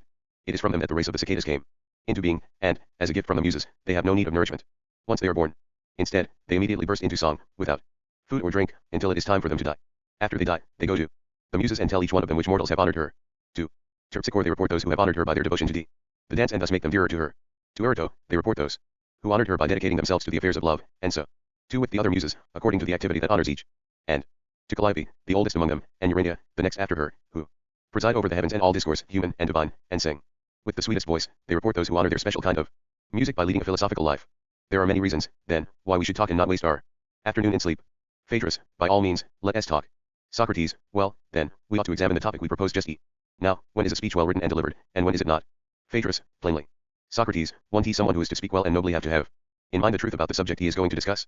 Phaedrus, what I have actually heard about this, Socrates, my friend, is that it is not necessary for the intending orator to learn what is really 260 just, but only what will seem just to the crowd who will act as judges. Nor again what is really good or noble, but only what will seem so. For that is what persuasion proceeds from, not truth. Socrates, anything that wise men say, Phaedrus, is not lightly to be cast aside. 40 We must consider whether it might be right. And what you just said, in particular, must not be dismissed. Phaedrus, you rewrite. Socrates, let us look at it this way, then. Phaedrus, how? Socrates, suppose I were trying to convince you that you should GHTB your enemies on horseback, and neither one of us knew what a horse is. But I happen to know this much about you, that Phaedrus believes a horse is a tame animal with the longest ears. Phaedrus, but that would be ridiculous, Socrates. Socrates, not quite yet, actually. But if I were seriously trying to convince you, having composed a speech in praise of the donkey in which I called it a horse and claimed that having such an animal is of immense value. 40 Iliad 2.361. Phaedrus 537. Both at home and in military service, that it is good for eating and for carrying your baggage and that it is useful for much else besides sea. Phaedrus, well, that would be totally ridiculous. Socrates, well, which is better? To be ridiculous and a friend? Or clever and an enemy? Phaedrus, the former. Socrates, and so, when a rhetorician who does not know good from bad addresses a city which knows no better and attempts to sway it, not praising a miserable donkey as if it were a horse, but bad as if it were good, and, having studied what the people believe, persuades them to do something bad instead of good with that as its seed, what sort of crop do you think rhetoric can harvest? Phaedrus, a crop of really poor quality. Socrates, but could it be, my friend, that we have mocked the art of speaking more rudely than it deserves? For it might perhaps reply, what bizarre nonsense. Look, I am not forcing anyone to learn how to make Speech is without knowing the truth. On the contrary, my advice, for what it is worth, is to take me up only after mastering the truth. But I do make this boast, even someone who knows the truth couldn't produce conviction on the basis of a systematic art without me. Phaedrus, well, is that a fair reply? E. Socrates, yes, it is if, that is, the arguments now advancing upon rhetoric testify that it is an art. For it seems to me as if I hear certain arguments approaching and protesting that that is a lie and that rhetoric is not an art but an artless practice. 41 As the Spartan said, there is no genuine art of speaking without a grasp of truth, and there never will be. Phaedrus, we need to hear these arguments. Socrates. Come, produce 261 them, and examine them. What is their point? How do they make it? Socrates, come to us, then, noble creatures, convince Phaedrus, him of the beautiful offspring, 42 that unless he pursues philosophy properly he will never be able to make a proper speech on any subject either. And let Phaedrus be the one to answer. Phaedrus, let them put their questions. Socrates, well, then, isn't the rhetorical art, taken as a whole, a way of directing the soul by means of speech, not only in the law courts and on other public occasions but also in private? Isn't it one and the same art? Whether its subject is great or small, and no more to be held in esteem be, if it is followed correctly when its questions are serious than when they are trivial? Or what have you heard about all this? Phaedrus, well, certainly not what you have. Artful speaking and writing is found mainly in the law courts, also perhaps in the assembly. That's all. I've heard. 41 For a criticism of rhetoric is not an art, see Gorgias 462b, c. 42 cf 242a, b, Symposium 209b, e. 538 Phaedrus. Socrates, well, have you only heard of the rhetorical treatises of Nestor and Odysseus, those they wrote in their spare time in Troy? Haven't you also heard of the works of Palamedes? 43. Phaedrus, no, by Zeus, I haven't even heard of Nestor unless by C. Nestor you mean Gorgias, and by Odysseus, Thrasymachus or Theodorus. 44. Socrates, perhaps. But let us leave these people aside. Answer this case. Shin yourself, what do adversaries do in the law courts? Don't they speak on opposite sides? What else can we call what they do? Phaedrus, that's it, exactly. Socrates, about what is just and what is unjust. Phaedrus, yes. Socrates, and one whoever does this artfully make the same thing appear to the same people sometimes just and sometimes, when he fers, unjust. Phaedrus, of course. Socrates, and when he addresses the assembly, he will make the city approve a policy at one time as a good one, and reject it the very same policy as just the opposite at another. Phaedrus, right. Socrates, now, don't we know that the Eleatic Palamedes is such an artful speaker that his listeners will perceive the same things to be both similar and dissimilar, both one and many, both at rest and also in motion? 45. Phaedrus, most certainly. Socrates, we can therefore end the practice of speaking on opposite sides not only in the law courts and in the assembly. Rather, it seems that one single art if, of course, it is an art in the RST place governs all speaking. By means of it one can make out as similar anything that can be so assimilated to everything to which it can be made similar, and expose anyone who tries to hide the fact that that is what he is doing. Phaedrus, what do you mean by that? Socrates, I think it will become clear if we look at it this way. Where is deception most likely to occur regarding things that differ much or things that differ little from one another? Phaedrus, regarding those that differ little. 262. Socrates, at any rate, you are more likely to escape detection, as you shift from one thing to its opposite, if you proceed in small steps rather than in large ones. 43 Nestor and Odysseus are Homeric heroes known for their speaking ability. Palamedes, who does not glory in Homer, was proverbial for his cunning. 44 Gorgias of Leontini was the most famous teacher of rhetoric to visit Athens. About Thrasymachus of Chalcedon, cf 267c, we know little beyond what we can infer from his appearance in Book 1 of the Republic. On Theodorus of Byzantium, not to be confused with the geometer who appears in the Theaetetus, c 266e, and Aristotle Rhetoric 3.1 3.5. 45 The Eleatic Palamedes is presumably Zeno of Elea, the author of the famous paradoxes about motion. Phaedrus 539. Phaedrus, without a doubt. Socrates, therefore, if you are to deceive someone else and to avoid deception yourself, you must know precisely the respects in which things are similar and dissimilar to one another. Phaedrus, yes, you must. Socrates, and is it really possible for someone who doesn't know what each thing truly is to detect a similarity whether large or small between something he doesn't know and anything else? Phaedrus, that is impossible. B. Socrates, clearly, therefore, the state of being deceived and holding beliefs contrary to what is the case comes upon people by reason of certain similarities. Phaedrus, that is how it happens. Socrates, could someone, then, who doesn't know what each thing is, ever have the art to lead others little by little through similarities away from what is the case on each occasion to its opposite? Or could he escape this being done to himself? Phaedrus, never. Socrates, therefore, my friend, the art of a speaker who doesn't know see the truth and chases opinions instead is likely to be a ridiculous thing. Not an art at all. Phaedrus, so it seems. Socrates, so, shall we look for instances of what we call the artful and the artless in the speech of Lysias you carried here and in our own speeches? Phaedrus, that's the best thing to do because, as it is, we are talking quite abstractly, without enough examples. Socrates, in fact, by some chance the two speeches do, as it seems, contain an example of the way in which someone who knows the truth can toy with his audience and mislead them. For my part, Phaedrus, I hold the local gods responsible for this also. Perhaps the messengers of the muses who are singing over our heads may have inspired me with this gift. Certainly I don't possess any art of speaking. Phaedrus, fine, any. But explain what you mean. Socrates, come, then read me the beginning of Lysias' speech. Phaedrus, you understand my situation. I've told you how good it would be for us, in my opinion, if we could work this out. In any case, I don't think I should lose the chance to get what I am asking for, merely because I don't happen to be in love with you. A man in love will wish he had not done you any favors. Socrates, stop. Our task is to say how he fails and writes artlessly. Right? Phaedrus, yes. 263. Socrates, now isn't this much absolutely clear? We are in accord with one another about some of the things we discourse about and in discord about others. Phaedrus, I think I understand what you are saying, but, please, can you make it a little clearer? 540 Phaedrus. Socrates, when someone utters the word iron or silver, don't we all think of the same thing? Phaedrus, certainly. Socrates, but what happens when we say just or good? Doesn't he? Each one of us go in a different direction? Don't we differ with one another? And even with ourselves? Phaedrus, we certainly do. Socrates, therefore, we agree about the former and disagree about the latter. Phaedrus, right. Socrates, now in which of these two cases are we more easily deceived? And when does rhetoric have greater power? Phaedrus, clearly, when we wander in different directions. Socrates, it follows that whoever wants to acquire the art of rhetoric must make a systematic division and grasp the particular character of each of these two kinds of thing, both the kind where most people wander in different directions and the kind where they do not. Phaedrus, what a splendid thing, Socrates, he will have understood if he grasps that. Socrates, second, I think, he must not be mistaken about his subject. He must have a sharp eye for the class to which whatever he is about to discuss belongs. Phaedrus, of course. Socrates, well, now, what shall we say about love? Does it belong to the class where people differ or to that where they don't? Phaedrus, oh, surely the class where they differ. Otherwise, do you think you could have spoken of it as you did a few minutes ago, RST? Saying that it is harmful both to lover and beloved and then immediately afterward that it is the greatest good? Socrates, very well put. But now tell me this, I can't remember at all because I was completely possessed by the gods, did I to any love at the beginning of my speech? Phaedrus, oh, absolutely, by Zeus, you most certainly did. Socrates, alas, how much more artful with speech is the nymphs, daughters of Aclaus, and Pan, son of Hermes, are, according to what you say, than Lysias, son of Cephalus. Or am I wrong? Did Lysias too, at the start of his love speech, compel us to assume that love is the singly thing that he himself wanted it to be? Did he then complete his speech by arranging everything in relation to that? Will you read its opening once again? Phaedrus, if you like. But what you are looking for is not there. Socrates, read it, so that I can hear it in his own words.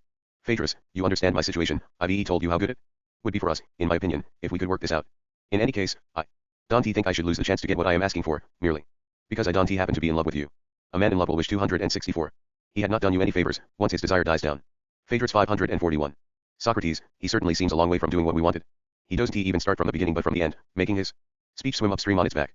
His RST words are what a lover would say to his boy as he was concluding his speech. Am I wrong, Phaedrus? Dear heart. Phaedrus, well, Socrates, that was the end for which he gave the speech. B. Socrates, and what about the rest? Don't the parts of the speech appear to have been thrown together at random? Is it evident that the second point had to be made second for some compelling reason? Is that so for any of the parts? I at least of course I know nothing about such matters. Thought the author said just whatever came to mind next, though not without a certain noble willfulness. But do you know any principle of speech composition compelling him to place these things one after another in this order? Phaedrus, it is very generous of you to think that I can understand his reason so clearly. Socrates, but surely you will admit at least this much, every speech must be put together like a living creature, with a body of its own, it must be neither without head nor without legs, and it must have a middle and extremities that are both to one another and to the whole work. Phaedrus, how could it be otherwise? Socrates, but look at your friend's speech, is it like that or is it otherwise? Actually, ULLNT that it is just like the epigram people say is inscribed on the tomb of Midas the Phrygian. Phaedrus, what epigram is that? And what is the matter with it? D. Socrates, it goes like this. A maid of bronze am I, on Midas' tomb I lie. As long as water rose, and trees grow tall, shielding the grave where many come to cry, that Midas rests here I say to one and all. I am sure you notice that it makes no difference at all which of its verses he comes RST, and which last. Phaedrus, you are making fun of our speech, Socrates. Socrates, well, then, if that upsets you, let us leave that speech aside. Even though I think it has plenty of very useful examples, provided one tries to emulate them as little as possible and turn to the others. I think it is important for students of speech making to pay attention to one of their features. Phaedrus, what do you mean? 265. Socrates, they were in a way opposite to one another. One claimed that one should give one as favors to the lover, the other, to the non-lover. Phaedrus, most manfully, too. Socrates, I thought you were going to say medley, which would have been the truth, and is also just what I was looking for. We did say, didn't he? That love is a kind of madness. 542 Phaedrus. Phaedrus, yes. Socrates, and that there are two kinds of madness, one produced by human illness, the other by a divinely inspired release from normally accepted behavior. Phaedrus, certainly. B. Socrates, we also distinguished four parts within the divine kind and connected them to four gods. Having attributed the inspiration of the prophet to Apollo, of the mystic to Dionysus, of the poet to the muses, and the fourth part of madness to Aphrodite and to love, we said that the madness of love is the best. We used a certain sort of image to describe love as passion, perhaps it had a measure of truth in it, though it may also have led us astray. And having whipped up a not altogether implausible speech, we sang playfully, but also appropriately and respectfully, a story C. Like him to my master and yours, Phaedrus to love, who watches over beautiful boys. Phaedrus, and I listened to it with the greatest pleasure. Socrates, let us take up this point about it right away. How was the speech able to proceed from censure to praise? Phaedrus, what exactly do you mean by that? Socrates, well, everything else in it really does appear to me to have been spoken in play. But part of it was given with fortune as guidance. And there were in it two kinds of things the nature of which it would be quite wonderful to grasp by means of a systematic art. Phaedrus, which things? Socrates, the RST consists in seeing together things that are scattered about everywhere and collecting them into one kind, so that by doing each thing we can make clear the subject of any instruction we wish to give. Just so with our discussion of love, whether its definition was or was not correct, at least it allowed the speech to proceed clearly and consistently with itself. Phaedrus, and what is the other thing you are talking about, Socrates? Socrates, this, in turn, is to be able to cut up each kind according to its species along its natural joints, and to try not to splinter any part, as a bad butcher might do. In just this way, are two speeches placed all mental derangements into one common kind. Then, just as each single 266 body has parts that naturally come in pairs of the same name, one of them being called the right hand and the other the left hand one, so the speeches, having considered unsoundness of mind to be by nature one single kind, within us, proceeded to cut it up. The RST speech cut its left hand part, and continued to cut until it discovered among these parts a sort of love that can be called left-handed, which it correctly denounced. The second speech, in turn, led us to the right-hand part of madness, discovered a love that shares its name with the other but is actually divine, set it out before us, and praised it as the cause of our greatest goods. B. Phaedrus, you are absolutely right. Socrates, well, Phaedrus, I am myself a lover of these divisions and collections, so that I may be able to think and to speak, and if I believe, Phaedrus 543, that someone else is capable of discerning a single thing that is also by nature capable of encompassing many. 46 I follow straight behind, in his tracks, as if he were a god. 47 God knows whether this is the right name for those who can do this correctly or not, but so far I have always called them dialecticians. But tell me what I must call them now that we have learned all this from Lysias and you. Or is it just that art of speaking that Thrasymachus and the rest of them use, which has made them masters of speech-making and capable of producing others like them? Anyhow, those who are willing to bring them gifts and to treat them as if they were kings. Phaedrus, they may behave like kings, but they certainly lack the knoll edge you were talking about. No, it seems to me that you are right in calling the sort of thing you mentioned dialectic, but, it seems to me, rhetoric still eludes us. Socrates, what are you saying? Could there be anything valuable which is independent of the methods I mentioned and is still grasped by art? If there is, you and I must certainly honor it, and we must say what part of rhetoric it is that has been left out. Phaedrus, well, there is quite a lot. Socrates, everything, at any rate, written up in the books on the art of speaking. Socrates, you were quite right to remind me. First, I believe, there is the preamble with which a speech must begin. This is what you mean. Is and the endpoints of the art. Phaedrus, yes. E. Socrates, second come the statement of facts and the evidence of witnesses concerning it. Third, indirect evidence. Fourth, claims to plausibility. And I believe at least that excellent Byzantine word wizard adds confirmation and supplementary confirmation. Phaedrus, you mean the worthy Theodorus? 48. Socrates, quite. And he also adds refutation and supplementary refute 267. Tatian, to be used both in prosecution and in defense. Nor must we forget the most excellent Evenus of Paros, 49, who was the RST to discover covered implication and indirect praise, and who some say has even arranged indirect censures in verse as an aid to memory, a wise man indeed. And Tisias 50 and Gorgias. How can we leave them out when it is they who realize that what is likely must be held in higher honor than what is true? They who, by the power of their language, make small things appear great, and great things small, they who express modern ideas in ancient garb, b. and ancient ones in modern dress, they who have discovered how to argue. 46 Reading Pefficos at B6. 47 Odyssey 2.406. 48 CF 261c. 49 Evenus of Paros was active as a sophist toward the end of the FTH century BC. Only a few tiny fragments of his work survive. 50 Tisias of Syracuse, with Corax, is credited with the founding of the Sicilian school of rhetoric, represented by Gorgias and Polus. 544 Phaedrus. Both concisely and at night length about any subject. Actually, when I told Prodicus 51 this last, he laughed and said that only he had discovered the art of proper speeches. What we need are speeches that are neither long nor short but of the right length. Phaedrus, brilliantly done. Prodicus. Socrates, and what about Hippias? 52 How can we omit him? I am sure our friend from Elis would cast his vote with Prodicus. Phaedrus, certainly. Socrates, and what shall we say of the whole gallery of terms? Polus 53. Set up speaking with reduplication, speaking in maxims, speaking in images, and of the terms Lysimnius gave him as a present to help him explain good diction. 54. Phaedrus, but didn't Protagoras actually use similar terms? 55. Socrates, yes, correct diction, my boy, and other wonderful things. As to the art of making speeches bewailing the evils of poverty and old age, the prize, in my judgment, goes to the mighty Chalcedonian. 56 He it is also who knows best how to iname a crowd and, once they are innamed, how to hush them again with his words magic spell, as he says himself. And let us not forget that he is as good at producing slander as he is at refuting it, whatever its source may be. As to the way of ending a speech, everyone seems to be in agreement, though some call it recapitulation and others by some other name. Phaedrus, you mean, summarizing everything at the end and reminding the audience of what they've heard? Socrates, that's what I mean. And if you have anything else to add about the art of speaking. Phaedrus, only minor points, not worth making. Socrates, well, let us leave minor points aside. Let us hold what we do. 268. Have closer to the light so that we can see precisely the power of the art these things produce. Phaedrus, a very great power. Socrates, especially in front of a crowd. Socrates, quite right. But now, my friend, look closely. Do you think, as I do, that its fabric is a little threadbare? 51 Prodicus of Ceos, who lived from about 470 till after 400 BC, is frequently mentioned by Plato in connection with his ability to make any verbal distinctions. 52 Hippias of Elis was born in the mid-FTH century and traveled widely teaching a variety of subjects, including mathematics, astronomy, harmony, mnemonics, ethics, and history, as well as public speaking. 53 Polus was a pupil of Gorgias. Plato represents him in the Gorgias, especially at 448 C and 471 A, C. He was said to have composed an art of rhetoric. Gorgias, 462 B. 54 Lysimnius of Chios was a dithyrambic poet and teacher of rhetoric. 55 Protagoras of Abdera, whose life spanned most of the FTH century BC, was the most famous of the early sophists. We have a vivid portrayal of him in Plato's Protagoras, and an intriguing reconstruction of his epistemology in the Theaetetus. 56 Literally, the might of the Chalcedonian, a Homeric gur referring to Thrasymachus, who came from Chalcedon. Cf 261c. Phaedrus 545. Phaedrus, can you show me? Socrates, all right, tell me this. Suppose someone came to your friend Eryximachus or his father Ecumenides and said, I know treatments to raise, or lower, whichever I prefer, the temperature of people's bodies, if I decide to, I can make them vomit or make their bowels move, and all sorts of things. On the basis of this knowledge, I claim to be a physician, and I claim to be able to make others physicians as well by imparting it to them. What do you think they would say when they heard that? Phaedrus, what could they say? They would ask him if he also knew to whom he should apply such treatments, when, and to what extent. Socrates, what if he replied, I have no idea. My claim is that whoever learns from me will manage to do what you ask on his own. See. Phaedrus, I think they say the man is mad if he thinks he is a doctor. Just because he read a book or happened to come across a few potions. He knows nothing of the art. Socrates, and suppose someone approached Sophocles and Euripides, and claimed to know how to compose the longest passages on trivial topics, and the briefest ones on topics of great importance, that he could make them pitiful if he wanted, or again, by contrast, terrifying and menacing, and so on. Suppose further that he believed that by teaching this he was imparting the knowledge of composing tragedies. Phaedrus, oh, I am sure they too would laugh at anyone who thought a tragedy was anything other than the proper arrangement of these things. They have to tea with one another and with the whole work. Socrates, but I am sure they wouldn't reproach him rudely. They would react more like a musician confronted by a man who thought he had mastered harmony because he was able to produce the highest and lowest notes on his strings. The musician would not say earnestly, you stupid man, you are out of your mind. As BTS is calling, he would speak more gently, my friend, though that too is necessary for understanding harmony. Someone who has gotten as far as you have may still know absolutely nothing about the subject. What you know is what it is necessary to learn before you study harmony, but not harmony itself. Phaedrus, that is certainly right. Socrates, so Sophocles would also tell the man who was showing off 269 to them that he knew the preliminaries of tragedy, but not the art of tragedy itself. And Ecumenides would say his man knew the preliminaries of medicine, but not medicine itself. Phaedrus, absolutely. Socrates, and what if the honey-tongued Adrastus, or perhaps were Iccles, 57 were to hear of all the marvelous techniques we just discussed, speaking concisely and speaking in images and all the rest we listed, and 57 Pericles, who dominated Athens from the 450s until his death in 429 BC, was famous as the most successful orator-politician of his time. The quotation is from the early Spartan poet Tyrtaeus, fragment 12.8, Edmonds. Adrastus is a legendary warrior hero of Argos, one of the main characters in Euripides' Suppliants.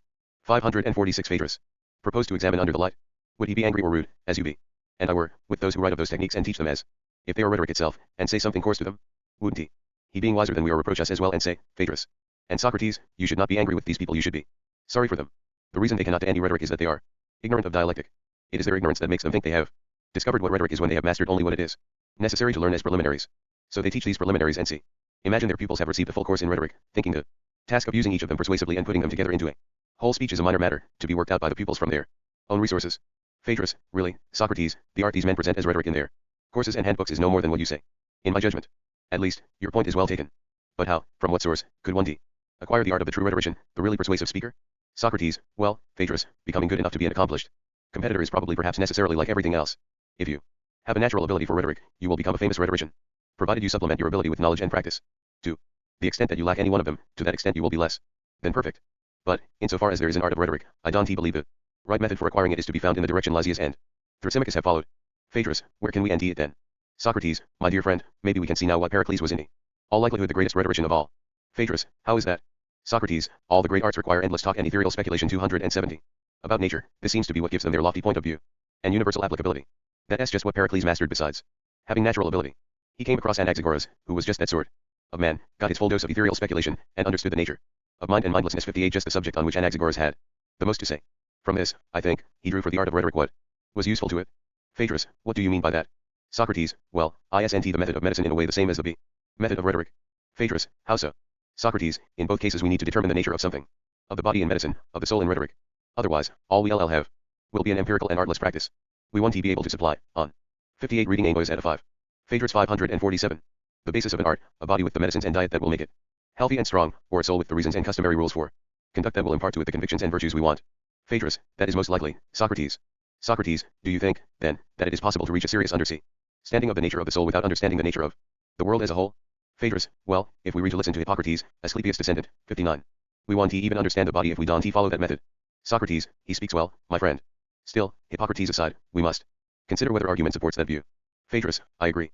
Socrates, consider, then, what both Hippocrates and true argument say about nature. Isn't this the way to think systematically about the nature of anything? First, we must consider whether the object regarding which we intend to become experts and capable of transmitting our expertise is simple or complex. Then, if it is simple, we must investigate its power. What things does it have what natural power of acting upon? By what things does it have what natural disposition to be acted upon?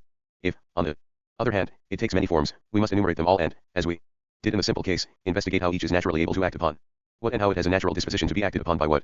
Phaedrus, it seems so, Socrates. Socrates, proceeding by any other method would be like walking with the blind.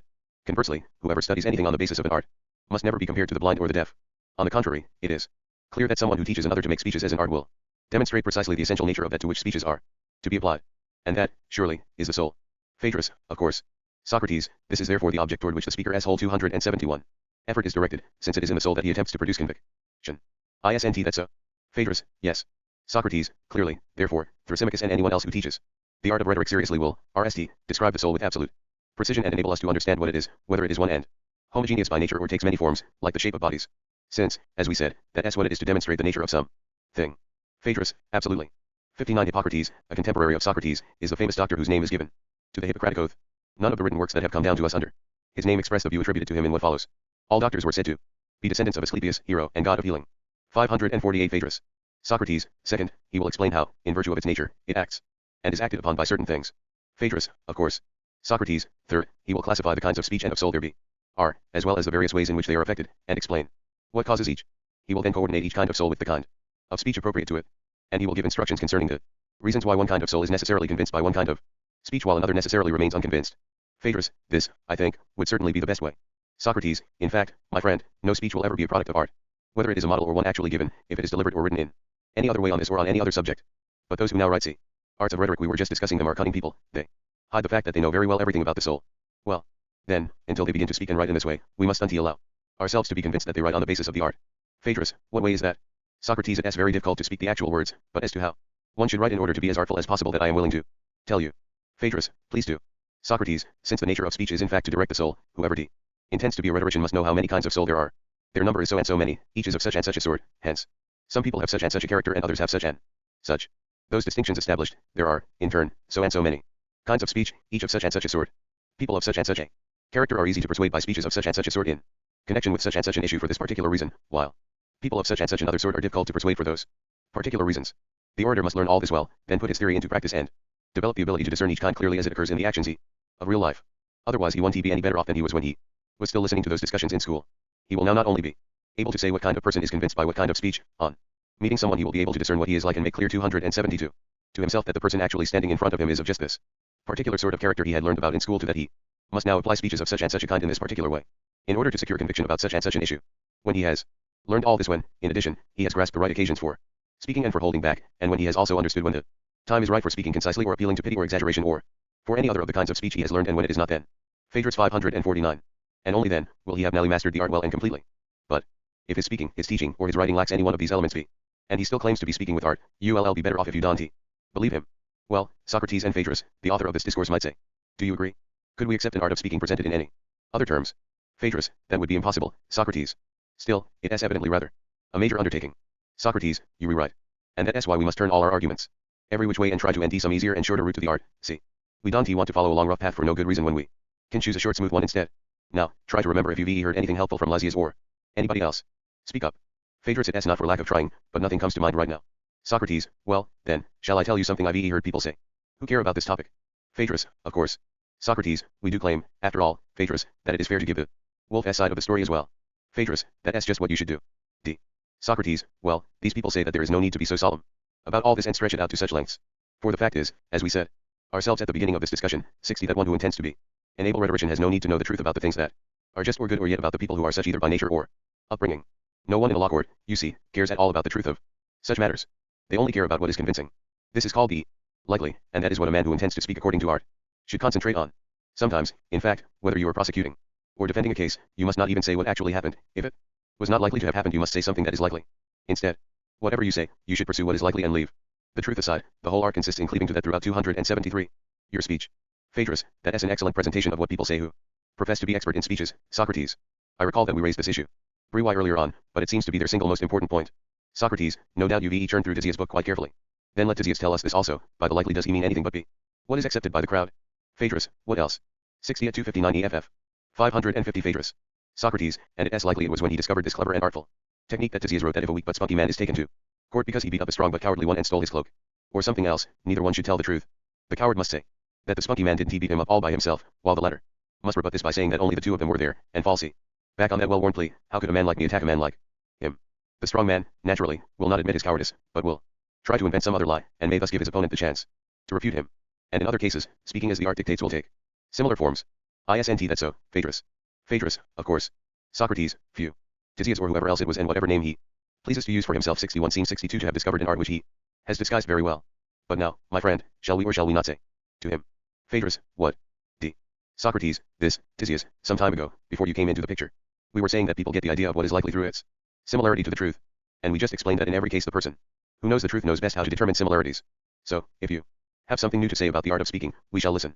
But, if you don't, we shall remain convinced by the explanations we gave just before. No one will ever possess the art of speaking, to the extent that any human being can, unless he acquires the ability to enumerate the sorts of characters to be found in any audience, to divide everything according to its kinds, and to grasp each single thing RMLY by means of one form.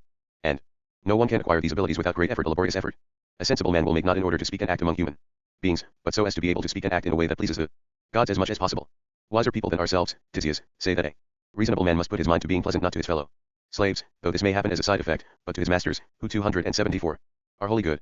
So, if the way round is long, don't be astonished, we must make the steeper for the sake of things that are very important, not for what you have in mind. Still, as our argument asserts, if that is what you want, you'll get it best as a result of pursuing our own goal. Phaedrus, what you've said is wonderful, Socrates, if only it could be done. Socrates, yet surely whatever one must go through on the way to an honorable goal is itself honorable. Phaedrus, certainly.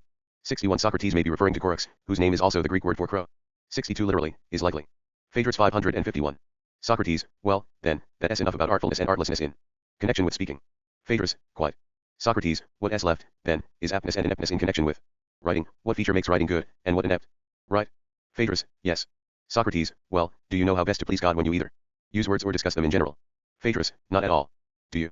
Socrates, I can tell you what I've heard the ancients said, though they see alone know the truth. However, if we could discover that ourselves, would we still care about the speculations of other people? Phaedrus, that's a silly question. Still, tell me what you say you've heard. Socrates, well, this is what I've heard. Among the ancient gods of Naucratis 63 in Egypt there was one to whom the bird called the ibis is sacred. The name of that divinity was Theoth, 64 and it was he who RST discovered number and calculation, geometry and astronomy, as well as the games of checkers and dice, and, above all else, writing. Now the king of all Egypt at that time was Thamus, 65 who lived in the great city in the upper region that the Greeks call Egyptian Thebes, Thamus. They call Ammon. 66 Theoth came to exhibit his arts to him and urged him to disseminate them to all the Egyptians. Thamus asked him about the usefulness of each art, and while Theoth was explaining it, Thamus praised him for whatever he thought was right in his explanations and criticized him for whatever he thought was wrong. The story goes that Thamus said much to Theoth, both for and against each art, which it would take too long to repeat. But when they came to writing, Theoth said, O king, here is something that, once learned, will make the Egyptians wiser and will improve their memory. I have discovered a potion for memory and for wisdom. Thamus, however, replied, O most expert Theoth, one man can give birth to the elements of an art, but only another can judge how they can benefit or harm those who will use them. 275. And now, since you are the father of writing, your affection for it has made you describe its effects as the opposite of what they really are.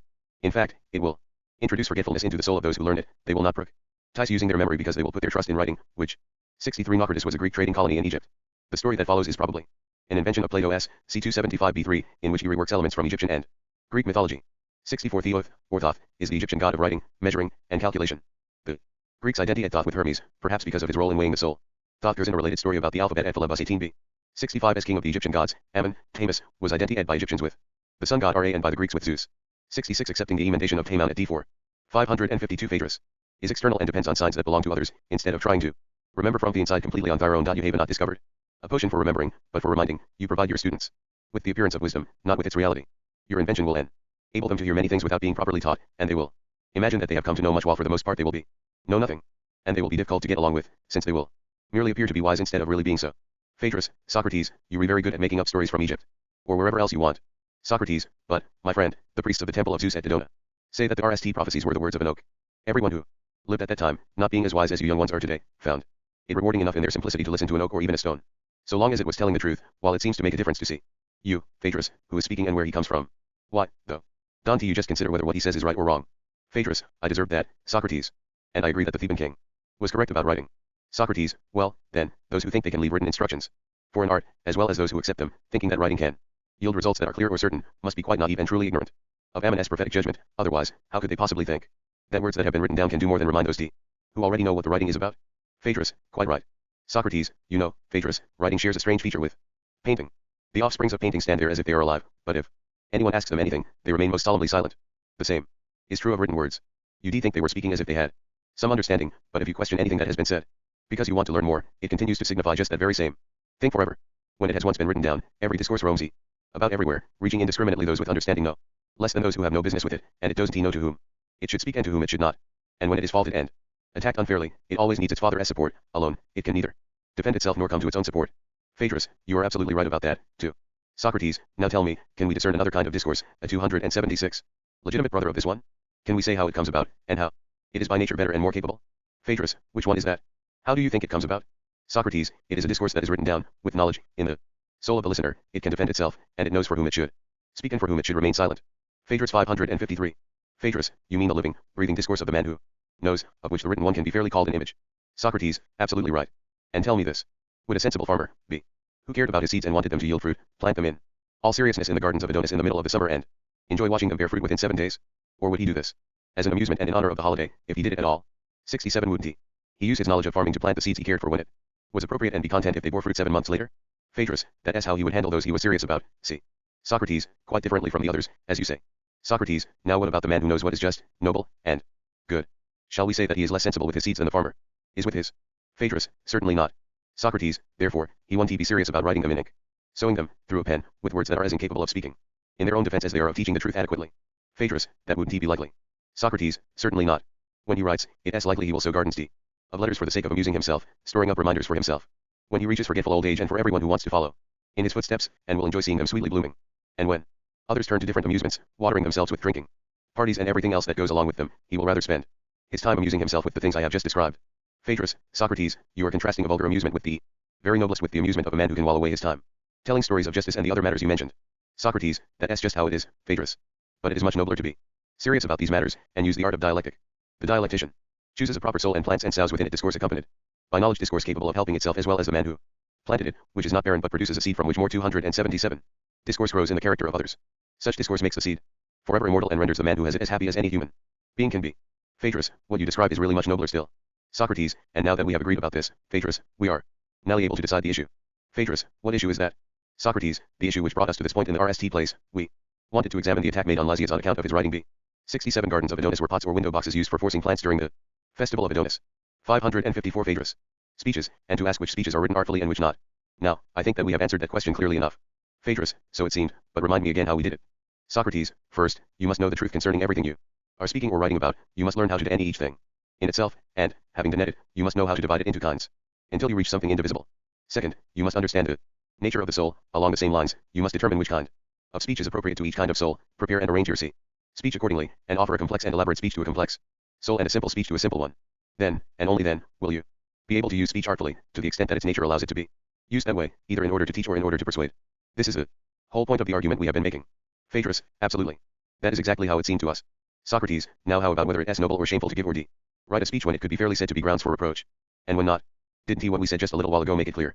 Phaedrus, what was that?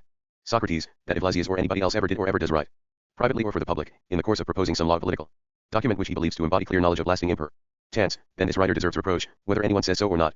For to be unaware of the difference between the dream image and the reality of what is just and unjust, good and bad, must truly be grounds for reproach even if the crowd praises it with one voice. Phaedrus, it certainly must be. Socrates, on the other hand, take a man who thinks that a written discourse on any subject can only be a great amusement, that no discourse worth serious attention has ever been written in verse or prose, and that those that are recited in public without questioning and explanation, in the manner of the rhapsodes, are given only in order to produce conviction. 278. He believes that at their very best these can only serve as reminders to those who already know. And he also thinks that only what is said for the sake of understanding and learning what is truly written in the soul concerning what is just, noble, and good can be clear, perfect, and worth serious attention. Such discourses should be called his own legitimate children, RST the discourse he may have discovered already within himself, and then its sons and brothers who may have grown naturally in other souls insofar as these are worthy. To the rest, he turns his back. Such a man, Phaedrus, would be just what you and I both would pray to become. Phaedrus, I wish and pray for things to be just as you say. Socrates, well, then, our playful amusement regarding discourses complete. Now you go and tell Lysias that we came to the spring which is sacred to the nymphs and heard words charging us to deliver a message to Lysias and anyone else who composes speeches, as well as to Homer c. Phaedrus 555. And anyone else who has composed poetry either spoken or sung, and third, to Solon and anyone else who writes political documents that he calls laws. If any one of you has composed these things with the knowledge of the truth, if you can defend your writing when you are challenged, and if you can yourself make the argument that your writing is of little worth, then you must be called by a name derived not from these writings but rather from those things that you are seriously pursuing. Phaedrus, what name, then, would you give such a man? Socrates, to call him wise, Phaedrus, seems to me too much, and proper only for a god. To call him wisdom as lover, a philosopher or something similar would tee him better and be more seemly. Phaedrus, that would be quite appropriate. Socrates, on the other hand, if a man has nothing more valuable than what he has composed or written, spending long hours twisting it around, pasting parts together and taking them apart, wouldn't you be right to call him a poet or a speechwriter or an author of laws? Phaedrus, of course. Socrates, tell that, then, to your friend. Phaedrus, and what about you? What shall you do? We must surely not forget your own friend. Socrates, whom do you mean? Phaedrus, the beautiful Isocrates. 68 What are you going to tell him? Socrates. What shall we say he is? Socrates, Isocrates is still young, Phaedrus. But I want to tell you what 279 I foresee for him. Phaedrus, what is that? Socrates, it seems to me that by his nature he cannot do anything that Lysias has accomplished in his speeches, and he also has a nobler character. So I wouldn't be at all surprised if, as he gets older and continues writing Speeches of the sort he is composing now, he makes everyone who has ever attempted to compose a speech seem like a child in comparison. Even more so if such work no longer satisfies him and a higher, divine impulse leads him to more important things. For nature, my friend, has placed the love of wisdom in his mind. B. That is the message I will carry to my beloved, I Socrates, from the gods of this place, and you have your own message for your Lysias. Phaedrus, so it shall be. But let us be off, since the heat has died down a bit. Socrates, shouldn't we offer a prayer to the gods here before we leave? Phaedrus, of course. Socrates, O dear pen and all the other gods of this place, grant that I may be beautiful inside. Let all my external possessions be in friendly harmony with what is within. May I consider the wise man rich. As for 68 I Socrates, 436 to 338 BC, was an Athenian teacher and orator whose school was more famous in its day than Plato's academy. 556 Phaedrus. Gold, let me have as much as a moderate man could bear and carry 279 C. With him. Do we need anything else, Phaedrus? I believe my prayer is enough. For me. Phaedrus, make it a prayer for me as well. Friends have everything in common. Socrates, let us be off. Alcibiades. Socrates feels that the time has come to approach Alcibiades and bring him into his intellectual and moral orbit. It is Alcibiades' lust for power that Socrates appeals to, promising that Alcibiades will never amount to anything without his help. In the discussion that follows, Alcibiades is brought to see, very reluctantly, that he knows nothing about moral values or political expediency and that he needs to cultivate himself assiduously in order to realize his enormous ambitions. But what is the self that he needs to cultivate? It is his soul, the ruler of his body. The virtues of the soul that he needs to acquire are the intellectual skills that give it the authority to rule over its body and over other people as well.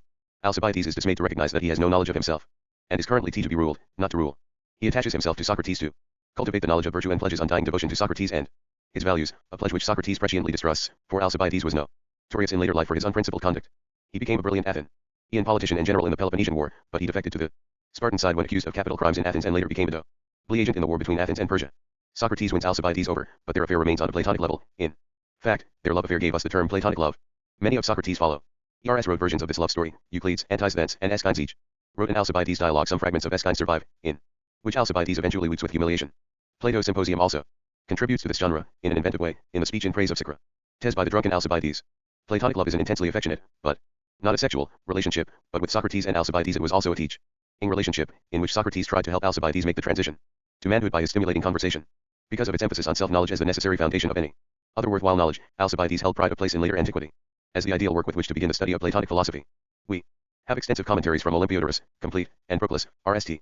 Half only, and fragments of commentaries by Iamblichus, Damascius, and Oth. ERS.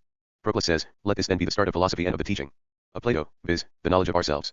Until the 19th century Alcibiades was assumed to be the work of Plato, but the ascription to Plato is now a minority view. It resembles Plato's 557. 558 Alcibiades. Socratic dialogues in its plain conversational quality, but it reeks later academic doctrine as well. The clearest argument against Plato's authorship is probably that Plato never wrote a work whose interpretation was as simple and straightforward as that of Alcibiades. That very quality makes it an excellent introduction to philosophy. If Plato is not the author, the signs point to an academic philosopher writ in the 350s or soon after, 116d. The anthropology implicit in Alcibiades is similar to Aristotle's, and the Aristotelian Magna Moralia, 1213-20, 24, takes up the striking idea that self-knowledge is best gained through a philosophical friendship in which we see ourselves, as if in a mirror, 132c, 133c. DSH. Socrates, I was the RST man to fall in love with you, son of Clinias, 103. And now that the others have stopped pursuing you I suppose you're wondering why I'm the only one who hasn't given up and also why, when the others pestered you with conversation, I never even spoke to you all these years. Human causes didn't enter into it, I was prevented by some divine being, the effect of which you'll hear about later on. But now it no longer prevents me, so here I am. I'm content it won't prevent me in future either. I've been observing you all this time, and I've got a pretty good idea how you treated all those men who pursued you. They held themselves in high esteem, but you were even more arrogant and sent them packing. Every single one of them. I'd like to explain the reason why you felt yourself 104 so superior. You say you don't need anybody for anything, since your own qualities, from your body right up to your soul, are so great there's nothing you lack. In the RST place, you fancy yourself the tallest and best looking man around, and it's quite plain to see you're not wrong about that. Next, you think that yours is the leading family in your city, which is the greatest city in Greece. On your father's side you have plenty of aristocratic friends and relations, who would be of service to you if there was any need, and on your mother's side your connections are no worse and no fewer. And you have Pericles son of Xanthippus, one whom your father left as a guardian to you and your brother. You think he's a more powerful ally than all those people I mentioned put together. He can do whatever he likes, not only in the city, but anywhere in Greece, and also in many important. Translated by D.S. Hutchinson.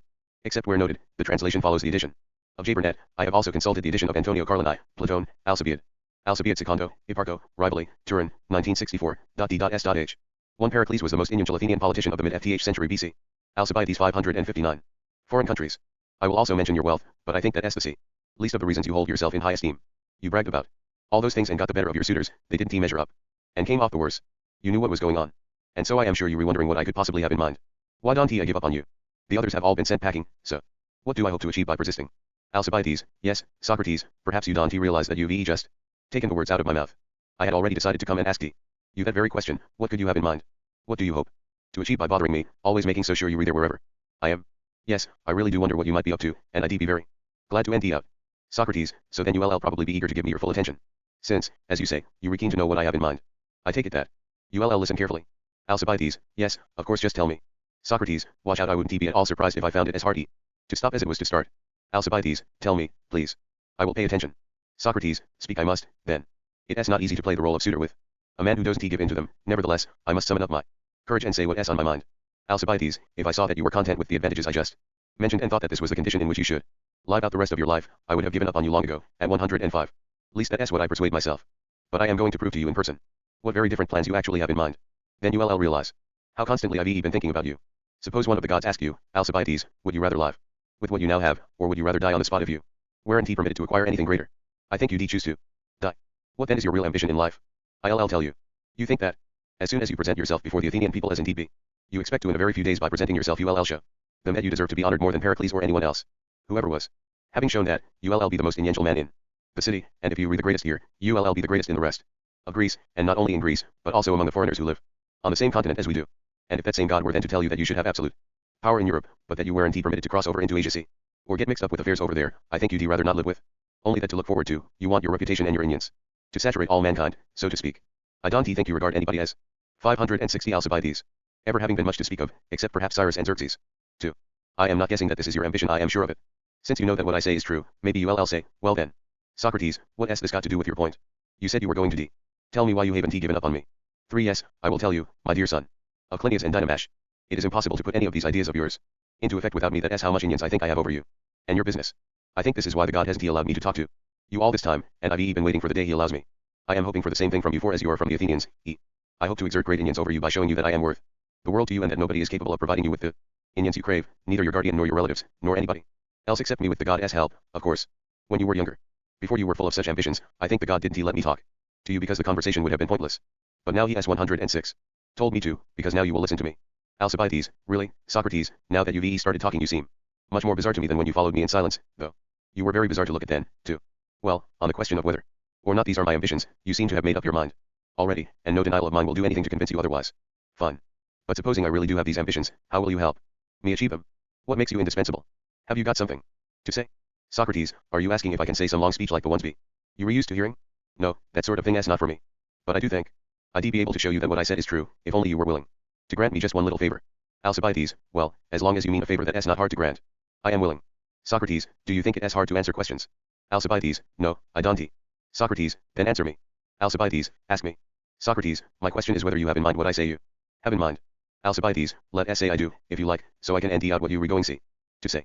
Socrates, right then, you plan, as I say, to come forward and advise the Athenians sometime soon. Suppose I stopped you as you were about to take the podium and asked, Alcibiades, what are the Athenians propo? 2 great empire-building kings of Persia in the 6th and FTH centuries BC. 3 retaining the bracketed phrase in D1. 4 omitting D7, E2 and Diazastai, Dunsastai. Alcibiades 561. To discuss? You were getting up to advise them because it has something you know better than they do, aren't you? What would you reply? Alcibiades, yes, I suppose I would say it was something that I know better than they do. Socrates, so it is on matters you know about that you were a good advisor. Alcibiades, of course. Socrates, now the only things you know are what you've learned from others or found out for yourself, isn't that right? Alcibiades, what else could I know? Socrates, could you ever have learned or found out anything without wanting to learn it or work it out for yourself? Alcibiades, no, I couldn't have. Socrates, is that right? Would you have wanted to learn or work out something that you thought you understood? Alcibiades, of course not. Socrates, so there was a time when you didn't think you knew what you now understand. Alcibiades, there must have been. Socrates, but I've got a pretty good idea what you've learned. Tell me. If I've missed anything, as far as I remember, you learned writing and lyre playing and wrestling, but you didn't want to learn all those playing. 5. These are the subjects that you understand, unless perhaps you've been learning something while I wasn't looking, but I don't think you have been, either by night or by day, on your excursions from home. Alcibiades, no, those are the only lessons I took. Socrates, well then, is it when the Athenians are discussing how to 107 spell a word correctly that you'll stand up to advise them? Alcibiades, good God, I'd never do that. Socrates, then is it when they were discussing the notes on the lyre? Alcibiades, no, never. Socrates, but surely they were not in the habit of discussing wrestling in the assembly. Alcibiades, certainly not. Socrates, then what will they be discussing? I presume at 1 TB. Building. Alcibiades, of course not. Socrates, because a builder would give better advice on these matters than you. Alcibiades, yes. B. Socrates, nor will they be discussing divination, will they? Alcibiades, no. Socrates, because then a diviner would be better at giving advice than you. Alcibiades, yes. 5 Biolos, conventionally translated ut, was actually a reed instrument. 562 Alcibiades. Socrates, regardless of whether he is tall or short, or handsome, or ugly, or even noble or common. Alcibiades, of course. 6. Socrates, and when the Athenians are discussing measures for public health, it will make no difference to them if their counselor is rich or poor, see. But they will make sure that their advisor is a doctor. Alcibiades, of course. Socrates, I suppose that is because advice on any subject is the business, not of those who are rich but of those who know it. Alcibiades, quite reasonably so. Socrates, then what will they be considering when you stand up to advise them, assuming you rewrite to do so? Alcibiades, they'll be discussing their own business. Socrates. Socrates, you mean their shipbuilding business? What sorts of ships they should be building? Alcibiades, no, Socrates, I don't. Socrates, I suppose that is because you don't understand shipbuilding. Am I right, or is there some other reason? Alcibiades, no, that is it. Socrates, so what kind of their own business do you think they'll be discussing? Alcibiades, war, Socrates, or peace, or anything else which is the business of the city. Socrates, do you mean they'll be discussing who they should make peace with and who they should go to war with and how? Alcibiades, yes.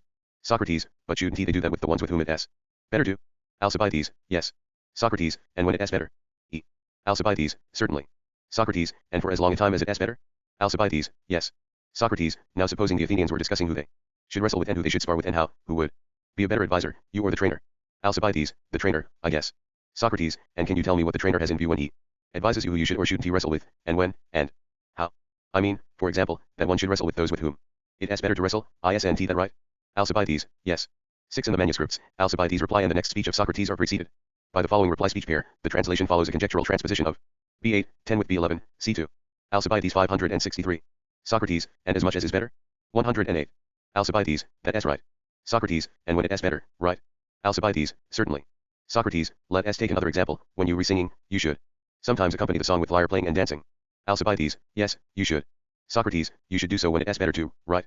Alcibiades, yes. Socrates, and as much as is better. Alcibiades, I agree. Socrates, really? Since you use the term better in both cases in wrestling and in playing the lyre while singing, what do you call what is better in lyre playing, as I call what is better in wrestling athletic? What do you call that? Alcibiades, I don't get it. Socrates, then try to follow my example. My answer was, I think, what is correct in every case and what is correct, I presume, is what takes place in accordance with the skill, isn't it? Alcibiades, yes. Socrates, wasn't he the skill athletics? Alcibiades, of course. Socrates, I said that what is better in wrestling was athletics. Alcibiades, that is what you said. Socrates, wasn't he that well said? Alcibiades, I think so, anyway.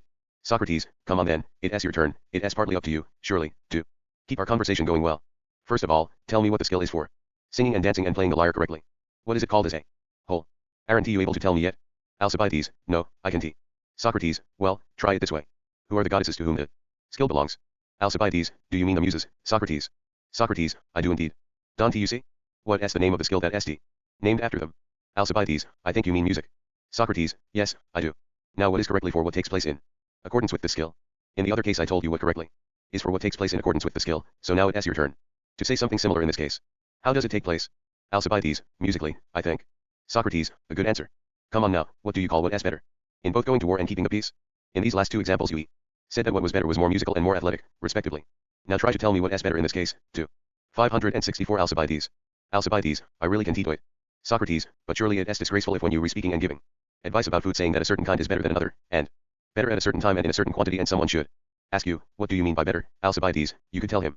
In that case that better was healthier, though you don't even pretend to be a doctor, and yet in a case where you do pretend to understand and 109 are going to stand up and give advice as though you knew, if you aren't able, as seems likely, to answer the question in this case, won't you be embarrassed? Won't that seem disgraceful? Alcibiades, yes, certainly. Socrates, then think about it, and try to tell me what the better tends towards, in keeping the peace or in waging war with the right people. Alcibiades, I am thinking, but I can't get it. Socrates, but suppose we re at war with somebody, surely you know what treatment we accuse each other of when we enter into a war, and what we call it? Alcibiades, we say that they're replaying some trick on us, or attacking us or taking things away from us. Socrates, hold on, how do we suffer from each of these treatments? Try to tell me how one way differs from another way. Alcibiades, when you say way, Socrates, do you mean justly or unjustly? Socrates, precisely. Alcibiades, but surely that makes all the difference in the world. Socrates, really? Who will you advise the Athenians to wage war on? Those who are treating us unjustly, or those who are treating us justly? Alcibiades, that is a hard question you re-asking. Even if someone thought it was necessary to wage war on people who were treating us justly, he wouldn't admit it?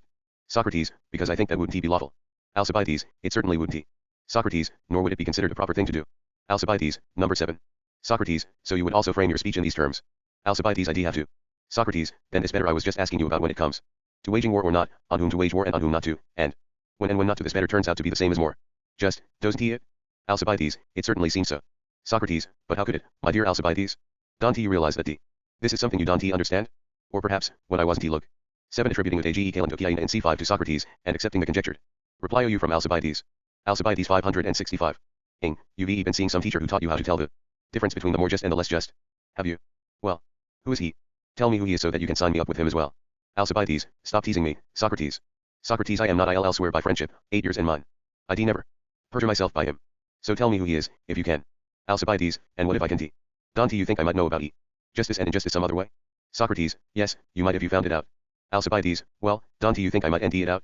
Socrates, yes, of course if you investigate the matter. Alcibiades, and don't you think I might investigate it? Socrates, yes, if you thought you didn't know. Alcibiades, and didn't I once think that? Socrates, any answer.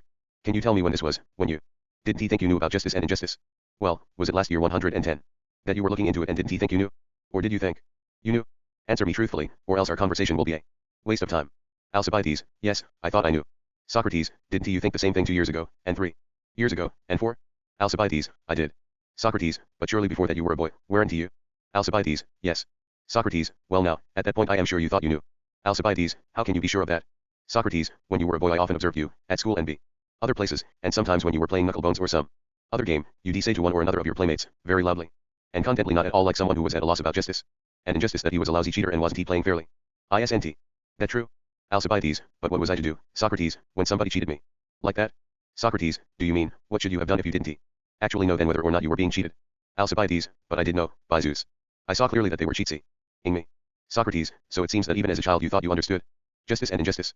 Alcibiades, yes, and I did understand. Socrates, at what point did you it out? Surely it wasn't he when you thought you knew.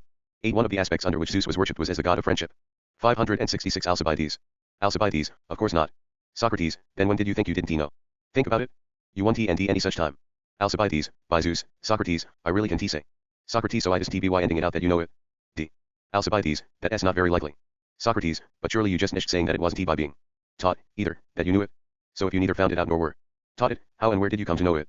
Alcibiades, maybe I gave you the wrong answer when I said I knew it. By ending it out myself. Socrates, then how did it happen? Alcibiades, I suppose I learned it in the same way as other people. Socrates, that brings us back to the same argument, from whom? Do. Tell me. Alcibiades, from people in general. Socrates, when you give the credit to people in general, you re-falling back on teachers who are no good. Alcibiades, what? Aren't they capable of teaching? Socrates, no, they can even teach you what moves to make or not make in knucklebones. And yet that's a trivial matter, I suppose, compared with justice. What? Don't you agree? Alcibiades, yes. Socrates, so although they can teach trivial things, you say they can teach more serious things. Alcibiades, I think so, at any rate, they can teach a lot of things that are more important than knucklebones. Socrates, like what? Alcibiades, well, for example, I learned how to speak Greek from them, 111. I couldn't tell you who my teacher was, but I give the credit to the very people you say are no good at teaching. Socrates, yes, my noble friend, people in general are good teachers of that, and it would be only fair to praise them for their teaching. Alcibiades, why? Socrates, because they have what it takes to be good teachers of the subject. Alcibiades, what do you mean by that? Socrates, don't you see that somebody who is going to teach anything must know it himself? Isn't that right? Alcibiades, of course. B. Socrates, and don't people who know something agree with each other? Not disagree. Alcibiades, yes. Socrates, if people disagree about something, would you say that they know it? Alcibiades, of course not. Alcibiades 567. Socrates, then how could they be teachers of it? Alcibiades, they couldn't possibly. Socrates, well then, do you think that people in general disagree about what wood or stone is? If you ask them, don't they give the same answers? Don't they reach for the same things when they want to get some wood, or some stone? And similarly for all other such cases, I suppose this is pretty much what you mean by understanding Greek, isn't it? Alcibiades, yes. Socrates, so they agree with each other in these cases, as we said, and with themselves when acting privately. But don't they also agree in public? Cities don't disagree with each other and use different words for the same thing, do they? Alcibiades, no. Socrates, so it's likely that they would make good teachers of these things. Alcibiades, yes. D. Socrates, so if we wanted somebody to know these things, we'd be right to send him to lessons given by these people in general. Alcibiades, certainly. Socrates, now if we wanted to know not just what men or horses are like, but which of them could and couldn't run, would people in general be able to teach this as well? Alcibiades, of course not. Socrates, isn't the fact that they disagree with each other about these things enough to show you that they don't understand them, and are not foursquare teachers of them? Alcibiades, yes, it is. Socrates, now if we wanted to know not just what men are like, but what sick and healthy men are like, would people in general be able to teach us? Alcibiades, of course not. Socrates, and if you saw them disagreeing about it, that would show you that they were bad teachers of it? Alcibiades, yes, it would. Socrates, very well, then does it seem to you that people in general actually agree among themselves or with each other about just and unjust people and actions? Alcibiades, not in the slightest. Socrates. 112. Socrates, really? Do they disagree a huge amount about these things? Alcibiades, very much so. Socrates, I don't suppose you've ever seen or heard people disagreeing so strongly about what is healthy and unhealthy that they GHT and kill each other over it, have you? Alcibiades, of course not. Socrates, but I know you've seen this sort of dispute over questions of Justice and injustice, or even if you haven't seen it, at least you've heard b. 568 Alcibiades. About it from many other people, especially Homer, since you've heard the Iliad and the Odyssey, haven't you? Alcibiades, I certainly have, of course. Socrates. Socrates, aren't these poems all about disagreements over justice and injustice? Alcibiades, yes. Socrates, it was over this sort of disagreement that the Achaeans and the Trojans fought battles and lost their lives, as did Odysseus and the suitors of Penelope. Alcibiades, you were right. See. Socrates, I suppose the same is true of those Athenians and Spartans, and Boeotians who died at Tanagra, and later at Chaeronea, including your own father. The disagreement that caused those battles and those deaths was none other than a disagreement over justice and injustice, wasn't it? Alcibiades, you were right. Socrates, are we to say that people understand something if they disagree so much about it that in their disputes with each other they resort to such extreme measures? Alcibiades, obviously not. Socrates, but aren't you giving credit to teachers of this sort who, as you yourself admit, have no knowledge? Alcibiades, I guess I am. Socrates, well then, given that your opinion wavers so much, and given that you obviously neither found it out yourself nor learned it from anyone else, how likely is it that you know about justice and injustice? Alcibiades, from what you say anyway, it's not very likely. Socrates, see, there you go again, Alcibiades, that's not well said. Alcibiades, what do you mean? Socrates, you say that I say these things. Alcibiades, what? Aren't you saying that I don't understand justice and injustice? Socrates, no, not at all. Alcibiades, well, am I? Socrates, yes. Alcibiades, how? Socrates, here as how. If I ask you which is more, 1 or 2, would you say 2? Alcibiades, I would. Socrates, by how much? Alcibiades, by 1. Socrates, then which of us is saying that 2 is 1 more than 1? Alcibiades, I am. Socrates, wasn't he I asking and weren't you answering? Alcibiades, yes. Socrates, who do you think is saying these things, me, the questioner, 113. Or you, the answerer? Alcibiades 569. Alcibiades, I am. Socrates, and what if I asked you how to spell Socrates, and you told me? Which of us would be saying it? Alcibiades, I would. Socrates, come then, give me the general principle. When there is a question and an answer, who is the one saying things, the questioner or the answerer? Alcibiades, the answerer, I think. Socrates. Socrates, wasn't he I the questioner in everything just now? B. Alcibiades, yes. Socrates, and weren't you the answerer? Alcibiades, I certainly was. Socrates, well then, which of us said what was said? Alcibiades, from what we agreed, Socrates, it seems that I did. Socrates, and what was said was that Alcibiades, the handsome son of Clinias, doesn't he understand justice and injustice though he thinks he does, and that he is about to go to the assembly to advise the Athenians on what he doesn't he know anything about? Wasn't he that it? Alcibiades, apparently. See. Socrates, then it's just like in Euripides, Alcibiades, you heard it from yourself, not from me. None, I am not the one who says these things, you are. Don't he try to blame me. And furthermore, you were quite right to say so. This scheme you have in mind teaching what you don't know and haven't bothered to learn your scheme, my good fellow, is crazy. Alcibiades, actually, Socrates, I think the Athenians and the other Greeks rarely discuss which course is more just or unjust. They think that sort of thing is obvious, so they skip over it and ask which one would be advantageous to do. In fact, though, what s just is not the same, I think, as what s advantageous. Many people have protested by committing great injustices, and others, I think, got no advantage from doing the right thing. Socrates, so even if just and advantageous things happen to be completely different, surely you don't think you know what s advantageous for people, and why, do you? Alcibiades, what s to stop me, Socrates, unless you were going to ask me all over again who I learned it from or how I found it out myself. Socrates, what a way of carrying on. If you say something wrong, and if there is a previous argument that can prove that it was wrong, you think you ought to be given some new and different proof, as if the previous one were a worn out scrap of clothing that you refuse to wear again. No. You want an immaculate, brand new proof. I'll pass over your anticipation of my argument and ask you, all the 114. Same, how did you come to understand what is advantageous? Who was your teacher, and in my one question ask everything I asked you before. Clearly this will put you in the same position again, you won't be able. 9 cf Euripides, Hippolytus 350-53. 570 Alcibiades. To prove that you know what is advantageous, either by ending it out or by learning it. But since you've got a delicate stomach and wouldn't enjoy another taste of the same argument, I'll pass over this question of whether or not you know what is advantageous for the Athenians. But why don't you be? Prove whether the just and the advantageous are the same or different. You can question me, if you like, as I questioned you, or else work it out yourself, in your own argument. Alcibiades, no, Socrates, I don't think I'd be able to work it out in front of you. Socrates, well then, my good sir, imagine that I am the assembly and the people gathered there, even there, you know, you'll have to persuade them one by one. Isn't that right? Alcibiades, yes. Socrates, if somebody knows something, don't you think he can persuade people about it one by one, as well as all together? Take the school C. Teacher, don't you think he persuades people about letters individually, as well as collectively? Alcibiades, yes. Socrates, and won't he the same person be able to persuade people about numbers individually, as well as in groups? Alcibiades, yes. Socrates, he would be a mathematician, someone who knows about numbers. Alcibiades, certainly. Socrates, so won't you also be able to persuade an individual person about the things you can persuade a group of people about? Alcibiades, probably. Socrates, obviously these are things you know about. Alcibiades, yes. Socrates, is there any difference between an orator speaking to the people and an orator speaking in this sort of conversation, except insofar as the former persuades them all together while the latter persuades them one by one?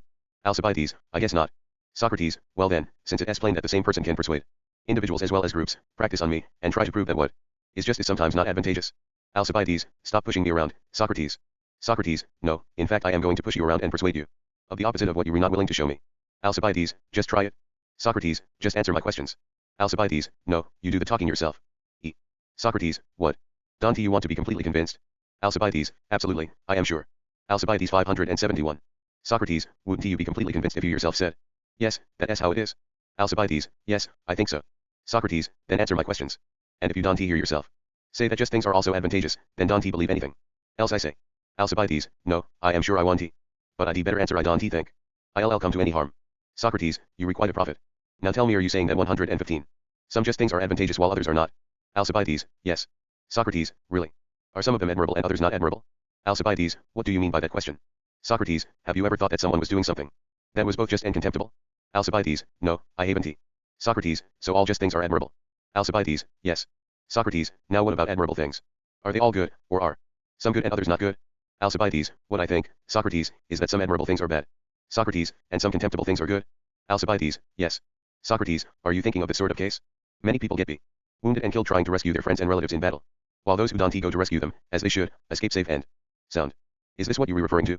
Alcibiades, exactly. Socrates, now you call a rescue of this sort admirable, in that it's an attempt to help the people whom you should help, and this is what courage is. Isn't that what you were saying? Alcibiades, yes. Socrates, but you call it bad, in that it involves wounds and death. Don't you? Alcibiades, yes.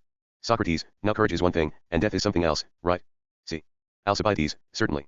Socrates, so it's not on the same basis that rescuing your friends is admirable and bad, is it? Alcibiades, apparently not. Socrates, now let us see whether, insofar as it is admirable, it is also good. As indeed it is. You agree that the rescue is admirable, in that it is courageous.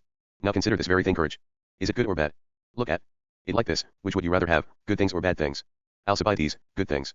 Socrates, namely the greatest goods. D. 572 Alcibiades. Alcibiades, very much so. 10. Socrates, and wouldn't you be least willing to be deprived of such things? Alcibiades, of course. Socrates, what would you say about courage? How much would you have to be offered to be deprived of that? Alcibiades, I wouldn't even want to go on living if I were a coward. Socrates, so you think that cowardice is the worst thing in the world? Alcibiades, I do. Socrates, on a par with death, it would seem. Alcibiades, that's what I say. Socrates, aren't life and courage the extreme opposites of death and cowardice? Alcibiades, yes. Socrates, and wouldn't you want the former most and the latter least? E. Alcibiades, yes. Socrates, is that because you think that the former are best and the latter are worst? Alcibiades, certainly. Socrates, would you say that courage ranks among the best things and death among the worst? Alcibiades, I would say so. Socrates, so you called rescuing your friends in battle admirable, insofar as it is admirable, in that it does something good, being courageous? Alcibiades, I think so, anyway. Socrates, but you called it bad, in that it does something bad, being fatal. 11. Alcibiades, yes. Socrates, now since you call this act bad insofar as it produces some thing bad, wouldn't you also, in all fairness, have to call it good insofar 116 as it produces something good? Alcibiades, I think so. Socrates, isn't it also admirable insofar as it is good, and contemptible insofar as it is bad? Alcibiades, yes. Socrates, then when you say that rescuing one's friends in battle is admirable but bad, you mean exactly the same as if you called it good but bad. Alcibiades, I suppose you rewrite, Socrates. Socrates, so nothing admirable, to the extent that it is admirable, is bad. And nothing contemptible, to the extent that it is contemptible, is good. Alcibiades, apparently not. 10 assigning Melista, D1, to Alcibiades, and rejecting the supplement Ni, D2. 11 omitting GE and E13. Alcibiades 573. Socrates, now then, let us take a new approach. People who do what be admirable do things well, don't they? Alcibiades, yes. Socrates, and don't people who do things well live successful lives? Alcibiades, of course. Socrates, aren't they successful because they've got good things? Alcibiades, certainly. Socrates, and they get good things by acting properly and admirably. Alcibiades, yes. Socrates, so it is good to act properly. Alcibiades, of course. Socrates, and good conduct is admirable. Alcibiades, yes. Socrates, so we've seen once again that the very thing that is admirable is also good. Alcibiades, apparently. Socrates, so if we that something is admirable, we'll also that it is good according to this argument, at least. Alcibiades, we'll have to. Socrates, well then, are good things advantageous, or not? Alcibiades, advantageous. Socrates, do you remember what we agreed about doing just things? Alcibiades, I think we agreed that someone who does what is just must also be doing what is admirable. Socrates, and didn't we also agree that someone who does what is admirable must also be doing what is good? Alcibiades, yes. Socrates, and that what is good is advantageous? D. Alcibiades, yes. Socrates, so, Alcibiades, just things are advantageous. Alcibiades, so it seems. Socrates, well then, am I not the questioner and are you not the swearer? Alcibiades, it appears I am. Socrates, so if someone who believed that he knew what is just and unjust were to stand up to advise the Athenians, or even the Peperothians, 12. And said that sometimes just things are bad, 13, what could you do but laugh at him? After all, as you yourself say, the same things are just and also advantageous. Alcibiades, I swear by the gods, Socrates, I have no idea what I mean. I must be in some absolutely bizarre condition. When you ask me questions, RST I think one thing, and then I think something else. 12 Piperethus, an otherwise insignificant Aegean island, was embroiled in conflict in the late 360s. 13 as Alcibiades did at 113d. 574 Alcibiades. Socrates, and are you unaware, my dear fellow, of what this feeling is? Alcibiades, completely. Socrates, well, if someone asked you whether you had 2 eyes or 3 eyes, or 2 hands or 4 hands, or something else like that, do you think you'd give different answers at different times, or would you always give the same answer? Alcibiades, I am quite unsure of myself at this point, but I think I'd give 117. The same answer. Socrates, because you know it isn't that the reason? Alcibiades, I think so. Socrates, so if you gave contrasting answers about something, without meaning to, then it would be obvious that you didn't know it. Alcibiades, probably.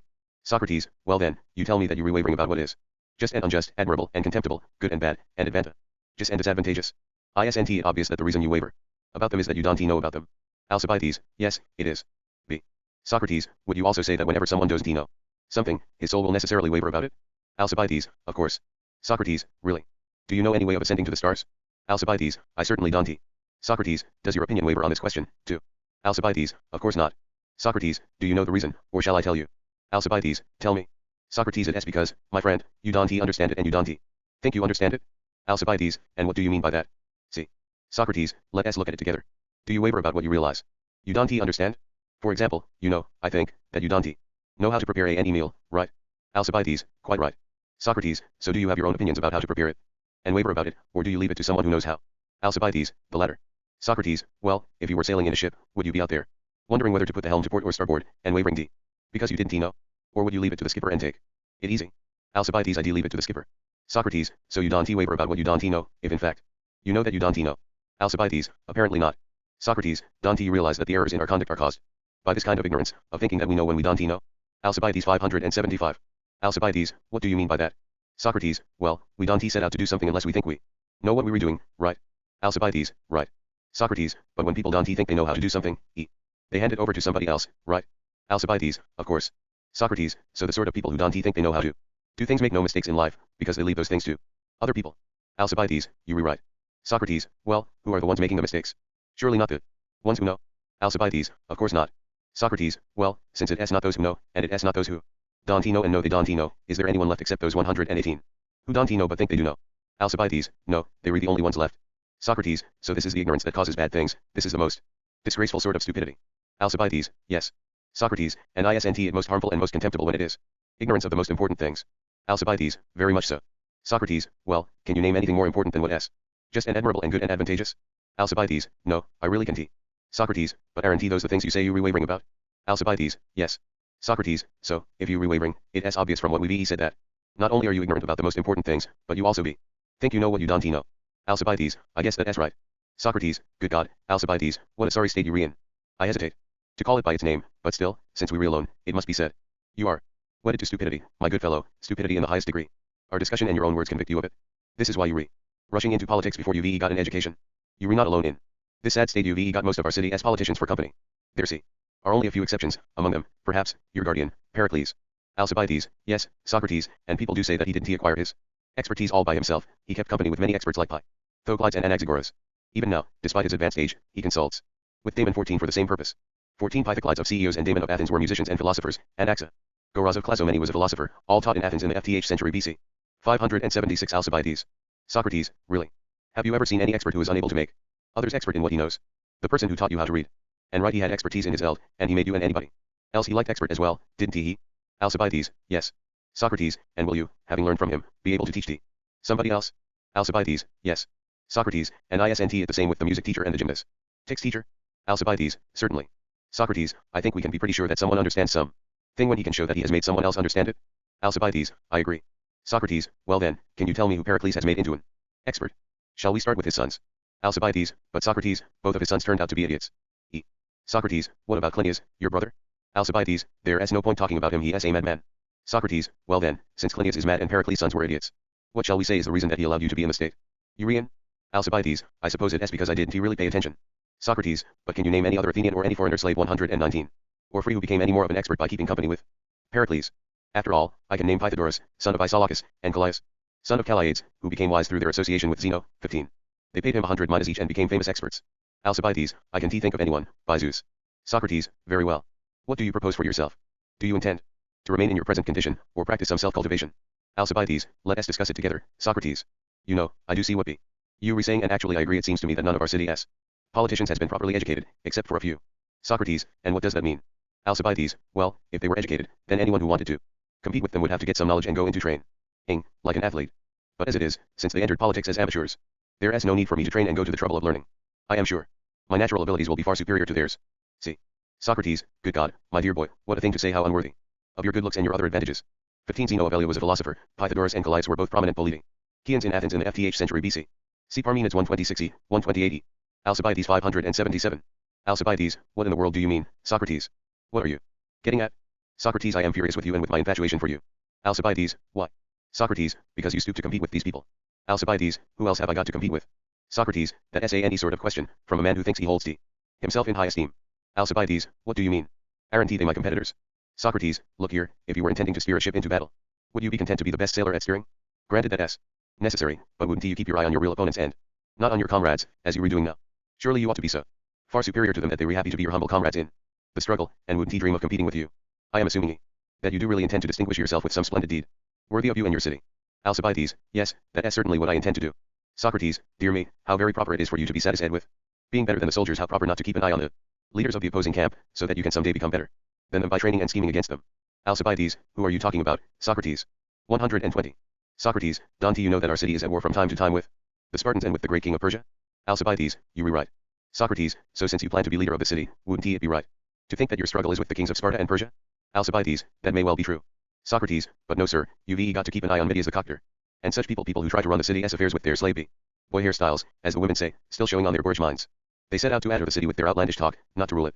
These are the people, I am telling you, you've got to keep your eyes on. So, relax, don't bother to learn what needs to be learned for the great struggle to come, don't train yourself for what needs training, go ahead and go see into politics with your complete and thorough preparation. Alcibiades, no, Socrates, I think you were right. But still I don't think the Spartan generals or the Persian king are any different from anybody else. Socrates, but what sort of a notion is that? Think about it. Alcibiades, about what? Socrates, in the RST place, when do you think you decultivate yourself? If you feared them and thought they were formidable, or if you didn't Alcibiades, obviously if I thought they were formidable. Socrates, surely you don't think that cultivating yourself will do you any harm, do you? 578 Alcibiades. Alcibiades, not at all. In fact, it would be a big help. Socrates, so that S1 on this notion of yours, a big isn't it? Alcibiades, you were right. Socrates, now the second is that it S also falls, judging by the probabilities. Alcibiades, what do you mean? Socrates, is it likely that natural talents will be greatest among noble families, or in other families? Alcibiades, in noble families, obviously. Socrates, those who are well born will turn out to be perfectly virtuous. If they were well brought up, won't they? Alcibiades, they certainly will. Socrates, so let us compare our situation with theirs, and consider, RST. Of all, whether the Spartan and Persian kings are of humbler descent. We know, of course, that the Spartan kings are descended from Heracles, and the Persian kings are descended from Achaemenes, and that the families of Heracles and Achaemenes go right back to Perseus, son of Zeus. Alcibiades, mine too. Socrates, my family goes back to Eurysax and 121. Eurysaces goes back to Zeus. Socrates, so does mine too. Noble Alcibiades, mine goes back to Deda. Luz and Daedalus goes back to Hephaestus, 16th son of Zeus. Starting with those kings, though, and tracing backwards, every one of them is a king. All the way back to Zeus, kings of Argos and Sparta, and kings of Persia. In eternity, and sometimes of Asia, too, as they are now. But you and I are private citizens, as were our fathers. And if you had to show off your ancestors and Salamis, the native land of Eurysax, to Artaxerxes, son of Xerxes, or Aegina, the native land of Iacchus, the ancestor of Eurysax, don't you realize how much you'd be laughed at? But you think we the equal of those men in the dignity of our descent, as well as in our upbringing. Haven't you noticed what a commanding position the Spartan kings enjoy? Their wives are guarded at public expense by the emperors, so as to ensure, as far as possible, that their kings are descended from the family of the Heraclidi alone. And as for the Persian king, his position is so supreme that nobody so much as suspects his heir of being fathered by anybody but him, that's why his queen is left unguarded except by fear. When the eldest son and heir to the throne is born, all the king's subjects have a feast day. Then, in the years that follow, the whole of Asia celebrates that day, the king's birthday, with further sacrifice and feasting.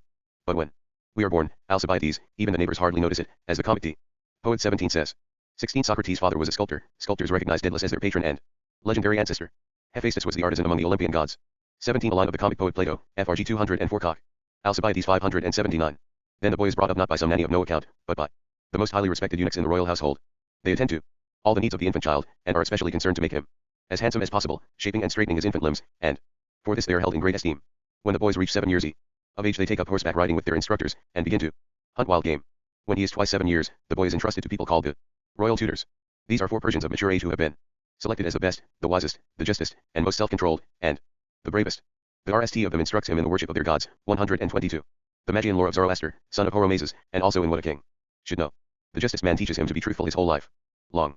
The most self-controlled man teaches him not to be mastered by even A single pleasure, so that he can get accustomed to being a free man and a real king, whose RST duty is to rule himself, not be a slave to himself. The bravest man trains him to be fearless and undaunted, because fear is slavery. But for you, Alcibiades, Pericles chose from among his household Zobe, Pyrrhus the Thracian, a tutor so old he was perfectly useless. I could tell you about all the rest of the upbringing and education of your competitors. But it would be a long story and, besides, you can probably imagine the later stages from what I've told you so far. But, Alcibiades, your birth, your upbringing, and your education or that of any other Athenian is of no concern to anybody, to tell the truth nobody, that is, except perhaps some man who may happen to be in love with you. Again, if you care to consider the wealth of the Persians, the splendor, see, the clothes and trailing robes, the anointings with myrrh, the throng of servants in waiting, and all their other luxuries, you'd be ashamed of your circumstances, because you'd see how inferior they are to theirs. Again, if you care to consider the self-control and the decorum of the Spartans, their confidence and their composure, their self-esteem and their discipline, their courage and their fortitude, and their love of hardship, victory, and honor, you'd consider yourself a mere child in all these respects. Again, we'd better discuss your wealth, Alcibiades, if you read to see where you stand. You may devote yourself to it and think it makes you something. But if you care to look at the wealth of the Spartans you'd realize that it greatly exceeds ours in Athens. They have land of their own and in Messene that not a single one of our estates could compete with, not in size, nor in quality, nor in slaves especially helots, nor even in horses, nor in the other livestock grazing in Messene. But I'll pass over all that. There is more gold and silver in Sparta in private hands than in the rest of Greece put together. It has been coming into them for many generations, pouring in from all of Greece's cities, and often from foreign cities, too. And it never goes out again. It is just like what the fox says to the lion in 123. 580 Alcibiades. Aesop's Fable 18. You can clearly see the tracks of the money going in towards Sparta, but the tracks coming out are nowhere to be seen. So you can be sure that the Spartans are the richest of the Greeks in gold and silver, and that the king is the richest of all the Spartans, because the greatest share of these revenues goes to him. Furthermore, he receives a considerable sum from the Spartans by way of royal tribute. But great as they are when compared with other Greek cities, the Spartan fortunes are nothing compared with the fortunes of the Persians and their king. I once spoke with a reliable man who traveled over to the Persian court, and he told me that he crossed a very large and rich tract of land, nearly a day's journey across, which the locals called the Queen's Girdle. There is another one called the Queen's Veil, as well as many others, all sea, and rich properties, each one named for a part of the Queen's wardrobe, because each one is set aside to pay for the Queen's nary. Now suppose someone were to say to Tries, the king's mother and the widow of Xerxes, the son of Dynamash, intends to challenge your son. Her wardrobe is worth only FTY minus at best, and her son has less than 300 acres 19 of land at Ergia. I think she'd be wondering what this Alcibiades had up his sleeve to think of competing against Artaxerxes. I think she'd say, I don't see what this fellow could be relying on, except diligence and wisdom. The Greeks don't have anything else worth mentioning. But if she heard that this Alcibiades who is making this attempt is in the RST place, hardly 20 years old yet, and, secondly, entirely uneducated, and furthermore, when his lover tells him to study and cultivate himself and discipline himself so that he can compete with the king, he says he doesn't want to and that he is happy with the way he is. If she heard all that, I think she'd ask in amazement, what in the world could this youngster be relying on? Suppose we were to reply, good looks, height, birth, wealth, and native intelligence. Then, Alcibiades, considering all that they have of these things as well, she'd conclude that we were stark raving mad. Again, I think that Lampeto, the daughter of Leotychides, wife of Archidamus and mother of Agis, who were all Spartan kings, 124, would be similarly amazed if you, with your bad upbringing, proposed to compete with her son, considering all his advantages. And yet, don't you think it is disgraceful that even our enemies' wives have a better appreciation than we do of what it would take to challenge them? No, my excellent friend, trust in me and in the Delphic inscription. And know thyself. These are the people we must defeat, not the ones you think, and we have no hope of defeating them unless we act with both diligence and skill. If you fall short in these, then you will fall short. 18 Number 142, Peri, 147, Housewrath. 19 The Attic acre was 874 square meters, so Alcibiades' holding was less than 26 hectares, 65 modern acres. Alcibiades 581. Of achieving fame in Greece as well as abroad, and that is what I think you were longing for, more than anyone else ever longed for anything. Alcibiades, well, Socrates, what kind of self-cultivation do I need to practice? Can you show me the way? What you said really sounded true. Socrates, yes, but let us discuss together how we can become as good as possible. You know, what I've said about the need for education applies to me as well as to you. We're in the same condition, except in one respect. Alcibiades, what? Socrates, my guardian is better and wiser than Pericles, your guardian. Alcibiades, who is that? Socrates. Socrates, God. Alcibiades, it was a God who prevented me from talking with you before today. I put my faith in him, and I say that your glory will be entirely my doing. Alcibiades, you were teasing me, Socrates. Socrates, maybe, but I am right in saying that we stand in need of self-cultivation. Actually, every human being needs self-cultivation, but especially the two of us. Alcibiades, you were right about me. Socrates, and about me. Alcibiades, so what should we do? Socrates, there must be no giving up, my friend, and no slacking off. Alcibiades, no, Socrates, that really wouldn't he do. Socrates, no it wouldn't he. So let us work it out together. Tell me we say that we want to be as good as possible, don't we? Alcibiades, yes. Socrates, in what respect? Alcibiades, in what good men do, obviously. Socrates, good at what? Alcibiades, taking care of things, obviously. Socrates, what sorts of things? Horses. Alcibiades, of course not. Socrates, in that case, we consult a horse expert. Alcibiades, yes. Socrates, well, do you mean sailing? Alcibiades, no. Socrates, in that case, we consult a sailing expert. Alcibiades, yes. Socrates, well, what sorts of things? Whose business is it? Alcibiades, the leading citizens of Athens. Socrates, by leading citizens do you mean clever men or stupid men? 125. Alcibiades, clever. Socrates, but isn't everybody good at what they were clever at? Alcibiades, yes. Socrates, and bad at what they were not. Alcibiades, of course. Socrates, and is the shoemaker clever at making shoes? 582 Alcibiades. Alcibiades, certainly. Socrates, then he is good at it? Alcibiades, that's right. Socrates, well now, isn't the shoemaker stupid at making clothes? Alcibiades, yes. Socrates, so he is bad at that. B. Alcibiades, yes. Socrates, so the same person is both good and bad, at least by this argument. Alcibiades, apparently. Socrates, do you mean to say that good men are also bad? Alcibiades, of course not. Socrates, so which ones do you say are good men? Alcibiades, I mean those with the ability to rule in the city. Socrates, but not, I presume, over horses. Alcibiades, no, of course not. Socrates, over people? Alcibiades, yes. Socrates, when they were sick? Alcibiades, no. Socrates, when they were at sea? Alcibiades, no. Socrates, when they were harvesting? Alcibiades, no. Socrates, when they were doing nothing? Or when they were doing some sea thing? Alcibiades, doing something. Socrates, doing what? Try to make it clear for me. Alcibiades, it is when they were helping each other and dealing with each other, as we do in our urban way of life. Socrates, so you mean ruling over men who deal with men? Alcibiades, yes. Socrates, over the bosuns who deal with rowers? Alcibiades, of course not. Socrates, that is what the pilot is good at? Alcibiades, yes. Socrates, do you mean ruling over you players, who direct the singers and deal with the dancers? Alcibiades, of course not. Socrates, again, that is what the chorus master is good at? Alcibiades, certainly. Socrates, so what do you mean by being able to rule over men who deal with men? Alcibiades, I mean ruling over the men in the city who take part in citizenship and who make a mutual contribution. Alcibiades 583. Socrates, well, what skill is this? Suppose I ask you the same thing. Again, what skill makes men understand how to rule over men who take part in sailing? Alcibiades, the pilot S. Socrates, and what knowledge did we say enables them to rule over those who take part in singing? Alcibiades, the chorus master S, as you just said. Socrates, well now, what do you call the knowledge that enables you to rule over those who take part in citizenship? Alcibiades, I call it the knowledge of good advice, Socrates. Socrates, but then do you think the pilot S advice is bad advice? Alcibiades, of course not. Socrates, then is it good advice? Alcibiades, I should think so, he has to ensure the safety of his passengers. 126. Socrates, you were right. Well then, what is the purpose of this good advice? You were talking about? Alcibiades, the safety and better management of the city. Socrates, but what is present or absent when the city is safe and better managed? If, for example, you ask me, what is present or absent in the body when it is safe and better managed? I do reply, health is present, and disease is absent. Wouldn't you agree? Alcibiades, yes. B. Socrates, and if you ask me again, what is present in our eyes when they are better cared for? I do say the same sort of thing sight is present and blindness is absent. Again, with our ears, deafness is absent. And hearing is present when they are in better condition and getting better treatment. Alcibiades, you were right. Socrates, well then, what about a city? What is it that is present or absent when it is in a better condition and getting better management and treatment? Alcibiades, the way I look at it, Socrates, mutual friendship will be present, and hatred and insurrection will be absent. Socrates, when you say friendship, do you mean agreement or disagreement? Alcibiades, agreement. Socrates, what skill is it that makes cities agree about numbers? Alcibiades, arithmetic. Socrates, what about private citizens? Isn't it the same skill? Alcibiades, yes. Socrates, and doesn't it also make each person agree with himself? Alcibiades, yes. Socrates, and what skill is it that makes each of us agree with himself about whether a hand's width is larger than an arm's length?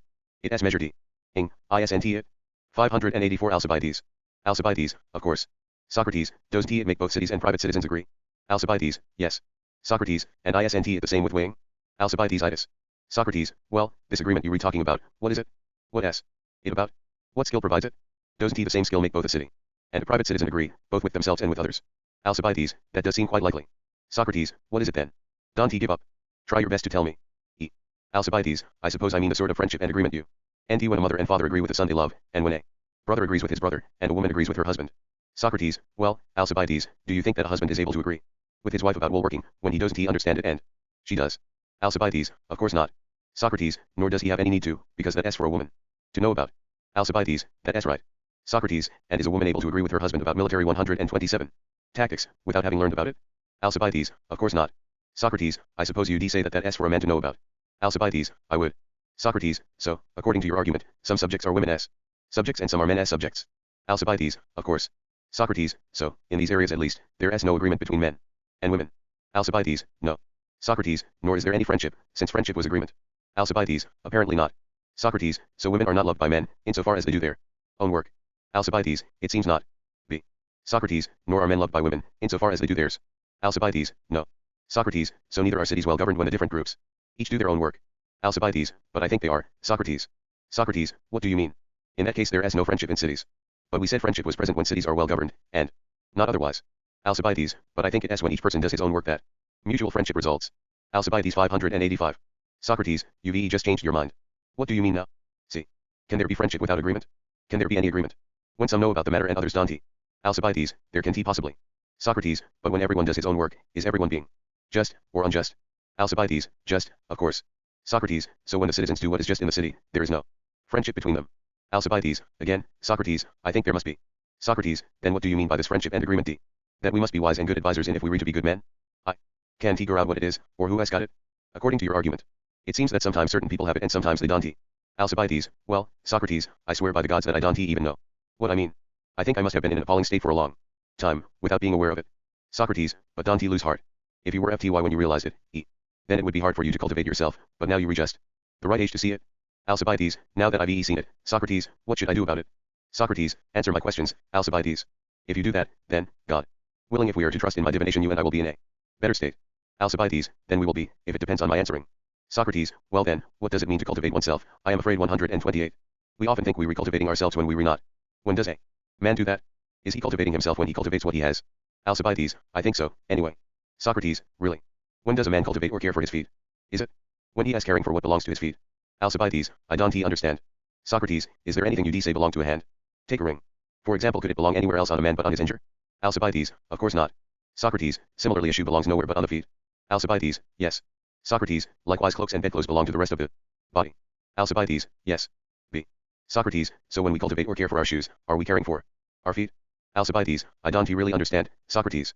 Socrates, surely, Alcibiades, you talk about taking proper care of one thing or another, don't you? Alcibiades, yes, I do. 586 Alcibiades. Socrates, and when you make something better, you say you're retaking proper care of it? Alcibiades, yes. Socrates, what skill is it that makes shoes better? Alcibiades, shoemaking. Socrates, so shoemaking is the skill by which we take care of shoes? Alcibiades, yes. See. Socrates, do we use shoemaking to take care of our feet, too? Or do we use the skill that makes our feet better? Alcibiades, the latter. Socrates, isn't the skill that makes the feet better the same as what makes the rest of the body better? Alcibiades, I think so. Socrates, isn't the skill athletics? Alcibiades, yes, absolutely. Socrates, so while we take care of our feet with athletics, we take care of what belongs to our feet with shoemaking? Alcibiades, certainly. Socrates, and while we take care of our hands with athletics, we take care of what belongs to our hands with ring making? Alcibiades, yes. Socrates, and while we cultivate our bodies with athletics, we take care of what belongs to our bodies with weaving and other skills? D. Alcibiades, that is absolutely right. Socrates, so while we cultivate each thing with one skill, we cultivate what belongs to it with another skill? Alcibiades, apparently so. Socrates, and so when you recultivating what belongs to you, you not cultivating yourself? Alcibiades, not at all. Socrates, for it seems that cultivating yourself and cultivating what belongs to you require different skills. Alcibiades, apparently. Socrates, well then, what sort of skill could we use to cultivate ourselves? Alcibiades, I couldn't say. Socrates, but we've agreed on this much, at least it's a skill that won't make anything that belongs to us better, but it will make us better. Alcibiades, you were right. Socrates, now if we didn't know what a shoe was, would we have known what skill makes a shoe better? Alcibiades, no, we couldn't have. Socrates, nor would we have known what skill makes a ring better if we didn't know what a ring was. Alcibiades, true. Alcibiades 587. Socrates, well then, could we ever know what skill makes us better if we didn't know what we were? Alcibiades, we couldn't 129. Socrates, is it actually such an easy thing to know oneself? Was it some simpleton who inscribed those words on the temple wall at Delphi? Or is it difficult, and not for everybody? Alcibiades, sometimes I think, Socrates, that anyone can do it, but then sometimes I think it is extremely difficult.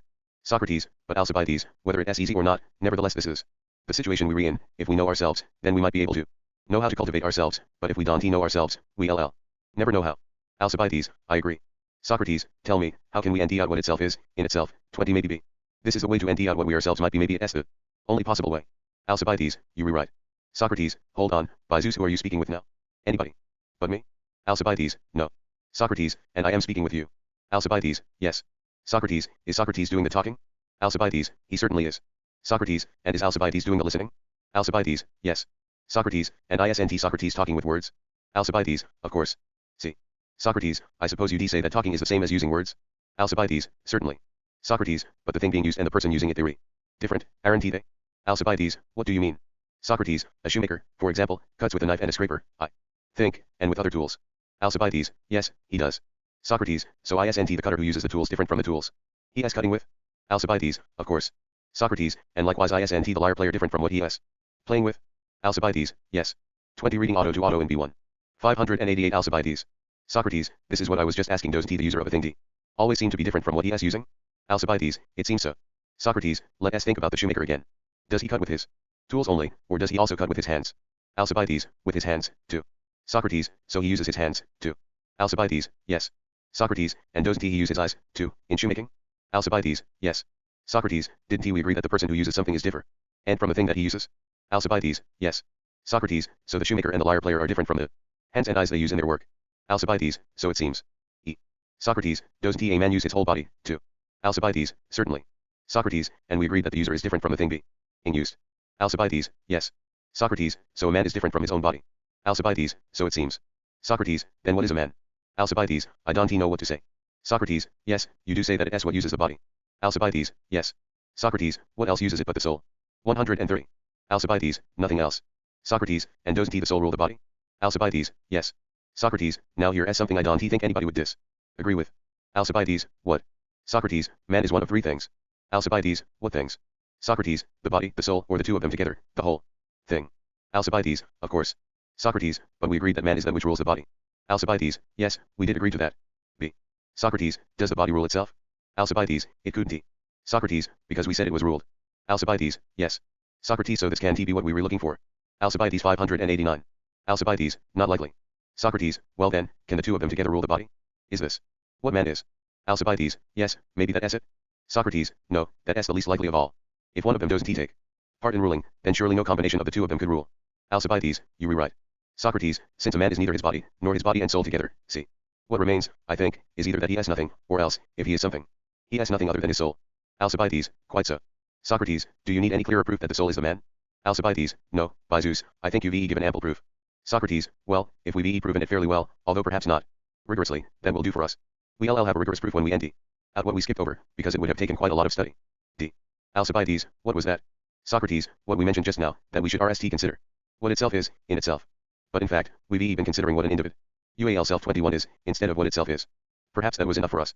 For surely nothing about us has more authority than the soul, wouldn't he? You agree? Alcibiades, certainly. Socrates, so the right way of looking at it is that, when you and I talk to each other, one soul uses words to address another soul. Alcibiades, very true. E. Socrates, that's just what we were saying a little while ago that Socrates converses with Alcibiades not by saying words to his face, apparently, but by addressing his words to Alcibiades, in other words, to his soul. Alcibiades, I see it now. Socrates, so the command that we should know ourselves means that we should know our souls. Alcibiades, so it seems. 131. Socrates, and someone who knows certain things 22 about his body. Knows about what belongs to him, not himself. Alcibiades, that is right. Socrates, so no doctor, to the extent he is a doctor, knows himself, and neither does any trainer, to the extent he is a trainer. Alcibiades, it seems not. Socrates, so farmers and other tradesmen are a long way from knowing themselves. It seems they don't even know what belongs to them, their skills are about what is even further away than what belongs to them. They only know what belongs to the body and how to take care of it. 21 reading odd into castan at D4. 22 conjecturing atta before ton into 2, and omitting ti. 590 Alcibiades. Alcibiades, you were right. Socrates, if being self-controlled is knowing yourself, then their skills. Don't make any of them self-controlled? Alcibiades, I don't think so. Socrates, that is why we consider these skills to be beneath us, and not suitable for a gentleman to learn. Alcibiades, you were quite right. Socrates, furthermore, if someone takes care of his body, then is caring for something that belongs to him, and not for himself? Alcibiades, that seems likely. Socrates, and isn't someone who takes care of his wealth caring neither for himself nor for what belongs to him, but for something even further away. Alcibiades, I agree. Socrates, so the money earner is not, in fact, doing his own work. Alcibiades, right. Socrates, now if there was someone who loved Alcibiades' body, wouldn't he be loving Alcibiades, only something that belonged to Alcibiades? Alcibiades, that is right. Socrates, but someone who loved you would love your soul. Alcibiades, by our argument, I think he'd have to. Socrates, wouldn't someone who loves your body go off and leave you when your beauty is no longer in full bloom? Alcibiades, obviously. Socrates, but someone who loves your soul will not leave you, as long as you remaking progress. Alcibiades, that is probably right. Socrates, well, I am the one who won't leave you, I am the one who will stay with you, now that your body has lost its bloom and everyone else has gone away. Alcibiades, I am glad you are, Socrates, and I hope you never leave me. Socrates, then you must try to be as attractive as possible. Alcibiades, I'll certainly try. Socrates, so this is your situation, you, Alcibiades, son of Clinias, have no lovers and never have had any, it seems, except for one only, and he is your darling 23 Socrates, son of Sophroniscus and Phaenaret. Alcibiades, true. Socrates, remember when IRST spoke to you?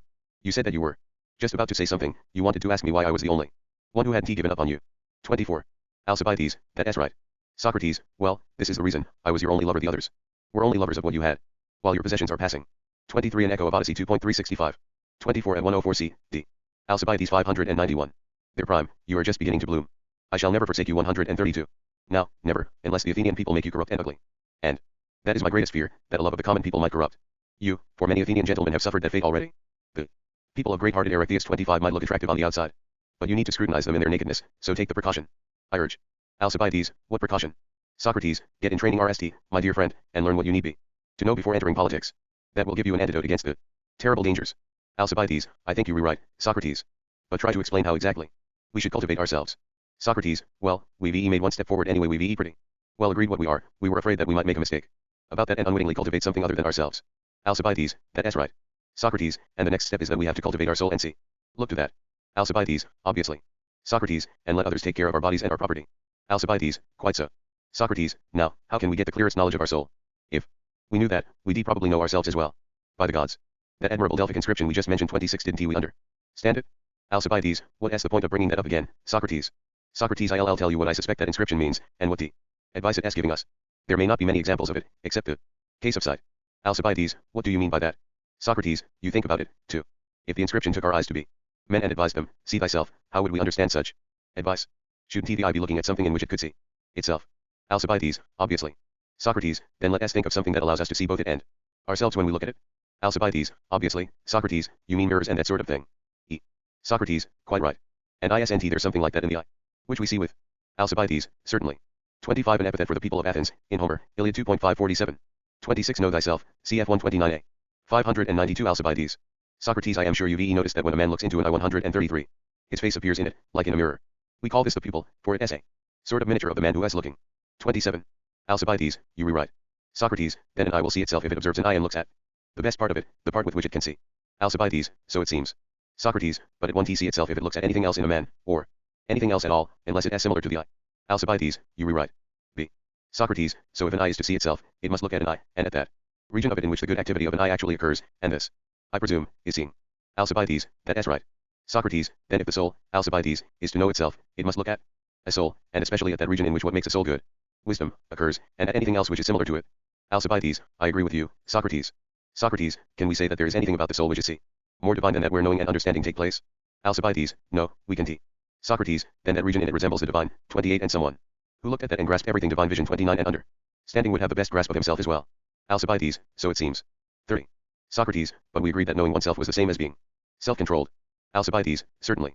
Socrates, so if we didn't know ourselves and weren't self-controlled, would we be able to know which of the things that belong to us were good and which were bad? Alcibiades, how could we know that, Socrates? Socrates, no, I suppose it would seem impossible to you to know that what belongs to Alcibiades belongs to him, without knowing Alcibiades. 27 The Greek word for pupil also means doll. 28 Reading dioi in C4.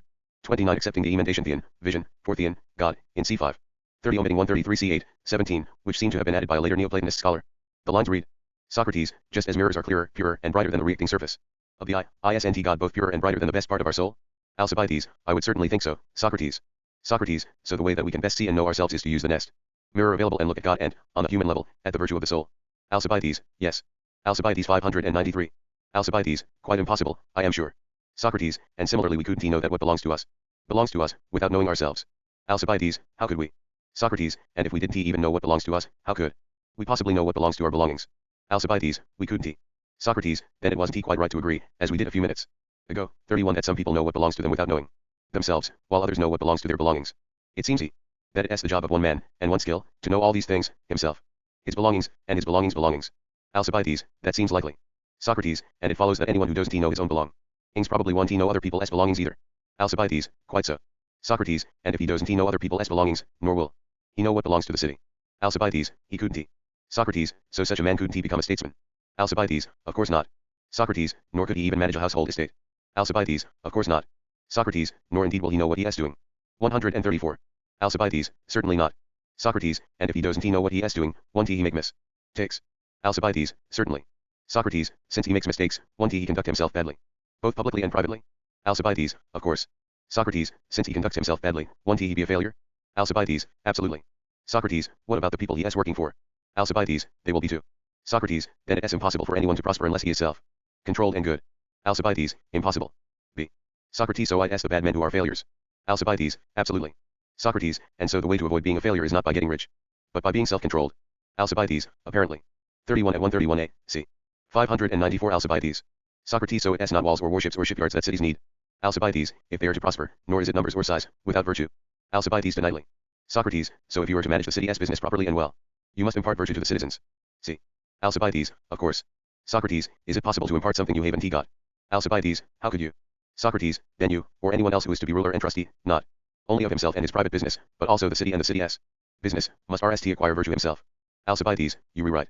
Socrates, so what you need to get for yourself and for the city isn't political power, nor the authority to do what you like, what you need is justice and self-control. Alcibiades, apparently. 32.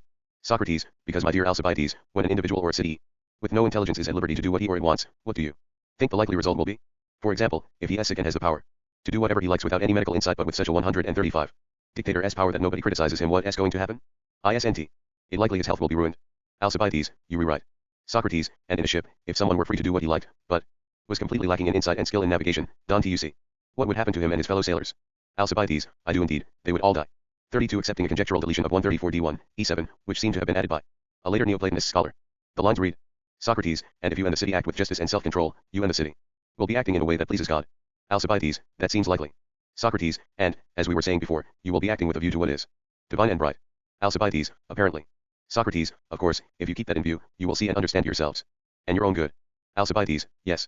Socrates, and you will act properly and well. Alcibiades, yes. Socrates, and if you act that way, I am prepared to guarantee your prosperity. Alcibiades, and I trust your guarantee. Socrates, but if you act unjustly, with your eyes on what is dark and godless, as is likely, your conduct will also be dark and godless, because you don't know yourself. Alcibiades, that is likely. Alcibiades 595. Socrates, likewise, if a city, or any ruler or administrator, is lacking in virtue, then bad conduct will result. Alcibiades, it must. Socrates, well then, my good Alcibiades, if you are to prosper, it isn't supreme power you need to get for yourself or the city, but virtue. Alcibiades, you rewrite. Socrates, but before one acquires virtue it is better to be ruled by some body superior than to rule, this applies to men as well as to boys. Alcibiades, so it seems. Socrates, and isn't what is better also more admirable? Alcibiades, yes. Socrates, and isn't what is more admirable more appropriate? Alcibiades, of course. See. Socrates, so it is appropriate for a bad man to be a slave, since it is better. Alcibiades, yes. Socrates, and vice is appropriate for a slave. Alcibiades, apparently. Socrates, and virtue is appropriate for a free man. Alcibiades, yes. Socrates, well, my friend, shouldn't we avoid whatever is appropriate for slaves? Alcibiades, yes, as much as possible. Socrates. Socrates, can you see what condition you are now in? Is it appropriate for a free man or not? Alcibiades, I think I see only too clearly. Socrates, then do you know how to escape from your present state? Let us not call a handsome young man by that name. Alcibiades, I do. D.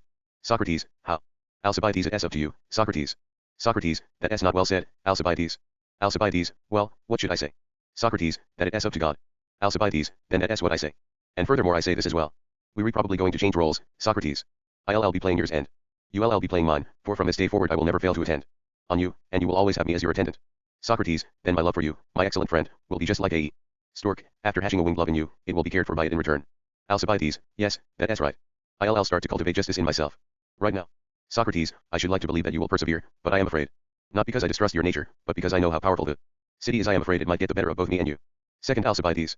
Alcibiades, full of ambition, encounters Socrates, who engages him in conversation and makes him realize how little he understands of what he needs to understand. At the end Alcibiades is humiliated and begs Socrates to be his teacher and lover. To this schematic extent second Alcibiades tells the same story as the Alcibiades also preserved in the Platonic corpus. Certain other parallels suggest that the author of second Alcibiades adapted Alcibiades 141a, B105a, C, 145b, C107d, 108a. But perhaps the similarities between the two dialogues are to be explained by their common derivation from the seal. Brat Alcibiades of Aeschines of Sphetus, or from one of the other dialogues, called Alcibiades. We cannot determine this question, because Aeschines' dialogue survives only in fragments, and the Alcibiades dialogues of Euclides and Antis thence, other students of Socrates and writers of Socratic dialogues, are lost. In most respects Socrates in second Alcibiades is a figure familiar from other Socratic literature. He uses analogies taken from humble occupations. He argues that sometimes ignorance is better than knowledge. He argues that the only truly valuable knowledge is the knowledge of the good, and authoritative knowledge that will correctly advise us when to use the other goods and skills in our possession. He believes that the gods hold the virtues of the soul in higher regard than expensive gifts and sacrifices. Most important is the main theme of the dialogue. Socrates argues that it would be better not to pray for anything in particular, so fallible is our human knowledge of what is good for us. Best would be to follow the example of the Spartans, who simply pray to the gods for what is good and what is noble. This coheres well with what is known of Socrates' view of prayer, cf. Xenophon's Memoirs of Socrates. I.3.2. But the author of second Alcibiades seems also to be writing against a different branch of the Socratic legacy, cynicism. The Cynics regarded all ignorance as madness, whereas Socrates in second Alcibiades takes care to distinguish madmen from people with lesser forms of ignorance. The latter he calls fools and asses, or, euphemistically, innocent, naive, simple, or even big-hearted megalopsychos. Why does the author use this word? Megalopsychia, the ability to rise above and be unaffected by the events in life that are normally thought to be bad, pain, poverty, bad treatment by other people, and so on, was a cardinal virtue for the Cynics. But here Socrates applies the term to PLE who stupidly don't know or care about what's good for them. 140c, 150c. This curious negative connotation of megalopsychia not found elsewhere in 596. Second Alcibiades 597. Ancient Greek is another sign that second Alcibiades is arguing against the Cynics. The author of second Alcibiades had a notable predilection, shared with Plato, but with few of the other authors in the Platonic corpus, to quote and adapt Greek poetry. Certain features of his language tell us that he came from northern Greece and suggest that he wrote in the 3rd century BC, but the evidence is not strong and the dialogue might well date from the end of the 4th century BC. DSH. Socrates, Alcibiades, are you on your way to say your prayers? 138. Alcibiades, yes, indeed, Socrates. Socrates, you have a depressed and downcast look, you seem preoccupied. Alcibiades, and what might preoccupy me, Socrates? Socrates, the most serious of all questions, in my view. Tell me, in God's name, what you think. In public and private prayer we make requests to the gods, don't they sometimes grant some of them and not all of them? And don't they say yes to some people and no to others? Alcibiades, indeed they do. Socrates, so don't you agree that there is a great need for caution, for fear you might, all unawares, be praying for great evils when you think you are asking for great goods? Suppose the gods were in a mood to give whatever was asked, it might be just like the case of Oedipus who blurted out the prayer that his sons might take arms to settle their inheritance. 1c. He could have prayed for relief from the ills which beset him without begging for others in addition. But in fact, what he asked for came to pass, with many terrible consequences which there is no need to enumerate. Alcibiades, but you're talking about a madman, Socrates, do you think any person of sound mind would have dared to make such a prayer? Socrates, do you take madness to be the opposite of wisdom? Alcibiades, yes, indeed. Socrates, do you think there are some people who are wise and some who are stupid? Alcibiades, so it seems. Socrates, well, then, let's see which are which. We have agreed that there are some people who are stupid, some who are wise, and others who are mad. Alcibiades, agreed. Translated by Anthony Kenny. 1 Socrates refers to the Thebans, FRG 2 Davies, an epic poem in the style of Homer, about the travails of unfortunate King Oedipus of Thebes and his family. Oedipus. Prayer was granted and his sons killed one another. 598 Second Alcibiades. Socrates, are there some people who are healthy? Alcibiades, yes. Socrates, and others who are sick? Alcibiades, indeed. 139. Socrates, not the same people? Alcibiades, of course not. Socrates, are there any other people who are neither one thing nor the other? Alcibiades, no. Socrates, because a person has to be either sick or not sick. Alcibiades, that's what I think. Socrates, well now, do you have the same view about wisdom and stupidity? Alcibiades, how do you mean? Socrates, do you think it is only possible either to be wise or stupid? Or is there also a third state in between in which a person is neither wise nor stupid? Alcibiades, no, there isn't. Socrates, so you have to be one or the other. Alcibiades, so I believe. Socrates, now do you remember that you agreed that madness is the opposite of wisdom? Alcibiades, yes, I did. Socrates, and that there is no third state in which a person is neither wise nor stupid? Alcibiades, yes. Socrates, and can one thing have two distinct opposites? Alcibiades, no.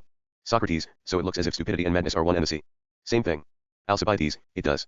Socrates, so would it be correct to say that all stupid people are mad? Not just any of your contemporaries who are stupid, as some of them certainly are, but even older people? Tell me, in God's name, don't you think that in our city the wise are in a minority, and most people are stupid, or, as you would say, mad? Alcibiades, I do. Socrates, but do you think we could live comfortably in a city of so many madmen? Would we not have met our fate long ago, and been punched and beaten and subjected to every madman's trick? Things aren't quite like that, are they? Alcibiades, no, not at all, it looks as if I've not got the matter quite right. Socrates, I don't think so either. Try looking at it another way. Alcibiades, what way do you mean? Socrates, I'll tell you. We take it that some people are sick, don't we? Second Alcibiades 599. Alcibiades, yes, indeed. Socrates, do you think that anyone who is sick must necessarily have gout, or fever, or eye ache? Or can a person be sick in some other way, without having any of these? Surely there are many other diseases besides these. Alcibiades, surely. Socrates, eye ache is always a sickness, don't you think? Alcibiades, yes. Socrates, but is sickness always eye ache? Alcibiades, no, but I'm not sure what to say. Socrates, but if you pay attention to me, we may empty out, for 2 heads 140 are better than 1. Alcibiades, I am paying attention, Socrates, as well as I can. Socrates, well, we have agreed that while eye ache is always a sickness, not every sickness is eye ache, have we not? Alcibiades, yes, we have. Socrates, and rightly. Anyone with a fever is sick, but not everyone who is sick has a fever nor gout, I take it, nor eye ache. Each of these is a disease, but they present quite different symptoms, to use the doctor's term. They are not all alike, and they do not have like effects, each of them works according to its own nature, but they are all nonetheless diseases. Similarly, we classify some people as workmen, don't we? Alcibiades, of course. Socrates, there are shoemakers and carpenters and sculptors, and very many others whom we needn't enumerate. They all have their own share of work, and they are all workmen, but they are not all carpenters or shoemakers or sculptors even though they are all workmen. Alcibiades, no. Socrates, well now, in the same way people have shared out stupidity among themselves, those who have the largest share we call madmen. Those with a smaller share we call fools or asses. People who prefer euphemism call them big-hearted or simple, or perhaps innocent, naive, or dumb. You will come across many other names if you look for them. But all these things are stupidity, and differ from each other in the way one kind of work and one kind of disease differs from another. Isn't that right? Alcibiades, absolutely. Socrates, let's go back, then. At the beginning of our discussion we set out to discover which people were wise and which were stupid, because we had agreed that some were one and some were the other. Alcibiades, we had indeed. Socrates, is it your view that the wise are those who know what should be done and said? Alcibiades, yes. Socrates, and who are the stupid? Those who know neither of these things. 602nd Alcibiades. Alcibiades, just so. Socrates, and those who know neither of these things will say and do what they ought not, without knowing that this is what they are saying and doing. Alcibiades, so it seems. Socrates, and just such a person I said was Oedipus. And in our 141 own time you will envy many such people not in a rage as he was who Pray for things that are bad for them in the belief that they are good for them. He did not think so, or pray so, but there are others who are in a very different case. Suppose that the God to whom you are about to pray were to appear to you and ask you, before you began praying, whether you would be happy to be sole ruler of the city of Athens, or, if that seemed mean and tiny, were to offer you all the Greeks as well, or, if he saw that you regarded that too as insignificant unless the whole of Europe were included, were to promise you all of that plus simultaneous acknowledgment by the whole human race of the rule of Alcibiades son of Clenius. If that happened, I imagine, you would go home very happy and think you had come into possession of the greatest of goods. Alcibiades, so would anyone else, I imagine, Socrates, if he were given the same promise. Socrates, but you would not give your own life in exchange for the sea, territory and sole rule of all the Greeks and all the barbarians. Alcibiades, I should think not, since they would be no use to me. Socrates, but suppose you were going to use them, but were going to make a bad and harmful use of them. Would you want them then? Alcibiades, no. Socrates, so you see, it is not safe to accept without thinking what one is given, nor to pray for something which is going to injure one or take away one's life altogether. We could name many people who set their hearts on obtaining sole rulership, and strove to achieve this goal as a great good, and then had their lives taken by plotters against their rule. I think you are not unaware of the events of the last few days. Archelaus of Macedon was in love with a man whose love for Archelaus' kingship was greater than Archelaus' love for him, and who killed his lover in order to make himself a king and a happy man. He had only ruled for 3 or 4 days when he in his turn fell victim to a plot and was killed himself. Among our own citizens too, as we know not just by hearsay, but as eyewitnesses, we see some who have longed to command armies, and 142, having got what they wanted, are now exiled from the city or have lost their lives altogether. And even those who seem to have done best have lived amidst dangers and fears, not only during their campaigns, but when they have returned home, where they have been besieged by informers as tightly as they were by the enemy, so that some of them wished to heaven that they had stayed privates rather than generals. Of course, it would make some sense if these dangers and burdens brought any vanity, but in fact it has quite the contrary. 2nd Alcibiades 601. You will envy the same in the matter of children. Some people pray to have them, and when they have them they bring them utter disaster and grief. Some people as children are so thoroughly bad that they make their whole life a misery. Other people have good children and lose them in some calamity and end up no less miserable than the others, wishing they had never had children at all. However, in spite of all these and similar dire examples, you rarely envy anyone who declines a gift or who refrains from praying for what he hopes to be granted. Most people, if given the chance to become a ruler or a general, or any of the other things which bring more harm than good, will not hesitate to take the opportunity, and they will even pray for such things before they are on offer. After a while, however, they change their tune and pray away their former prayers. I wonder, then, if humans are not wrong in placing the blame for their ills on the gods, when they themselves by their own presumption, or stupidity, should we say, have brought sorrows on themselves beyond their destined lot. 2. There was a poet who composed a prayer for all his friends to say in common, more or less like this: King Zeus, whether we pray or not, give us what is good for us. 143. What is bad for us, give us not, however hard we pray for it. 3. He certainly seems to have been a wise man. I expect he had stupid friends, whom he had seen working and praying for things that it was better for them not to have, no matter what they thought. That is what he recommended, and in my view he spoke well and soundly, but if you have anything against what he said, speak up. Alcibiades, it is hard, Socrates, to speak against what has been well spoken. One thing I do observe is that the cause of very many human evils is ignorance. It is ignorance which deceives us into doing and what is worse, praying for the greatest evils. No one, however, thinks thus about himself. Each of us thinks himself quite capable of praying not for the worst but for the best. For such a prayer would really seem to be more like a curse than a prayer. Socrates, well said. But perhaps someone even wiser than you and I might say that we were wrong to blame ignorance in such general terms. See, we should specify what it is ignorance of. Indeed, just as ignorance is an evil to some people, there are other people, in certain states, to whom it is a good. Alcibiades, how do you mean? Can there be anything of which it is better for people to have ignorance than knowledge, no matter what state they are in? 2. Socrates adapts Odyssey I.32, 34. 3. An epigram in the Palatine Anthology, X.108, Modi ed. 602. 2nd Alcibiades. Socrates, I think there can, dawn to you. Alcibiades, no, I dawn thee, not on your life. Socrates, but surely I am not to judge that you would ever want to commit against your mother crimes like those of Orestes and Alcmaeon for thee, and anyone else like them. Alcibiades, spare me, for God's sake. Socrates. Socrates, it isn't the person who says that you would not ever want to behave like that whom you should ask to spare you, but rather anyone who contradicted him, for the act seems to you so horrendous that you do not like to hear it spoken of even by way of example. But do you think that Orestes, if he had been of sound mind and known what was best for him to do, would have dared to commit any such crime? Alcibiades, no, I don't. Socrates, nor, I think, would anyone else. Alcibiades, certainly not. Socrates, it seems then that it is ignorance of the best, failing to know what is best, that is a bad thing. Alcibiades, so it seems. Socrates, and not only for the person himself, but also for everyone else. Alcibiades, I agree. Socrates, let us consider a further point. Suppose the thought sprang into your mind that it would be an excellent thing to kill your friend and mentor Pericles. 5. And you took a dagger and went to his door and asked if he were at home, with the intention of killing him and him alone, and 144. They said he was at home. I don't mean to say that you would wish to do any such thing, but just suppose that you were to think that the worst thing was the best thing that SA thought that might at any time occur to someone who is ignorant of what is really best, or don't you think so? Alcibiades, absolutely. Socrates, well then, if you went inside and saw Pericles, but did not recognize him and thought he was someone else, would you still go on to kill him? Alcibiades, I should think not, in God's name. Socrates, for your intention surely was to kill not just anyone you came across, but only that particular person. Isn't that right? Alcibiades, yes. Socrates, and if, having tried several times, you always failed, when it came to the point, to recognize Pericles, you would never lay a hand on him? Alcibiades, certainly not. For according to legend, they murdered their mothers to avenge the deaths of their fathers. 5. Alcibiades' father died early and left his 2 sons in the care of Pericles, the most influential Athenian politician of the mid-FTH century. 2nd. Alcibiades 603. Socrates, well then, do you think that Orestes would ever have laid a hand on his mother if he had failed to recognize her? Alcibiades, I don't think so. See. Socrates, for presumably he too had no intention of killing the RST woman he came across, or killing just anyone as mother, but only his own. Alcibiades, that is right. Socrates, then for those in that state, with such intentions, these are things which it is better not to know. Alcibiades, very likely. Socrates, so you see that there are some things which, for certain people, in certain states, it is better not to know than to know. Alcibiades, so it seems. Socrates, now if you care to look at what follows from this, you may d. that you re in for a surprise. Alcibiades, what surprise, Socrates? Socrates, I mean that, in general, it seems that if someone lacks no edge of what is best, the possession of other skills will only rarely help, but in most cases will harm their possessor. Consider it this way. When we are about to say or do something, mustn't we rst of all know, or at least believe we know, what we are so keen to say and do? Alcibiades, I believe so. Socrates, orators, for instance, are bound to know, or at least to think. They know how to give us advice on various topics, whether it is about war and peace, or about the construction of walls or the equipment of harbors. Altogether, whatever a state does in foreign or domestic matters 145 is done on the advice of the orators. Alcibiades, as you say. Socrates, see then what follows. Alcibiades, if I can. Socrates, you call some people wise and others stupid? Alcibiades, I do. Socrates, and you call most people stupid, and a few wise?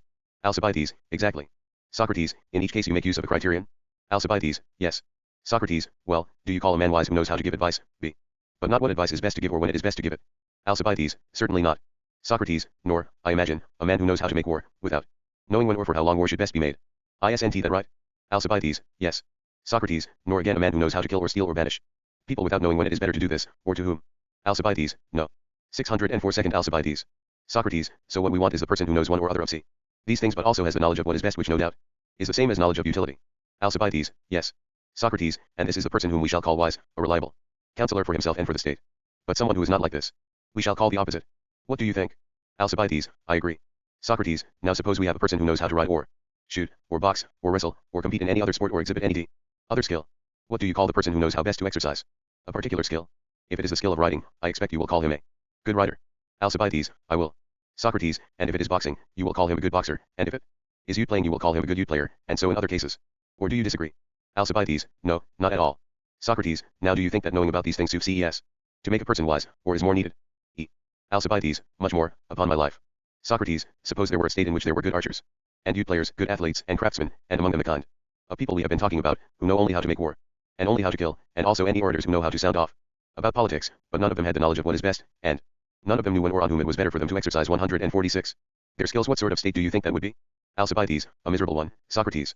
Socrates, I am sure you would if you saw them all competing with each other for honors, each one assigning precedence in political matters to his own sphere of excellence. 6. I mean, what is best according to the scope of his own skill, while he may be much mistaken about what is best for the state and for himself, since he has not used his intelligence, but put his trust in mere seeming. If that is the situation, wouldn't we be right to describe such a state as a hotbed of dissension and lawlessness? Alcibiades, indeed we would. Socrates, did we not think that if you are on the point of saying or doing something, you must know, or at least think you know what you are doing or saying? Alcibiades, we did. Socrates, so if someone does what he knows, or thinks he knows, and has in addition knowledge of utility, we will judge him a boon both to see the state and to himself. 6. Socrates adapts some lines from Euripides' Antiope, FRG 183 Knock 2. 2nd Alcibiades 605. Alcibiades, absolutely. Socrates, but if he does the contrary, he will be no good to the state or to himself? Alcibiades, no good. Socrates, well, then, are you still of the same mind, or have you changed it? Alcibiades, still the same. Socrates, you said that you called most people stupid, and only a few wise. Alcibiades, I did. Socrates, so, to repeat, most people have been mistaken about what is best because they have not used their intelligence but put their trust in mere seeming.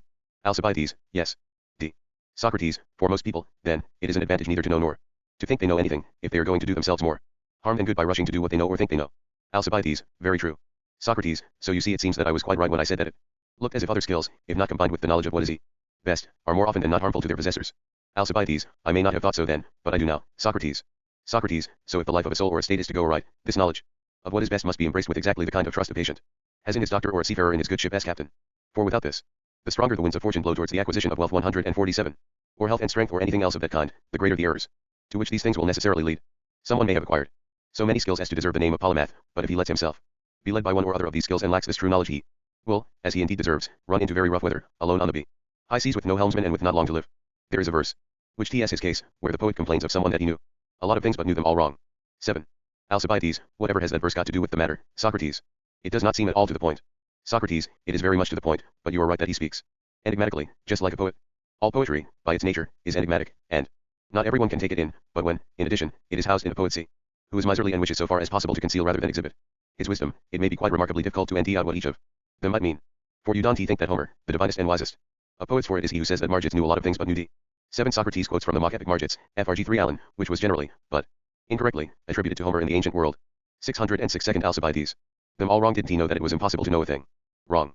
He is riddling, I think. He meant wrong as an adjective, not as an adverb, and he meant to know rather than knew. So, if we forget about the original meter, we can put together his meaning as this: he knew a lot of things, but it was wrong for him to know them all. Clearly, if it was wrong for him to know a lot of things, he must have been a bad man. If we are to trust our previous arguments.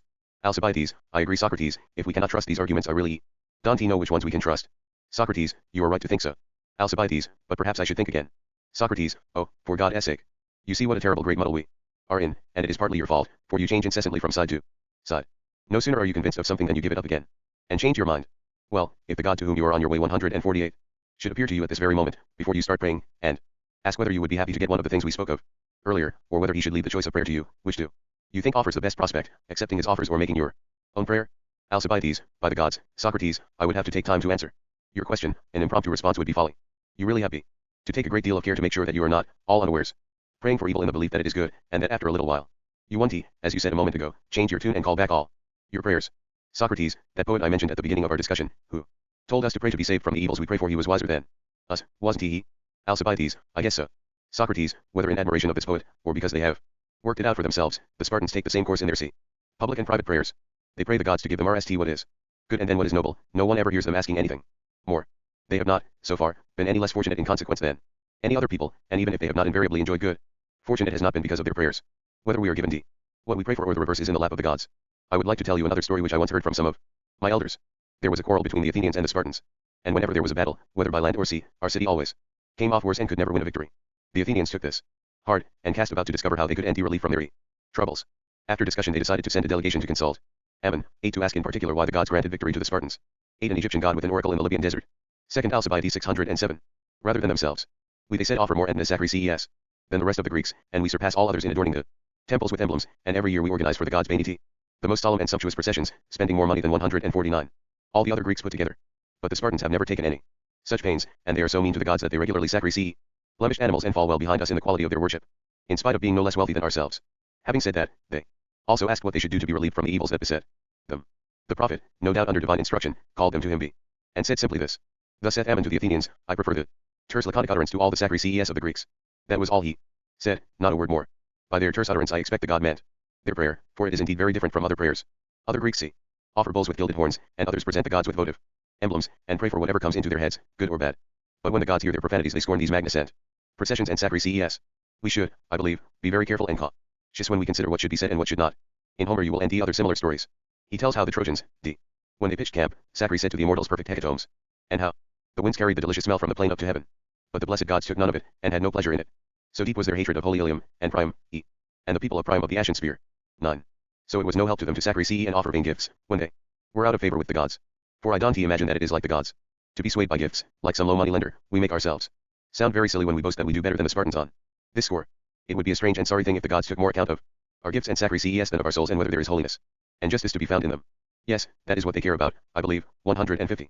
Far more than about these extravagant processions and sacrifices offered year by states and individuals who may, for all we know, have sinned greatly against gods and men. The gods are not venal, and scorn all these things, as Ammon and his prophet told us. Gods and men of sound mind are more likely to hold justice and wisdom in a special honor, and none are wise and just but those who know how to behave and speak to gods and men. But now I would like to hear what your opinion may be about all this. 9 cf. Iliad 8.548, 52. 608 Second Alcibiades. Alcibiades, no different from yours and the goddess, Socrates, it would hardly be thing for me to take sides against the god. Socrates, but you remember that you said you were very worried that, without knowing it you might pray for evil, thinking it to be good? See. Alcibiades, I do. Socrates, you see, then, how dangerous it is for you to go to pray to the god, in case he hears you speaking amiss, rejects your sacrifice altogether, and perhaps adds some further penalty. I think you would do best to hold your peace, for I expect you are rather too big-hearted, to use the favorite euphemism for stupidity, to be willing to use the Laconian prayer. It takes time to learn how to behave towards gods and men. Alcibiades, how long will it take, Socrates, and who will teach me? I would very much like to see the man who could do it. Socrates, it is the man who has his eye on you. But you remember how Homer says that Athena took away the fog from the eyes of Diomedes, so that he could clearly see both God and man. 10. You too need to get rid of the fog which is wrapped around your soul, so as to prepare you to receive the means of telling good from evil. At present I don't think you could do so. Alcibiades, let him remove the fog, or whatever else it is, I am prepared. To do whatever he tells me, whoever he may be, so long as it will make me better. Socrates, he too is more than anxious to help. 151. Alcibiades, then I think it is better to put off the sacrifice for the time being. Socrates, you requite right, it is much safer than running such a big risk. Alcibiades, here as an idea, Socrates, I'll put this garland on your head. For giving me such good advice.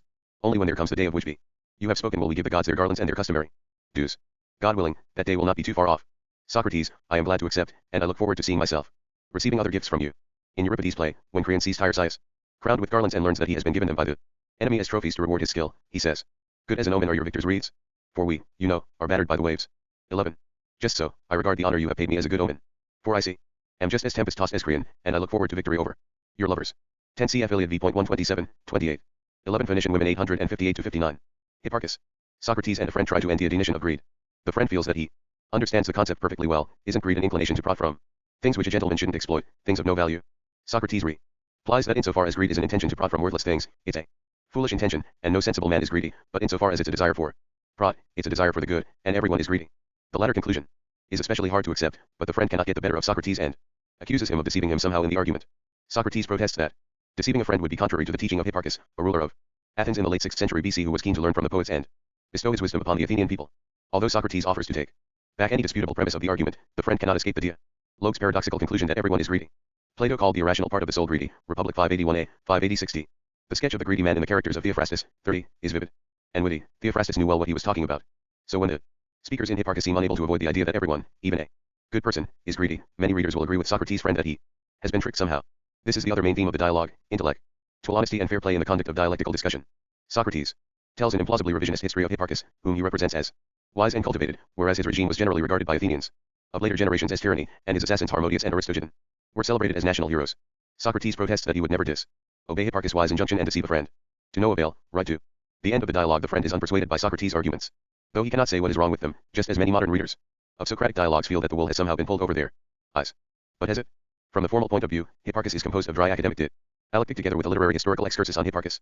The classic example of such an excursus is the Atlantis myth in Plato's Timaeus and Critias, and there are other examples in Alcibiades, Second Alcibiades, Minos, and probably in the, now mostly lost, Socratic dialogues of Antisthenes and Aeschines. The academic dialectic of Hipparchus is a good example of the way questions were discussed in the mid-4th century academy, the dialectic stud, in Aristotle's topics and sophistical refutations. The combination of 609, 610 Hipparchus dialectic and excursus is similar to that in Minos, as is the skepticism toward the values implicit in Athenian popular culture and history. Many scholars conclude that they are the work of the same author, probably writing soon after the middle of the 4th century BC. TSH. Socrates, what is greed? What can it be, and who are greedy people? 225. Friend, in my opinion, they're the ones who think it's a good idea to profit from things of no value. Socrates, do you think they know these things are of no value, or do they not know? For if they don't know, you mean that greedy people are stupid. Friend, no, I don't mean they're stupid. What I mean is this, they're unscrupulous and wicked people who are overcome by pride, knowing that the things from which they dare to profit are of no value, yet their shamelessness makes them dare to be greedy. Socrates, so, then, do you mean that the greedy person is, for example, like a farmer who plants, knowing his plant is of no value, and thinks it's a good idea to profit from the plant when fully grown? Is this the sort of person you mean? Friend, the greedy person, at any rate, Socrates, thinks he ought to profit from everything. Socrates, don't let me make you give in like that, as if you had somehow been tricked by something. Pay attention and answer as if I were asking C. Again from the beginning. Don't you agree that the greedy person knows about the value of the thing from which he thinks it is a good idea to profit? Friend, I do. Socrates, so who knows about the value of plants, in what seasons and soils it's a good idea to plant them if we may throw in one of those clever phrases with which legal experts beautify their speeches? 1. Friend, the farmer, I think. D. Socrates, by thinking it's a good idea to profit do you mean anything but thinking one ought to profit? Friend, that's what I mean. Socrates, well then, don't try to deceive me, I'm already an old man. 226. And you're so very young by answering as you did just now, saying what you yourself don't think. Tell the truth. Do you think there is any man who takes up farming, and expects to profit from planting crops that he knows to be of no value? Friend, by Zeus, I don't. Translated by Nicholas D. Smith. 1. The Greek words for seasons and soils rhyme. Hipparchus 611. Socrates, well then, do you think that a horseman who knowingly gives his horse food that is of no value is unaware that he is harming his horse? Friend, I don't. Socrates, so he doesn't he expect to proceed from food that is of no value? B. Friend, no. Socrates, well then, do you think that a ship as captain who has rigged his ship with sails and rudders that are of no value is unaware that he will suffer loss, and risks being lost himself and losing the ship and all it carries? Friend, no, I don't. Socrates, so he doesn't he expect to proceed from equipment that is of no value? Friend, not at all. Socrates, or does a general who knows that his army has arms that are of no value expect to proceed, or think it as a good idea to proceed from them? Friend, certainly not. Socrates, or does a youth player who has youths that are of no value, or a lyre player with a lyre, or an archer with a bow, or, in short, does any other craftsman, or any other sensible man who has worthless tools, or any other sort of equipment, expect to proceed from them? Friend, obviously not. D. Socrates, then who do you say the greedy people are? For surely the ones just mentioned are not the ones who expect to proceed from what they know has no value. 2. But in that case, my wonderful friend, there aren't any greedy people at all, according to what you say. Friend, what I mean, Socrates, is this: greedy people are those whose greed gives them an insatiable desire to proceed even from things that are actually quite petty, and of little or no value. Socrates, not, of course, knowing that they are of no value, my very good friend, for we have just proved to ourselves in our argument that this is impossible. Friend, I believe so. Socrates, and if they don't know this, plainly they are ignorant of it, thinking instead that the things of no value are very valuable. Friend, apparently. Socrates, now, of course, greedy people love to make a proceed. Friend, yes. Socrates, and by proceed, you mean the opposite of loss. Friend, I do. 227. Socrates, is there anyone for whom it is a good thing to suffer loss? Friend, no one. Socrates, it is a bad thing? Friend, yes. Socrates, so people are harmed by loss. 2. Omitting all in D4. 612 Hipparchus. Friend, yes, harmed. Socrates, so loss is bad. Friend, yes. Socrates, and proceed is the opposite of loss. Friend, yes, the opposite. Socrates, so proceed is good. Friend, yes. Socrates, so it is those who love the good whom you call greedy. Friend, so it seems. Socrates, well, my friend, at least you don't call greedy people lunatics. B. But you yourself, do you or don't you love what is good? Friend, I do. Socrates, is there something good that you don't love? Or something bad that you do? Friend, by Zeus, no. Socrates, so presumably you love all good things. Friend, yes. Socrates, and you can ask me, too, if I am not the same, for I will also agree with you that I love good things. But besides you and me, Dante, you believe that all other people love what is good and hate what is bad. See. Friend, so it appears to me. Socrates, and we agreed that proceed is good? Friend, yes. Socrates, well, then, in this way of looking at it, everyone appears to be greedy, whereas, according to what we said earlier, no one was greedy. So which of these approaches would it be safe to rely on? Friend, I think, Socrates, we have to get the right conception of the greedy person. The right conception is that the greedy person is the one who is concerned with and thinks it as a good idea to proceed from things D, which virtuous people would never dare to proceed from. Socrates, but you see, my dear sweet fellow, that we have already agreed that to proceed is to be vanity. Friend, well, what of it? Socrates, we also agreed that everyone always wants good things. Friend, yes. Socrates, therefore, even good people want every kind of proceed, at least if they were good. Friend, but not proceeds from which they were going to suffer harm. Socrates. Socrates, by suffer harm, do you mean suffer loss, or something else? Friend, no, I mean suffer loss. Socrates, do people suffer loss from proceed, or from loss? Friend, from both, for they suffer loss from loss and from wicked proceed. Socrates, well, do you believe that anything virtuous and good is wicked? Friend, I don't. Hipparchus 613. Socrates, and we agreed a little while ago that proceed is the opposite 228 of loss, which is bad. Friend, I would say so. Socrates, and being the opposite of bad, it is good. Friend, we agreed to that. Socrates, so you see, you were trying to deceive me, deliberately saying the opposite of what we just agreed to. Friend, no, by Zeus, Socrates. Quite the opposite, it is you who is deceiving me, and turning me upside down in these arguments I don't know how you do it. Socrates, be careful what you say, it wouldn't be right for me not to be. Obey a good and wise man. Friend, who is that? What are you talking about?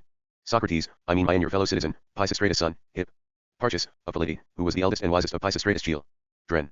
In addition to the many other anti-deeds in which he displayed his wisdom, it was he who brought the works of Homer to this land, and compelled the rhapsodes at the Panathenaea to recite them in relays one following another as they still do now.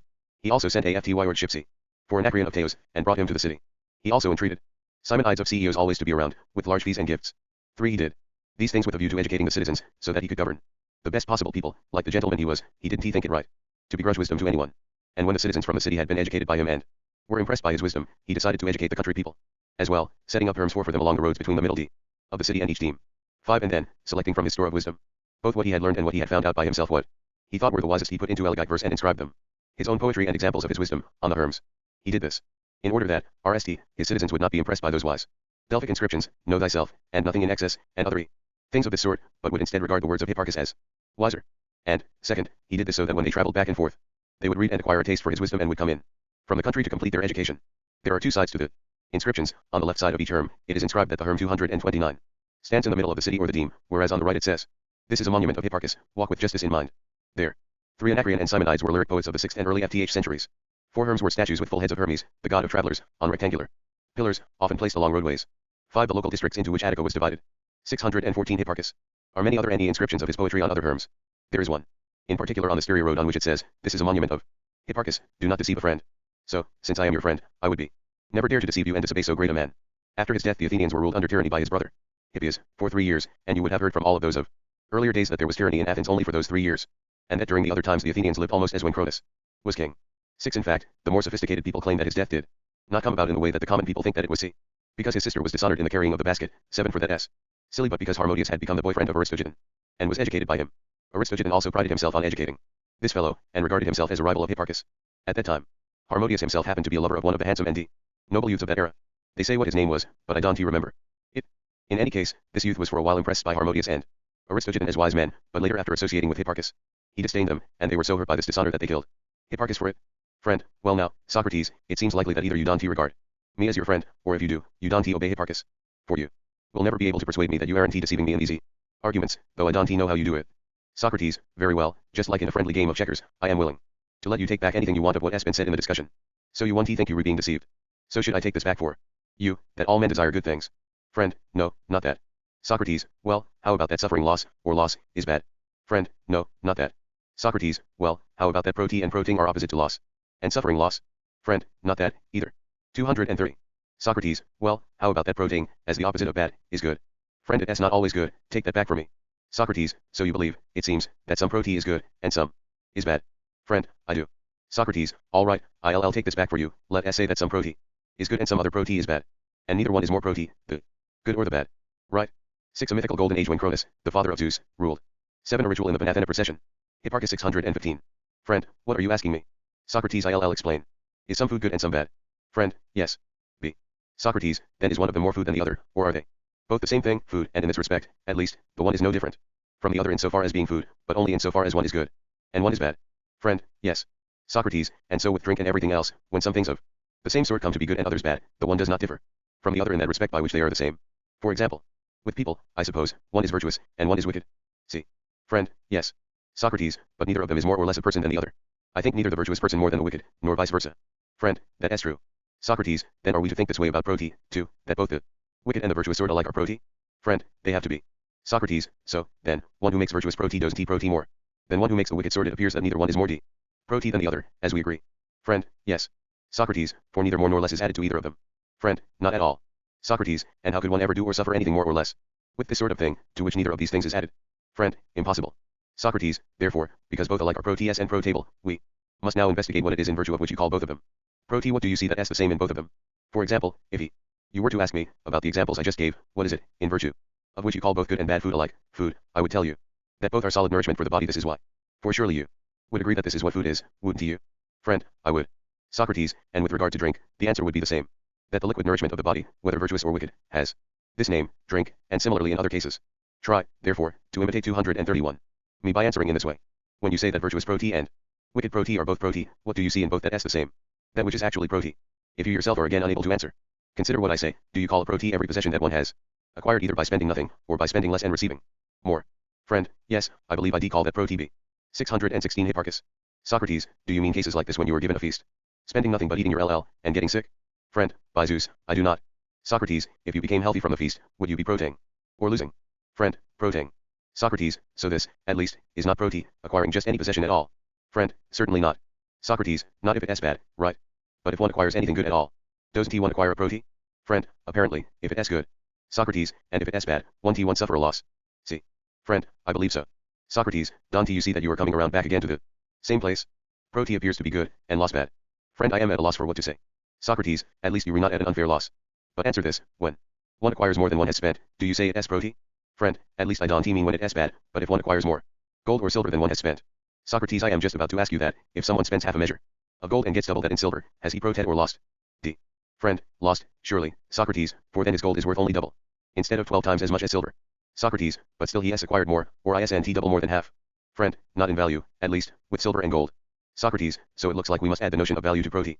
At least, now you say that silver, though there is more of it than gold, is not as valuable, and that gold, although there is less, is of equal value. Friend, of course, for that is indeed the case. Socrates, value, then, is what brings prote, whether it is small or large. And what has no value brings no prote. Friend, yes. Socrates, and by value, do you mean anything other than valuable to possess? Friend, yes, valuable to possess. Socrates, moreover, by valuable to possess, do you mean the unben chail or the bany chail? Friend, the bany chail, surely. Socrates, well, isn't the bany chail good? Friend, yes. Socrates, and so, my valiant warrior, haven't we once again, for the 232, third or fourth time, come to the agreement that what is protable is good? Friend, so it seems. Socrates, do you remember the point from which this discussion of ours arose? Hipparchus 617. Friend, I think so. Socrates, if not, I'll remind you. You disagreed with me, claiming that good people do not want to make just any sort of prote, but only those that are good ones, and not the wicked ones. Friend, yes indeed.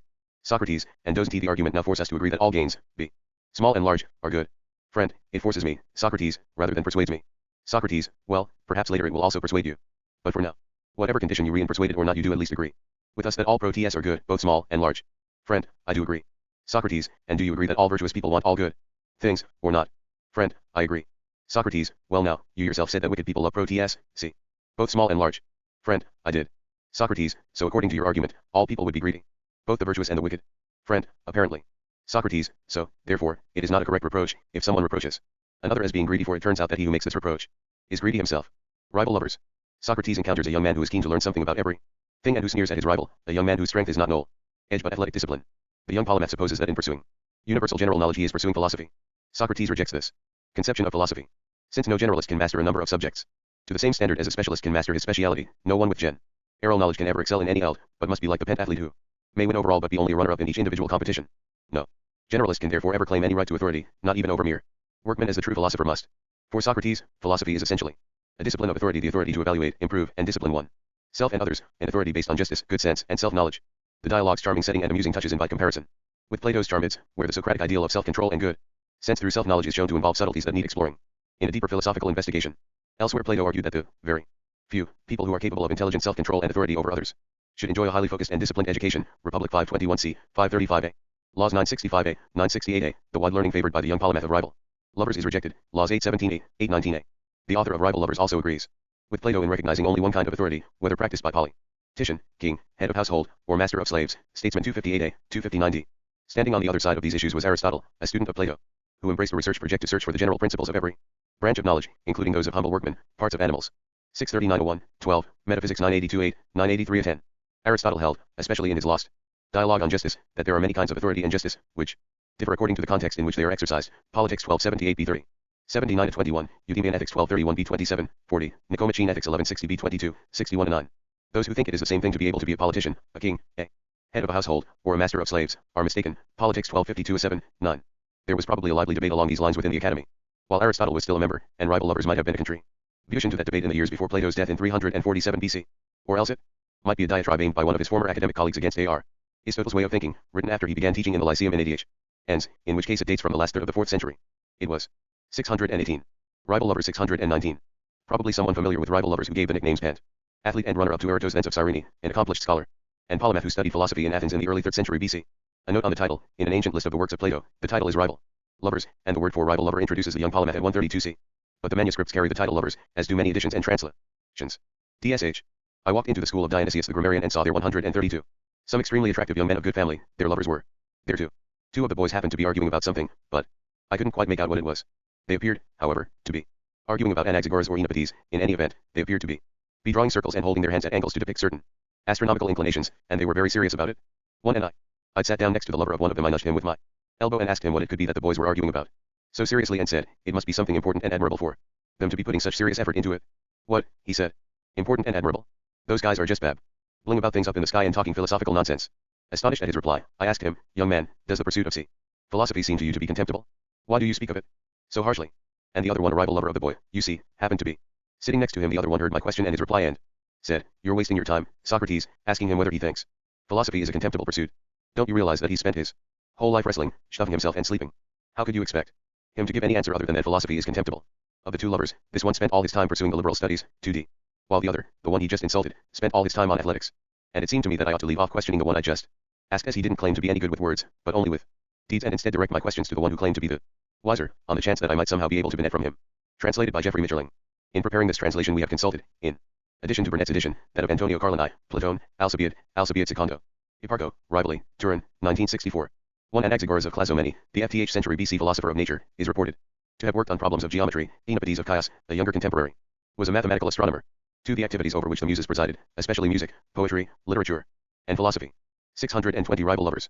So then I said, my question was addressed to everybody, and if you think you can give a better answer, then I'll ask you the same thing. Do you think the pursuit of philosophy is admirable, or not?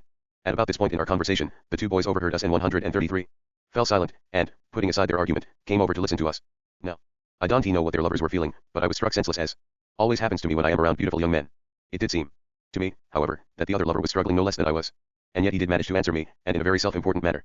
Socrates, he said, if I ever came to regard philosophy as contemptible, I would no longer consider myself a human being, nor anybody else who felt that way. As he said this, he gestured toward his rival and raised his voice so that his young favorite would be sure to get the message. So, I said, you think philosophy is an admirable pursuit? Certainly, he said. Well then, I said, do you think it is possible for someone to know whether a thing is admirable or contemptible unless he knows what it is? No, he said. So you know what philosophy is, I went on. See. Certainly, he said. What is it, then? I asked. What else but what Solon says it is? He says somewhere, I continue, to learn many things as I grow old. 3. And I agree with him that someone who wants to pursue philosophy, whether young or old, should always be learning one thing or another in order to learn as many things as possible in life. Now at RST I thought there was something to this, but after I thought it over a bit I asked him if he thought philosophy consisted in learning many things. Precisely that, he said. D. And do you believe, I went on, that philosophy is only admirable? Or that it is also good? It is also good, he said, of course it is. Do you regard this property as something peculiar to philosophy, or do you think it belongs to other things as well?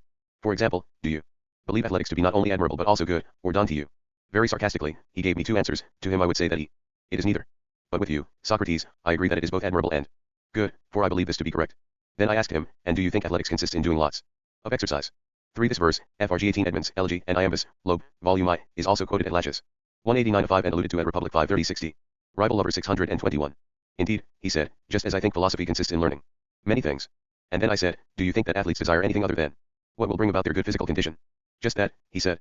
And is it true, I went on, that it is by doing lots of exercise that one gets into good physical condition?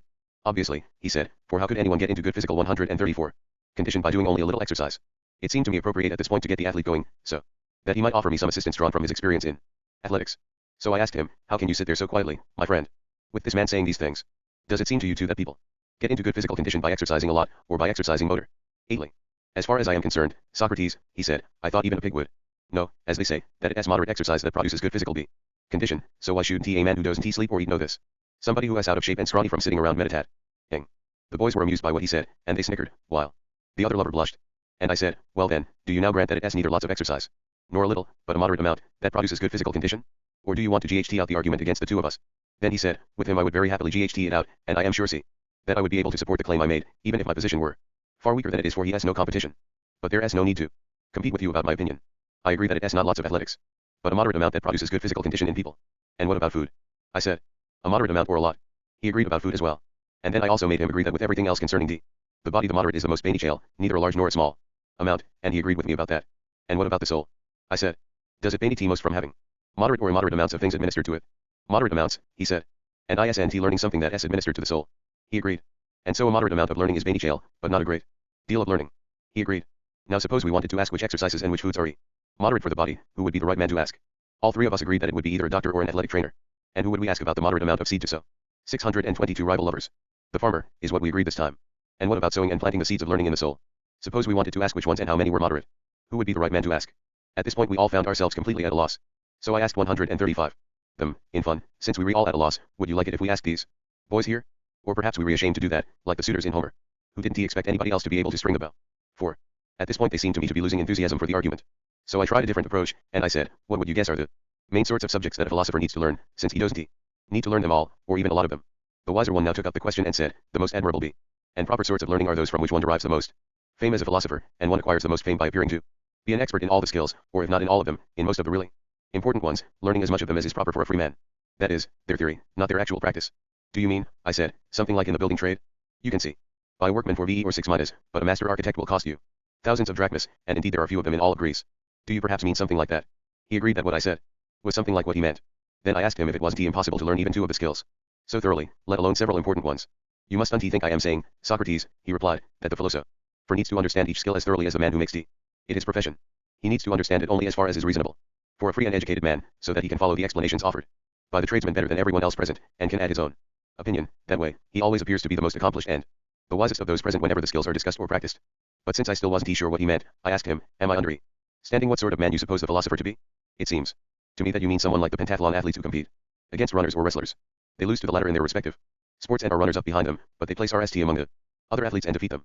Perhaps you were suggesting something along those lines, that philosophy produces this result in those who devote 136 themselves to it.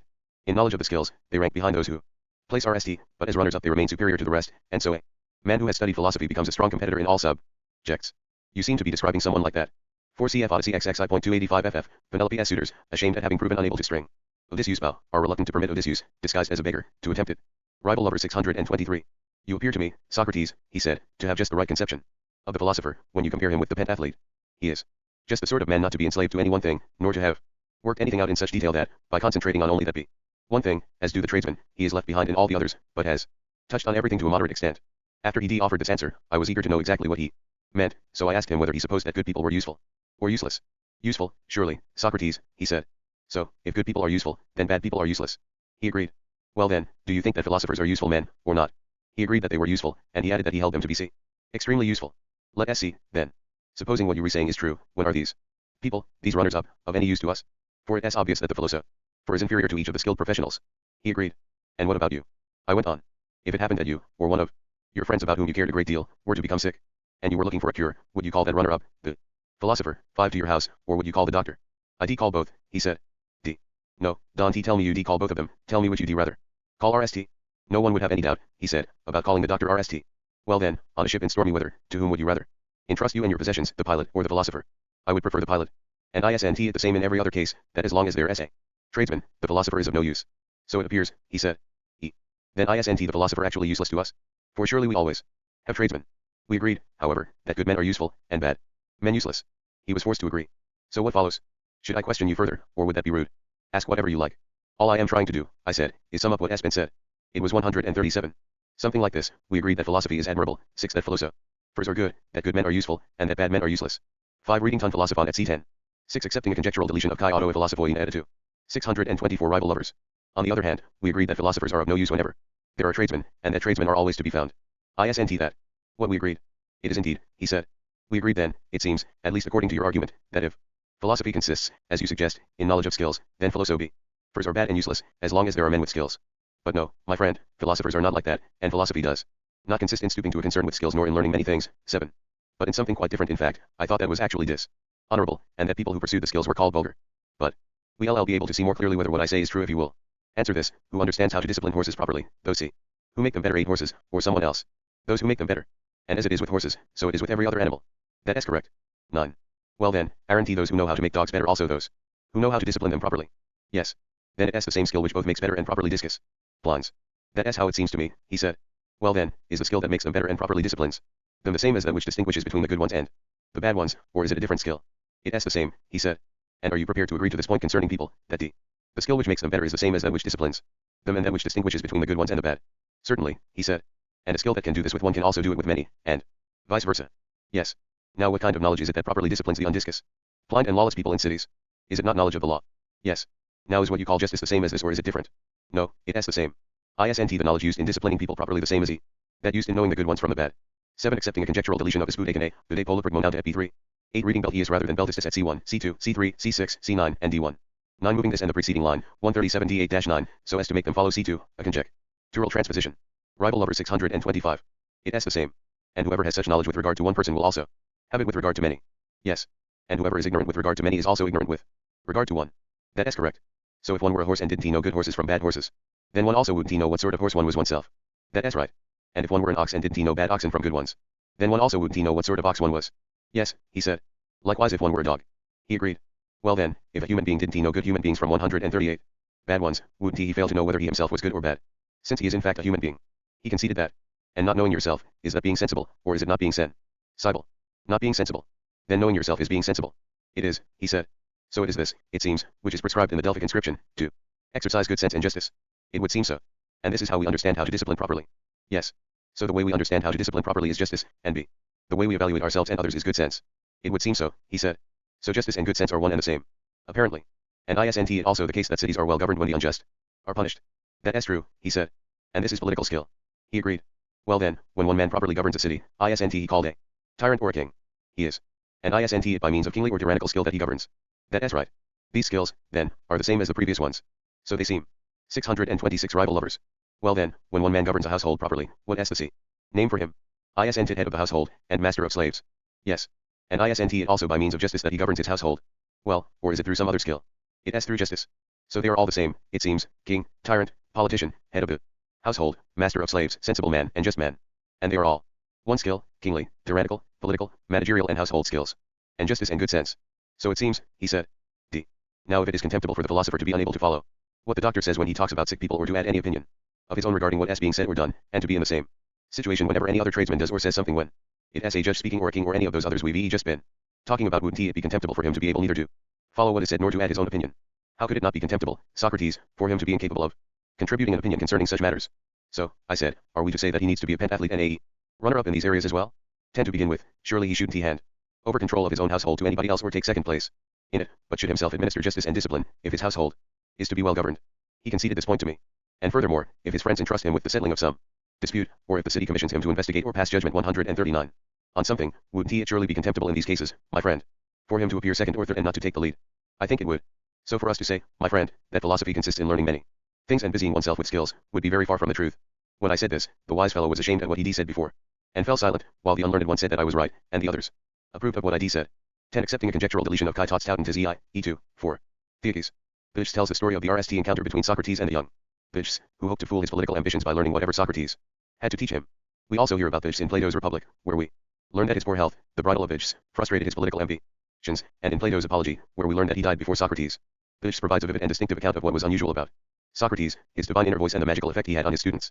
At unpredictable times Socrates would experience an inner premonition, which he interpreted as a voice from the gods. In Plato this premonition always held him back from something he was about to do. In Xenophon we read of Similar incidents, Symposium 8.5, Apology 4 equals Memoirs of Socrates. 4.8.5, as well as cases where the voice warned him against what his companions were about to do, Memoirs of Socrates I.4. In this we are told of 4 cases in which the premonition was ignored, with disastrous consequences to others.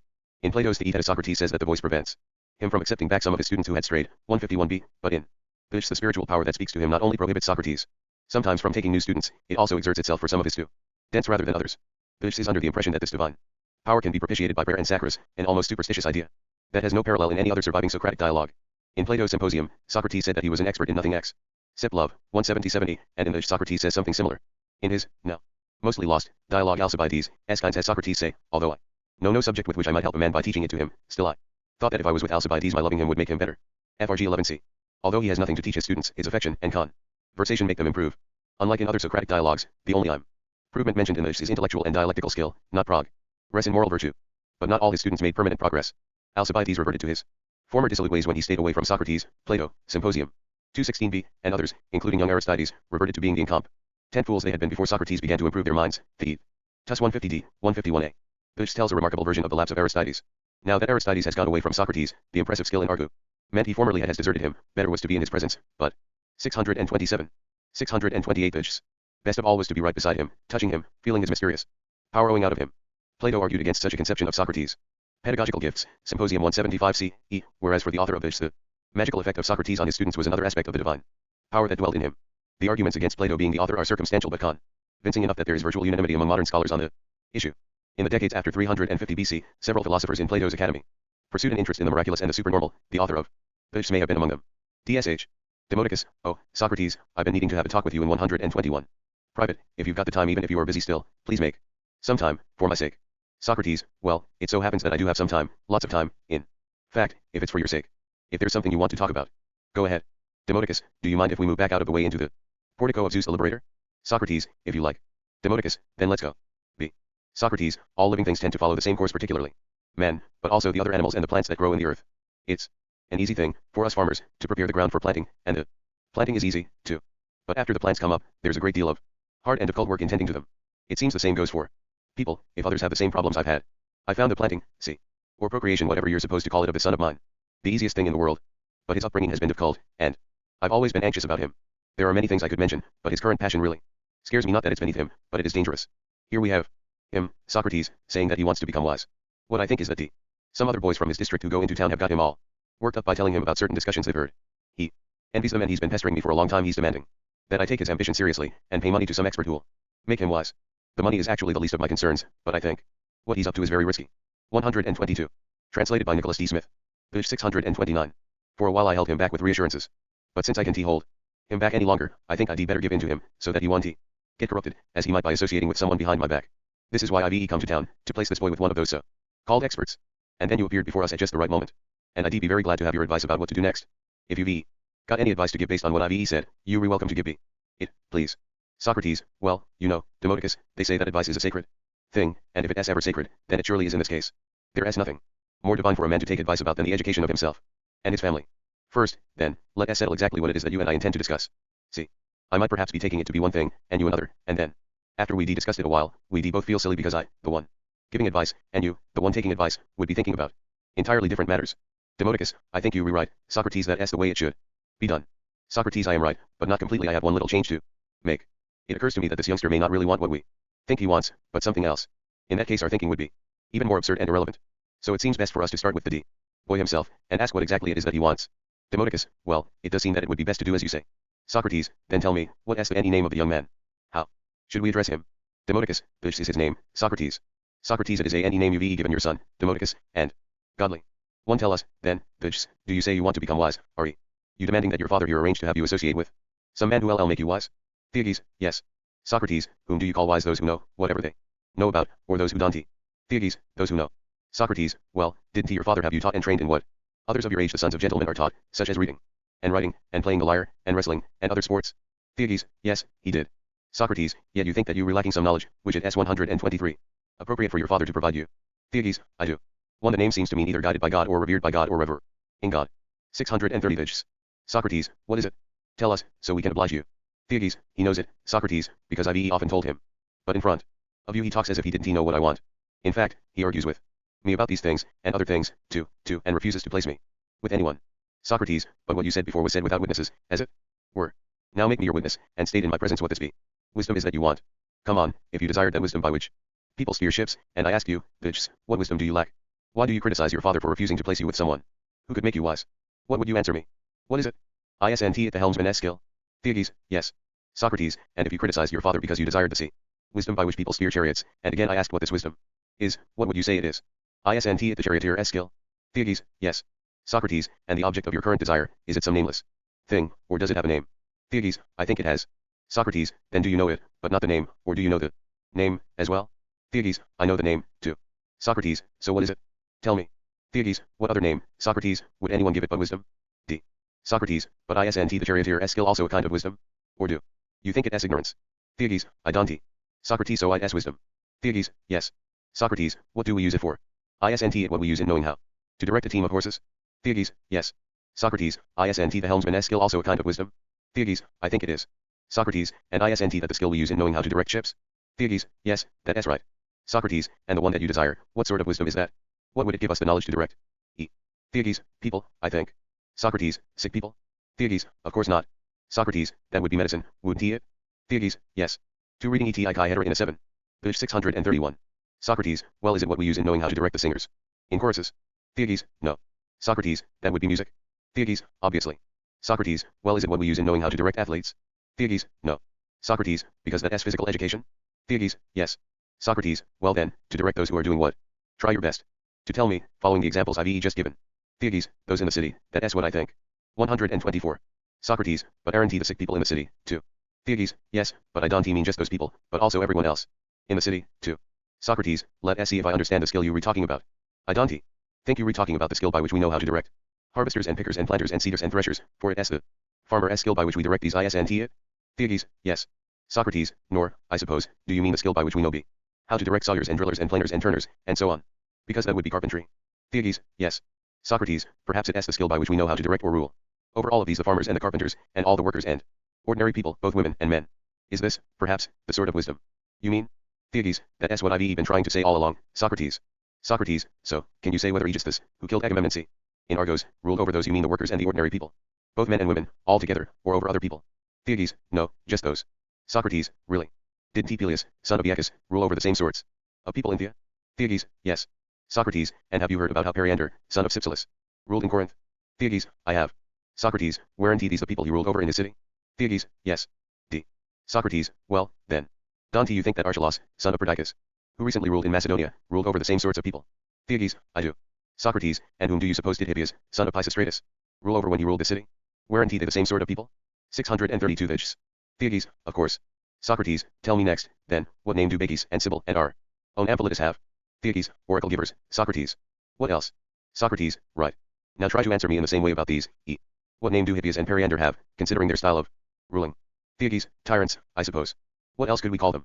Socrates, when someone wants to rule over all the people in the city together, doesn't he want the same sort of rule as these people had? Tyranny, and to be a tyrant? Theages, apparently. Socrates, isn't this what you claim to desire? Theages, it seems so, from what I said. Socrates, you rascal. So you want to be a tyrant over us, and that is why you criticized your father all along for refusing to send you to some 125 tyrant teacher.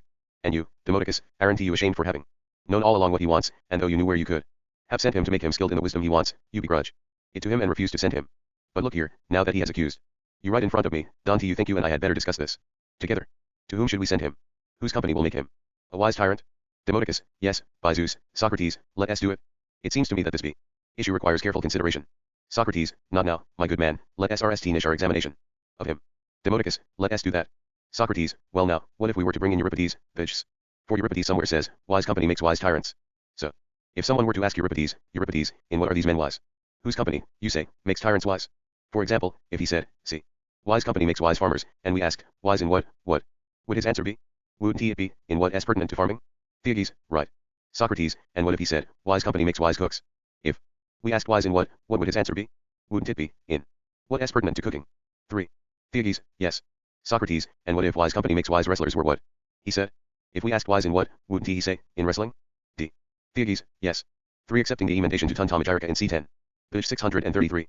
Socrates, but since he said, wise company makes wise tyrants, we are asking, what do you mean, Euripides, those who are wise in what?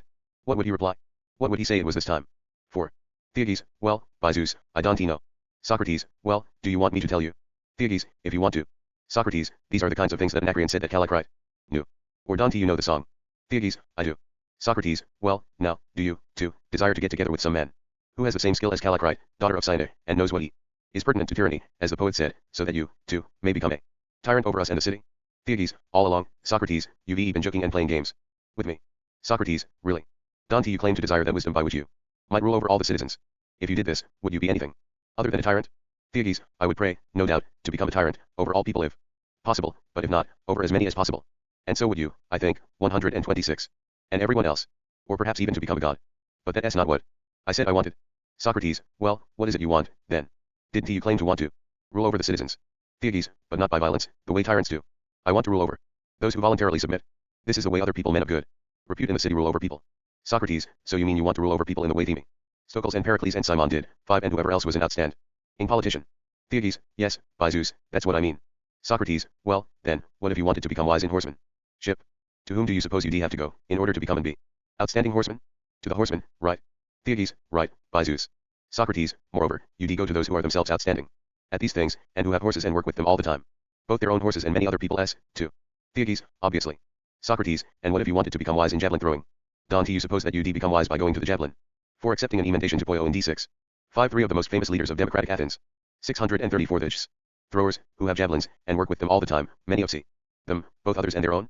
6. Theages, I think so.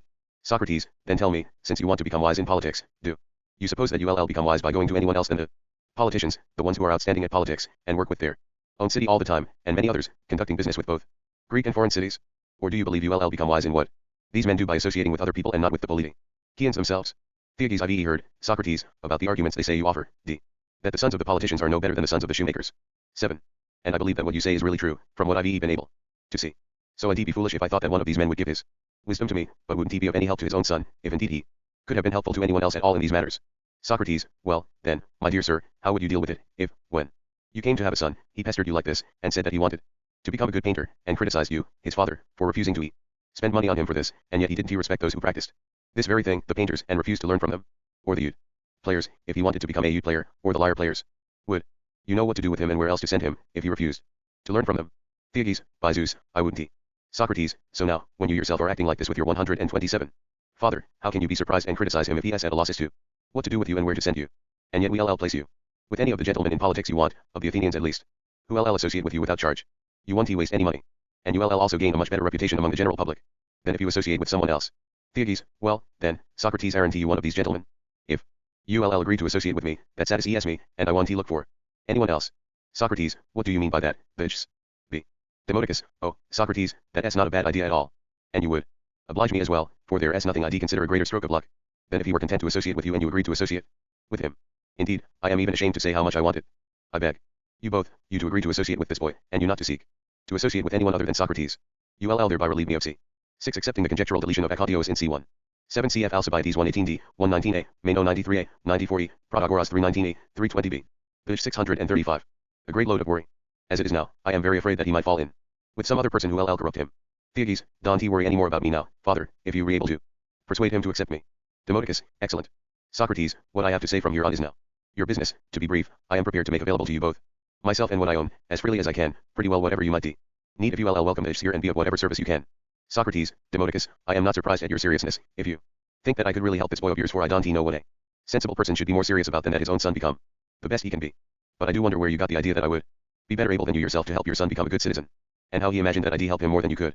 In the RST place, you are older than I am, and moreover you've served in many of the highest of CES for the Athenians, and are held in the highest esteem by those of the Anagyris district, as well as by the rest of the city. You don't see this in my case. Moreover, if this here refuses to associate with the politicians and seek some other men who claim to be able to educate young people, there are a number of such men here, Prodicus of CEOs, and Gorgias of Leontini, and Polus of Acrigas, and many others, who are so wise that 128. They go from city to city and persuade the most aristocratic and wealthiest of the young men who can associate with any of the citizens they want. Without charge these men persuade them to desert the others and associate only with them instead, to pay a great deal of money up front, and, on top of that, to be grateful. It would be reasonable for your son and you to choose one of these men, but it wouldn't be reasonable to choose me. I know none of these magnificent and splendid subjects. I wish I did. I am always saying, indeed, that I know virtually nothing, except a certain small subject love, although on this subject, I am thought to be amazing. Better than anyone else, past or present. Theages, you see, father. I really don't think that Socrates is actually willing to associate with me, and yet I'd be prepared to if he were willing. But he has only playing games with us. I know some people my age, and see, some a little older, who were nothing before they associated with him. But after associating even for a very short time with him became obviously better than all of those they had been worse than before. Socrates, do you know how that is possible, son of Demodocus? Theages, yes, by Zeus, I do. If you agree, I will become like them, too. Socrates, no, sir, you don't understand. I'll have to explain it to you. There is a certain spiritual thing which, by divine dispensation, has been with me from childhood. It has a voice that, when it comes, always signals me to turn away from what I am about to do, but never prescribes anything. 8. Accepting an emendation to procatitiventas in a 636 viges. And if some one of my friends consults with me and the voice comes, it has the same, it prohibits him and won't allow him to act. I have witnesses for this. Surely you know Charmides, son of Glaucon, who has become so good looking. He once happened to be consulting with me when he was just about to train for the race at Nemea. As soon as he began to tell me that he was going to train, the voice came and I tried to stop him and said, as you were speaking, the voice of the spiritual thing came to me. Don't train. Maybe, he said, it's chances that I won't win, but even if I am not going to win, I'll benefit from the exercise I'll get. Saying this, he trained. It would be worthwhile to ask him what happened to him as a 129 result of his training. Or if you want, ask Clitomachus, the brother of Timarchus, what Ti. Marcius said to him when he was on his way to his death together with Euatlus the runner, 9 who harbored Timarchus as a fugitive. This is what Timarchus said, according to him. Theages, what? Socrates, Clitomachus, he said, I am going off to die now, because I refuse to trust Socrates. You might wonder why Timarchus would say that. I'll explain. When Timarchus and Philemon, son of Philemonides, got up to leave the banquet, they were planning to kill Nicias, son of Haros Camandrus. Only those two knew the plot. But Timarchus, as he got up to leave, said to me, what do you say? Socrates. You guys go on drinking, but I have to get up and go somewhere. I'll be back a little later, perhaps. And then the voice came to me and I said to him, no. Don't get up. For my familiar spiritual sign has come to me. And he stayed. See. But after a while he again started to go and said, well, I am going, SOC. Rates. Again the voice came, and so again I compelled him to stay. The third time, wanting me not to notice, he got up without saying anything more to me, watching until I had my attention elsewhere. Thus it was that he went off and did what led him to his death. And this is why he spoke to his brother in the way I just told you he was going to his death, because he hadn't trusted me. Moreover, many people can tell you what I said about the destruction of the army in Sicily. 10. You can hear about past events from those who know the details, but it is still possible to test the sign, to see if it means anything. For when the good-looking Sunyo went out on campaign, the sign came to me, and he is now with Thrasylus on an expedition to Ephesus. 9. Accepting a conjectural deletion of Euthydio Eudaimon in a 3. 10. Socrates refers to the ill-fated Sicilian expedition of 415 to 413 BC, in which the Athenian invasion force was almost totally lost. Page 637. And the rest of Ionia. So I suppose he'll either die or else come close to it. And I am really afraid about the rest of that business. 11. I've told you all these things because the spiritual thing has absolute power in my dealings with those who associate with me. On the one hand, it opposes many, and it is impossible for them to be helped by associating with me, so I can associate with them. On the other hand, it does not prevent my associating with many others, but it is of no help to them. Those whose association with me the power of the spiritual thing assists. However, these are the ones you've noticed, for they make rapid progress 130. Right away. And of these, again, who make progress, some are helped in a secure and permanent way, whereas many make wonderful progress as long as they with me, but when they go away from me they again. No different from anyone else. This is what happened to Aristides, son of Lysimachus, grandson of Aristides. While he was associating with me he made tremendous progress in a short time, but then there was some military expedition and he sailed away. On his return he learned that Thucydides, son of Melesias, grandson of Thucydides, 12 was associating with me. Thucydides had quarreled with me the day before about some arguments that had come up. When Aristides saw me, after greeting me and talking of other things, he said, I hear, Socrates, that Thucydides is rather indignant and irritated with you, as if he were someone important. Yes, that is right, I said. Doesn't he know, he said, what a slave 13 he was before he began associating with you? Apparently not, by the gods, I said. You know, Socrates, he said, I am also in a ridiculous situation. Why? I said. See. Because, he said, before I sailed away, I was able to discuss things with anyone, and never came off worse than anyone in arguments. I even tried to associate with the cleverest people. But now, on the contrary, whenever I even see anybody with any education, I avoid them. That s. How ashamed I am of my incompetence. Did you lose your ability all of a sudden? I asked, or little by little? Little by little, he said. And when you had your ability, I said, did you have it by learning something from me, or some other way? D. By the gods, Socrates, you were not going to believe this, but it is true. I've never learned anything from you, as you know. But I made progress. Whenever I was with you, even if I was only in the same house and not in the same room but more when I was in the same room. And it seemed. 11 reading Pragmatias in D8. 12 on Aristides and Thucydides C lashes 178 FF and Theaetetus 150 DFF. 13 accepting the conjectural deletion of 2 in B7. 638 pages. To me at least, that when I was in the same room and looked at you when you were speaking, I made much more progress than when I looked away. And I made by far the most and greatest progress when I sat right beside you, and physically held onto you or touched you. But now, he said, all that condition has trickled away. So this is how it is when you associate with me, bitches. If it is favored by the god, you'll make great and rapid progress, if not, you won't. So, think about it, wouldn't it be safer for you to become educated in the company of somebody who has control over the way he TTS people, rather than taking your chances with me? Theaetetus, it seems to me, Socrates, that we should do this. Let us test this 131. Spiritual thing by associating with one another. If it allows us, then it is what is best. If not, then we'll immediately think about what we should do, whether to go and associate with someone else, or try to appease the divine thing that comes to you with prayers and sacrifices and any other way the diviners might suggest. Demodocus, don't oppose the boy any more in these things, Socrates. For this is right. Socrates, well, if it seems that this is what we ought to do, then let us do it. Charmides. Charmides was Plato's uncle, on his mother's side. He is seen here as a teen, eager in conversation with Socrates in 432 BC on the latter's return to Athens, from service in the battle at Potidaea, the battle that initiated the Peloponnesian War. Socrates' other interlocutor is an older kinsman, RST cousin of both Charmides and Plato's mother Critias. It was a very distinguished family, tracing its descent from Solon, the great poet and statesman of the beginning of the 6th century, with distinguished forebears even before that. The subject of discussion is the virtue of sophrosyne, here translated temperance, but there is no adequate translation in modern European languages. Sophrosyne means a well-developed consciousness of oneself and one's legitimate duties in relation to others, where it will involve self-restraint and showing due respect, and in relation to one's own ambitions, social standing, and the relevant expectations as regards one's own behavior. It is an aristocrat's virtue par excellence, involving a sense of dignity and self-command. At the time Plato was writing, both Charmides and Critias were notorious for involvement with the 30 tyrants. Critias was their leader. These were rich anti-democrats appointed by the Spartan king in 404 BC to draw up a new constitution after the defeat of Athens in the Peloponnesian War, who however seized power and established a reign of terror against their political and class enemies. Socrates alludes in apology to his own behavior during this sorry episode. They both died in 403 in the king that overthrew them and restored the democracy. Their behavior was the antithesis of what could be expected of temperate, gentlemen. For an ancient reader, these historic overtones would have played vividly against the bright surface of the dialogue. Charmides comes on stage here as a beautiful, thoughtful, much admired youth, very modest and self-possessed. For Critias and the others present, the model of aristocratic excellence in the making. Only at the very end of the dialogue does Plato, very delicately, reveal another side of his character, advised by Critias to attach himself to Socrates so as to learn sophrosyne through repeated discussion with him. Charmides tells Socrates he will do that by force, since his guardian Critias has commanded it, without allowing Socrates to say yet or nay. That ominous hour note aside, we get here a rich and subtle portrait of Socrates in conversation with an Atlas.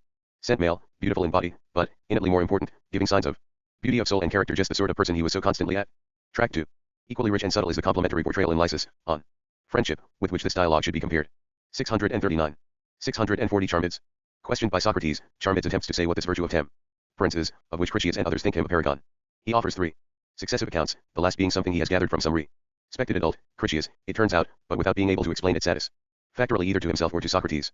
That by itself should suggest, anyhow, to Socrates, that he does not possess the virtue, but out of consideration for his age, Socrates does not press the point. Instead, Critias takes over the defense of this last account, that temperance is, equivalently, minding one's own busyness, or behaving in a way that suits the person who one is, or behaving with self-knowledge. Critias, too, is unable to develop and defend this idea satisfactorily, and the dialogue ends, as usual with Plato's Socratic dialogues, in perplexity.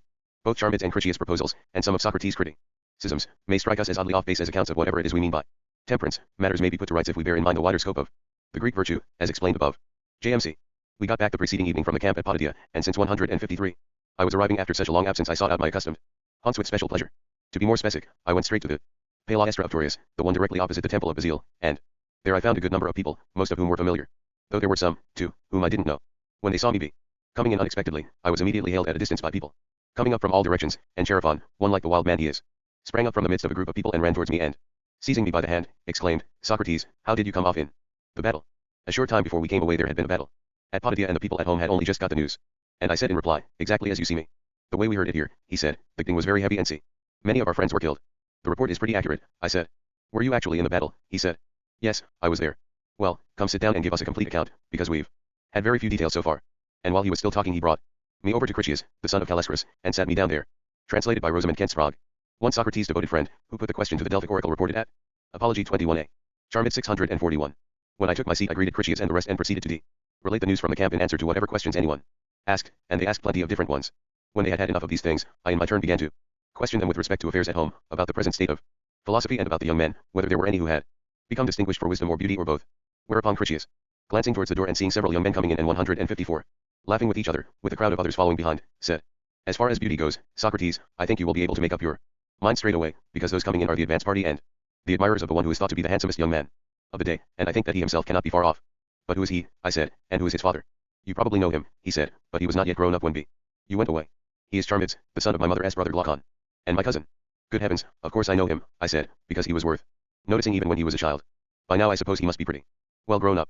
It won't be long, he said, before you discover how grown up he is, and how he has turned out. And while he was speaking Charmides came in. You must judge by me, my friend. I am a broken yardstick as far as handsome people are concerned, because practically everyone of that age strikes me as beautiful. But even so, at the moment Charmides came in, he seemed to me to be amazing in stature and appearance, and everyone there looked to me to be in love with him. They were so astonished and confused by his entrance, and many other lovers followed in his train. That men of my age should have been affected this way was natural enough, but I noticed that even the small boys exceeded their eyes upon him, and no one of them, not even the littlest, looked at anyone else, but all gazed at him as if he were a statue. And Chaerephon called to me and said, well, Socrates, what do you think of the young man? Hasn't he a splendid face? Extraordinary, I said. But if he were willing to strip, he said, you would hardly notice his face, his body is so perfect. Well, everyone else said the same things as Chaerephon, and I said, by Heracles, you are describing a man without an equal if he should happen to have one small thing in addition. What is that? Asked Critias. If he happens to have a well-formed soul, I said. It would be appropriate if he did, Critias, since he comes from your family. He is very distinguished in that respect, too, he said. 642 Charmides. Then why don't we undress this part of him and have a look at it before we inspect his body? Surely he has already reached the age when he is willing to discuss things. Very much so, said Critias, since he is not only a philosopher but also, both in his own opinion and that of others, quite a poet. 155. This is a gift, my dear Critias, I said, which has been in your family as far back as Solon. But why not call the young man over and put him through his paces? Even though he is still so young, there can be nothing wrong in talking to him when you are here, since you are both his guardian and his cousin. You are right, he said, we'll call him. And he immediately spoke to his servant and said, boy, call Charmides and tell him I want him to meet a doctor for the weakness he told me he was suffering from yesterday. Then Critias said to me, you see, just lately he has complained of a headache when he gets up in the morning. Why not pretend to him that you know a remedy for it? No reason why not, I said, if he will only come. Oh, he will come, he said. Which is just what happened. He did come, and his coming caused a lot of laughter, because every one of us who was already seated began pushing hard at his neighbor so as to make a place for him to sit down. The upshot of it was that we made the man sitting at one end get up, and the man at the other end was toppled off sideways. In the end he came and sat down between me and Critias. And then, my friend, I really was in difficulties, and although I had thought it would be perfectly easy to talk to him, I found my previous brash confidence quite gone. And when Critias said that I was the person who knew the remedy, and he turned his full gaze upon me in a manner beyond description and seemed on the point of asking a question, and when everyone in the Palaestra searched all around us in a circle, my noble friend, I saw inside his cloak and caught Henri and was quite beside myself. And it occurred to me that Cetius too was the wisest love poet when he gave someone advice on the subject of beautiful boys and said that the fawn should beware lest, while taking a look at the lion, he should provide part of the lioness dinner, because I felt as if I had been snapped up by such a creature. All the same, when he asked me if I knew the headache remedy, I managed somehow to answer that I did. What exactly is it? He said. And I said that it was a certain leaf, and that there was a charm to go with it. If one sang the charm while applying the leaf, the remedy would bring about a complete cure, but without the charm the leaf was useless. And he said, well, then I shall write down the charm at your dictation. 156. With my permission, I said, or without it? With it, of course, Socrates, he said, laughing. Cetius, an obscure lyric poet. Charmid 643. Very well, I said. And are you quite sure about my name? It would be disgraceful if I were not, he said, because you are no small topic of conversation among us boys, and besides, I remember you being with Critias here when I was a child. Good for you, I said. Then I shall speak more freely about the nature of the charm. Just now I was in difficulties about what method I would adopt in order to demonstrate its power to you. Its nature, Charmides, is not such as to be able to cure the head alone. You have probably heard this about good doctors, that if you go to them with a pain in the eyes, they are likely to say that they cannot undertake to cure the eyes by themselves, but that it will be necessary to treat the head at the same time, if things are also to go well with the eyes. And again it would be very foolish to suppose that one could ever treat the head by itself without treating the whole body. In keeping with this principle, they plan a regime for the whole body with the idea of treating and curing the part along with the whole. Or haven't you noticed that this is what they say and what the situation is? Yes, I have, he said.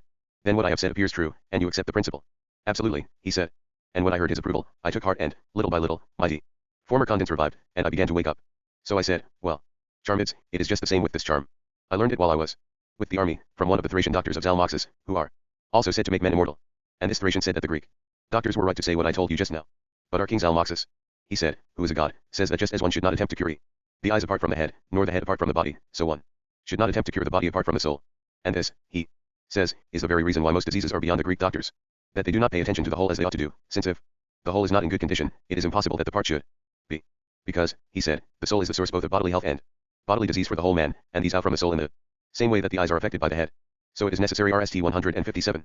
And foremost to cure the soul if the parts of the head and of the rest of the body are to be healthy. And the soul, he said, my dear friend, is cured by means of certain charms, and these charms consist of beautiful words. It is a result of such words that temperance arises in the soul, and when the soul acquires and possesses temperance, it is easy to provide health, both for the head and for the rest of the body. So when he taught me the remedy and the charms, he also said, don't let anyone persuade you to treat his head with this remedy who does not RST submit his soul to you for treatment with the charm. Because nowadays, he said, this is the mistake some doctors make with their patients. They try to produce health of body apart from health of soul. And he gave me very strict instructions. 644 charmids. That I should be deaf to the entreaties of wealth, position, and personal beauty. So for I have given him my promise and must keep it, shall be obedient, and if you are willing, in accordance with the stranger's instructions, to submit your soul to be charmed with the Thracian's charms, RST, then I shall apply the remedy to your head. But if not, there is nothing we can do for you, my dear charmids. When Critias heard me saying this, he said, the headache will turn out to have been a lucky thing for the young man, Socrates, if, because of his head, he will be forced to improve his wits. Let me tell you, though, that charmids not only outstrips his contemporaries in beauty of form, but also in this very thing for which you say you have the charm. It was temperance, wasn't he it? Yes, indeed it was, I said. Then you must know that not only does he have the reputation of being the most temperate young man of the day, but that he is second to none in everything else appropriate to his age. And it is quite right, charmids, that you should be superior to the rest in all such things, I replied, because I don't suppose that anyone else here could so readily point to two Athenian families whose union would be likely to produce a more aristocratic lineage than that from which you are sprung. Your father's family, that of Critias, the son of Dropides, 3 has been praised for us by Anacreon, Solon, and many other 158 poets for superior beauty, virtue, and everything else called happiness. It has the same on your mother's side. Your maternal uncle Pyrolepes has the reputation of being the best and most influential man in the country, because of his numerous embassies to the great king and others, so that this whole side of the family is not a bit inferior to the other. As the offspring of such forebears, it is likely that you hold pride of place. In the matter of visible beauty, dear son of Glaucon, you appear to me to be in no respect surpassed by those who come before. But if, in addition, you have a sufficient share of temperance and the other attributes mentioned by your friend here, then your mother bore a blessed son in you, my dear charmids. Now this is the situation, if temperance is already present in you, as Critias here asserts, and if you are sufficiently temperate, you have no need of the charms either of Zalmoxis or of Avaris the Hyperborean, and you may have the remedy for the head straight away. But if you still appear to lack these things, you must be charmed before you are given the remedy. So tell me yourself, do you agree with your friend and assert that you already partake sufficiently of temperance, or would you say that you are lacking in it? At RST Charmids blushed and looked more beautiful than ever, and his bashfulness was becoming at his age. Then he answered in a way that was quite dignified. He said that it was not easy for him, in the present circumstances, either to agree or to disagree with what had been asked. 3. This Critias is the grandfather of our Critias. See Timaeus 20. Charmid 645. Because, he said, if I should deny that I am temperate, it would not only seem an odd thing to say about oneself, but I would at the same time make Critias here a liar, and so with the many others to whom, by his account, I appear to be temperate. But if, on the other hand, I should agree, and should praise myself, perhaps that would appear distasteful. So I do not know what I am to answer. And I said, what you say appears to me to be reasonable, Charmids. And I think, I said, we ought to investigate together the question whether you do or do not possess the thing I am inquiring about, so that you will not be forced to say anything against your will, and I, on the other hand, shall not turn to doctoring in an irresponsible way. If this is agreeable to you, I would like to investigate the question with you, but if not, we can give it up. Oh, I should like it above all things, he said, so go ahead and investigate the matter in whatever way you think best. Well then, I said, in these circumstances, I think the following method would be best. Now it is clear that if temperance is present in you, you 159 have some opinion about it. Because it is necessary, I suppose, that if it really resides in you, it provides a sense of its presence, by means of which you would form an opinion not only that you have it but of what sort it is. Or don't you think so? Yes, he said, I do think so. Well, then, since you know how to speak Greek, I said, I suppose you could express this impression of yours in just the way it strikes you. Perhaps, he said. Well, to help us decide whether it resides in you or not, say what, in your opinion, temperance is, I said. At RST he shied away and was rather unwilling to answer. Finally, however, he said that in his opinion temperance was doing everything in an orderly and quiet way, things like walking in the streets, and talking, and doing everything else in a similar fashion. So I think, he said, taking it all together, that what you ask about is a sort of quietness. Perhaps you are right, I said, at least they do say, Charmids, that the quiet are temperate. Let us see if there is anything in it. Tell me, temperance is one of the admirable things, isn't it? Yes indeed, he said. Now when you are at the writing master is it more admirable to copy the letters quickly or quietly? 4. Quickly. What about reading? Quickly or quietly? Quickly. And certainly to play the lyre quickly and to wrestle in a lively fashion is much more admirable than to do these things quietly and slowly. Yes. For the Greek word hesache, quietly, connotes slowness as well. 646 Charmids. Well, isn't the same thing true about boxing and the pancration? Yes indeed. And with running and jumping and all the movements of the body, aren't the ones that are performed briskly and quickly the admirable ones? And those performed with difficulty and quietly the ugly ones? It seems so. And it seems to us that, in matters of the body, it is not the quieter movement but the quickest and most lively which is the most admirable. Isn't it so? Yes indeed. But temperance was something admirable. Yes. Then in the case of the body it would not be quietness but quickness. Which is the more temperate, since temperance is an admirable thing. That seems reasonable, he said. Well then, I said, is facility in learning more admirable or difficulty in learning? Facility. But facility in learning is learning quickly? And difficulty in learning is learning quietly and slowly. Yes. And to teach another person quickly isn't this far more admirable than to teach him quietly and slowly? Yes. Well then, to recall and to remember quietly and slowly is this more admirable, or to do it vehemently and quickly? Vehemently, he said, and quickly. And isn't shrewdness a kind of liveliness of soul, and not a kind 160 of quietness? True. And again this is also true of understanding what is said, at the writing master and at the lyre teacher and everywhere else, to act not as quietly, but as quickly as possible is the most admirable. Yes. And, further, in the operations of thought and in making plans, it is not the quietest man, I think, and the man who plans and TTS out things with difficulty who appears to be worthy of praise, but the one who does be these things most easily and quickly. Exactly so, he said. Therefore, Charmides, I said, in all these cases, both of soul and body, we think that quickness and speed are more admirable than slowness and quietness. It seems likely, he said. We conclude then that temperance would not be a kind of quietness, nor would the tempered life be quiet, as far as this argument is concerned. At any rate, since the tempered life is necessarily an admirable thing. There. Charmides 647. Are two possibilities for us, either no quiet actions in life appear to be more admirable than the swift and strong ones, or very few. If then, my friend, even quite a few quiet actions should turn out to be more admirable than the violent and quick ones, not even on this assumption would temperance consist in doing things quietly rather than in doing them violently and quickly, neither in walking nor in speech nor in anything else, nor would the quiet life be more temperate than its opposite, since in the course of the argument we place temperance among the admirable things, and the quick things have turned out to be no less admirable than the quiet ones. What you say seems to me quite right, Socrates, he said.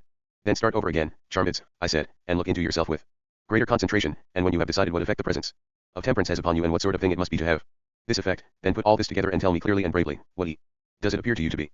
He paused and, looking into himself very manfully, said, well, temper. And seems to me to make people ashamed and bashful, and so I think modesty must be what temperance really is. But, I said, didn't we agree just now that temperance was an admirable thing? Yes, we did, he said. And it would follow that temperate men are good. Yes. And could a thing be good that does not produce good men? Of course not. Then not only is temperance an admirable thing, but it is a good thing. I agree. 161. Well then, I said, you don't agree with Homer when he said that modesty is not a good made for a needy man. 5. Oh, but I do, he said. So it seems to be the case that modesty both is and is not a good. Yes, it does. But temperance must be a good if it makes those good in whom it is present and makes bad those in whom it is not. Why yes, it seems to me to be exactly as you say. Then temperance would not be modesty if it really is a good and if be modesty is no more good than bad. What you say has quite convinced me, Socrates, he said. But give me your opinion of the following definition of temperance. I have just remembered having heard someone say that temperance is minding one's own business. Tell me if you think the person who said this was right. And I said, you wretch, you've picked this up from Critias or from some other wise man. 5 Odyssey 17.347. 648 Charmides.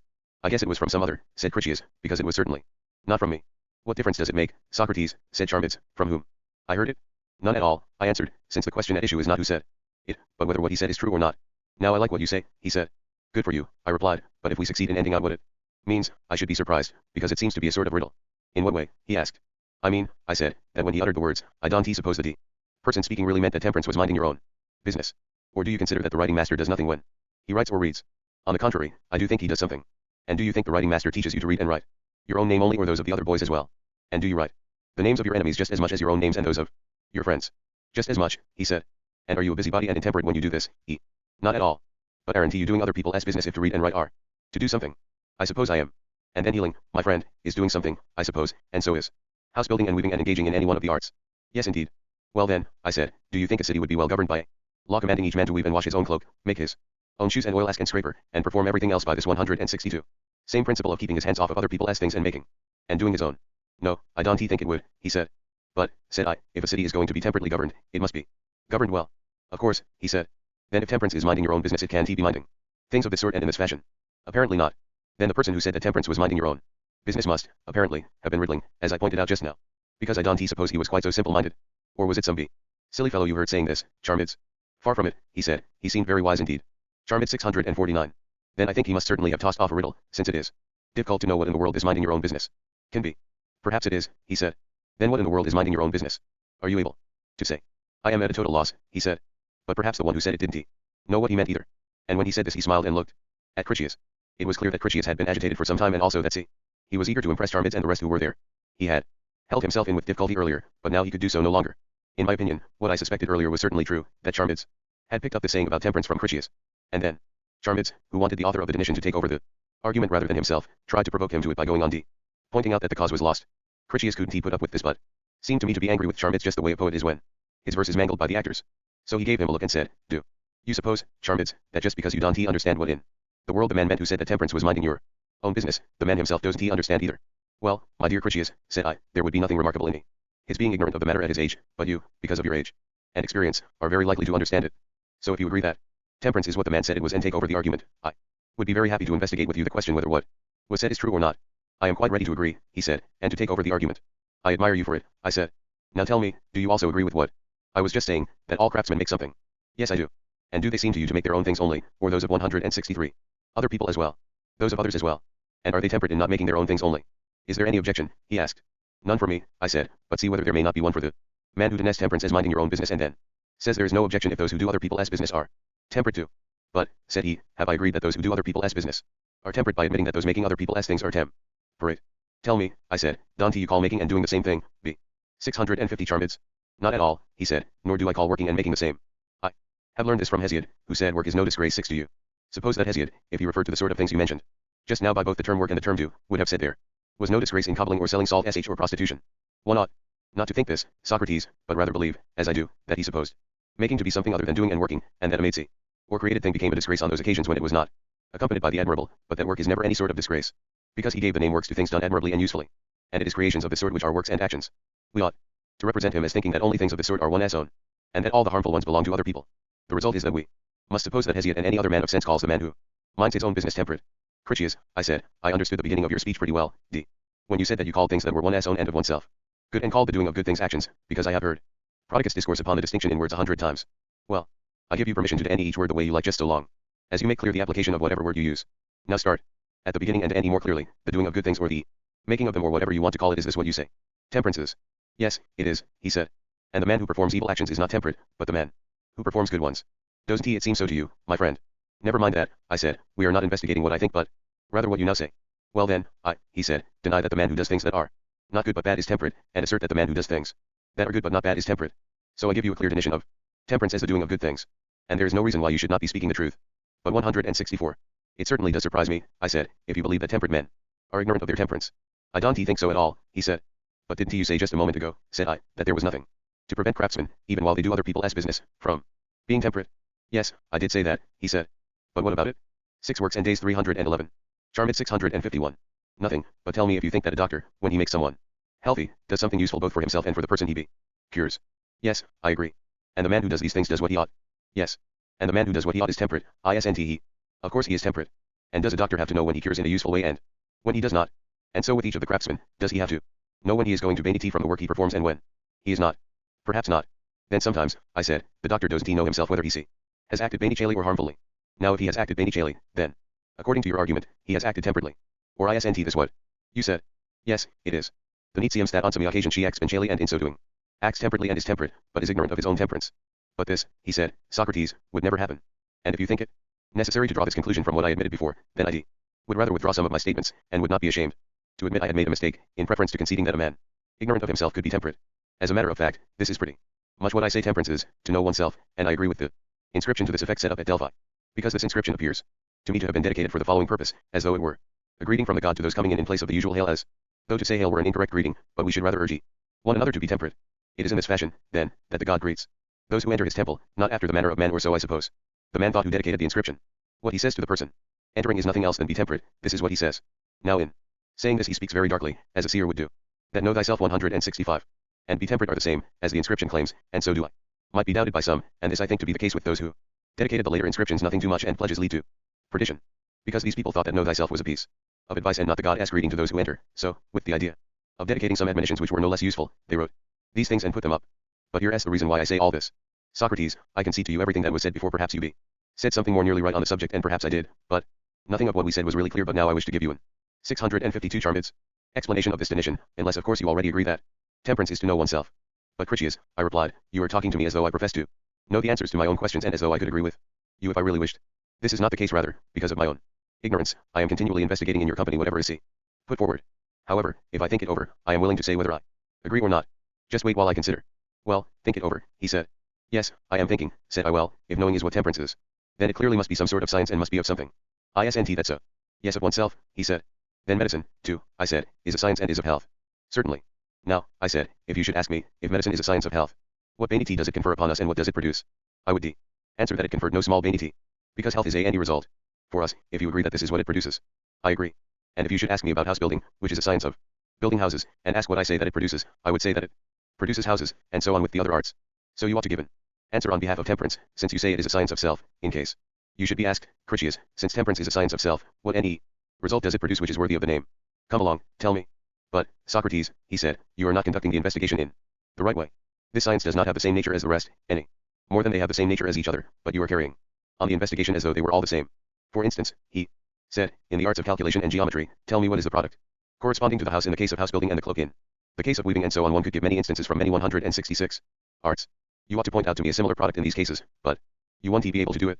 And I said, you are right. But I can point out to you in the case of each one of these sciences what it is a science of, this being distinct from the science itself. For instance, the art of calculation, of course, is of the odd, and even how many there are in themselves and with respect to other numbers. Isn't that so? Yes indeed, he said.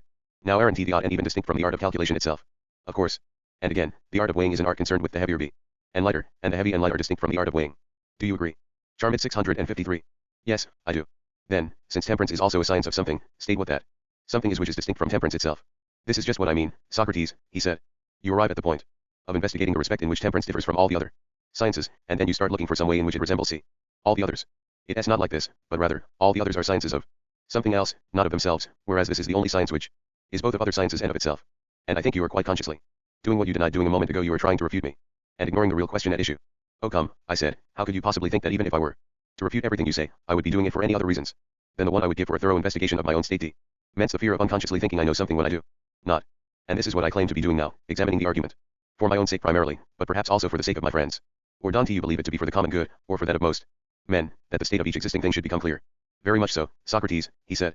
Pluck up courage then, my friend, and answer the question as seems best to you, paying no attention to whether it is Critias or Socrates who is being refuted.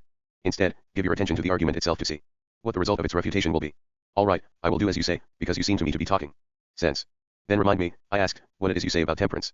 I say, he replied, that it is the only science that is both a science of itself and of the other sciences. Would it then, I said, also be a science of the absence of science, if it is a science of science? Of course, he said. Then only the temperate man will know himself and will be able to 167. Examine what he knows and does not know, and in the same way he will be able to inspect other people to see when a man does in fact know what he knows and thinks he knows, and when again he does not know what he thinks he knows, and no one else will be able to do this. And being temperate and temperance and knowing oneself amount to this, to knowing what one knows and does not know. Or isn't this what you say? Yes, it is, he said. Then for our third libation, the lucky one, 7, let us investigate, as though be from the beginning, 2 points, RST, whether it is possible or not to know that one knows and does not know what he knows and does not know. 7 literally, the third cup to Zeus the Savior. The third cup was regularly drunk. Thus, especially at the start of a voyage, and became thought of as lucky. 654 Charmids. And second, should this be perfectly possible, what vanity there would be for those who know this. Yes, we ought to look into this, he said. Then, come on, Critias, said I, and consider whether you appear better off than I in these matters, because I am in difficulties. Shall I tell you where my difficulty lies? Yes, do. Well, I said, wouldn't the whole thing amount to this, if what you said just now is true, that there is one science which is not of anything except itself and the other sciences, and that the same science is also a science of the absence of science? Yes indeed. Then see what an odd thing we are attempting to say, my friend. Because if you look for the same thing in other cases, you will I think, that it is impossible. How is that, and what cases do you mean? Cases like the following, consider, for instance, if you think there could be a kind of vision that is not the vision of the thing that other visions are, but is a vision of itself and the other visions, and also of the lack of visions, and, although it is a type of vision, it sees no color, only itself and the other visions. Do you think there is something of this kind?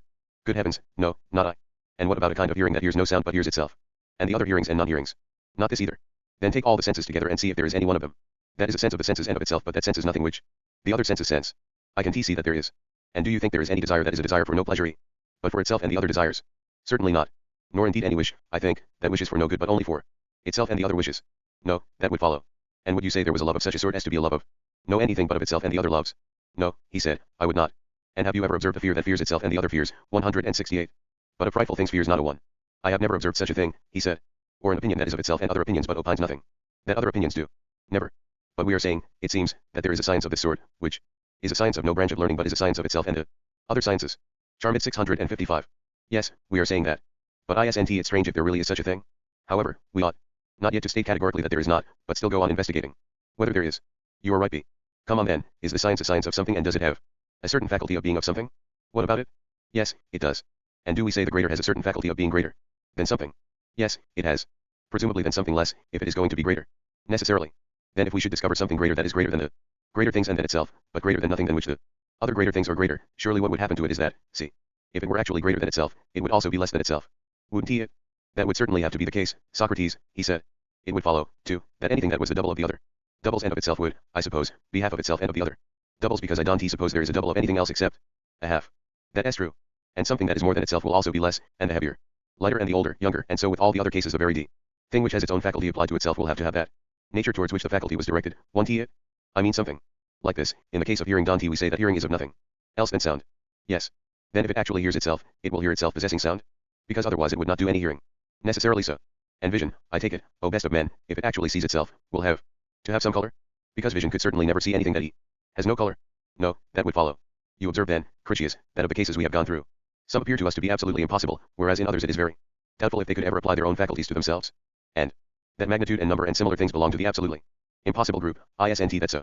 Certainly. Again, that hearing or vision or, in fact, any sort of motion should move itself, or heat burn itself. All cases like this also produce disbelief. In some, though perhaps there are some in whom it does not. What 169. 656 Charmides. We need, my friend, is some great man to give an adequate interpretation of this point in every detail, whether no existing thing can by nature apply its own faculty to itself but only towards something else, or whether some can, but others cannot. We also need him to determine whether, if there are things that apply to themselves, the science which we call temperance is among them. I do not regard myself as competent to deal with these matters, and this is why I am neither able to state categorically whether there might possibly be a science of science nor, if it deniedly were possible, able to accept temperance as such a science. Before I investigate whether such a thing would benefit us or not.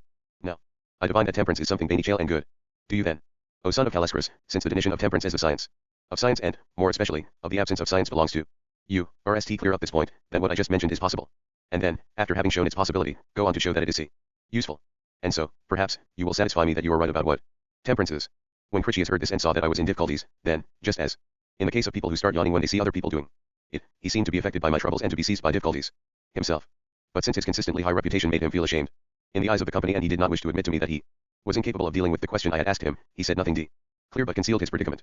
So I, in order that our argument should go forward, said, but if it seems right, Critias, let us now grant this point, that the existence of a science is possible. We can investigate on some other occasion whether this is really the case or not. Come then, if this is perfectly possible, is it any more possible to know what one knows and does not know? We did say, I think, that knowing oneself and being temperate consisted in this.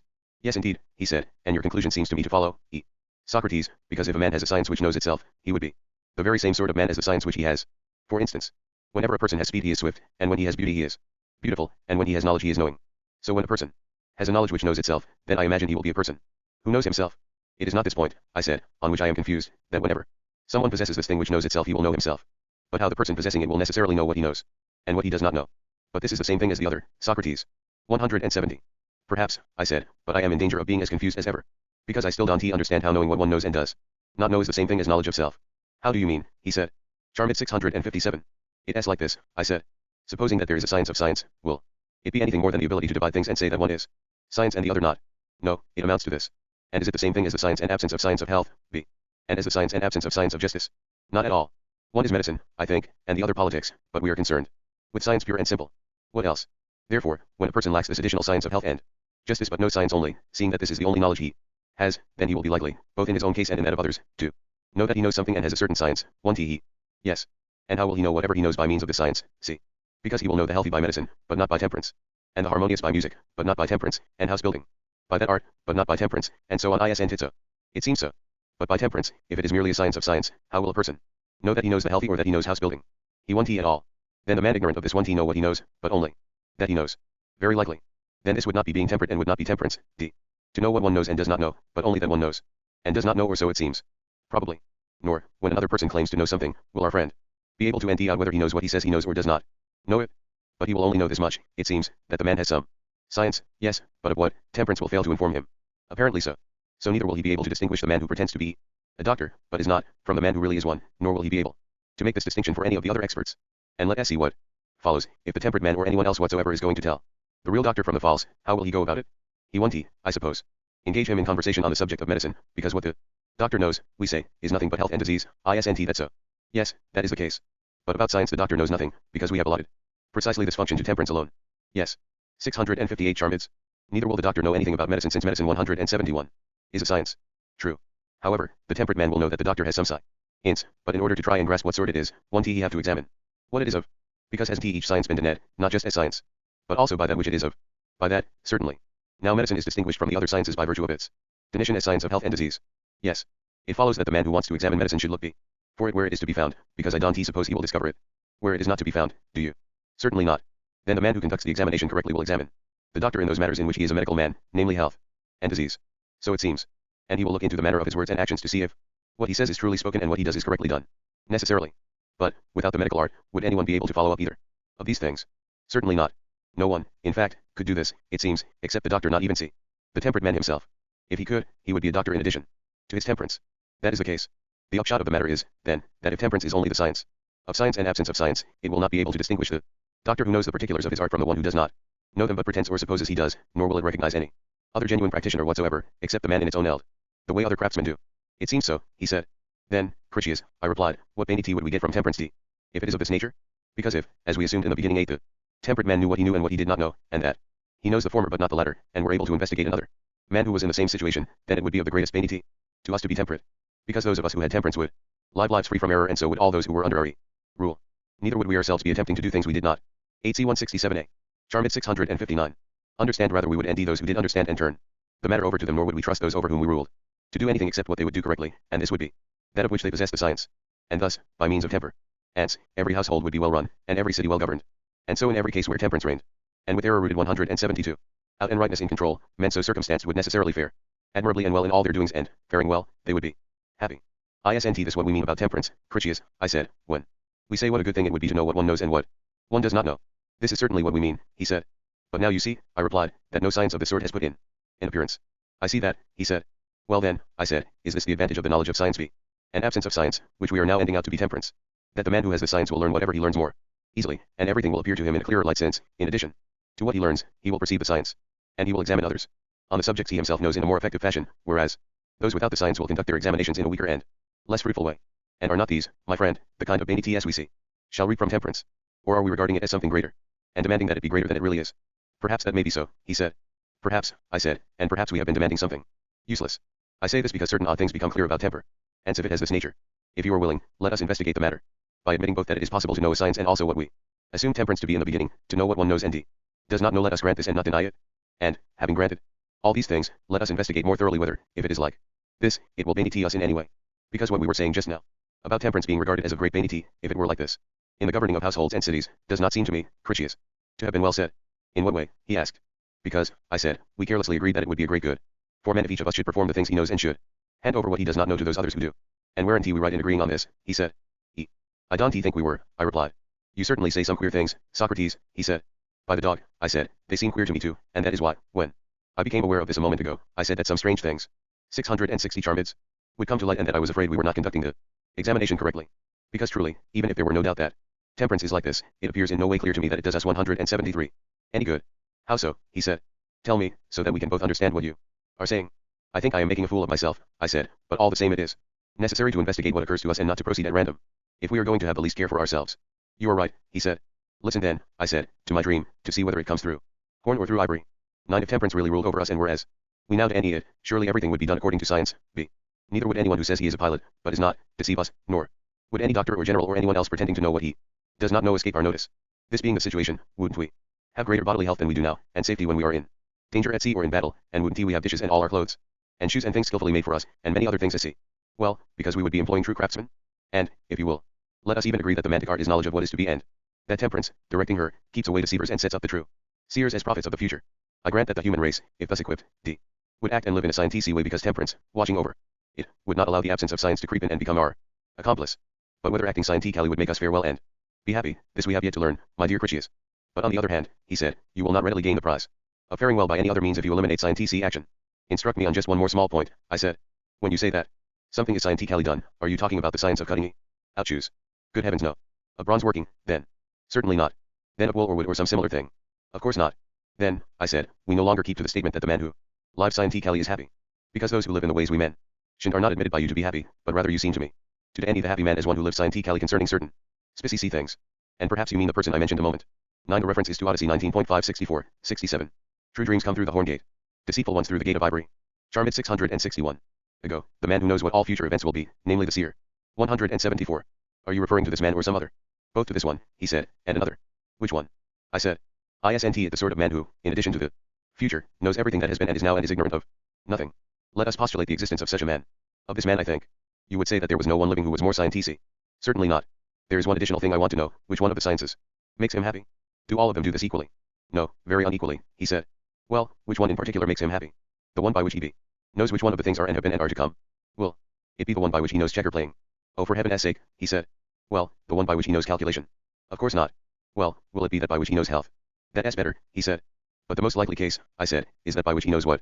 By which he knows good, he said, and evil. You wretch, said I, all this time you've been leading me right round in a circle and concealing from me that it was not living scientifically that was making us farewell and be happy, even if we possessed all the sciences put together, but that we have to have this one science of good and evil. Because, Critias, if you consent to take away the science from the other sciences, will medicine any the less produce health, or cobbling produce shoes, or the art of weaving produce clothes, or will the pilot's art any the less prevent us from dying at sea, or the general's art in war? They will do it just the same, he said. But my dear Critias, our chance of getting any of these things well and benignially done will have vanished if this is lacking. You are right. Then this science, at any rate, is not temperance, as it seems, but that one of which the function is to benignity us. For it is not a science of science, an absence of science but of good and evil. So that, if this latter one is benignal, temperance would be something else for us. But why should not temperance be benignal, he said. Because if temperance really is a science of sciences and rules over the other sciences, then I suppose it would rule over the science of the good and would benignity us. And would the science make us healthy, I said, and not the art of medicine? And would it perform the tasks of the other arts rather than each of them performing its own task? Didn't we protest solemnly just a moment ago that it is a science of science and absence of science only and of nothing else? We did, didn't we? 662 Charmides. It seems so, at any rate. Then it will not be the craftsman of health. Certainly not. Because health belonged to some other art, didn't it? 175. Yes, to another. Then it will be of no benignity, my friend. Because we have just awarded this work to another art, isn't that so? Yes indeed. Then how will temperance be benignal when it is the craftsman of no benignal thing? Apparently it won't be any benignity at all, Socrates. You see then, Critias, that my earlier fears were reasonable and that I was right to blame myself for discerning nothing useful in temperance. Because I don't suppose that the thing we have agreed to be the nest of all would have turned out to be of no benignity if I had been of any use in making a good search. But now we have got the worst of it in every way, and are unable to discover to which one of existing things the lawgiver gave this name, temperance. Furthermore, we gave our joint assent to many things which did not follow from our argument. 10 for instance, we conceded that there was a science of science when the argument did not allow us to make this statement. Again, we conceded that the science knew the tasks of the other sciences, when the argument did not allow us to say this either, so that our temperate man should turn out to be knowing both that he knows things he knows and does not know things he does not know. And we made this concession in the most prodigal manner, quite overlooking the impossibility that a person should in some fashion know what he does not know at all, because our agreement amounts to saying he knows things he does not know. And yet, I think, there could be nothing more irrational than this. But in spite of the fact that the inquiry has shown us to be both complacent and easy, it is not a whit more capable of discovering the truth. It has, in fact, made fun of the truth to this extent, that it has very insolently exposed as useless the definition of temperance, which we agreed upon and invented earlier. I am not so much vexed on my own account, but on yours, Charmides, I said, I am very vexed. Indeed, if, with such a body and, in addition, a most temperate soul, you should derive no benignity from this temperance, nor should it be of any use to you in this present life. And I am still more vexed on behalf of the charm I took so much trouble to learn from the Thracian, if it should turn out to be worthless. I really do not believe this to be the case, rather I think that I am a worthless inquirer, because I think that temperance is a 176 great good, and if you truly have it, that you are blessed. So see whether you do have it and are in no need of the charm, because if you do have it, my advice to you would rather be to regard me as a babbler, incapable. 10 Socrates recalls the assumptions granted hypothetically at 169d and 173a, d. Charmid 663. Of ending out anything whatsoever by means of argument, and yourself as being exactly as happy as you are temperate. And Charmid said, but good heavens, Socrates, I don't know whether I have it or whether I don't, because how would I know the nature of a thing when neither you nor Critias is able to discover it, as you say? B. However, I don't really believe you, Socrates, but I think I am very much in need of the charm, and as far as I am concerned I am willing to be charmed by you every day until you say I have had enough. Very well, Charmides, said Critias, if you do this, it will convince me of your temperance if you submit yourself to be charmed by Socrates, and let nothing great or small dissuade you from it. This is the course I shall follow, he said, and I shall not give it up. See, I would be acting badly if I failed to obey my guardian and did not carry out your commands. Well then, said Critias, these are my instructions, and I shall execute them, he said, from this day forward. Look here, I said, what are you two plotting? Nothing, said Charmides, our plotting is all done. Are you going to use force, I asked, and don't I get a preliminary hearing? We shall have to use force, said Charmides, seeing that this fellow here has given me my orders. So you had better take counsel as to your own procedure. What use is counsel, said I, because when you undertake to do anything by force, no man living can oppose you. Well then, he said, don't oppose me. Very well, I shan't, said I. Lashes. In Greek, the subject of this dialogue is andria, literally manliness, of or zonal quality of wide scope, covering all the sorts of unwavering, active leadership in and on behalf of the community that were traditionally expected in Greek cities of true men. Its special connotation of military prowess makes courage a suitable, even inevitable, translation, but its broader scope should be borne in mind. Here Socrates probes the traditional conception of such courage as the primary quality a young man should be brought up to possess. His fellow discussants include two distinguished Athenian generals, Laches and Nicias, active in the Peloponnesian War. Nicias was captured and put to death in the disastrous Athenian withdrawal from Sicily in 413. The other two par ties to the discussion are elderly and undistinguished sons of distinguished statesmen and generals of earlier times, Lysimachus, son of Aristides the Just, a famous leader during the Persian War, and Melesias, son of Thucydides, son of Melesias, a principal early opponent of Pericles in his policy of imperial expansion. Laches has an unusually full and extensive prologue before Socrates takes over the reins of the discussion and seeks and refutes Laches and then Nicias' ideas about the nature of courage. Its function is at least in part to provide opportunities for these four representatives of the traditional conception to give it some preliminary articulation, thus bringing out some of the tensions and divergent ways of thinking about courage and related matters that the tradition harbors and that Socrates exploits in his own questioning. Later on, as always in Plato's Socratic dialogues, neither general's answers to Socrates' question what is courage prove satisfactory. Much of the discussion focused upon the element of knowledge of reason, nuanced responsiveness to the detailed circumstances for action that unreach and Laches and Nicias both agree is an essential, though perhaps somewhat submerged, part of the traditional conception to which they themselves are committed. It is because of this that Nicias and Socrates agree. Laches is slow to accept the point, but it is clearly implied in what he has already said about courages involving wisdom, that no dumb animal, and not even children, can correctly be called courageous, however much people may ordinarily speak that way. Nicias, indeed, wants to deem courage simply as a kind of wisdom about what is to be feared and what, on the contrary, to be buoyed up by and made hopeful as one pursues one's objectives. He intimates that this ts well with things he has heard Socrates say on other occasions, and in fact toward the end of Protago. Ras Socrates does adopt just this formulation of courage. Here, however, 664. Laches 665. Whether this was a genuinely Socratic idea or not, he and the two generals and difficulties in it that they seem to see no immediate way to resolve, and the discussion breaks off. JMC. Lysimachus, you have seen the man being in armor, Nicias, and Laches. 178. When Melesias and I invited you to see him with us, we neglected to give the reason why, but now we shall explain, because we think it especially right to be frank with you. Now there are some people who make fun of frankness, and if anyone asks their advice, they don't say what they think, but they make a shot at what the other man would like to hear and say something different from their own opinion. But you we considered capable not only of forming a judgment but also, having formed one, of saying exactly what you think, and this is why we have taken you into our confidence about what we are going to communicate to you. Now the 179 matter about which I have been making such a long preamble is this: we have these two sons here. This one is the son of my friend Melesias here, and he is called Thucydides after his grandfather, and this one is my son, who also goes by his grandfather's name. We call him Aristides after my father. We have made up our minds to take as good care of them as we possibly can, and not to behave like most parents, who, when their children start to grow up, permit them to do whatever they wish. No, we think that now is the time to make a real beginning, so far as we can. Since we knew that both of you had sons too, we thought that you, if anyone, would have been concerned about the sort of training that would make the best men of them. And if by any chance you have not turned your attention to this kind of thing very often, let us remind you that you ought not to neglect it, and let us invite you to care for your sons along with ours. How we reached this conclusion, Nicias and Laches, you must hear, even if it means my talking a bit longer. Now you must know that Melesias and I take our meals together, and the boys eat with us. We shall be frank with you, exactly as I said in the beginning. Each of us has a great many things to say to the young men about his own father, things they achieved, both in war and in peace, in their management of the affairs both of their allies and of the city here. But neither of us has a word to say about his own accomplishments. This is what shames us in front of them, and we blame our fathers for allowing us to take things easy when we were growing up, while they were busy with other people's affairs. And we point these same things out to the young people here, saying that if they are careless of themselves and disobedient to us, they will turn out to be nobodies, but if they take pains, perhaps they may become worthy of the. Translated by Rosamund Kent Sprague. 666 Laches. Names they bear. 1. Now the boys promise to be obedient, so we are looking into the question what form of instruction or practice would make them turn out best.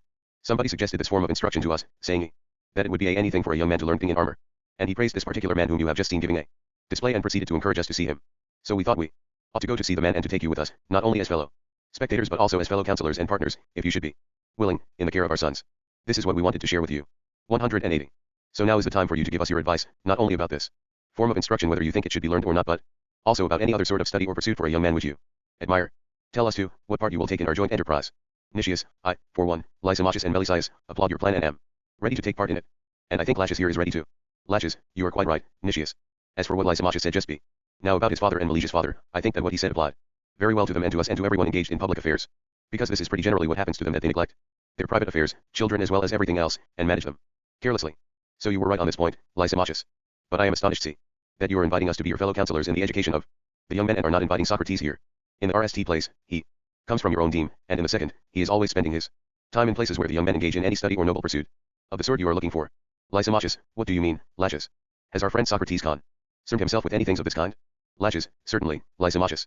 Nicias, this is a point I can vouch for no less than Laches, since he only recently recommended a man to me as music teacher for my son. The man name is Damon, a pupil of Agathocles, and he is the most accomplished of men, not only in music, but in all the other pursuits in which you would think it worthwhile for boys of his age to spend their time. Lysimachus, people at my time of life, Socrates, Nicias, and Laches, are no longer familiar with the young because our advancing years keep us at home so much of the time. But if you, son of Sophroniscus, have any good advice to give your fellow demesmen, you ought to give it. And you have a duty to do so, because you are my friend through your father. He and I were always comrades and friends, and he died without our ever having had a single difference. And this present conversation reminds me of something when the boys here are talking to each other at home. They one on the boys' future Cetes 150 EFF, where we are told that Aristides became an associate of Socrates but left his company too soon. Both Aristides and the young Thucydides are mentioned in the 130 EFF. Laches 667.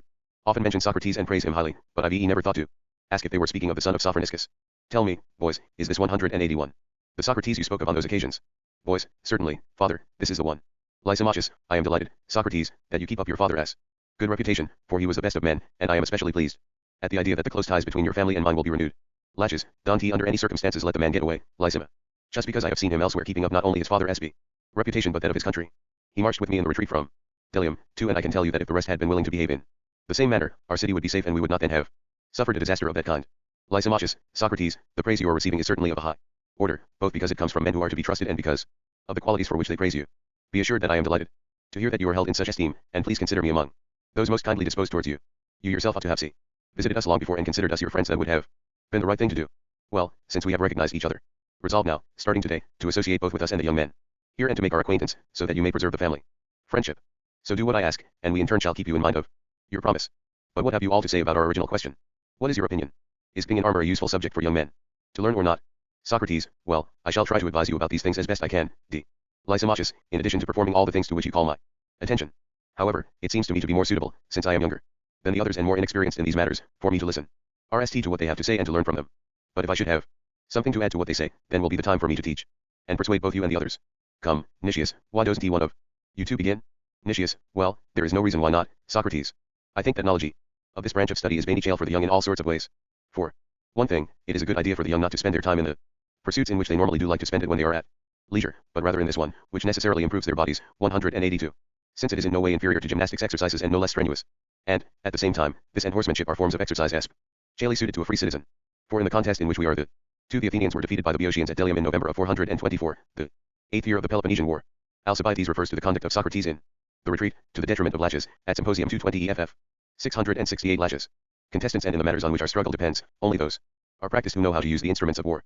And again, there is a certain advantage in this form of instruction even in an actual battle, whenever one has to GHT in line with a number of others. But the greatest advantage of it comes when the ranks are broken and it then becomes necessary for a man to GHT in single combat, either in pursuit B, when he has to attack a man who is defending himself, or in I, when he has to defend himself against another person who is attacking him. A man who has this skill would suffer no harm at the hands of a single opponent, nor even perhaps at the hands of a larger number, but he would have the advantage in every way. Then again, such a study arouses in us the desire for another any form of instruction, since every man who learns to GHT in armor will want to learn the subject that comes next, that is, the science of tactics, and when he has mastered this and taken pride in it, he will press on to the whole art of the general.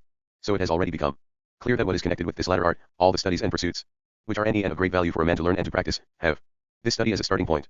And we shall add to this an advantage which is not at all negligible, that this knowledge will make every man much bolder and braver in war than he was before. And let us not omit to mention, even if to some it might seem a point not worth making, that this art will give a man a looking appearance at the very moment when he needs to have it, and when he will appear more frightening to the enemy because of the way he looks. So my opinion, Lysimachus, is just as I say, that young men should be taught these things, and I have given the reasons why I think so. But if Laches has anything to say on the other side, I would be glad to hear it. Laches, but the fact is, Nicias, that it is difficult to maintain of any study whatsoever that it ought not to be learned, because it seems to be a good idea to learn everything. So as far as this thing in armor is concerned, if it is a genuine branch of study, as those who teach it claim, and as Nicias says, then it ought to be learned, but if it is not a real subject and the people who propose to teach it are deceiving us, or if it is a real subject, but not a very important one, what need is there to learn it? The reason I say these things about it is that I consider that, if there were anything in it, it would not have escaped the attention of the Lacedaemonians, who have no other concern in life than to look for and engage in whatever 183 studies and pursuits will increase their superiority in war. And if the Lacedaemonians had overlooked the art, the teachers of it would certainly not have overlooked this fact, that the Lacedaemonians are the most concerned with such matters of any of the Greeks, and that anyone who was honored among them in these matters would make a great deal of money. Just as is the case when a tragic poet is honored among us. The result is that whenever anyone fancies himself as a good writer of tragedy, he does not go about exhibiting his plays in the other cities round about Athens, but comes straight here and shows his work to our people, as is the natural Laches 669 thing to do. But I observe that those who GHT in armor regard Lacedaemon as forbidden ground and keep from setting foot in it. They give it a wide berth and prefer to exhibit to anyone rather than the Spartans. In fact, they take pains to select people who themselves admit that plenty of others surpass them in warfare. Then again, Lysimachus, I have encountered quite a few of these gentlemen on the actual field of battle, and I have seen what they are like. This makes it possible for us to consider the matter at RST hand, in a manner which seems almost deliberate. Not a single prick wonder of the art of being in armor has ever become renowned in war, and yet in all the other arts, those who are well known in each are those who have practiced the various ones. But the men who practice this art seem to be those who have the worst luck at it. For instance, this very man Stesilaus, whom you and I have witnessed giving a display before such a large crowd and praising himself the way he did, I once saw in the quite different circumstances of actual warfare giving a much demonstration against his will. On an occasion when a ship on which he was serving as a marine rammed a transport vessel, he was armed with a combination scythe and spear, as singular a weapon as he was singular a man. His other peculiarities are not worth relating, but let me tell you how his invention of a scythe plus a spear turned out. In the course of the GHT it somehow got entangled in the rigging of the other ship, and there it stuck. So Stesilaus dragged at the weapon in an attempt to free it, but he could not, and meanwhile his ship was going by the other ship. For a time he kept running along the deck holding fast to the spear, but when the other ship was actually passing his end was dragging him after it while he still held onto the weapon, he let it slide through his hand 184, until he just had hold of the ferrule at the end. There was laughter and applause from the men on the transport at the sight of him, and when somebody hit the deck at his feet with a stone and he let go the shaft, then even the men on the trireme could no longer keep from laughing when they saw that remarkable side spear dangling from the transport. Now, perhaps these things may be of value, as Nicias maintains, but my own experience has been of the sort I describe. So, as I said in the beginning, b. Either it is an art but has little value, or it is not an art but people say and pretend that it is, but in any case it is not worth trying to learn. And then, it seems to me that if a cowardly man should imagine he had mastered the art, he would, because of his increasing rashness, show up more clearly the sort of man he was, whereas in the case of a brave man, everyone would be watching him, and if he made the smallest mistake, he would incur a great deal of criticism.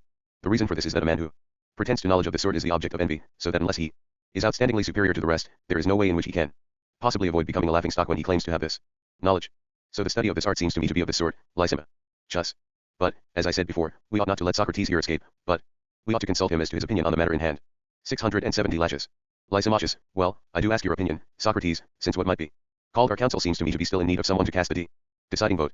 If these two had agreed, there would be less necessity of such a procedure, but as it is, you perceive that Laches has voted in opposition to Nicias. So we would do well to hear from you two, and N.D. out with which of them you plan to vote. Socrates, what is that, Lysimachus? Do you intend to cast your vote for whatever position is approved by the majority of us? Lysimachus, what else could a person do, Socrates? Socrates, and do you, Melesias, plan to act in the same way? Suppose there should be a council to decide whether your son ought to practice a particular kind of gymnastic exercise, would you be persuaded by the greater number or by whoever has been educated and exercised under a good trainer? Melesias, probably by the latter, Socrates. Socrates, and you would be persuaded by him rather than by the four of us? Melesias, probably. Socrates, so I think it is by knowledge that one ought to make decisions, if one is to make them well, and not by majority rule. Melesias, certainly. Socrates, so in this present case it is also necessary to investigate RST of all whether any one of us is an expert in the subject we are debating, 185, or not. And if one of us is, then we should listen to him even if he is only one, and disregard the others. But if no one of us is an expert, then we must look for someone who is. Or do you and Lysimachus suppose that the subject in question is some small thing and not the greatest of all our possessions? The question is really, I suppose, that of whether your sons turn out to be worthwhile persons or the opposite, and the father as whole estate will be managed in accordance with the way the sons turn out. Melesias, you are right. Socrates, so we ought to exercise great forethought in the matter. Melesias, yes, we should. Socrates, then, in keeping with what I said just now, how would we be investigate if we wanted to ND out which of us was the most expert with regard to gymnastics? Wouldn't it be the man who had studied and practiced the art and who had good teachers in that particular subject? Melesias, I should think so. Socrates, and even before that, oughtn't we to investigate what art it is of which we are looking for the teachers? Melesias, what do you mean? Socrates, perhaps it will be more clear if I put it this way. I do not think we have reached any preliminary agreement as to what in the world we are consulting about and investigating when we ask which of us is expert in it and has acquired teachers for this purpose, and which of us is not. See. Laches 671. Nicias, but, Socrates, aren't we investigating the art of being in armor, and discussing whether young men ought to learn it or not? Socrates, quite so, Nicias. But when a man considers whether or not he should use a certain medicine to anoint his eyes, do you think he is at that moment taking counsel about the medicine or about the eyes? Nicias, about the eyes. Socrates, then too, whenever a man considers whether or not and when he should put a bridle on a horse, I suppose he is at that moment taking counsel about the horse and not about the bridle? Nicias, that is true. Socrates, so, in a word, whenever a man considers a thing for the sake of another thing, he is taking counsel about that thing for the sake of which he was considering, and not about what he was investigating for the sake of something else. Nicias, necessarily so. Socrates, then the question we ought to ask with respect to the man who gives us advice, is whether he is expert in the care of that thing for the sake of which we are considering when we consider. Nicias, certainly. Socrates, so do we now declare that we are considering a form of study for the sake of the souls of young men? Nicias, yes. Socrates, then the question whether any one of us is expert in the care of the soul and is capable of caring for it well, and has had good teachers, is the one we ought to investigate. Laches, what is that, Socrates? Haven't you ever noticed that in some matters people become more expert without teachers than with them? Socrates, yes, I have, Laches, but you would not want to trust them when they said they were good craftsmen unless they should have some well-executed product of their art to show you, and not just one but more. 186. Then one. Laches, what you say is true. Socrates, then what we ought to do, Laches and Nicias, since Lysimachus and Melesias called us in to give them advice about their two sons, out of a desire that the boy's soul should become as good as possible. If we say we have teachers to show, is to point out to them the ones who, in the RST place, are good themselves and have tended the souls of many young men, and in the second place have manifestly taught us. Or, if any be one of us says that he himself has had no teacher but has works of his own to tell of, then he ought to show which of the Athenians or foreigners, whether slave or free, is recognized to have become good through his unions. But if this is not the case with any of us, we should give orders that a search be made for others, and should not run the risk of ruining the sons of our friends and thus incurring the greatest reproach from their nearest relatives. Now I, Lysimachus and Melesias, am the RST to say. 672 Laches.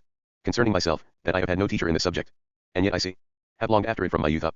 But I did not have any money to give the sophists, who were the only ones who professed to be able to make a cultivated man of me, and I myself, on the other hand, am unable to discover the art even now. If Nicias or Laches had discovered it or learned it, I would not be surprised, because they are richer than I, and so may have learned it from others, and also older, so they may have discovered it already. Thus they seem to me to be capable of educating a man, because they would never have given their opinion so fearlessly on the subject of pursuits which are banal and harmful for the young if they had not believed themselves to be sufficiently informed on the subject. In other matters I have confidence in them, but that they should differ with each other surprises me. So I make this counter request of you, Lysimachus. Just as Laches was urging you just now not to let me go but to ask me questions, so I now call on you not to let Laches go, or Nicias, but to question them, saying that Socrates denies having any knowledge of the matter or being competent to decide which of you speaks the truth, because he denies having been a discoverer of such things or having been anyone as Pupil in them. So, Laches and Nicias, each of you tell us who is the cleverest person with whom you have associated in this matter of educating young men, and whether you acquired your knowledge of the art from another person or found it out for yourselves, and, if you learned it from some one, who were your respective teachers, and what other persons share the 187 same art with them. My reason for saying all this is that, if you are too busy because of your civic responsibilities, we can go to these men and persuade them, either by means of gifts or favors or both, to look after both our boys and yours too, so that they one put their ancestors to shame by turning out to be worthless. But if you yourselves have been the discoverers of such an art, give us an example of what other persons you have already made into any men by your care when they were originally worthless. Because if you are about to begin educating people now for the BRST time, you ought to watch out in case the risk is being run, not by a guinea pig, but by your own sons and the children of your friends, and you should keep from doing just what the proverb says not to do. Begin pottery on a wine jar. 3. So state which of these alternatives you would select as being appropriate and fitting for you and which you would reject. Find out these things from them, Lysimachus, and don't let the men escape. Lysimachus, I like what Socrates has said, gentlemen. But whether you see are willing to be questioned about such matters and to give account of them, you must decide for yourselves, Nicias and Laches. As far as Melesias here and I are concerned, we would certainly be pleased if the two of you were willing to give complete answers to all of Socrates' questions. Because, as I started to say right at the beginning, the reason we invited you to 3. The same proverb appears at Gorgias 5:14a. A wine jar is the largest pot, one ought to learn pottery on something smaller. Laches 673. Advise us on these matters was that we supposed that you would naturally have given some thought to such things, especially so since your sons, like ours, are very nearly of an age to be educated. So, if you have no objection, speak up and look into the subject along with Socrates, exchanging arguments with each other. Because he is right in saying that it is about the most important of our affairs that we are consulting. So decide. If you think this is what ought to be done. Nicias, it is quite clear to me, Lysimachus, that your knowledge of Socrates is limited to your acquaintance with his father and that you have had no contact with the man himself, except when he was a child, i.e. suppose he may have mingled with you and your fellow demesmen, following along with his father at the temple or at some other public gathering. But you are obviously still unacquainted with the man as he is. Now he has grown up. Lysimachus, what exactly do you mean, Nicias? Nicias, you don't appear to me to know that whoever comes into close contact with Socrates and associates with him in conversation must necessarily, even if he began by conversing about something quite different in the RST place, keep on being led about by the man's arguments until he submits to answering questions about himself concerning both his present manner of life and the life he has lived hitherto. And when he does submit 188 to this questioning, you don't realize that Socrates will not let him go before he has well and truly tested every last detail.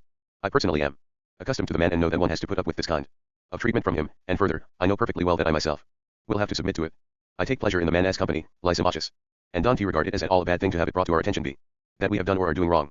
Rather, I think that a man who does not run away from such treatment but is willing, according to the saying of Solon, to value learning as long as he lives, for not supposing that old age brings him wisdom of itself, will necessarily pay more attention to the rest of his life.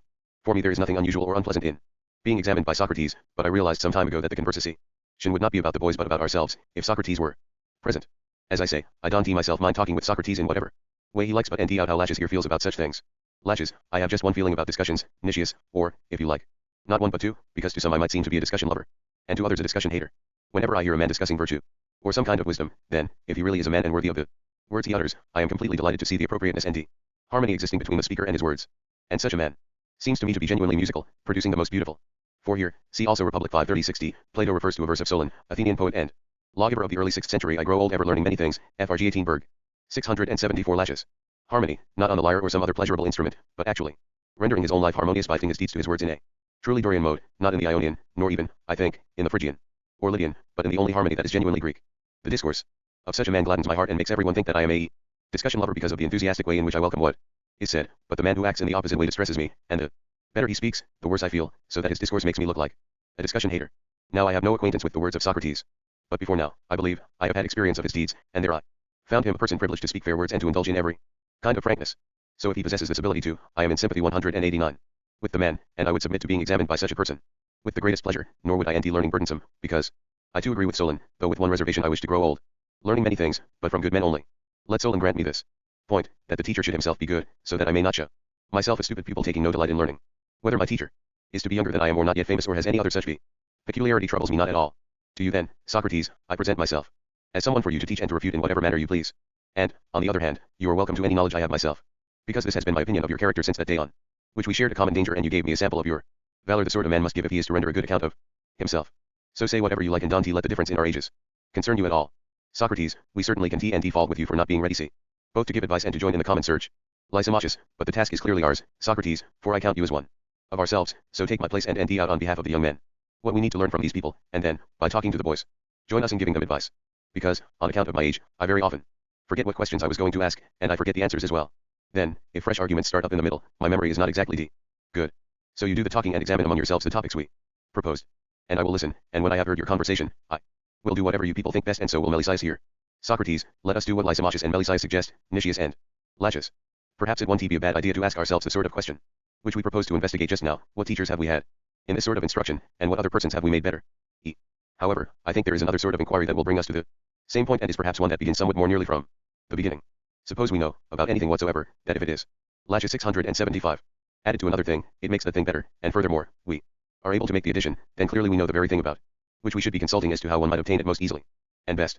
Perhaps you don't understand what I mean, but we'll do so more 190 easily this way. Suppose we know that sight, when added to the eyes, makes better those eyes to which it is added, and furthermore, we are able to add it to the eyes, then clearly we know what this very thing sight is, about which we should be consulting as to how one might obtain it most easily and best. Because if we didn't know what sight in itself was, nor hearing, we would hardly be worthy counselors and doctors about either the eyes or the ears as to the manner in which either sight or hearing might best be obtained. Laches, you are right, Socrates. Socrates, well then, Laches, aren't these two now asking our advice as to the manner in which virtue might be added to the souls of their sons, to make them better? Laches, yes, indeed. Socrates, then isn't it necessary for us to start out knowing what virtue is? Because if we are not absolutely certain what it is, how are we going to advise anyone as to the best method of obtaining it? Laches, I do not think that there is any way in which we can do this, SOC. Rates. Socrates, we say then, Laches, that we know what it is. Laches, yes, we do say so. Socrates, and what we know, we must, I suppose, be able to state? Laches, of course.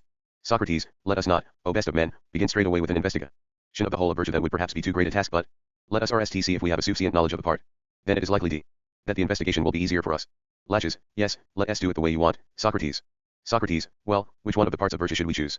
Or, isn't it obvious that we ought to take the one to which the technique of being in armor appears to lead? I suppose everyone would think it leads to courage, wouldn't they? Laches, I think they certainly would. Socrates, then let us undertake of all, Laches, to state what courage is. Then after this we will go on to investigate in what way it could be added to the young, to the extent that the addition can be made through occupations and studies. But try to state what I ask, namely, what age is.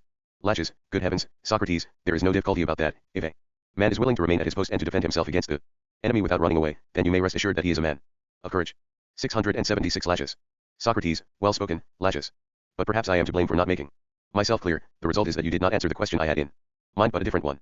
Laches, what do you mean, Socrates? Socrates, I will tell you if I can.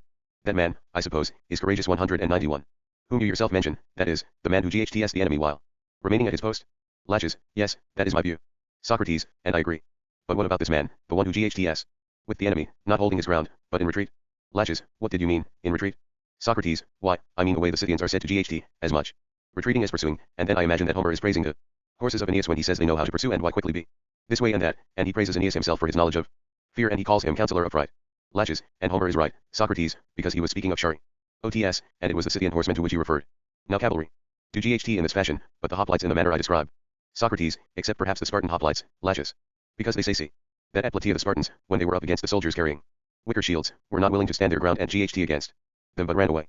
Then when the ranks of the Persians were broken, they turned and fought, just like cavalrymen, and so won that particular battle. Laches, you are right.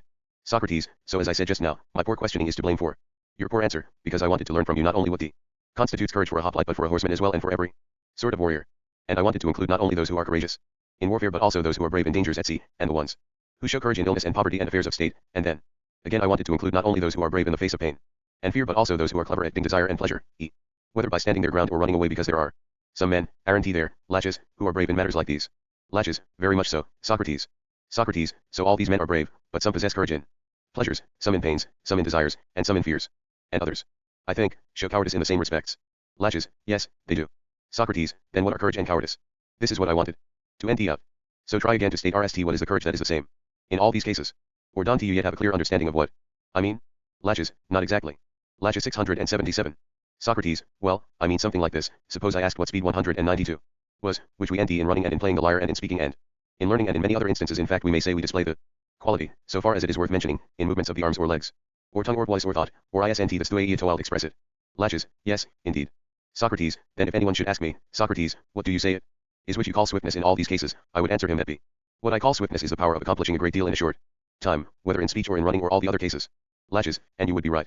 Socrates, then make an effort yourself, Laches, to speak in the same way about courage. What power is it which, because it is the same in pleasure and in pain and in all the other cases in which we were just saying it occurred, is therefore called courage? Laches, well then, I think it is a sort of endurance of the soul, if it is necessary to say what its nature is in all these cases. Socrates, but it is necessary, at any rate if we are to give an answer to our question. Now this is what appears to me, I think that you don't regard every kind of endurance as courage. The reason I think so is this, I am fairly sure, Laches, that you regard courage as a very anything. Laches, one of the nest, you may be sure. Socrates, and you would say that endurance accompanied by wisdom is a noble thing? Laches, very much so. Socrates, suppose it is accompanied by folly. Isn't it just the opposite, d. harmful and injurious? Laches, yes. Socrates, and you are going to call a thing any which is of the injurious and harmful sort? Laches, no, that wouldn't be right, Socrates. Socrates, then you won't allow this kind of endurance to be courage, since it is not any, whereas courage is any. Laches, you are right. Socrates, then, according to your view, it would be wise endurance, which would be courage. Laches, so it seems. Socrates, let us see then in what respect it is wise. Is it so with respect to everything both great and small? For instance, if a man were to show endurance in spending his money wisely, knowing that by spending it he would get more, would you call this man courageous? Laches, heavens no, not I. Socrates, well, suppose a man is a doctor, and his son or some other patient is ill with inflammation of the lungs and begs him for something to eat or drink, and the man does given but perseveres in refusing. 193. 678 Laches. Laches, no, this would certainly not be courage either, not at all. Socrates, well, suppose a man endures in battle, and his willingness to GHT is based on wise calculation because he knows that others are coming to his aid and that he will beat men who are fewer than those on his side, and inferior to them, and in addition his position is stronger. Would you say that this man, with his kind of wisdom and preparation, endures more courageously, or a man in the opposite camp, who is willing to remain and hold out? Laches, the one in the opposite camp, Socrates, I should say. B. Socrates, but surely the endurance of this man is more foolish than that of the other. Laches, you are right. Socrates, and you would say that the man who shows endurance in a cavalry attack and has knowledge of horsemanship is less courageous than the man who lacks this knowledge? Laches, yes, I would. Socrates, and the one who endures with knowledge of slinging or archery or some other art is the less courageous? Laches, yes indeed. C. Socrates, and as many as would be willing to endure in diving down into wells without being skilled, or to endure in any other similar situation, you say are braver than those who are skilled in these things. Laches, what else would anyone say? Socrates. Socrates, nothing, if that is what he thought. Laches, well, this is what I think at any rate. Socrates, and certainly, Laches, such people run risks and endure more foolishly than those who do a thing with art. Laches, they clearly do. Socrates, now foolish daring and endurance was found by us to be not only disgraceful but harmful, in what we said earlier. Laches, quite so. Socrates, but courage was agreed to be a noble thing. Laches, yes, it was. Socrates, but now, on the contrary, we are saying that a disgraceful thing, foolish endurance, is courage. Laches, yes, we seem to be. Socrates, and do you think we are talking sense? Laches, heavens no, Socrates, I certainly don't. Socrates, then I don't suppose, Laches, that according to your statement you and I are tuned to the Dorian mode, because our deeds are not harmonizing with our words. In deeds I think anyone would say that we partook of courage, but in words I don't suppose he would, if he were to listen to our present discussion. Laches, you are absolutely right. Socrates, well then, is it good for us to be in such a state? Laches, certainly not, in no way whatsoever. Laches 679. Socrates, but are you willing that we should agree with our statement? To a certain extent? Laches, to what extent and with what statement? Socrates, with the one that commands us to endure. If you are willing, 194. Let us hold our ground in the search and let us endure, so that courage itself won't make fun of us for not searching for it courageously if endure. And should perhaps be courage after all. Laches, I am ready not to give up, Socrates, although I am not really accustomed to arguments of this kind. But an absolute desire for victory has seized me with respect to our conversation, and I am really getting annoyed at being unable to express what I think in this fashion. I still think I know what courage is, but I can understand how it has escaped me just now so that I can pin it down in words and say what it is. Socrates, well, my friend, a good hunter ought to pursue the trail and not give up. Laches, absolutely. Socrates, then, if you agree, let us also summon Nicias here to the hunt. He might get on much better. Laches, I am willing, why not? See. Socrates, come along then, Nicias, and, if you can, rescue your friends, who are storm-tossed by the argument and empty themselves in trouble. You see, of course, that our affairs are in a bad way, so state what you think courage is and get us out of our difficulties as well as confirming your own view by putting it into words. Nicias, I have been thinking for some time that you are not doing courage in the right way, Socrates. And you are not employing the excellent observation I have heard you make before now. Socrates, what one was that, Nicias? Nicias, I have often heard you say that every one of us is good with respect to that in which he is wise and bad in respect to that in which he is ignorant. Socrates, by heaven, you are right, Nicias. Nicias, therefore, if a man is really courageous, it is clear that he is wise. Socrates, you hear that, Laches? Laches, I do, but I don't understand exactly what he means. Socrates, well, I think I understand him, and the man seems to me to be saying that courage is some kind of wisdom. Laches, what sort of wisdom is he talking about, Socrates? Socrates, why don't you ask him? Laches, all right. Socrates, come, Nicias, tell him what sort of wisdom courage would be according to your view. I don't suppose it is skill in lute playing. Nicias, of course not. Socrates, and not in lyre playing either. Nicias, far from it. Socrates, but what is this knowledge and of what? 680 Laches. Laches, you are questioning him in just the right way. Socrates, let him state what kind of knowledge it is. Nicias, what I say, Laches, is that it is the knowledge of the fearful and 195. The hopeful in war and in every other situation. Laches, how strangely he talks, Socrates. Socrates, what do you have in mind when you say this, Laches? Laches, what do I have in mind? Why, I take wisdom to be quite a different thing from courage. Socrates, well, Nicias, at any rate, says it isn't. Laches, he certainly does, that's the nonsense he talks. Socrates, well, let us instruct him instead of making fun of him. Nicias, very well, but it strikes me, Socrates, that Laches wants to prove that I am talking nonsense simply because he was shown to be that sort of person himself a moment ago. Laches, quite so, Nicias, and I shall try to demonstrate that very thing. Because you are talking nonsense. Take an immediate example, in cases Of illness, aren't the doctors the ones who know what is to be feared? Or, do you think the courageous are the people who know? Perhaps you call the doctors the courageous? Nicias, no, of course not. Lashes, and I don't imagine you mean the farmers either, even though I do suppose they are the ones who know what is to be feared in farming. And all the other craftsmen know what is to be feared and hoped for in their particular arts. But these people are in no way courageous all the same. Socrates, what does Lashes mean, Nicias? Because he does seem to be saying something. Nicias, yes, he is saying something, but what he says is not true. Socrates, how so? Nicias, he thinks a doctor's knowledge of the sick amounts to something more than being able to describe health and disease, whereas I think their knowledge is restricted to just this.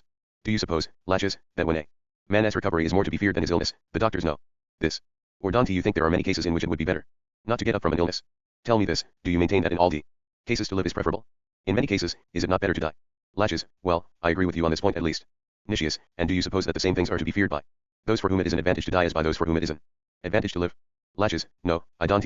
Nicias, but do you grant this knowledge to the doctors or to any other craftsman except the one who knows what is and what is not to be feared? Who is the one I call courageous? Socrates, do you understand what he is saying, Lashes?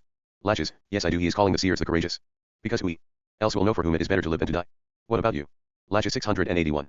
Nicias, do you admit to being a seer, or, if you are not a seer, to not being courageous? Nicias, well, what of it? Don't you, for your part, think it is appropriate for a seer to know what is to be feared and what is to be hoped? Lashes, yes, I do, because I don't see for what other person it would be. Nicias, much more for the man I am talking about, my friend, because the seer needs to know only the signs of what is to be, whether a man will experience death or illness or loss of property, or will experience 196 victory or defeat in battle or in any other sort of contest. But why is it more suitable for the seer than for anyone else to judge for whom it is better to suffer or not to suffer these things? Lashes, it isn't clear to me from this, Socrates, what he is trying to say. Because he doesn't select either the seer or the doctor or anyone else as the man he calls courageous, unless some god is the person he means.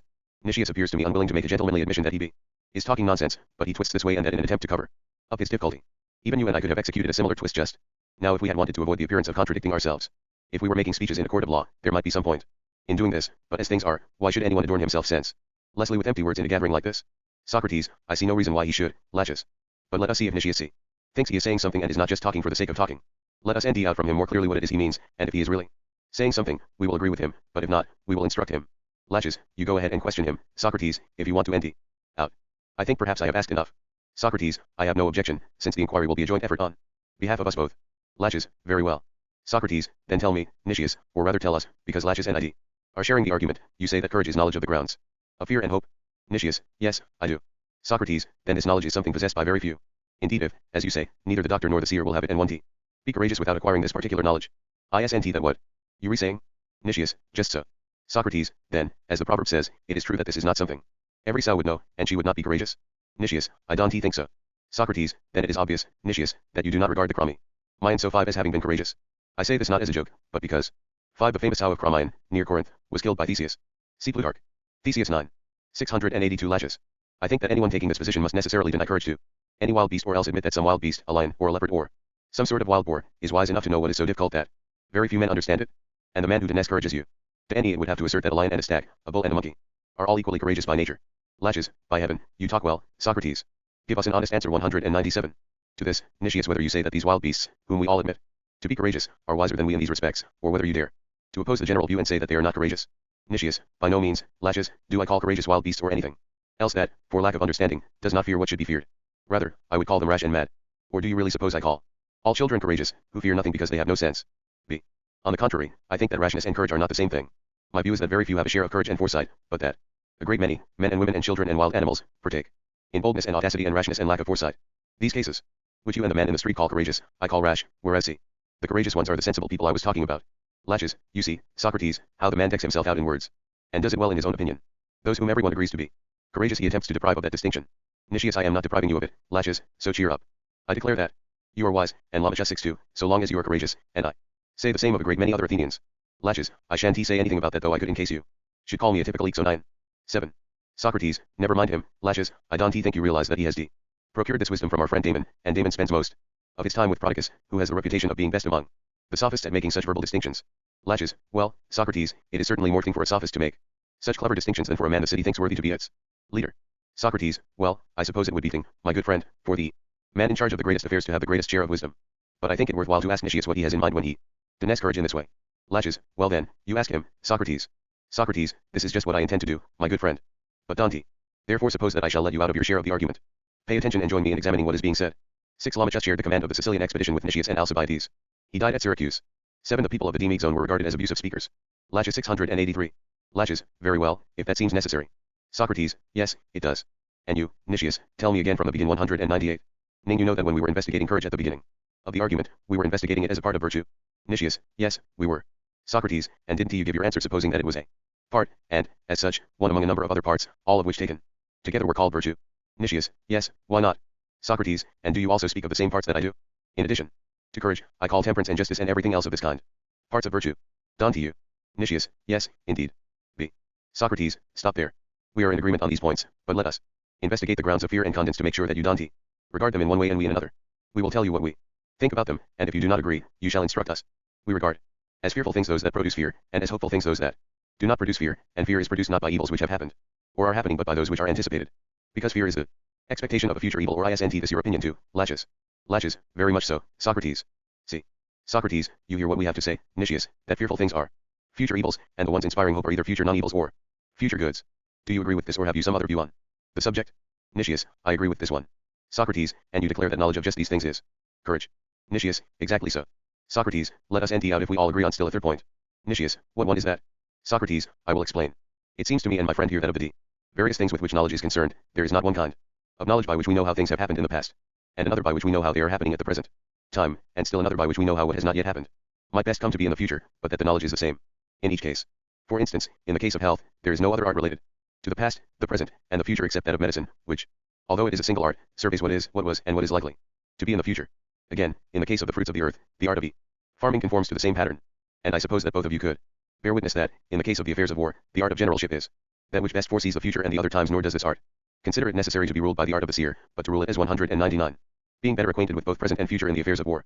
684 Lashes. In fact, the law decrees, not that the seer should command the general, but that the general should command the seer. Is this what we shall say, Lashes? Lashes, yes, it is. Socrates, well then, do you agree with us, Nicias, that the same knoll edge has understanding of the same things, whether future, present, or past? Nicias, yes, that is how it seems to me, Socrates. Socrates, now, my good friend, you say that courage is the knowledge of the fearful and the hopeful, isn't that so? Nicias, yes, it is. Socrates, and it was agreed that fearful and hopeful things were future goods and future evils. Nicias, yes, it was. Socrates, and that the same knowledge is of the same things future ones and all other kinds. Nicias, yes, that is the case. Socrates, then courage is not knowledge of the fearful and the hopeful only, because it understands not simply future goods and evils, but those of the present and the past and all times, just as is the case with the other kinds of knowledge. Nicias, so it seems, at any rate. Socrates, then you have told us about what amounts to a third part of courage, Nicias, whereas we asked you what the whole of courage was. And now it appears, according to your view, that courage is the knowledge, not just of the fearful and the hopeful, but in your own opinion, it would be the knowledge of practically all goods and evils put together. Do you agree to this new change, Nicias, or what do you say? Nicias, that seems right to me, Socrates. Socrates, then does a man with this kind of knowledge seem to depart from virtue in any respect if he really knows, in the case of all goods whatsoever, what they are and will be and have been, and similarly in the case of evils? And do you regard that man as lacking in temperance, or justice and holiness, to whom alone belongs the ability to deal circumspectly with both gods and men with respect to both the fearful and its opposite, and to provide himself with good things through his knowledge of how to associate with them correctly? Nicias, I think you have a point, Socrates. Socrates, then the thing you are now talking about, Nicias, would not be a part of virtue but rather virtue entire. Nicias, so it seems. Socrates, and we have certainly stated that courage is one of the parts of virtue. Nicias, yes, we have. Socrates, then what we are saying now does not appear to hold good. Nicias, apparently not. Lashes 685. Socrates, then we have not discovered, Nicias, what courage is. Nicias, we didn't appear to. Lashes, but I, my dear Nicias, felt sure you would make the discovery 200. After you were so scornful of me while I was answering Socrates. In fact, I had great hopes that with the help of Damon's wisdom you would solve the whole problem. Nicias, that SANE attitude of yours, Lashes, to think it no longer to be of any importance that you yourself were just now shown to be a person who knows nothing about courage. What interests you is whether I will turn out to be a person of the same kind. Apparently it will make no difference to you to be ignorant of those things which a man of any pretensions ought to know, so long as you include me in your ignorance. B. Well, you seem to me to be acting in a thoroughly human fashion by noticing everybody except yourself. As far as I am concerned, I think enough has been said on the topic for the present, and if any point has not been covered sufficiently, then later on I think we can correct it both with the help of Damon, whom you think it right to laugh at, though you have never seen the man, and with that of others. And when I feel secure on these points, I will instruct you too, and one begrudge the C effort because you seem to me to be sadly in need of learning. Lashes, you are a clever man, Nicias, I know. All the same, I advise Lysimachus here and Melisaius to say goodbye to you and me as teachers of the young men and to retain the services of this man Socrates, as I said in the beginning. If my boys were the same age, this is what I would do. Nicias, and I agree, if Socrates is really willing to undertake the supervision of the boys, then don't he look for anyone else. In fact, I would gladly entrust nice Radus to him, if he is willing. But whenever I bring up the subject in any way, he always recommends other people to me but is unwilling to take on the job himself. But see if Socrates might be more willing to listen to you, Lysimachus. Lysimachus, well, he should, Nicias, since I myself would be willing to do a great many things for him which I would not be willing to do for practically anyone else. What do you say, Socrates? Will you comply with our request and take an active part with us in helping the young men to become as good as possible? Socrates, well, it would be a terrible thing, Lysimachus, to be unwillingly to join in assisting any man to become as good as possible.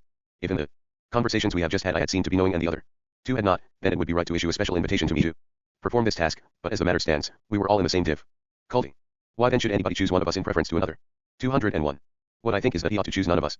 But as things are, see whether the suggestion I am about to make may not be a good one. What I say we ought to do, my friends, since this is just between ourselves, is to join in searching for the best possible teacher, RST for ourselves we really need one, and then for the young men, sparing neither money nor 686 lashes. Anything else? What I Dante advises that we remain as we are. And if anyone laughs at us because we think it worthwhile to spend our time in 201b school at our age, then I think we should confront him with the saying of Homer, modesty is not a good mate for a needy man. 8. And, not paying any attention to what anyone may say, let us join together in looking after both our own interests and those of the boys. Lysimachus, I like what you say, Socrates, and the fact that I am the oldest makes me the most eager to go to school along with the boys. Just do this for me, come to my house early tomorrow. Dante refused, so that see we may make plans about these matters, but let us make an end of our present conversation. Socrates, I shall do what you say, Lysimachus, and come to you tomorrow, God willing. 8 Odyssey 17.347. Lysis, together with Charmides, gives a rich and subtle portrayal of Socrates. In one of his favorite pursuits, engaging in conversation with bright, cultivated, good-looking teenage boys from distinguished Athenian families. Lysis and Menecenius are best friends, in their early teens, still overseen by family servants, slaves, as tutors. Menecenius later became one of Socrates' close associates. There is a dialogue named after him, and he was present at the conversation in Phaedo. Hippothales is an older teenage boy, infatuated with Lysis, to the point of boring to death Ctesippus, another close associate of Socrates. Later on, also with him on his last day, and the other boys of his own age, with his poems and prose discourses on Lysis and his ancestors' excellences. 4. Socrates, however, this is the wrong way to draw such a young person to you. Poetry and rhetorical praises will play to their pride and encourage arrogance. The right way is by engaging them in philosophical discussion. If they are worth attention at all, it is by turning them toward the improvement of their souls, that is, their minds, that you will attract their sober interest and great full affection. Readers should compare what Alcibiades says about his own love for Socrates in the Symposium, and Socrates' dithyramb to love for boys in his second speech in Phaedrus. Socrates exhibits this right approach by engaging Lysis, and then also his friend Menecenius, in an extended discussion about the nature of friendship. Who are friends to whom, or what, and on what ground? His RST question 2. Lysis XES the theme, before it is clearly announced, am I right in assuming that your father and mother love you very much? The Greek word for love here is philion, cognate to the word for friendship, philia. Friendship in this discussion includes the love of parents and children and other relatives, as well as the close elective attachments of what we understand as personal friendship. It also covers impassioned, erotic exactions like Hippothales for Lysis. What is friendship, so understood, and under what conditions does it actually exist? Socrates does not really seek and examine the boys' opinions on this topic, as he does with other interlocutors, including Charmides, in Plato's Socratic dialogues. Rather, he confronts them with a carefully constructed series of conceptual problems that arise when one tries to think seriously about friends and friendships. Is the friend the one who loves or the one loved? Or are there friends only where each loves the other? Difficulties arise for each solution. Or is it rather that good people are friends of other good people? But wait, since good people are so much like one another, can they do each other any good at all, as friends must do, if friendship is a good thing? Poets such as Hesiod, 687, 688 Lysis, have pointed to an inherent enmity between people of the same kind, people of the same profession. For example, what is one to make of that idea? Finally, what is the basis of a friendship? What does the friend ultimately love in loving his friend, and how does the love of that relate to the love of the friend? These philosophical, logical problems, Socrates seems to be saying, must be worked through in a systematic way before one can claim to understand what friendship is. But he only poses the problems, bringing the boys to see the difficulty they face in understanding the relationship they have entered into in being best friends. Some of these issues recur in the Symposium, in Socrates' questions to Aga Thon, and in Diotima's remarks. Aristotle's celebrated theory of friendship in Eudemian and Nicomachean ethics is visibly constructed in part out of solutions proposed on these issues. JMC. I was on my way from the academy straight to the Lyceum, following 203. The road just outside and beneath the wall, and when I got to the little gate by Panop's spring, I happened to meet Hippothales, Hieronymus' son, and Ctesippus of Paeania, and with them some other young men standing together in a group. Seeing me coming, Hippothales said, Hey, Socrates, where are you coming from and where are you going? From the academy, I said, straight to the Lyceum. Well, come straight over here to us, why don't you? You won't come. It's worth your while, I assure you. Where do you mean, and who all are you? Over here, he said, showing me an open door and an enclosed area, just facing the wall. A lot of us spend our time here. There are quite a few besides ourselves, and they're all good looking. 204. What is this, and what do you do here? This is a new wrestling school, he said, just built. But we spend most of our time discussing things, and we'd be glad to have you join in. How very nice, I said. And who is the teacher here? Your old friend and admirer, Mikos. Well, God knows, he's a serious person and a competent instructor. Well, then, won't you please come in and see who's here? First I'd like to hear what I'm coming in for and the name of the best looking member. Each of us has a different opinion on who that is, Socrates. So tell me, Hippothales, who do you think it is? He blushed at the question, so I said, aha. You don't have to answer that, Hippothales, for me to tell whether you're in love with any of these boys or not. I can see that you are not only in love but pretty far gone too. I may not. Translated by Stanley Lombardo. Lysis 689. Be much good at anything else, but I have this God-given ability to tell pretty quickly when someone is in love, and who he's in love with. When he heard this he really blushed, which made Ctesippus say, oh. Very cute, Hippothales, blushing, and too embarrassed to tell Socrates the name. But if he spends any time at all with you he'll be driven to distraction. Hearing you say it so often. We're all just about deaf, Socrates, from all the Lysis he's poured into our ears. And if he's been drinking, odds are. We'll wake up in the middle of the night thinking we hear Lysis' name. As bad as all this is in normal conversation, it's nothing compared to when he drowns us with his poems and prose pieces. And worst of all, he actually sings odes to his beloved in a weird voice, which we have to put up with listening to. And now when you ask him the name he blushes. Lysis must be pretty young, I said. I say that because the name doesn't register with me. That's because they don't call him by his own name much. He still goes by his father's name, because his father is so famous. I'm sure you know what the boy looks like, his looks are enough to know him by. Tell me whose son he is, I said. He's the oldest son of Democrats of each zone. Well, congratulations, Hippothales, on ending someone so spirited and noble to love. Now come on and perform for me what you performed 205. For your friends here, so that I can see if you know what a lover ought to say about his boyfriend to his face, or to others. Do you think what he says really counts for anything, Socrates? Are you denying that you are in love with the one he says you are? No, but I am denying that I write love poems about him and all. The man's not well, he's raving, Disippus hooted. Okay, Hippothales, I said. I don't need to hear any poems or songs be. You may or may not have composed about the boy. Just give me the general sense, so I'll know how you deal with him. Well, why don't you ask Disippus? He must have total recall of it all. From what he says about it being drummed into his head from listening to me. You bet I do, Disippus said, and it's pretty ridiculous too, Socrates. I mean, here he is, completely zated on this boy and totally unable to say anything more original to him than any child could say. How ridiculous he can you get? All he can think of to say or write is stuff the whole city goes around singing poems about Democrats and the boy's grandfather Lysis. And all his ancestors, their wealth, and their stables and their victories at the Pythian, Isthmian, and Nemean games in the chariot races and the horseback races. And then he gets into the really ancient history. Just the day before yesterday he was reciting some poem to us about Heracles being entertained by one of their ancestors because he was related to the hero, something about him being a son of Zeus and the daughter of their Dean's founding father. Old women spinning songs, really? This is the sort of thing he recites and sings, Socrates, and forces us to listen to. When I heard that I said, Hippothales, you deserve to be ridiculed. Do you really compose and sing your own victory ode before you've won? I don't compose or sing victory odes for myself, Socrates. You only think you don't. How is that? He asked. You are really what these songs are all about, I said. If you make a conquest of a boy like this, then everything you've said and sung turns out to eulogize yourself as victor in having won such a boyfriend. But if he gets away, then the greater your praise of his beauty and goodness. The more you will seem to have lost and the more you will be ridiculed. This is why the skilled lover doesn't praise his beloved until he has him. He fears how the future may turn out. And besides, these good-looking boys, if anybody praises them, get swelled heads and start to think they're really somebody. Doesn't it seem that way to you? It certainly does, he said. And the more swell-headed they get, the harder they are to catch. So it seems. Well, what do you think of a hunter who scares off his game and makes it harder to catch? He's pretty poor. And isn't it a gross misuse of language and music to drive things wild, rather than to soothe and charm? Well, yes. Then be careful, Hippothales, that you don't make yourself guilty of all these things through your poetry. I don't imagine you would say that. A man who hurts himself, by his poetry, is at all a good poet after all. He does hurt himself. No, of course not, he said. That wouldn't make any sense at all. But that's just why I'm telling you all this, Socrates. What different advice can you give me about what one should say or do so his prospective boyfriend will like him? That's not easy to say.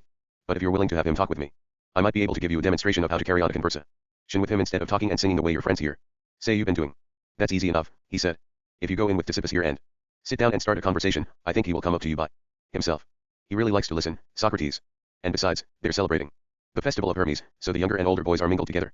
Anyway, he'll probably come up to you, but if he doesn't, he and Disippus know one another because Disippus' cousin is Meneceneus, and Meneceneus is Lysis' closest companion. So have Disippus call him if he doesn't come by himself. That's what I'll have to do, I said, and, taking Disippus with me, I went into the wrestling school, followed by the others. When we got inside, we found that the boys had finished the sacrifice and the ritual and, still, 690 Lysis. E. 206. B. C. D. E. Lysis 691. All dressed up, were starting to play knucklebones. Most of them were playing in the courtyard outside, but some of them were over in the corner of the dressing room playing with a great many knucklebones, which they drew from little baskets. Still others were standing around watching this 207 group, and among them was Lysis. He stood out among the boys and older youths, a garland on his head, and deserved to be called not only a beautiful boy but a well-bred young gentleman. We went over to the other side of the room, where it was quiet, sat down, and started up a conversation among ourselves. Lysis kept turning around and looking at us, obviously wanting to come over, but too shy to do so alone. After a while Meneceneus, taking a break from his game in the court, came in, and, when he saw Disippus and me, he came to take a seat beside us. Lysis saw him and followed over, sitting down together with Meneceneus next to him, and then all the others came too. When Hippothales, let us not forget about him, saw that a small crowd had gathered, he took up a position in the rear where he thought Lysis wouldn't see him, afraid he might annoy him, and listened from his outpost. Then I looked at Meneceneus and asked him, son of Demophon, which of you two is older? We argue about that, he said. Then you probably disagree about which one has the nobler family. See? Two, I said. Very much so, he said. And likewise about which one is better looking. They both laughed. Naturally, I want to ask which of you two is richer. For you two are friends, isn't that so? Denightly, they said. And friends have everything in common, as the saying goes, so in this respect the two of you one differ, that is, if what you said about being friends is true. They agreed. I was about to ask them next which of them was juster and wiser when somebody came in to get Meneceneus, saying that the trainer was calling him. It seemed he still had some part to play in the ceremony, and so off he went. I asked Lysis then, am I right in assuming, Lysis, that your father and mother love you very much? Oh, yes, he said. Then they would like you to be as happy as possible, right? Naturally. Well, do you think a man is happy if he has a slave and is not permitted to do whatever he likes? No, by Zeus, I don't think so. Well, then, if your father and mother love you and want you to be happy, it is clear that they must be extremely concerned to make sure that you are happy. Well, of course, he said. 692 Lysis. So they allow you to do as you please, and they never scold you or stop you from doing whatever you want to do. Not true, Socrates. There are a whole lot of things they don't let me do. What do you mean? I said. They want you to be happy but they 208. Stop you from doing what you want? Well, tell me this. Suppose you have your heart set on driving one of your father's chariots and holding the reins in a race. You mean they won't let you? That's right, he said. They won't let me. Well, whom do they let drive it? There's a charioteer who gets a salary from my father. What? They trust a hired hand instead of you to do whatever he likes with the horses, and they actually pay him for doing that. Well, yes be. But I suppose they trust you to drive the mule team, and if you wanted to take the whip and lash them, they would let you. Why ever would they, he said. Is anyone allowed to whip them? Sure, he said, the muleteer. A slave or free? A slave. It seems, then, that your parents think more even of a slave than their own son and trust him rather than you with their property and let him do what he wants, but prevent you. But tell me one more thing. Do they see? Allow you to be in charge of your own life, or do they not trust you even that far? Are you kidding? Who is in charge of you, then? My guardian here. He is a slave, isn't he?